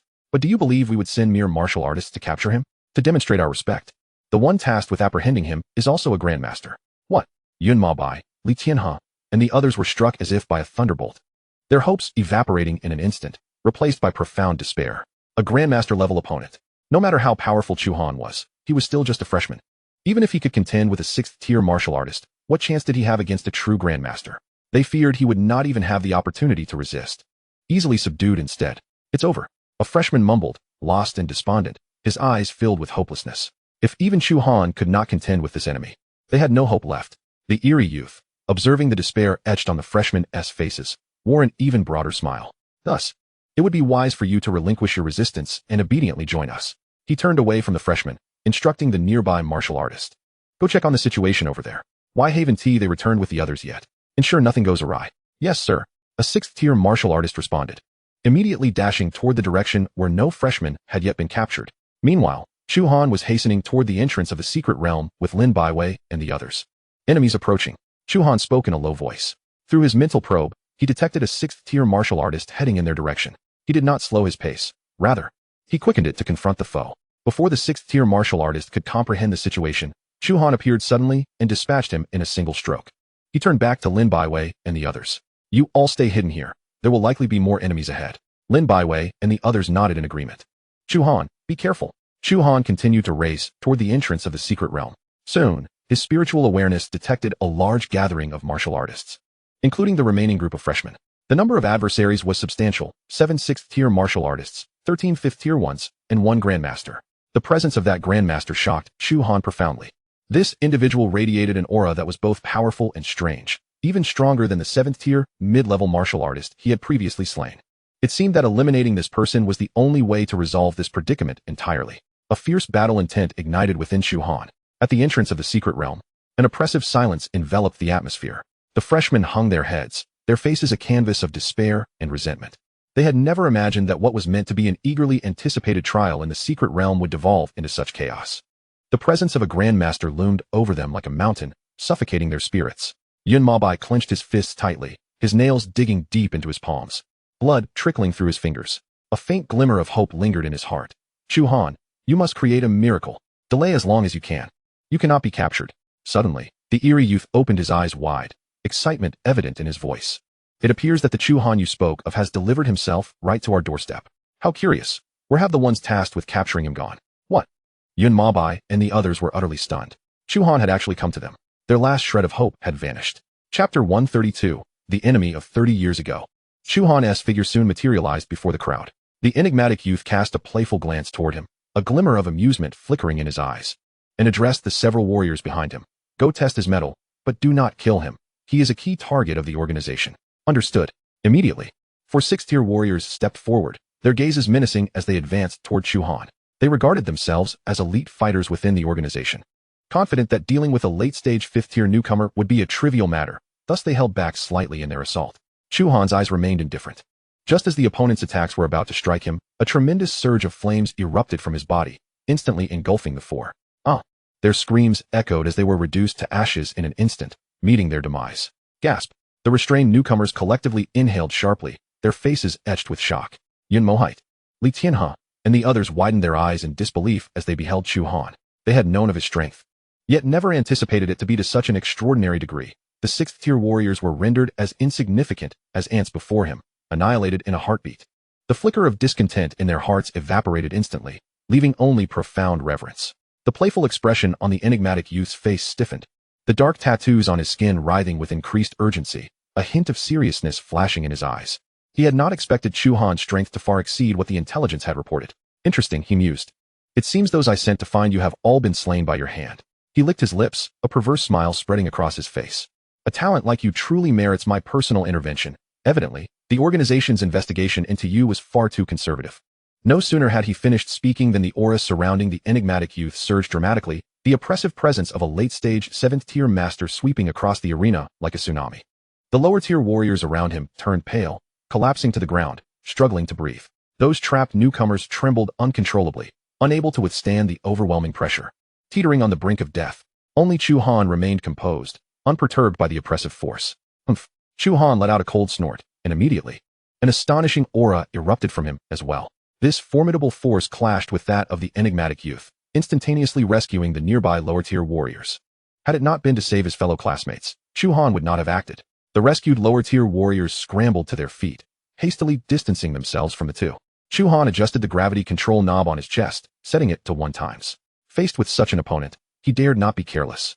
Preparing to confront him with a posture of absolute victory, the enigmatic youth sensed the equally formidable aura emanating from Chu Han, his excitement intensifying.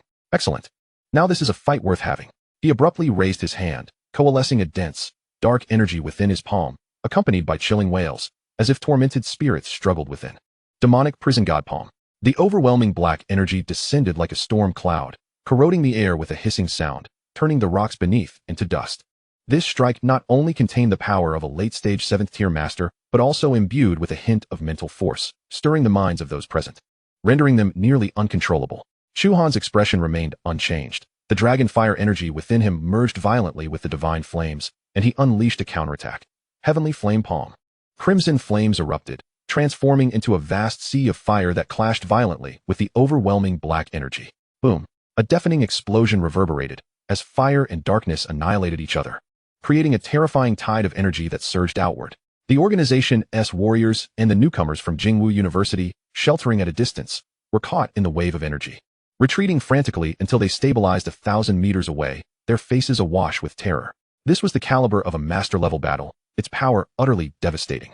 Yun Mohite and the others gazed upward at the distant energy storm, their hearts filled with awe. They were witnessing Chu Han's true strength. Capable of standing toe-to-toe with a late-stage 7th-tier master, far exceeding their previous comprehension. Chu Han is simply unparalleled, one newcomer murmured, his eyes brimming with admiration. As the energy tide gradually dissipated, Chu Han and the enigmatic youth faced each other from a distance, both unscathed, indicating a temporary stalemate. The enigmatic youth grinned wickedly, a frenzied light flickering in his eyes. It has been ages since I've encountered such an exhilarating opponent. My greatest pleasure is to personally extinguish talents like you. His aura surged once more, as countless tendrils of dark energy rushed into him, his form swelling until he became a towering black giant, standing 10 meters tall. The giant, cloaked in black energy, bore dark tattoos that sprawled across its body, emanating a suffocating aura reminiscent of an apocalyptic demon. Black abyss, indestructible body. The voice of the enigmatic youth transformed into a deep, gravelly tone. He propelled his massive form forward, his speed unimpeded, appearing before Chu Han as if teleporting. With a tremendous punch, the chilling black energy, laden with terrifying power, hurtled toward Chu Han. Chu Han's eyes narrowed, and he activated the flowing shadow phantom technique to its utmost, narrowly evading the attack. Bang! The black giant's fist smashed into the ground, fracturing the earth and creating a massive pit over several dozen meters in diameter, the walls of which were eroded by black energy, continuously expanding. Demonic ape transformation. Chu Han roared, activating the energy of his bloodline, his form soaring over 2 meters, muscles rippling with power. Simultaneously, he unleashed the divine flame body, red scales enveloping him, flames blazing atop them, as if the fire god had descended. The clash of the divine and the demonic resembled two ferocious beasts colliding. The resounding impact of their fists echoed deafeningly, each encounter igniting bursts of fire and black energy, causing the ground to collapse, rocks flying, and the entire mountain trembling violently. Initially, neither could gain the upper hand, but as the battle raged on, Chu Han gradually began to dominate. He suddenly activated the first transformation of the 9 changes of heavenly fire, his aura surging once more, amplifying his strength, speed, and the power of his flames. Bang! Chu Han's fist crashed into the black giant's arm, shattering it, and sending black energy surging forth. Before the opponent could react, Chu Han leaped, wrapping his arms around the giant's neck, exerting force to execute a powerful shoulder throw, slamming him into the ground. Boom! The earth caved in, creating a massive crater, and the black giant emitted a pained roar, its black energy becoming chaotic. Seizing the moment, Chu Han pursued relentlessly, his fists raining down upon the giant. The divine flame burning away at its body, slowly incinerating the black energy.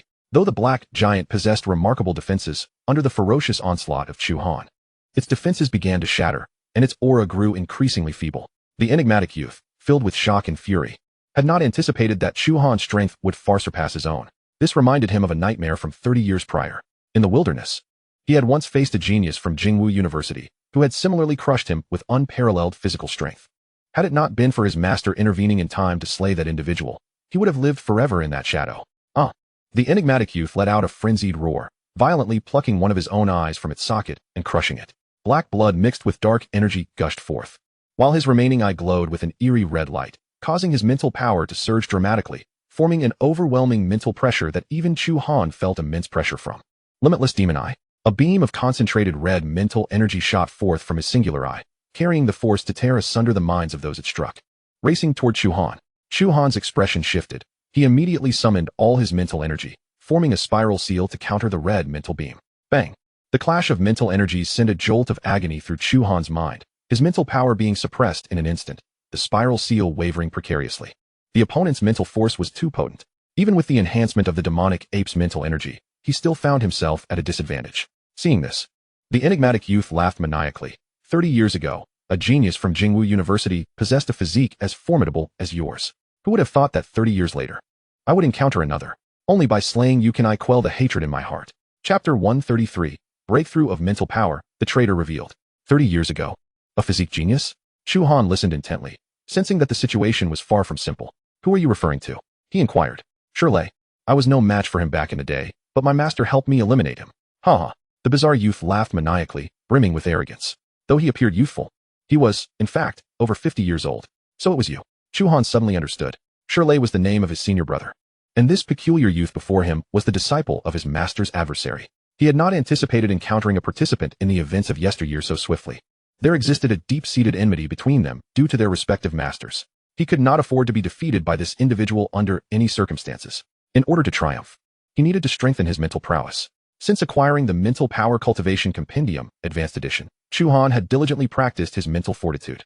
The 4 newly obtained visualization diagrams had all been successfully cultivated, and he was on the brink of breaking through to the next realm. Now, faced with this imminent crisis, he could afford to think of little else. He had to force his way through and achieve a breakthrough in his mental power. Utilizing the immense mental pressure exerted by the bizarre youth, Chu Han immediately began to practice according to the methods outlined in the visualization diagrams. This rendered his sea of consciousness defenses increasingly fragile, as the opponent's attacks were already encroaching upon his mental core. It was too late to attempt a breakthrough now. Prepare to meet your demise. The echoes of the bizarre youth's maniacal laughter reverberated within his sea of consciousness. Chu Han felt the pressure mounting, nearing the brink of collapse. Suddenly, his sea of consciousness trembled violently. It was as though his mental power had broken through some barrier. The previously accumulated mental energy erupted instantaneously, and several visualization diagrams appeared in his mind one after the other, causing his mental power to surge dramatically. Break for me, Chu Han roared inwardly, and his mental power surged through to the second realm. Like a volcanic eruption, his sea of consciousness overflowed with a newfound vigor, releasing a torrent of energy outward. The surging mental power instantly reinforced his spiral seal, pushing back the bizarre youth's red mental beam, which soon retreated into his own mind. The spiral seal continued its assault, shattering the bizarre youth's mental beam in an instant. The youth's mental attack had been a desperate gambit, with no room for retreat. At the moment his mental power was crushed, he let out a piercing scream, his sea of consciousness torn asunder, blood streaming from his 7 orifices. And the massive black giant of a body collapsed with a thunderous crash, his breath extinguished in an instant. The bizarre youth was vanquished by Chu Han's breakthrough in mental power, meeting his end in an instant.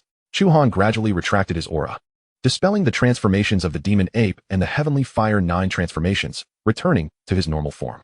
An overwhelming fatigue washed over him.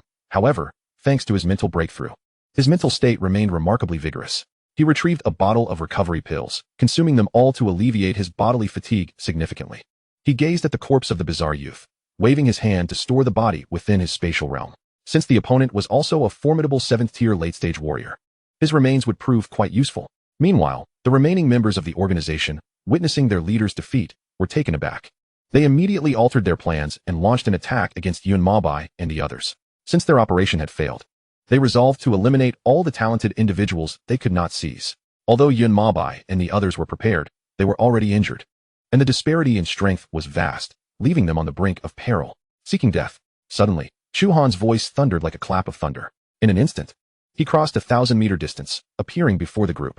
A wave of mental fluctuations emanated from his sea of consciousness, enveloping all his enemies in an instant. Die. His mental power precisely targeted each enemy's sea of consciousness, shattering it in an instant, causing the organization's warriors to bleed from their 7 orifices and perish.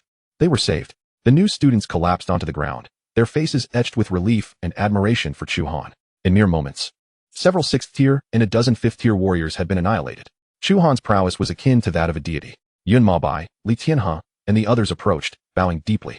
Chu Han, we are eternally grateful for your salvation. Chu Han waved his hand dismissively, his tone unassuming. We are all classmates. I could not turn a blind eye.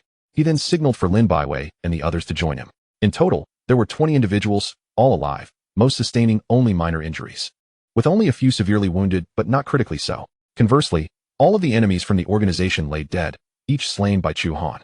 At that moment, a foreign presence emerged from the distance. This aura was no less formidable than that of the previous bizarre youth, emanating a master-level pressure that caused the newly relaxed students to tense up once more, turning their gazes in unison. Chu Han, too, felt a jolt of alertness. Realizing the gravity of the situation, a frail figure approached slowly, his sunken eyes and sallow complexion clad in dark garments, his steps light, yet accompanied by a disquieting aura. He first surveyed the battlefield, and upon witnessing the corpses of the warriors strewn about, a flicker of undeniable shock flashed in his eyes. His gaze then fell upon Chu Han and the others, a shadow racing across the depths of his sunken sockets, swift enough to elude capture. How fortunate you all are to be unharmed. He suddenly quickened his pace, deftly appearing before them, a gentle smile forcing its way onto his face. I am Professor Zhang Qiuluan from Jingwu University. Upon receiving news of the meteorite secret realm being invaded by foreign enemies, I rushed here at once. I never imagined you would survive amidst so many foes. Truly, the younger generation is formidable. The new students erupted in joy, their taut nerves relaxing instantaneously, relief washing over their faces. With the arrival of a teacher, they felt an overwhelming sense of security. One student excitedly pointed at Chu Han, exclaiming, Professor Zhang. It was Chu Han who killed all the enemies and saved us. The others echoed in agreement. Chu Han, as a freshman, had thwarted the enemy's plot, filling his fellow students with pride. Chu Han, was it you who accomplished all this? Professor Zhang Qiuluan feigned surprise, incredulity painted on his face. Chu Han nodded, yet felt no sense of ease. He had never encountered this individual at Jingwu University. The team leader responsible for this secret realm training was a man named Zhao, not this unfamiliar Zhang Qiuluan. What unsettled him further was that, despite the apparent effort to conceal it, he could still catch a whiff of a faint, lingering scent of blood from the other man, clearly indicative of recent combat. Excellent. Truly, the first among Jingwu University's freshmen. We owe you a great debt. Otherwise, the consequences would have been unthinkable. Zhang Qiuluan praised fervently. Whereas Professor Zhao, wasn't he responsible for ensuring safety during this secret realm training? How is it that you have suddenly appeared? Chu Han's voice turned cold as he questioned. The smile on Zhang Qiuluan's face faltered momentarily before he casually replied. Professor Zhao fell victim to an ambush by enemies and sustained grave injuries, so I was sent in his stead to assist you. This place is not safe. There may still be remnants of other enemies. Everyone, follow me. We must leave the secret realm at once. Zhang Qiuluan seemed reluctant to elaborate further, turning to lead the way. You are not a teacher from Jingwu University. Chu Han suddenly struck, unleashing the flame fist enveloped in crimson fire towards Zhang Qiuluan. However, Zhang Qiuluan's demeanor shifted drastically, turning to counter with a palm strike against the flame fist. A fierce wave of elemental energy surged forth, revealing Zhang Qiuluan's malevolent visage. Since you seek death, do not blame me for being merciless. Chapter 134. The Principal Strikes, the terrifying power of a 9th-tier warrior. The warmth that had graced Zhang Qiuluan's face vanished in an instant, replaced by a ghastly intent to kill. He sidestepped the punch, his right hand morphing into a claw, imbued with dark elemental power, lunging toward Chu Han's neck. I originally intended to capture you all in one fell swoop, but since you have seen through my disguise, I shall begin by eliminating you. The genius. With his ruse exposed, he no longer held back, his aura surging dramatically. Though both possess the prowess of a 7th-tier master in the late stages, the entity before him exudes a more refined and sinister aura than the previous aberrant youth. A sense of foreboding settled in Chu Han's heart as he deftly sidestepped the opponent's claw strike, igniting flames that coalesced into a protective barrier around him. Following his desperate battle with the uncanny youth, over 70% of his vital energy had been depleted. The continuous use of the demon ape transformation and the heavenly fire transformation had left lingering negative effects upon him. At this moment, as the confrontation commenced, Chu Han found himself at a distinct disadvantage. Spiral Seal. He had no choice but to place his hopes for victory upon his mental prowess. When Zhang Qiuluan succumbed to Chu Han's psychic assault, his body trembled, and his attacks momentarily slowed. However, a flash of crimson light flickered in Zhang Qiuluan's eyes, and his consciousness regained stability instantaneously. Chu Han felt his mental energy being forcefully repelled by an overwhelming force, rendering his efforts futile. Ha ha. Your mental attacks are ineffectual against me. Zhang Qiuluan cackled maniacally as he lunged towards Chu Han once more. This adversary proved to be exceedingly troublesome, and Chu Han inwardly lamented his precarious situation. Zhang Qiuluan's strikes were wicked and cunning.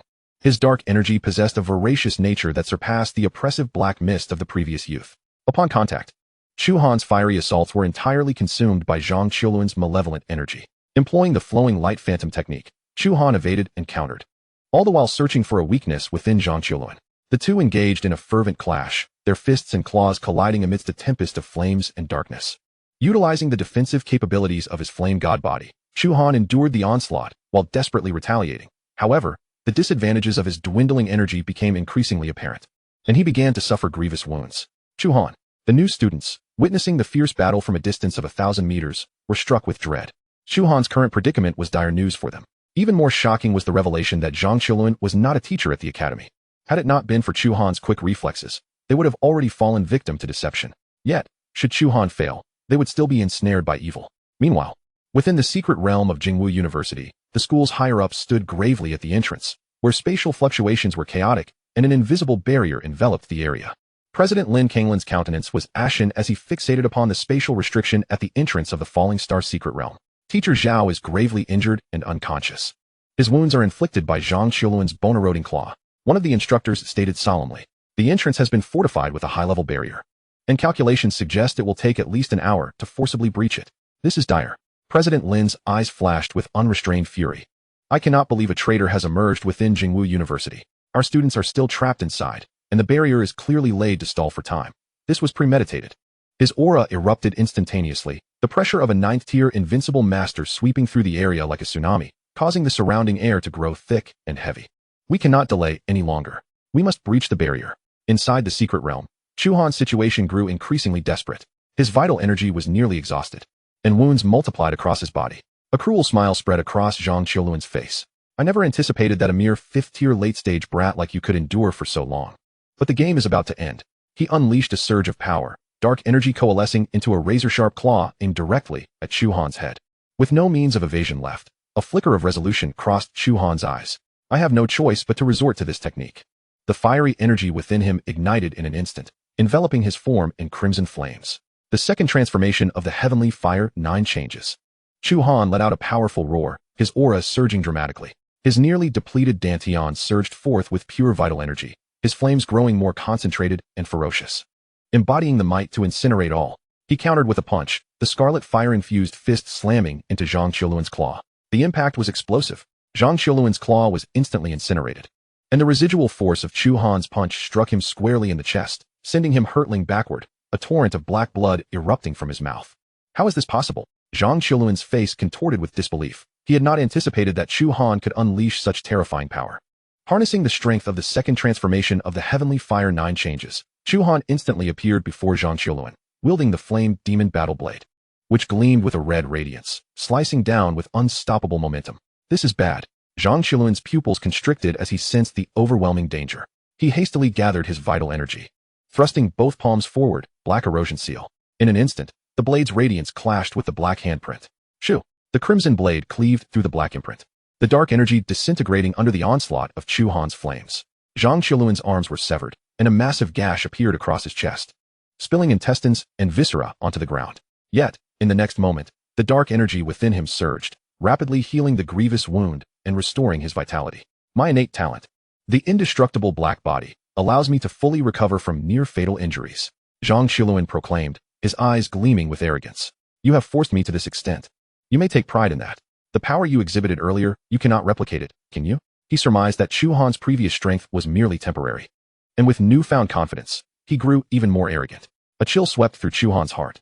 The explosive power of the second transformation of the heavenly fire 9 changes had depleted his final reserves. He lacked the strength to even raise his hand, helplessly watching as Zhang Qiuluan approached him once more, undeterred by his injuries. "It's over." Zhang Qiuluan's eyes glinted with murderous intent as he raised his hand to conjure a black claw imprint, launching it towards Chu Han. At that critical moment, a thunderous roar reverberated through the skies of the secret realm. With a sound akin to shattering glass, countless spatial fissures spread across the area, and an authoritative cry pierced through the rifts, echoing throughout. Zhang Qiuluan. A figure emerged slowly from the spatial rift. It was none other than President Lin Kanglin. He stood suspended in the air, surrounded by a gentle golden aura, his 9th-tier invincible master pressure enveloping the area, rendering Zhang Qiuluan's assault momentarily paralyzed. Unable to advance an inch. 9th-tier invincible master. How did this old man get in here? Zhang Qiuluan's face turned pale, fear etching itself into his features as he turned to flee. "Stay right there." Lin Kanglin scoffed coldly, raising his hand to unleash a massive golden palm, enveloping Zhang Qiuluan in an instant. Zhang Xiaoluan's dark energy was as fragile as paper before the ninth-tier assault, crumbling instantly. A horrendous scream escaped his lips as his body was crushed to dust by the golden force, leaving not even a trace behind. Chu Han stood in stunned silence, his heart racing with astonishment. Is this the might of a ninth-tier invincible master? To obliterate a seventh-tier late-stage master with such ease is beyond comprehension. Lin Kanglan descended beside Chu Han, a hint of gratitude flickering in his eyes. Thank you, Chu Han, for your efforts. Had it not been for your delay, the consequences would have been dire. He waved his hand, a gentle stream of vital energy flowing into Chu Han, mending his wounds and replenishing his depleted energy. Other new students gathered around, their faces aglow with awe and admiration. Having endured this harrowing life-and-death crisis, they were thoroughly convinced of Chu Han's strength and felt a profound reverence for the president's formidable power. Slowly regaining his composure, Chu Han respectfully bowed to Lin Kanglan. Thank you, President, for your timely rescue. Lin Kanglan nodded, his gaze sweeping over the field littered with corpses, a glimmer of coldness in his eyes. These fiends dare to provoke Jingwu University. We shall settle this score in due time. He turned to the crowd. It is time to leave. The Secret Realm trial can no longer continue. Chapter 135, The Demon Birth Assembly.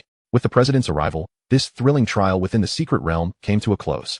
As the new students emerged from the Falling Star Secret Realm, their faces were filled with the euphoric relief of having survived. Many embraced one another, their eyes glistening with tears. This ordeal, initially intended to last 7 days, had nearly turned into a life-or-death struggle within just over half the time, with many nearly losing their lives. Though the trial concluded prematurely, they had preserved their lives. As Chu Han navigated through the crowd, the energy within him gradually calmed under the guidance of the principal's aura, though he still bore a trace of fatigue from the recent battle.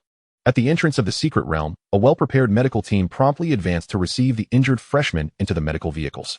Principal Lin Kanglan stood by, his gaze sweeping over the crowd as he solemnly announced, "The Secret Realm training has concluded prematurely, and I apologize for the fright it has caused.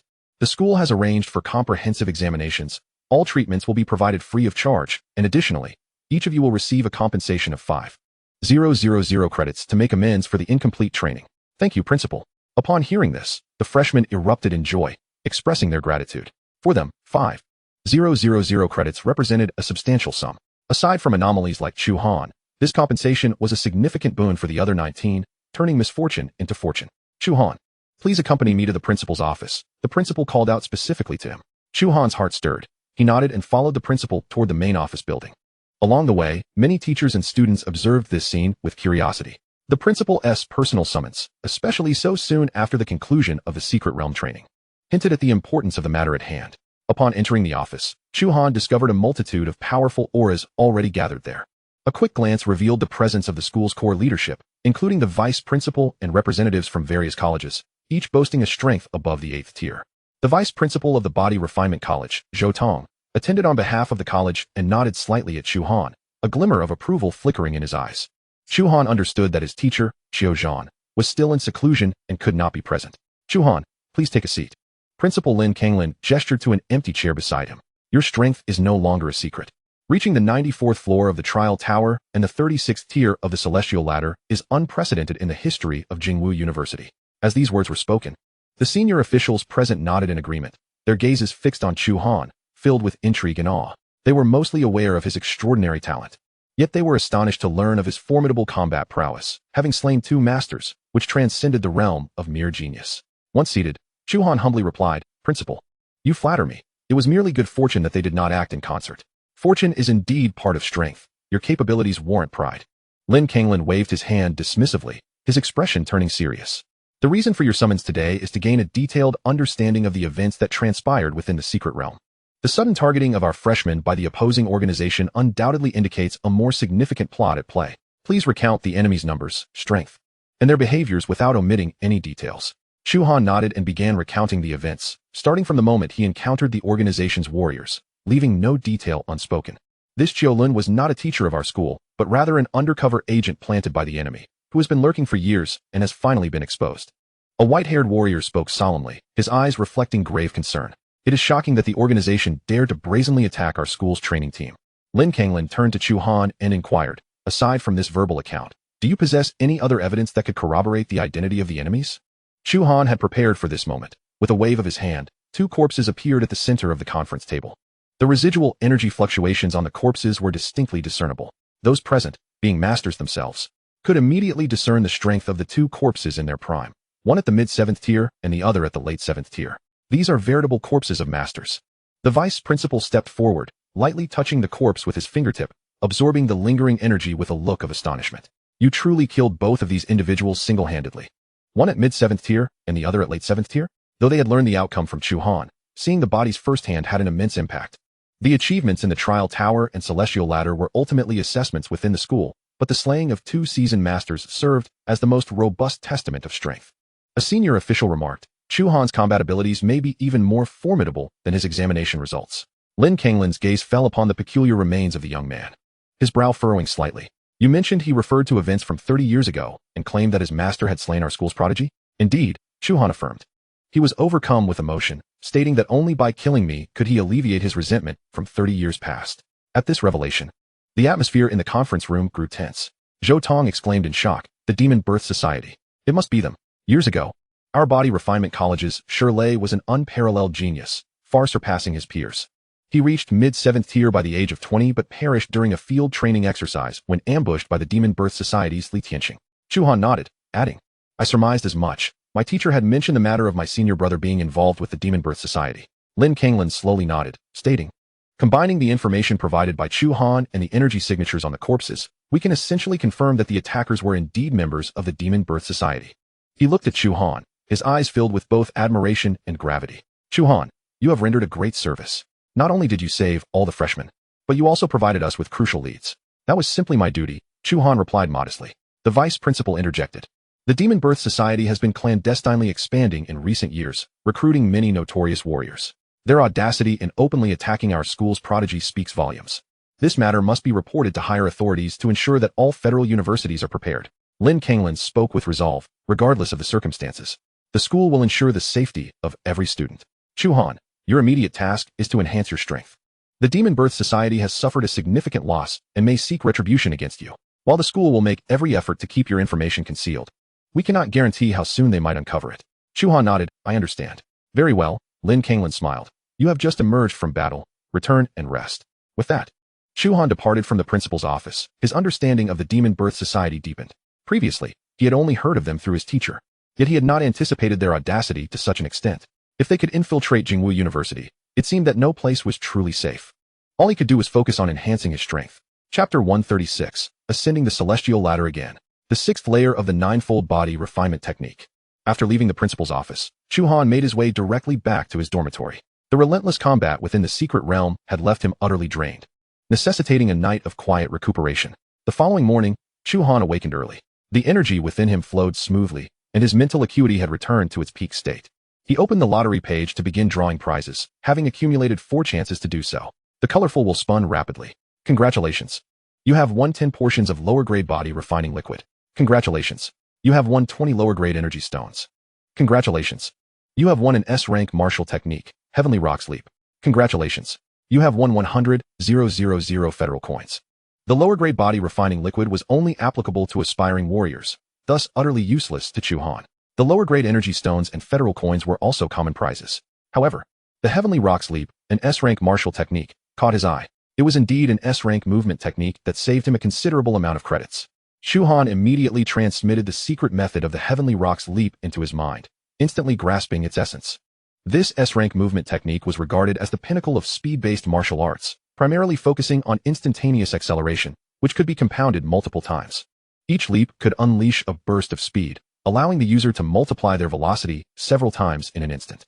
This was immensely practical in combat, particularly as a top-tier skill for fleeing or traveling swiftly. It perfectly compensated for his previous shortcomings in movement. Chu Han's heart swelled with joy. After finishing his breakfast, he rose and made his way to the training area. Inside the infernal training room, the ambience was saturated with an intense fire attribute energy. However, compared to the energy crystals used in the meteorite secret realm, its potency was significantly diminished. Fortunately, the fire energy crystals had fortified the elemental energy within him, solidifying his foundation. Sitting cross-legged, Chu Han began to channel the Nine Dragons' true fire technique. The consecutive battles within the secret realm had stirred a restlessness in his elemental energy. As he commenced his training, the dragon fire energy in his dantian surged like boiling magma, relentlessly battering against the confines of his technique. Boom. Before long, his Nine Dragons' true fire technique advanced to the 4th level. Chu Han distinctly felt that the refinement of his elemental energy had increased by 30 to 40%. and its operational speed had doubled, leading to a qualitative leap in the explosive power and sustainability of the dragon fire energy. His strength had surged once more. A smile graced the corners of Chu Han's lips. Although he had not yet reached the pinnacle of the 5th tier, this session of training had solidified his realm, adequately preparing him for the impending challenge of the 6th tier. After completing his elemental energy training, Chu Han proceeded to cultivate the Sky Pung Leap technique. The difficulty of the Sky Pung Leap was exceedingly high, demanding exceptional control of both the user's physical strength and the intricate manipulation of elemental energy. However, in light of Chu Han's prodigious talent, this threshold seemed almost trivial. He succeeded almost effortlessly in the most challenging aspects of the technique's force application and energy coordination. In merely 30 minutes, he had mastered this technique and fully grasped its essence, executing his first leap. With energy coalescing beneath his feet, he soared into the air like a great rock, his body propelling forward with sudden velocity, moving with the swiftness of thunder. Had the training room not been so confined, he could have achieved even greater speeds. The essence of the Sky Pung Leap lay in its capacity for speed accumulation and multiple accelerations. With his current prowess, Chu Han could achieve up to 3 leaps, instantaneously augmenting his speed by 12-fold. Upon concluding his practice of the Sky Pung Leap, Chu Han exited the training area and swiftly made his way to the Sky Ladder at the Body Refinement Academy. It had been quite some time since he had challenged the Sky Ladder, and he was eager to ascertain the extent of his current strength. The Sky Ladder served as the primary arena for him to validate his capabilities. Within the Body Refinement Academy, news of Chu Han's appearance reached Zhou Tong's ears immediately. As soon as Chu Han stepped onto the Sky Ladder, Zhou Tong rushed to the base of the stone tablet, keenly observing Chu Han's progress. Zhou Tong, brimming with anticipation, remarked, "The highest record on the Sky Ladder remains at 39 levels, set by Shirley. I wonder if Chu Han will be able to break this record?" The elder guarding the stone tablet pondered, with a trial tower record of 94 levels and having defeated masters within the secret realm. This young lad's talent undoubtedly surpasses that of Shirley. Zhou Tong nodded in agreement. As Chu Han entered the Sky Ladder's secret realm, he adjusted the gravity suit's knob to 1 times. Once prepared, he began his ascent. Upon stepping onto the first level, the familiar pressure enveloped him. Yet for Chu Han in his current state, it felt as though he were on level ground. He flashed forward like a fleeting shadow, swiftly climbing to the 36th level. The pressure along the way not only failed to hinder him, but instead facilitated the smooth operation of his elemental energy. Having previously halted at the 36th level, he found it no longer a barrier. Taking a deep breath, he continued onward to the 37th level. The pressure on the 37th level surged dramatically, akin to bearing a small mountain on his back. However, Chu Han's physique had transformed significantly. Dark red scales subtly emerged beneath his skin, effortlessly withstanding the pressure. He pressed on to the 38th and 39th levels. As Chu Han's figure appeared on the 39th platform, Zhou Tong in the Sky Ladder Square was instantly overcome with excitement. His eyes reddening, his voice trembling. He has equaled it. He has matched Shirley's record. The Elder Guardian's eyes flashed with astonishment. The pressure at the 39th level is enough to impede a 7th-tier master warrior, yet he ascended so effortlessly. Although the pressure at the 39th level was formidable, it had yet to reach Chu Han's limits. He gazed upward at the staircase leading to the 40th level, a glint of battle intent flickering in his eyes. Demon Ape Transformation. A surge of overwhelming energy erupted within him as he took a step forward. The moment he set foot on the 40th level, an overwhelming pressure far surpassing that of the 39th level crashed down upon him like a tsunami. This was not merely a physical burden but an extreme mental strain, as if countless invisible mountains pressed upon him, making it difficult to breathe and causing his bones to creak. What an intense pressure! Chu Han was inwardly astonished, yet his countenance bore no trace of fear. Heavenly Fire 9 Transformations. First transformation. Chu Han shouted, igniting the flame energy within him, and his aura surged dramatically, allowing him to withstand the pressure of the 40th level. Taking a deep breath, he continued to advance, feeling the pressure escalate once more, nearly surpassing his physical limits. Yet a spark of exhilaration flickered in his eyes. This sensation of nearing his limits was the optimal opportunity for a breakthrough. The last time he had experienced a breakthrough under the mental pressure from the enigmatic youth had granted him a taste of the sweetness of breaking through under duress. Now was the moment. Chu Han proactively channeled the 9-fold body refinement technique, assuming the 6th posture of training. Though it was an arduous endeavor, his body exhibited no signs of resistance. The terrifying pressure of the 40th level continuously compressed and tempered his physique.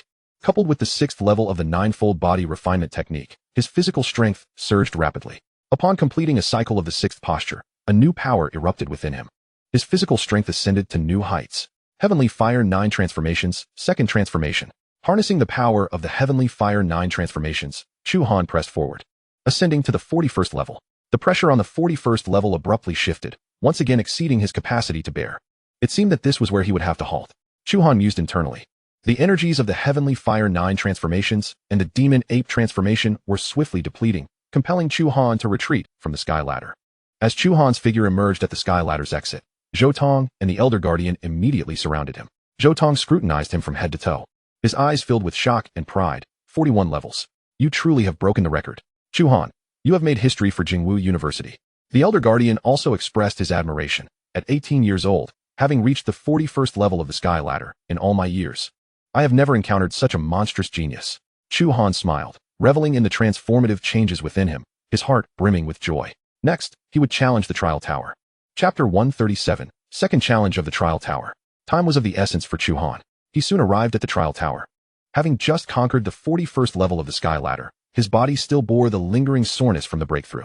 However, the unique mechanism of the Trial Tower, which maintained peak conditions on each level, alleviated his concerns about physical and elemental energy depletion, providing him the perfect opportunity to strive for even greater heights.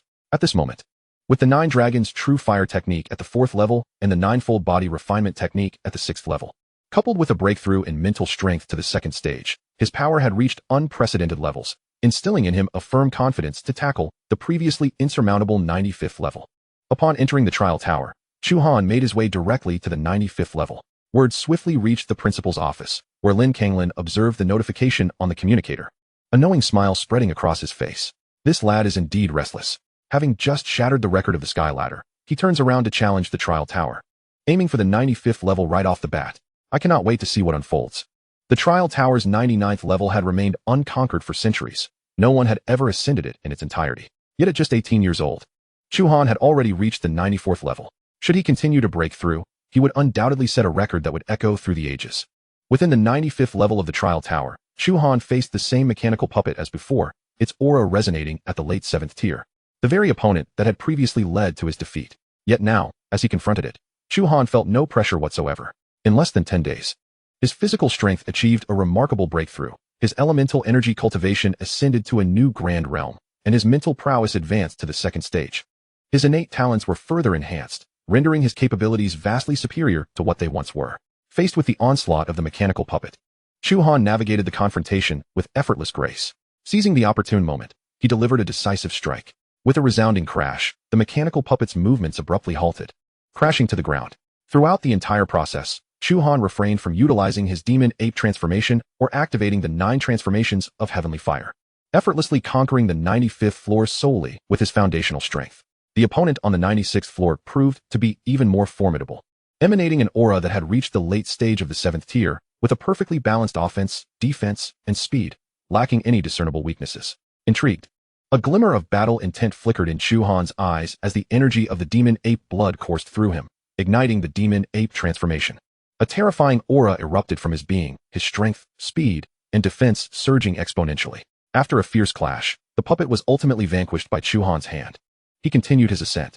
On the 97th floor, he faced another humanoid mechanical puppet, slender and entirely silver, devoid of any obvious weaponry, yet enveloped in a dense aura of mental energy. Its presence peaking at the pinnacle of the late 7th tier and excelling in powerful mental attacks. Mental attacks? A perfect opportunity to test my own mental fortitude. Chu Han mused, concentrating his mental energy to its utmost degree. The mechanical puppet's eyes glimmered with a ghostly light as a torrent of overwhelming mental force surged forth, attempting to invade Chu Han's sea of consciousness. However, Chu Han's mental power had already transcended to the 2nd stage, fortifying his sea of consciousness.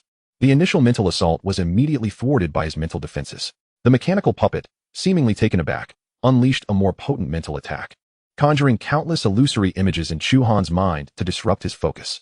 Chu Han harnessed his mental energy, and within his sea of consciousness, several visualizations began to rotate slowly, his mental power becoming increasingly refined. Your mental attacks are futile, Chu Han declared, activating both the Demon Ape transformation and the first transformation of the 9 transformations of Heavenly Fire simultaneously. Armed with the Flame Demon Warblade, he unleashed the Breaking Army Blade technique, targeting the mechanical puppet directly. The puppet attempted to evade, but it was too late. Chu Han executed the Sky Pung Leap, his speed multiplying several-fold, and the blade's radiance flashed, cleaving the mechanical puppet in two in an instant. The 97th floor was successfully conquered. Taking a deep breath, Chu Han's gaze sharpened further. Without a moment's hesitation, he stepped into the 98th floor. The expanse of the 98th floor was vast, with a floor of pure white metal, at the center of which stood a magnificent mechanical puppet of solid gold. Towering at 3 meters, its physique was perfectly proportioned, devoid of unnecessary weaponry, and surrounded by a soft golden halo, its aura unmistakably reaching the zenith of the 7th tier, with attributes that had reached their peak and even hinted at the possibility of touching the 8th tier. Is this the puppet of the 98th floor? A shiver ran down Chu Han's spine, and he dared not underestimate it. He immediately activated the demon ape transformation and the second transformation of the 9 transformations of heavenly fire, employing all his hidden cards. Flame Dragon Slash. Chu Han channeled the 9 Dragon True Fire technique, merging the dragon fire elemental energy with the flame god fire, conjuring a fire dragon that soared from the blade. Utilizing the force of the strike, it roared towards the golden puppet. Boom. The golden puppet did not evade, launching a punch that shook the very earth.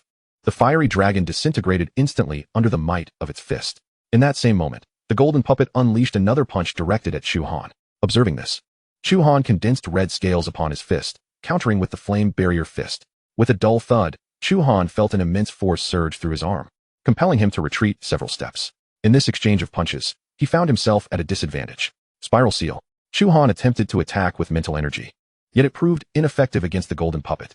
Clearly, mental attacks held no sway over it. The golden puppet wasted no time, executing its actions as per the directives of the system. Chu Han sensed a beam of golden light approaching with incredible speed. He swiftly activated the Sky Pung Leap, sidestepping several meters to evade the attack. Simultaneously, he wielded the Flame Demon Warblade, striking at the puppet's form. Clang! A thunderous sound echoed as the puppet bore only a shallow mark, which vanished almost instantaneously. Its defensive capabilities were formidable. Chu Han was taken aback. Hastening his speed to avoid further assaults from the puppet, he continuously unleashed martial techniques in retaliation. However, even after exhausting the energy of his demon ape transformation and the second transformation of the 9 transformations of heavenly fire, he could not defeat the golden puppet. At most, he had managed to sever one of its arms. In the next moment, the effects of his transformation dissipated, his aura waning, leaving him devoid of any fighting capability. Retreat. He promptly chose to exit the trial tower rather than await the golden puppet's impending strike. Buzz. With a flash of light, Chu Han's figure returned to the first floor of the trial tower. The system's notification rang out. You have successfully cleared the 95th, 96th, and 97th floors. Your first challenge will yield additional credit rewards. You have gained a total of 250,000 credit points and acquired special permissions for the trial tower, the ability to challenge any floor below the 98th at any time. Receiving the 250,000 credits filled Chu Han with elation. Indeed, the higher the levels challenged, the greater the rewards. At this moment, his credit total exceeded 550,000, ample for him to exchange for a plethora of cultivation resources and martial techniques. His accomplishments were reported to the principal's office, leaving Lin Kanglin utterly astonished. The 97th floor. He actually reached the 97th floor. Truly extraordinary. The 98th floor puppet at the limit of the 7th tier, and he managed to endure for 5 minutes, far exceeding my expectations. Given a bit more time, it would be a foregone conclusion for him to surpass the 98th floor before his arrival at the Sky Academy. He would undoubtedly challenge the 99th floor. Chapter 138, Second Transformation of the Beast God, Giant Whale Transformation. After leaving the trial tower, Chu Han contemplated his forthcoming training regimen. Of the 4 prerequisites for entering the Sky Academy, he had only completed one. The most imminent was breaking through to the 6th tier of martial arts, a task that posed little difficulty. Another requirement was to accumulate 100,000 points through hunting in the wilderness. Chu Han planned to venture into the wilderness next, hunting for points while simultaneously honing his skills. He needed to fulfill both conditions before the commencement of the elite league of the top 100 universities. However, before heading to the wilderness, Chu Han had one more matter to attend to. He returned to the Body Refinement Academy, but this time, he did not challenge the latter. Instead, he sought out his teacher, Xiao Zhan, discovering that Xiao Zhan was still in seclusion. Not wishing to disturb him, Chu Han proceeded to the resource repository of the Body Refinement Academy, preparing to exchange for the blood essence required for the second transformation of the Beast God. Are you really in such a hurry to cultivate the second transformation? Be cautious of your foundation, Director Zhou remarked with exasperation. Director Zhou, having conquered the 40th floor of the ladder, I should be qualified to cultivate the second transformation of the Beast God, shouldn't I? Chu Han replied with a smile. Director Zhou was momentarily at a loss for words, realizing that such an anomaly as Chu Han could not be judged by ordinary standards. Alright, let us see if the blood essence we have in our academy meets your expectations. The last time, the blood essence of the Diamond Demon Ape he exchanged was a rare treasure, and the quality of the beast blood stored in the Body Refinement Academy was seldom surpassed. Chu Han expertly navigated the list of beast blood exchanges. He disregarded any blood essence below the 8th tier. Chu Han, when selecting blood essence for the Beast God transformation, it is not necessary to choose high-tier options, Compatibility with your body is what truly matters. Even lower-tier blood can suffice, Director Zhou advised from the side. I understand. But I still require stronger blood essence. Absorption and compatibility are not issues for me. Although Director Zhou's concerns were valid, they did not apply to Chu Han. He sought blood essence that was more potent, aiming to enhance his strength to a greater extent. His gaze fell further down the list. 8th tier ironclad Tyrannosaurus blood essence. Priced at 100,000 credits. The essence of the 8th tier mixed rock giant python is priced at 150,000 academic credits. The essence of the 8th tier golden blood eagle is valued at 160,000 credits. The essence of the 8th tier rift sea giant whale commands 200,000 credits. All 8th tier exotic beast essences are present here, limited to just 4 varieties. Chu Han's gaze swept over them, and he pondered briefly before ultimately selecting the most expensive essence. That of the rift sea giant whale. As a superlative exotic beast of the ocean, the rift sea giant whale is a behemoth. Capable of draining small rivers with its voracious power, its sheer strength and explosive force are unparalleled among beasts of the same tier. Perfectly suited to meet Chu Han's urgent need for a breakthrough in his physical prowess. Exchanging for the rift sea giant whale essence, he deducted 200,000 credits from his account. Chu Han made his decision swiftly. Soon, the essence of the rift sea giant whale was placed in his hands. He proceeded to the training area, securing a private chamber in which to merge with the essence of the whale.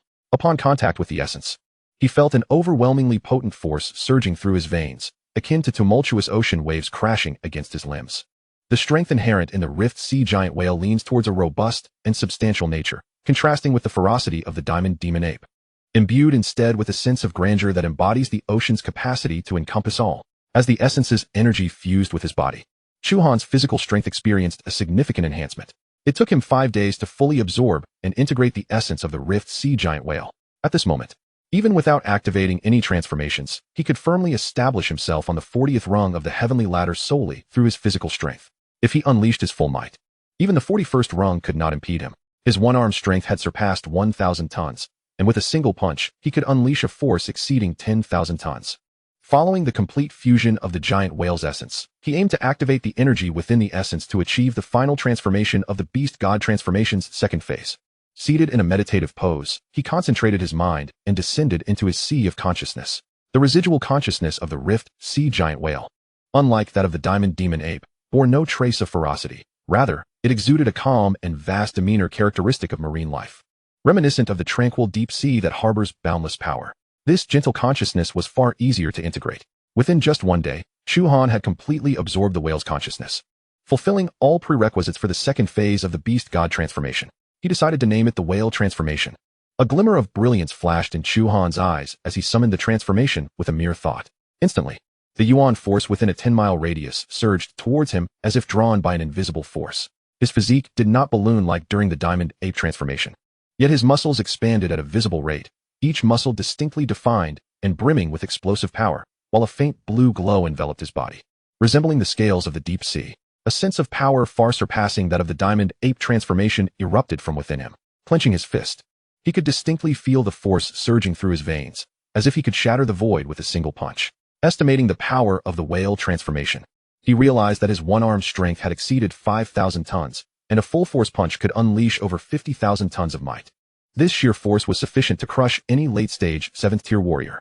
Even more exhilarating was the fact that the whale transformation not only provided tremendous strength, but also bestowed upon him a unique ability to devour, enabling him to rapidly absorb the surrounding yuan force to replenish his own energy, significantly enhancing his endurance.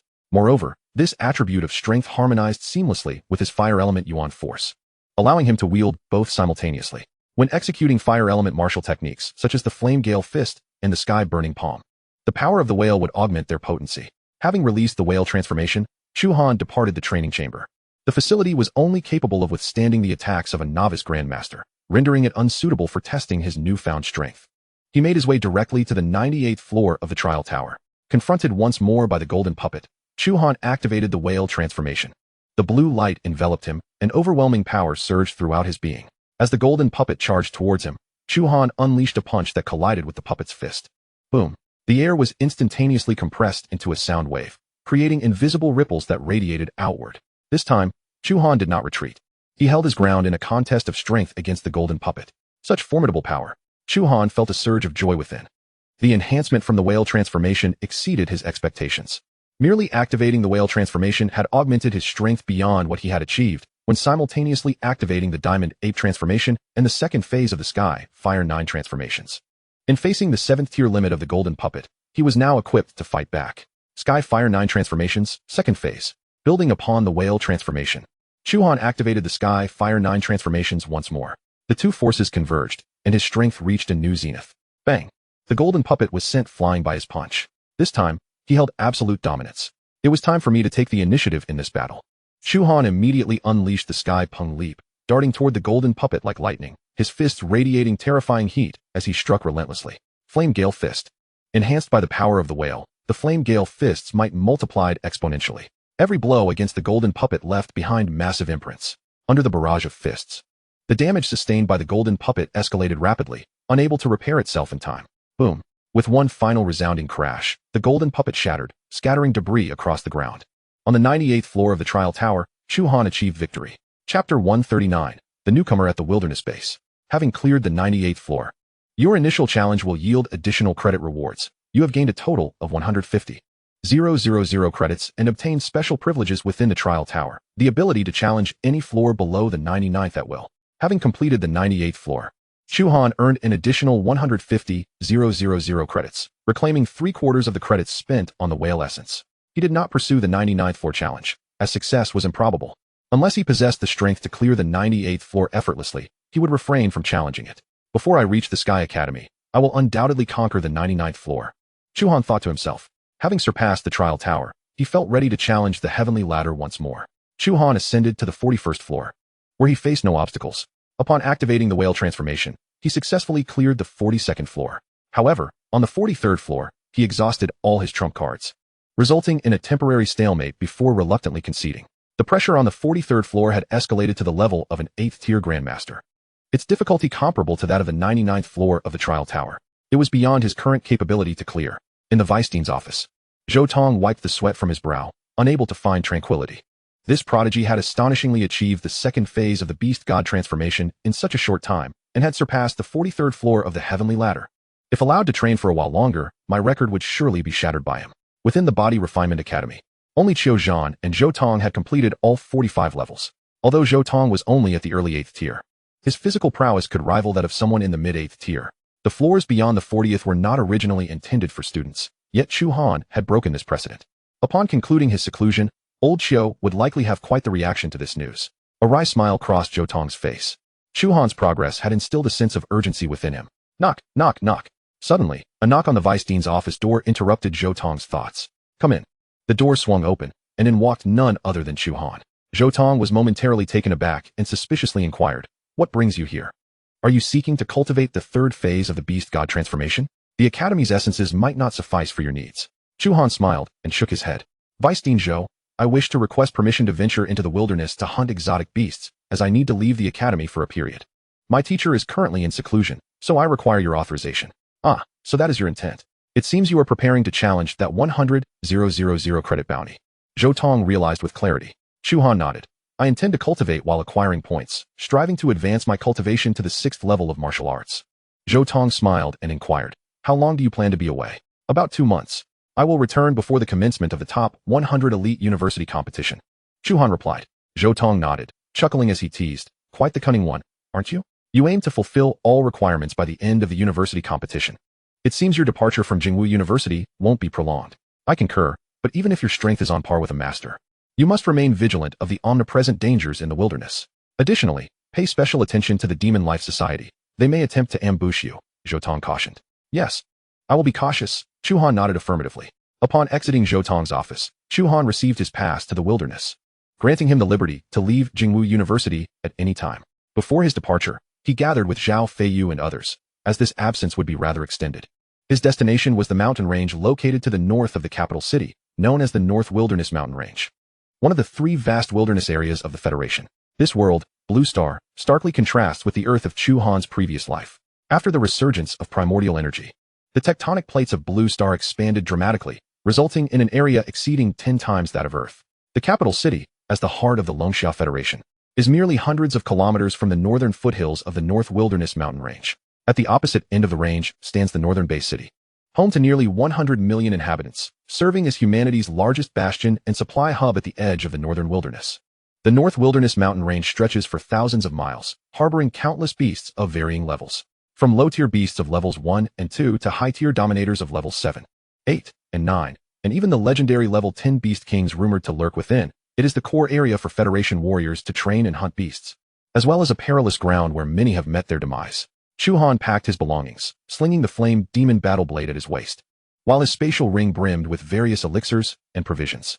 Hunting beasts does not necessitate arduous training. He was well prepared with essential supplies.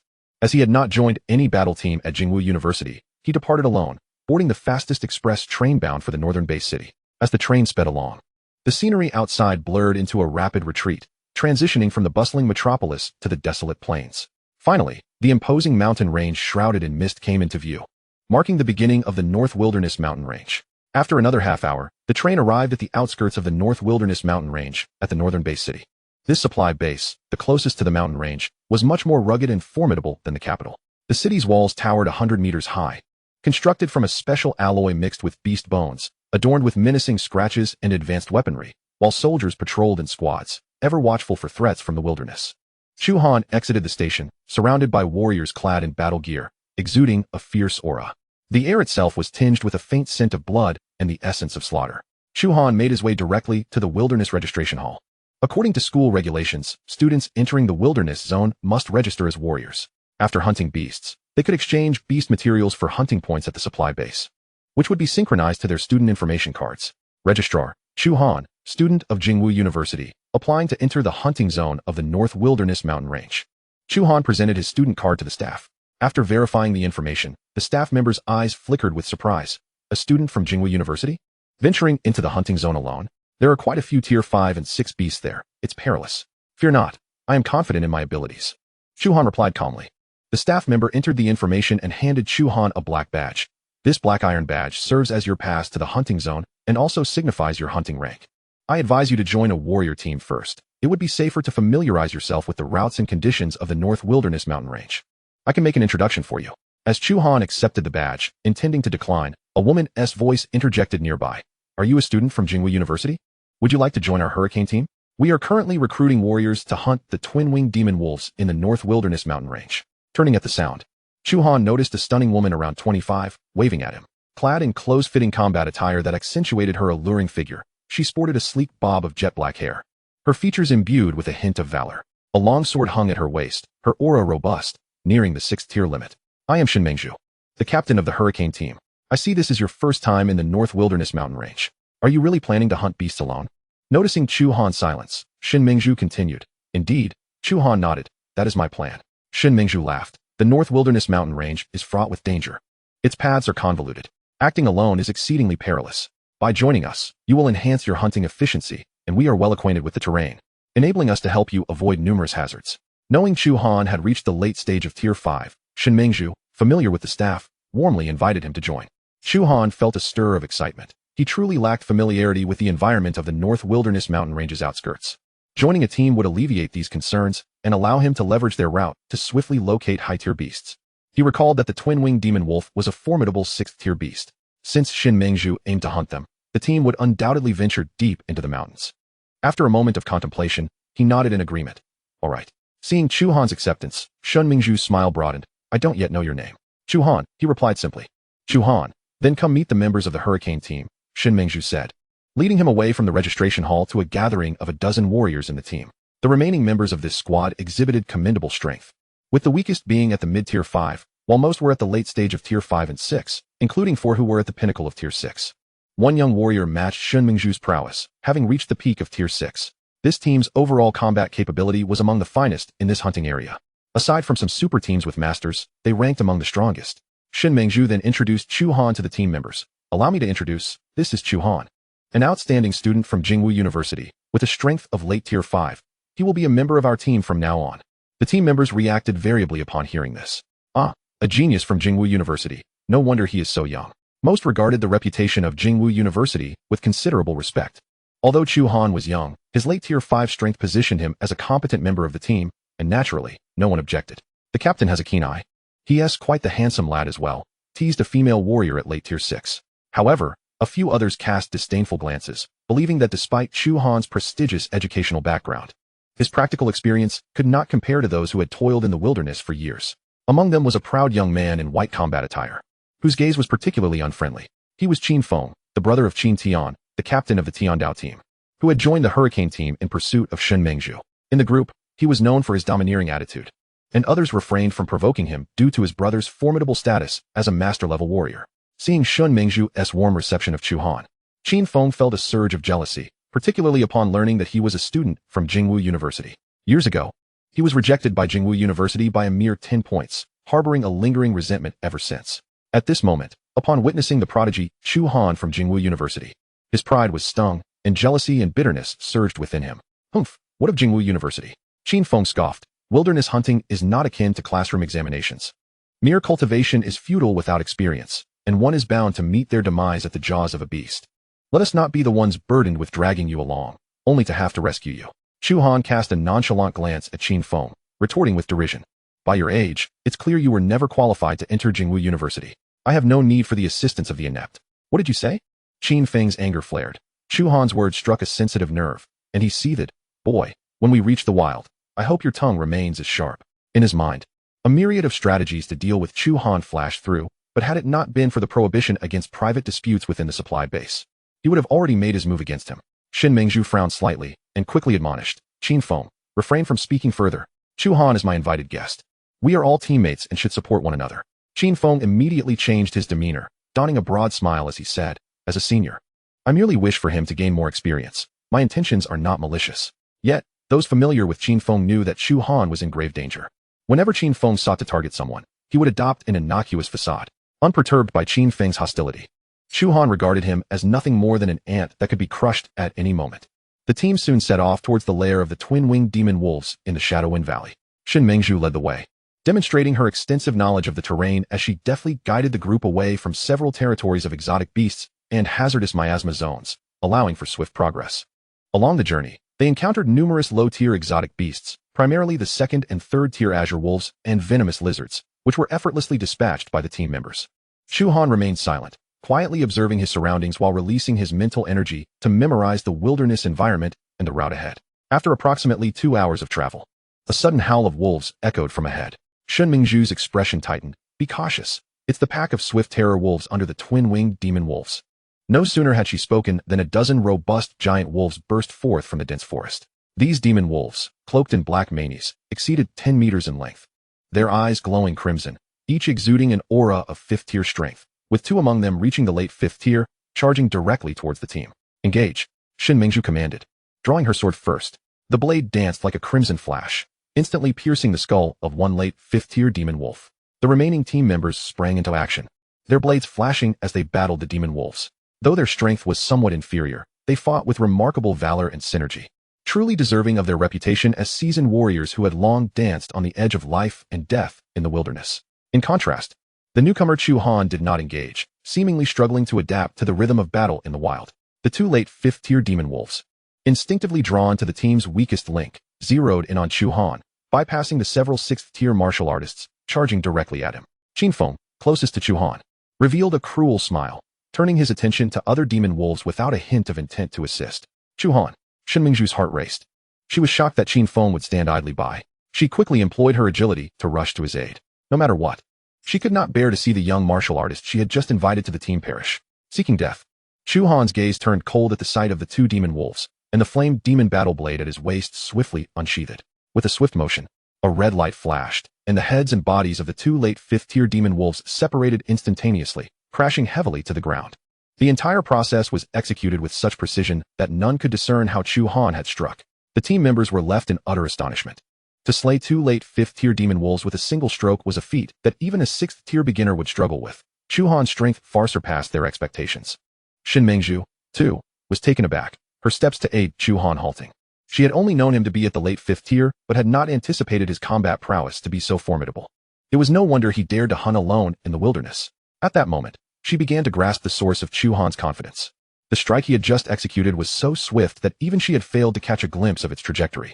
A flicker of doubt regarding Chu Han's true capabilities surfaced in her mind. Could it be that he had concealed his true cultivation?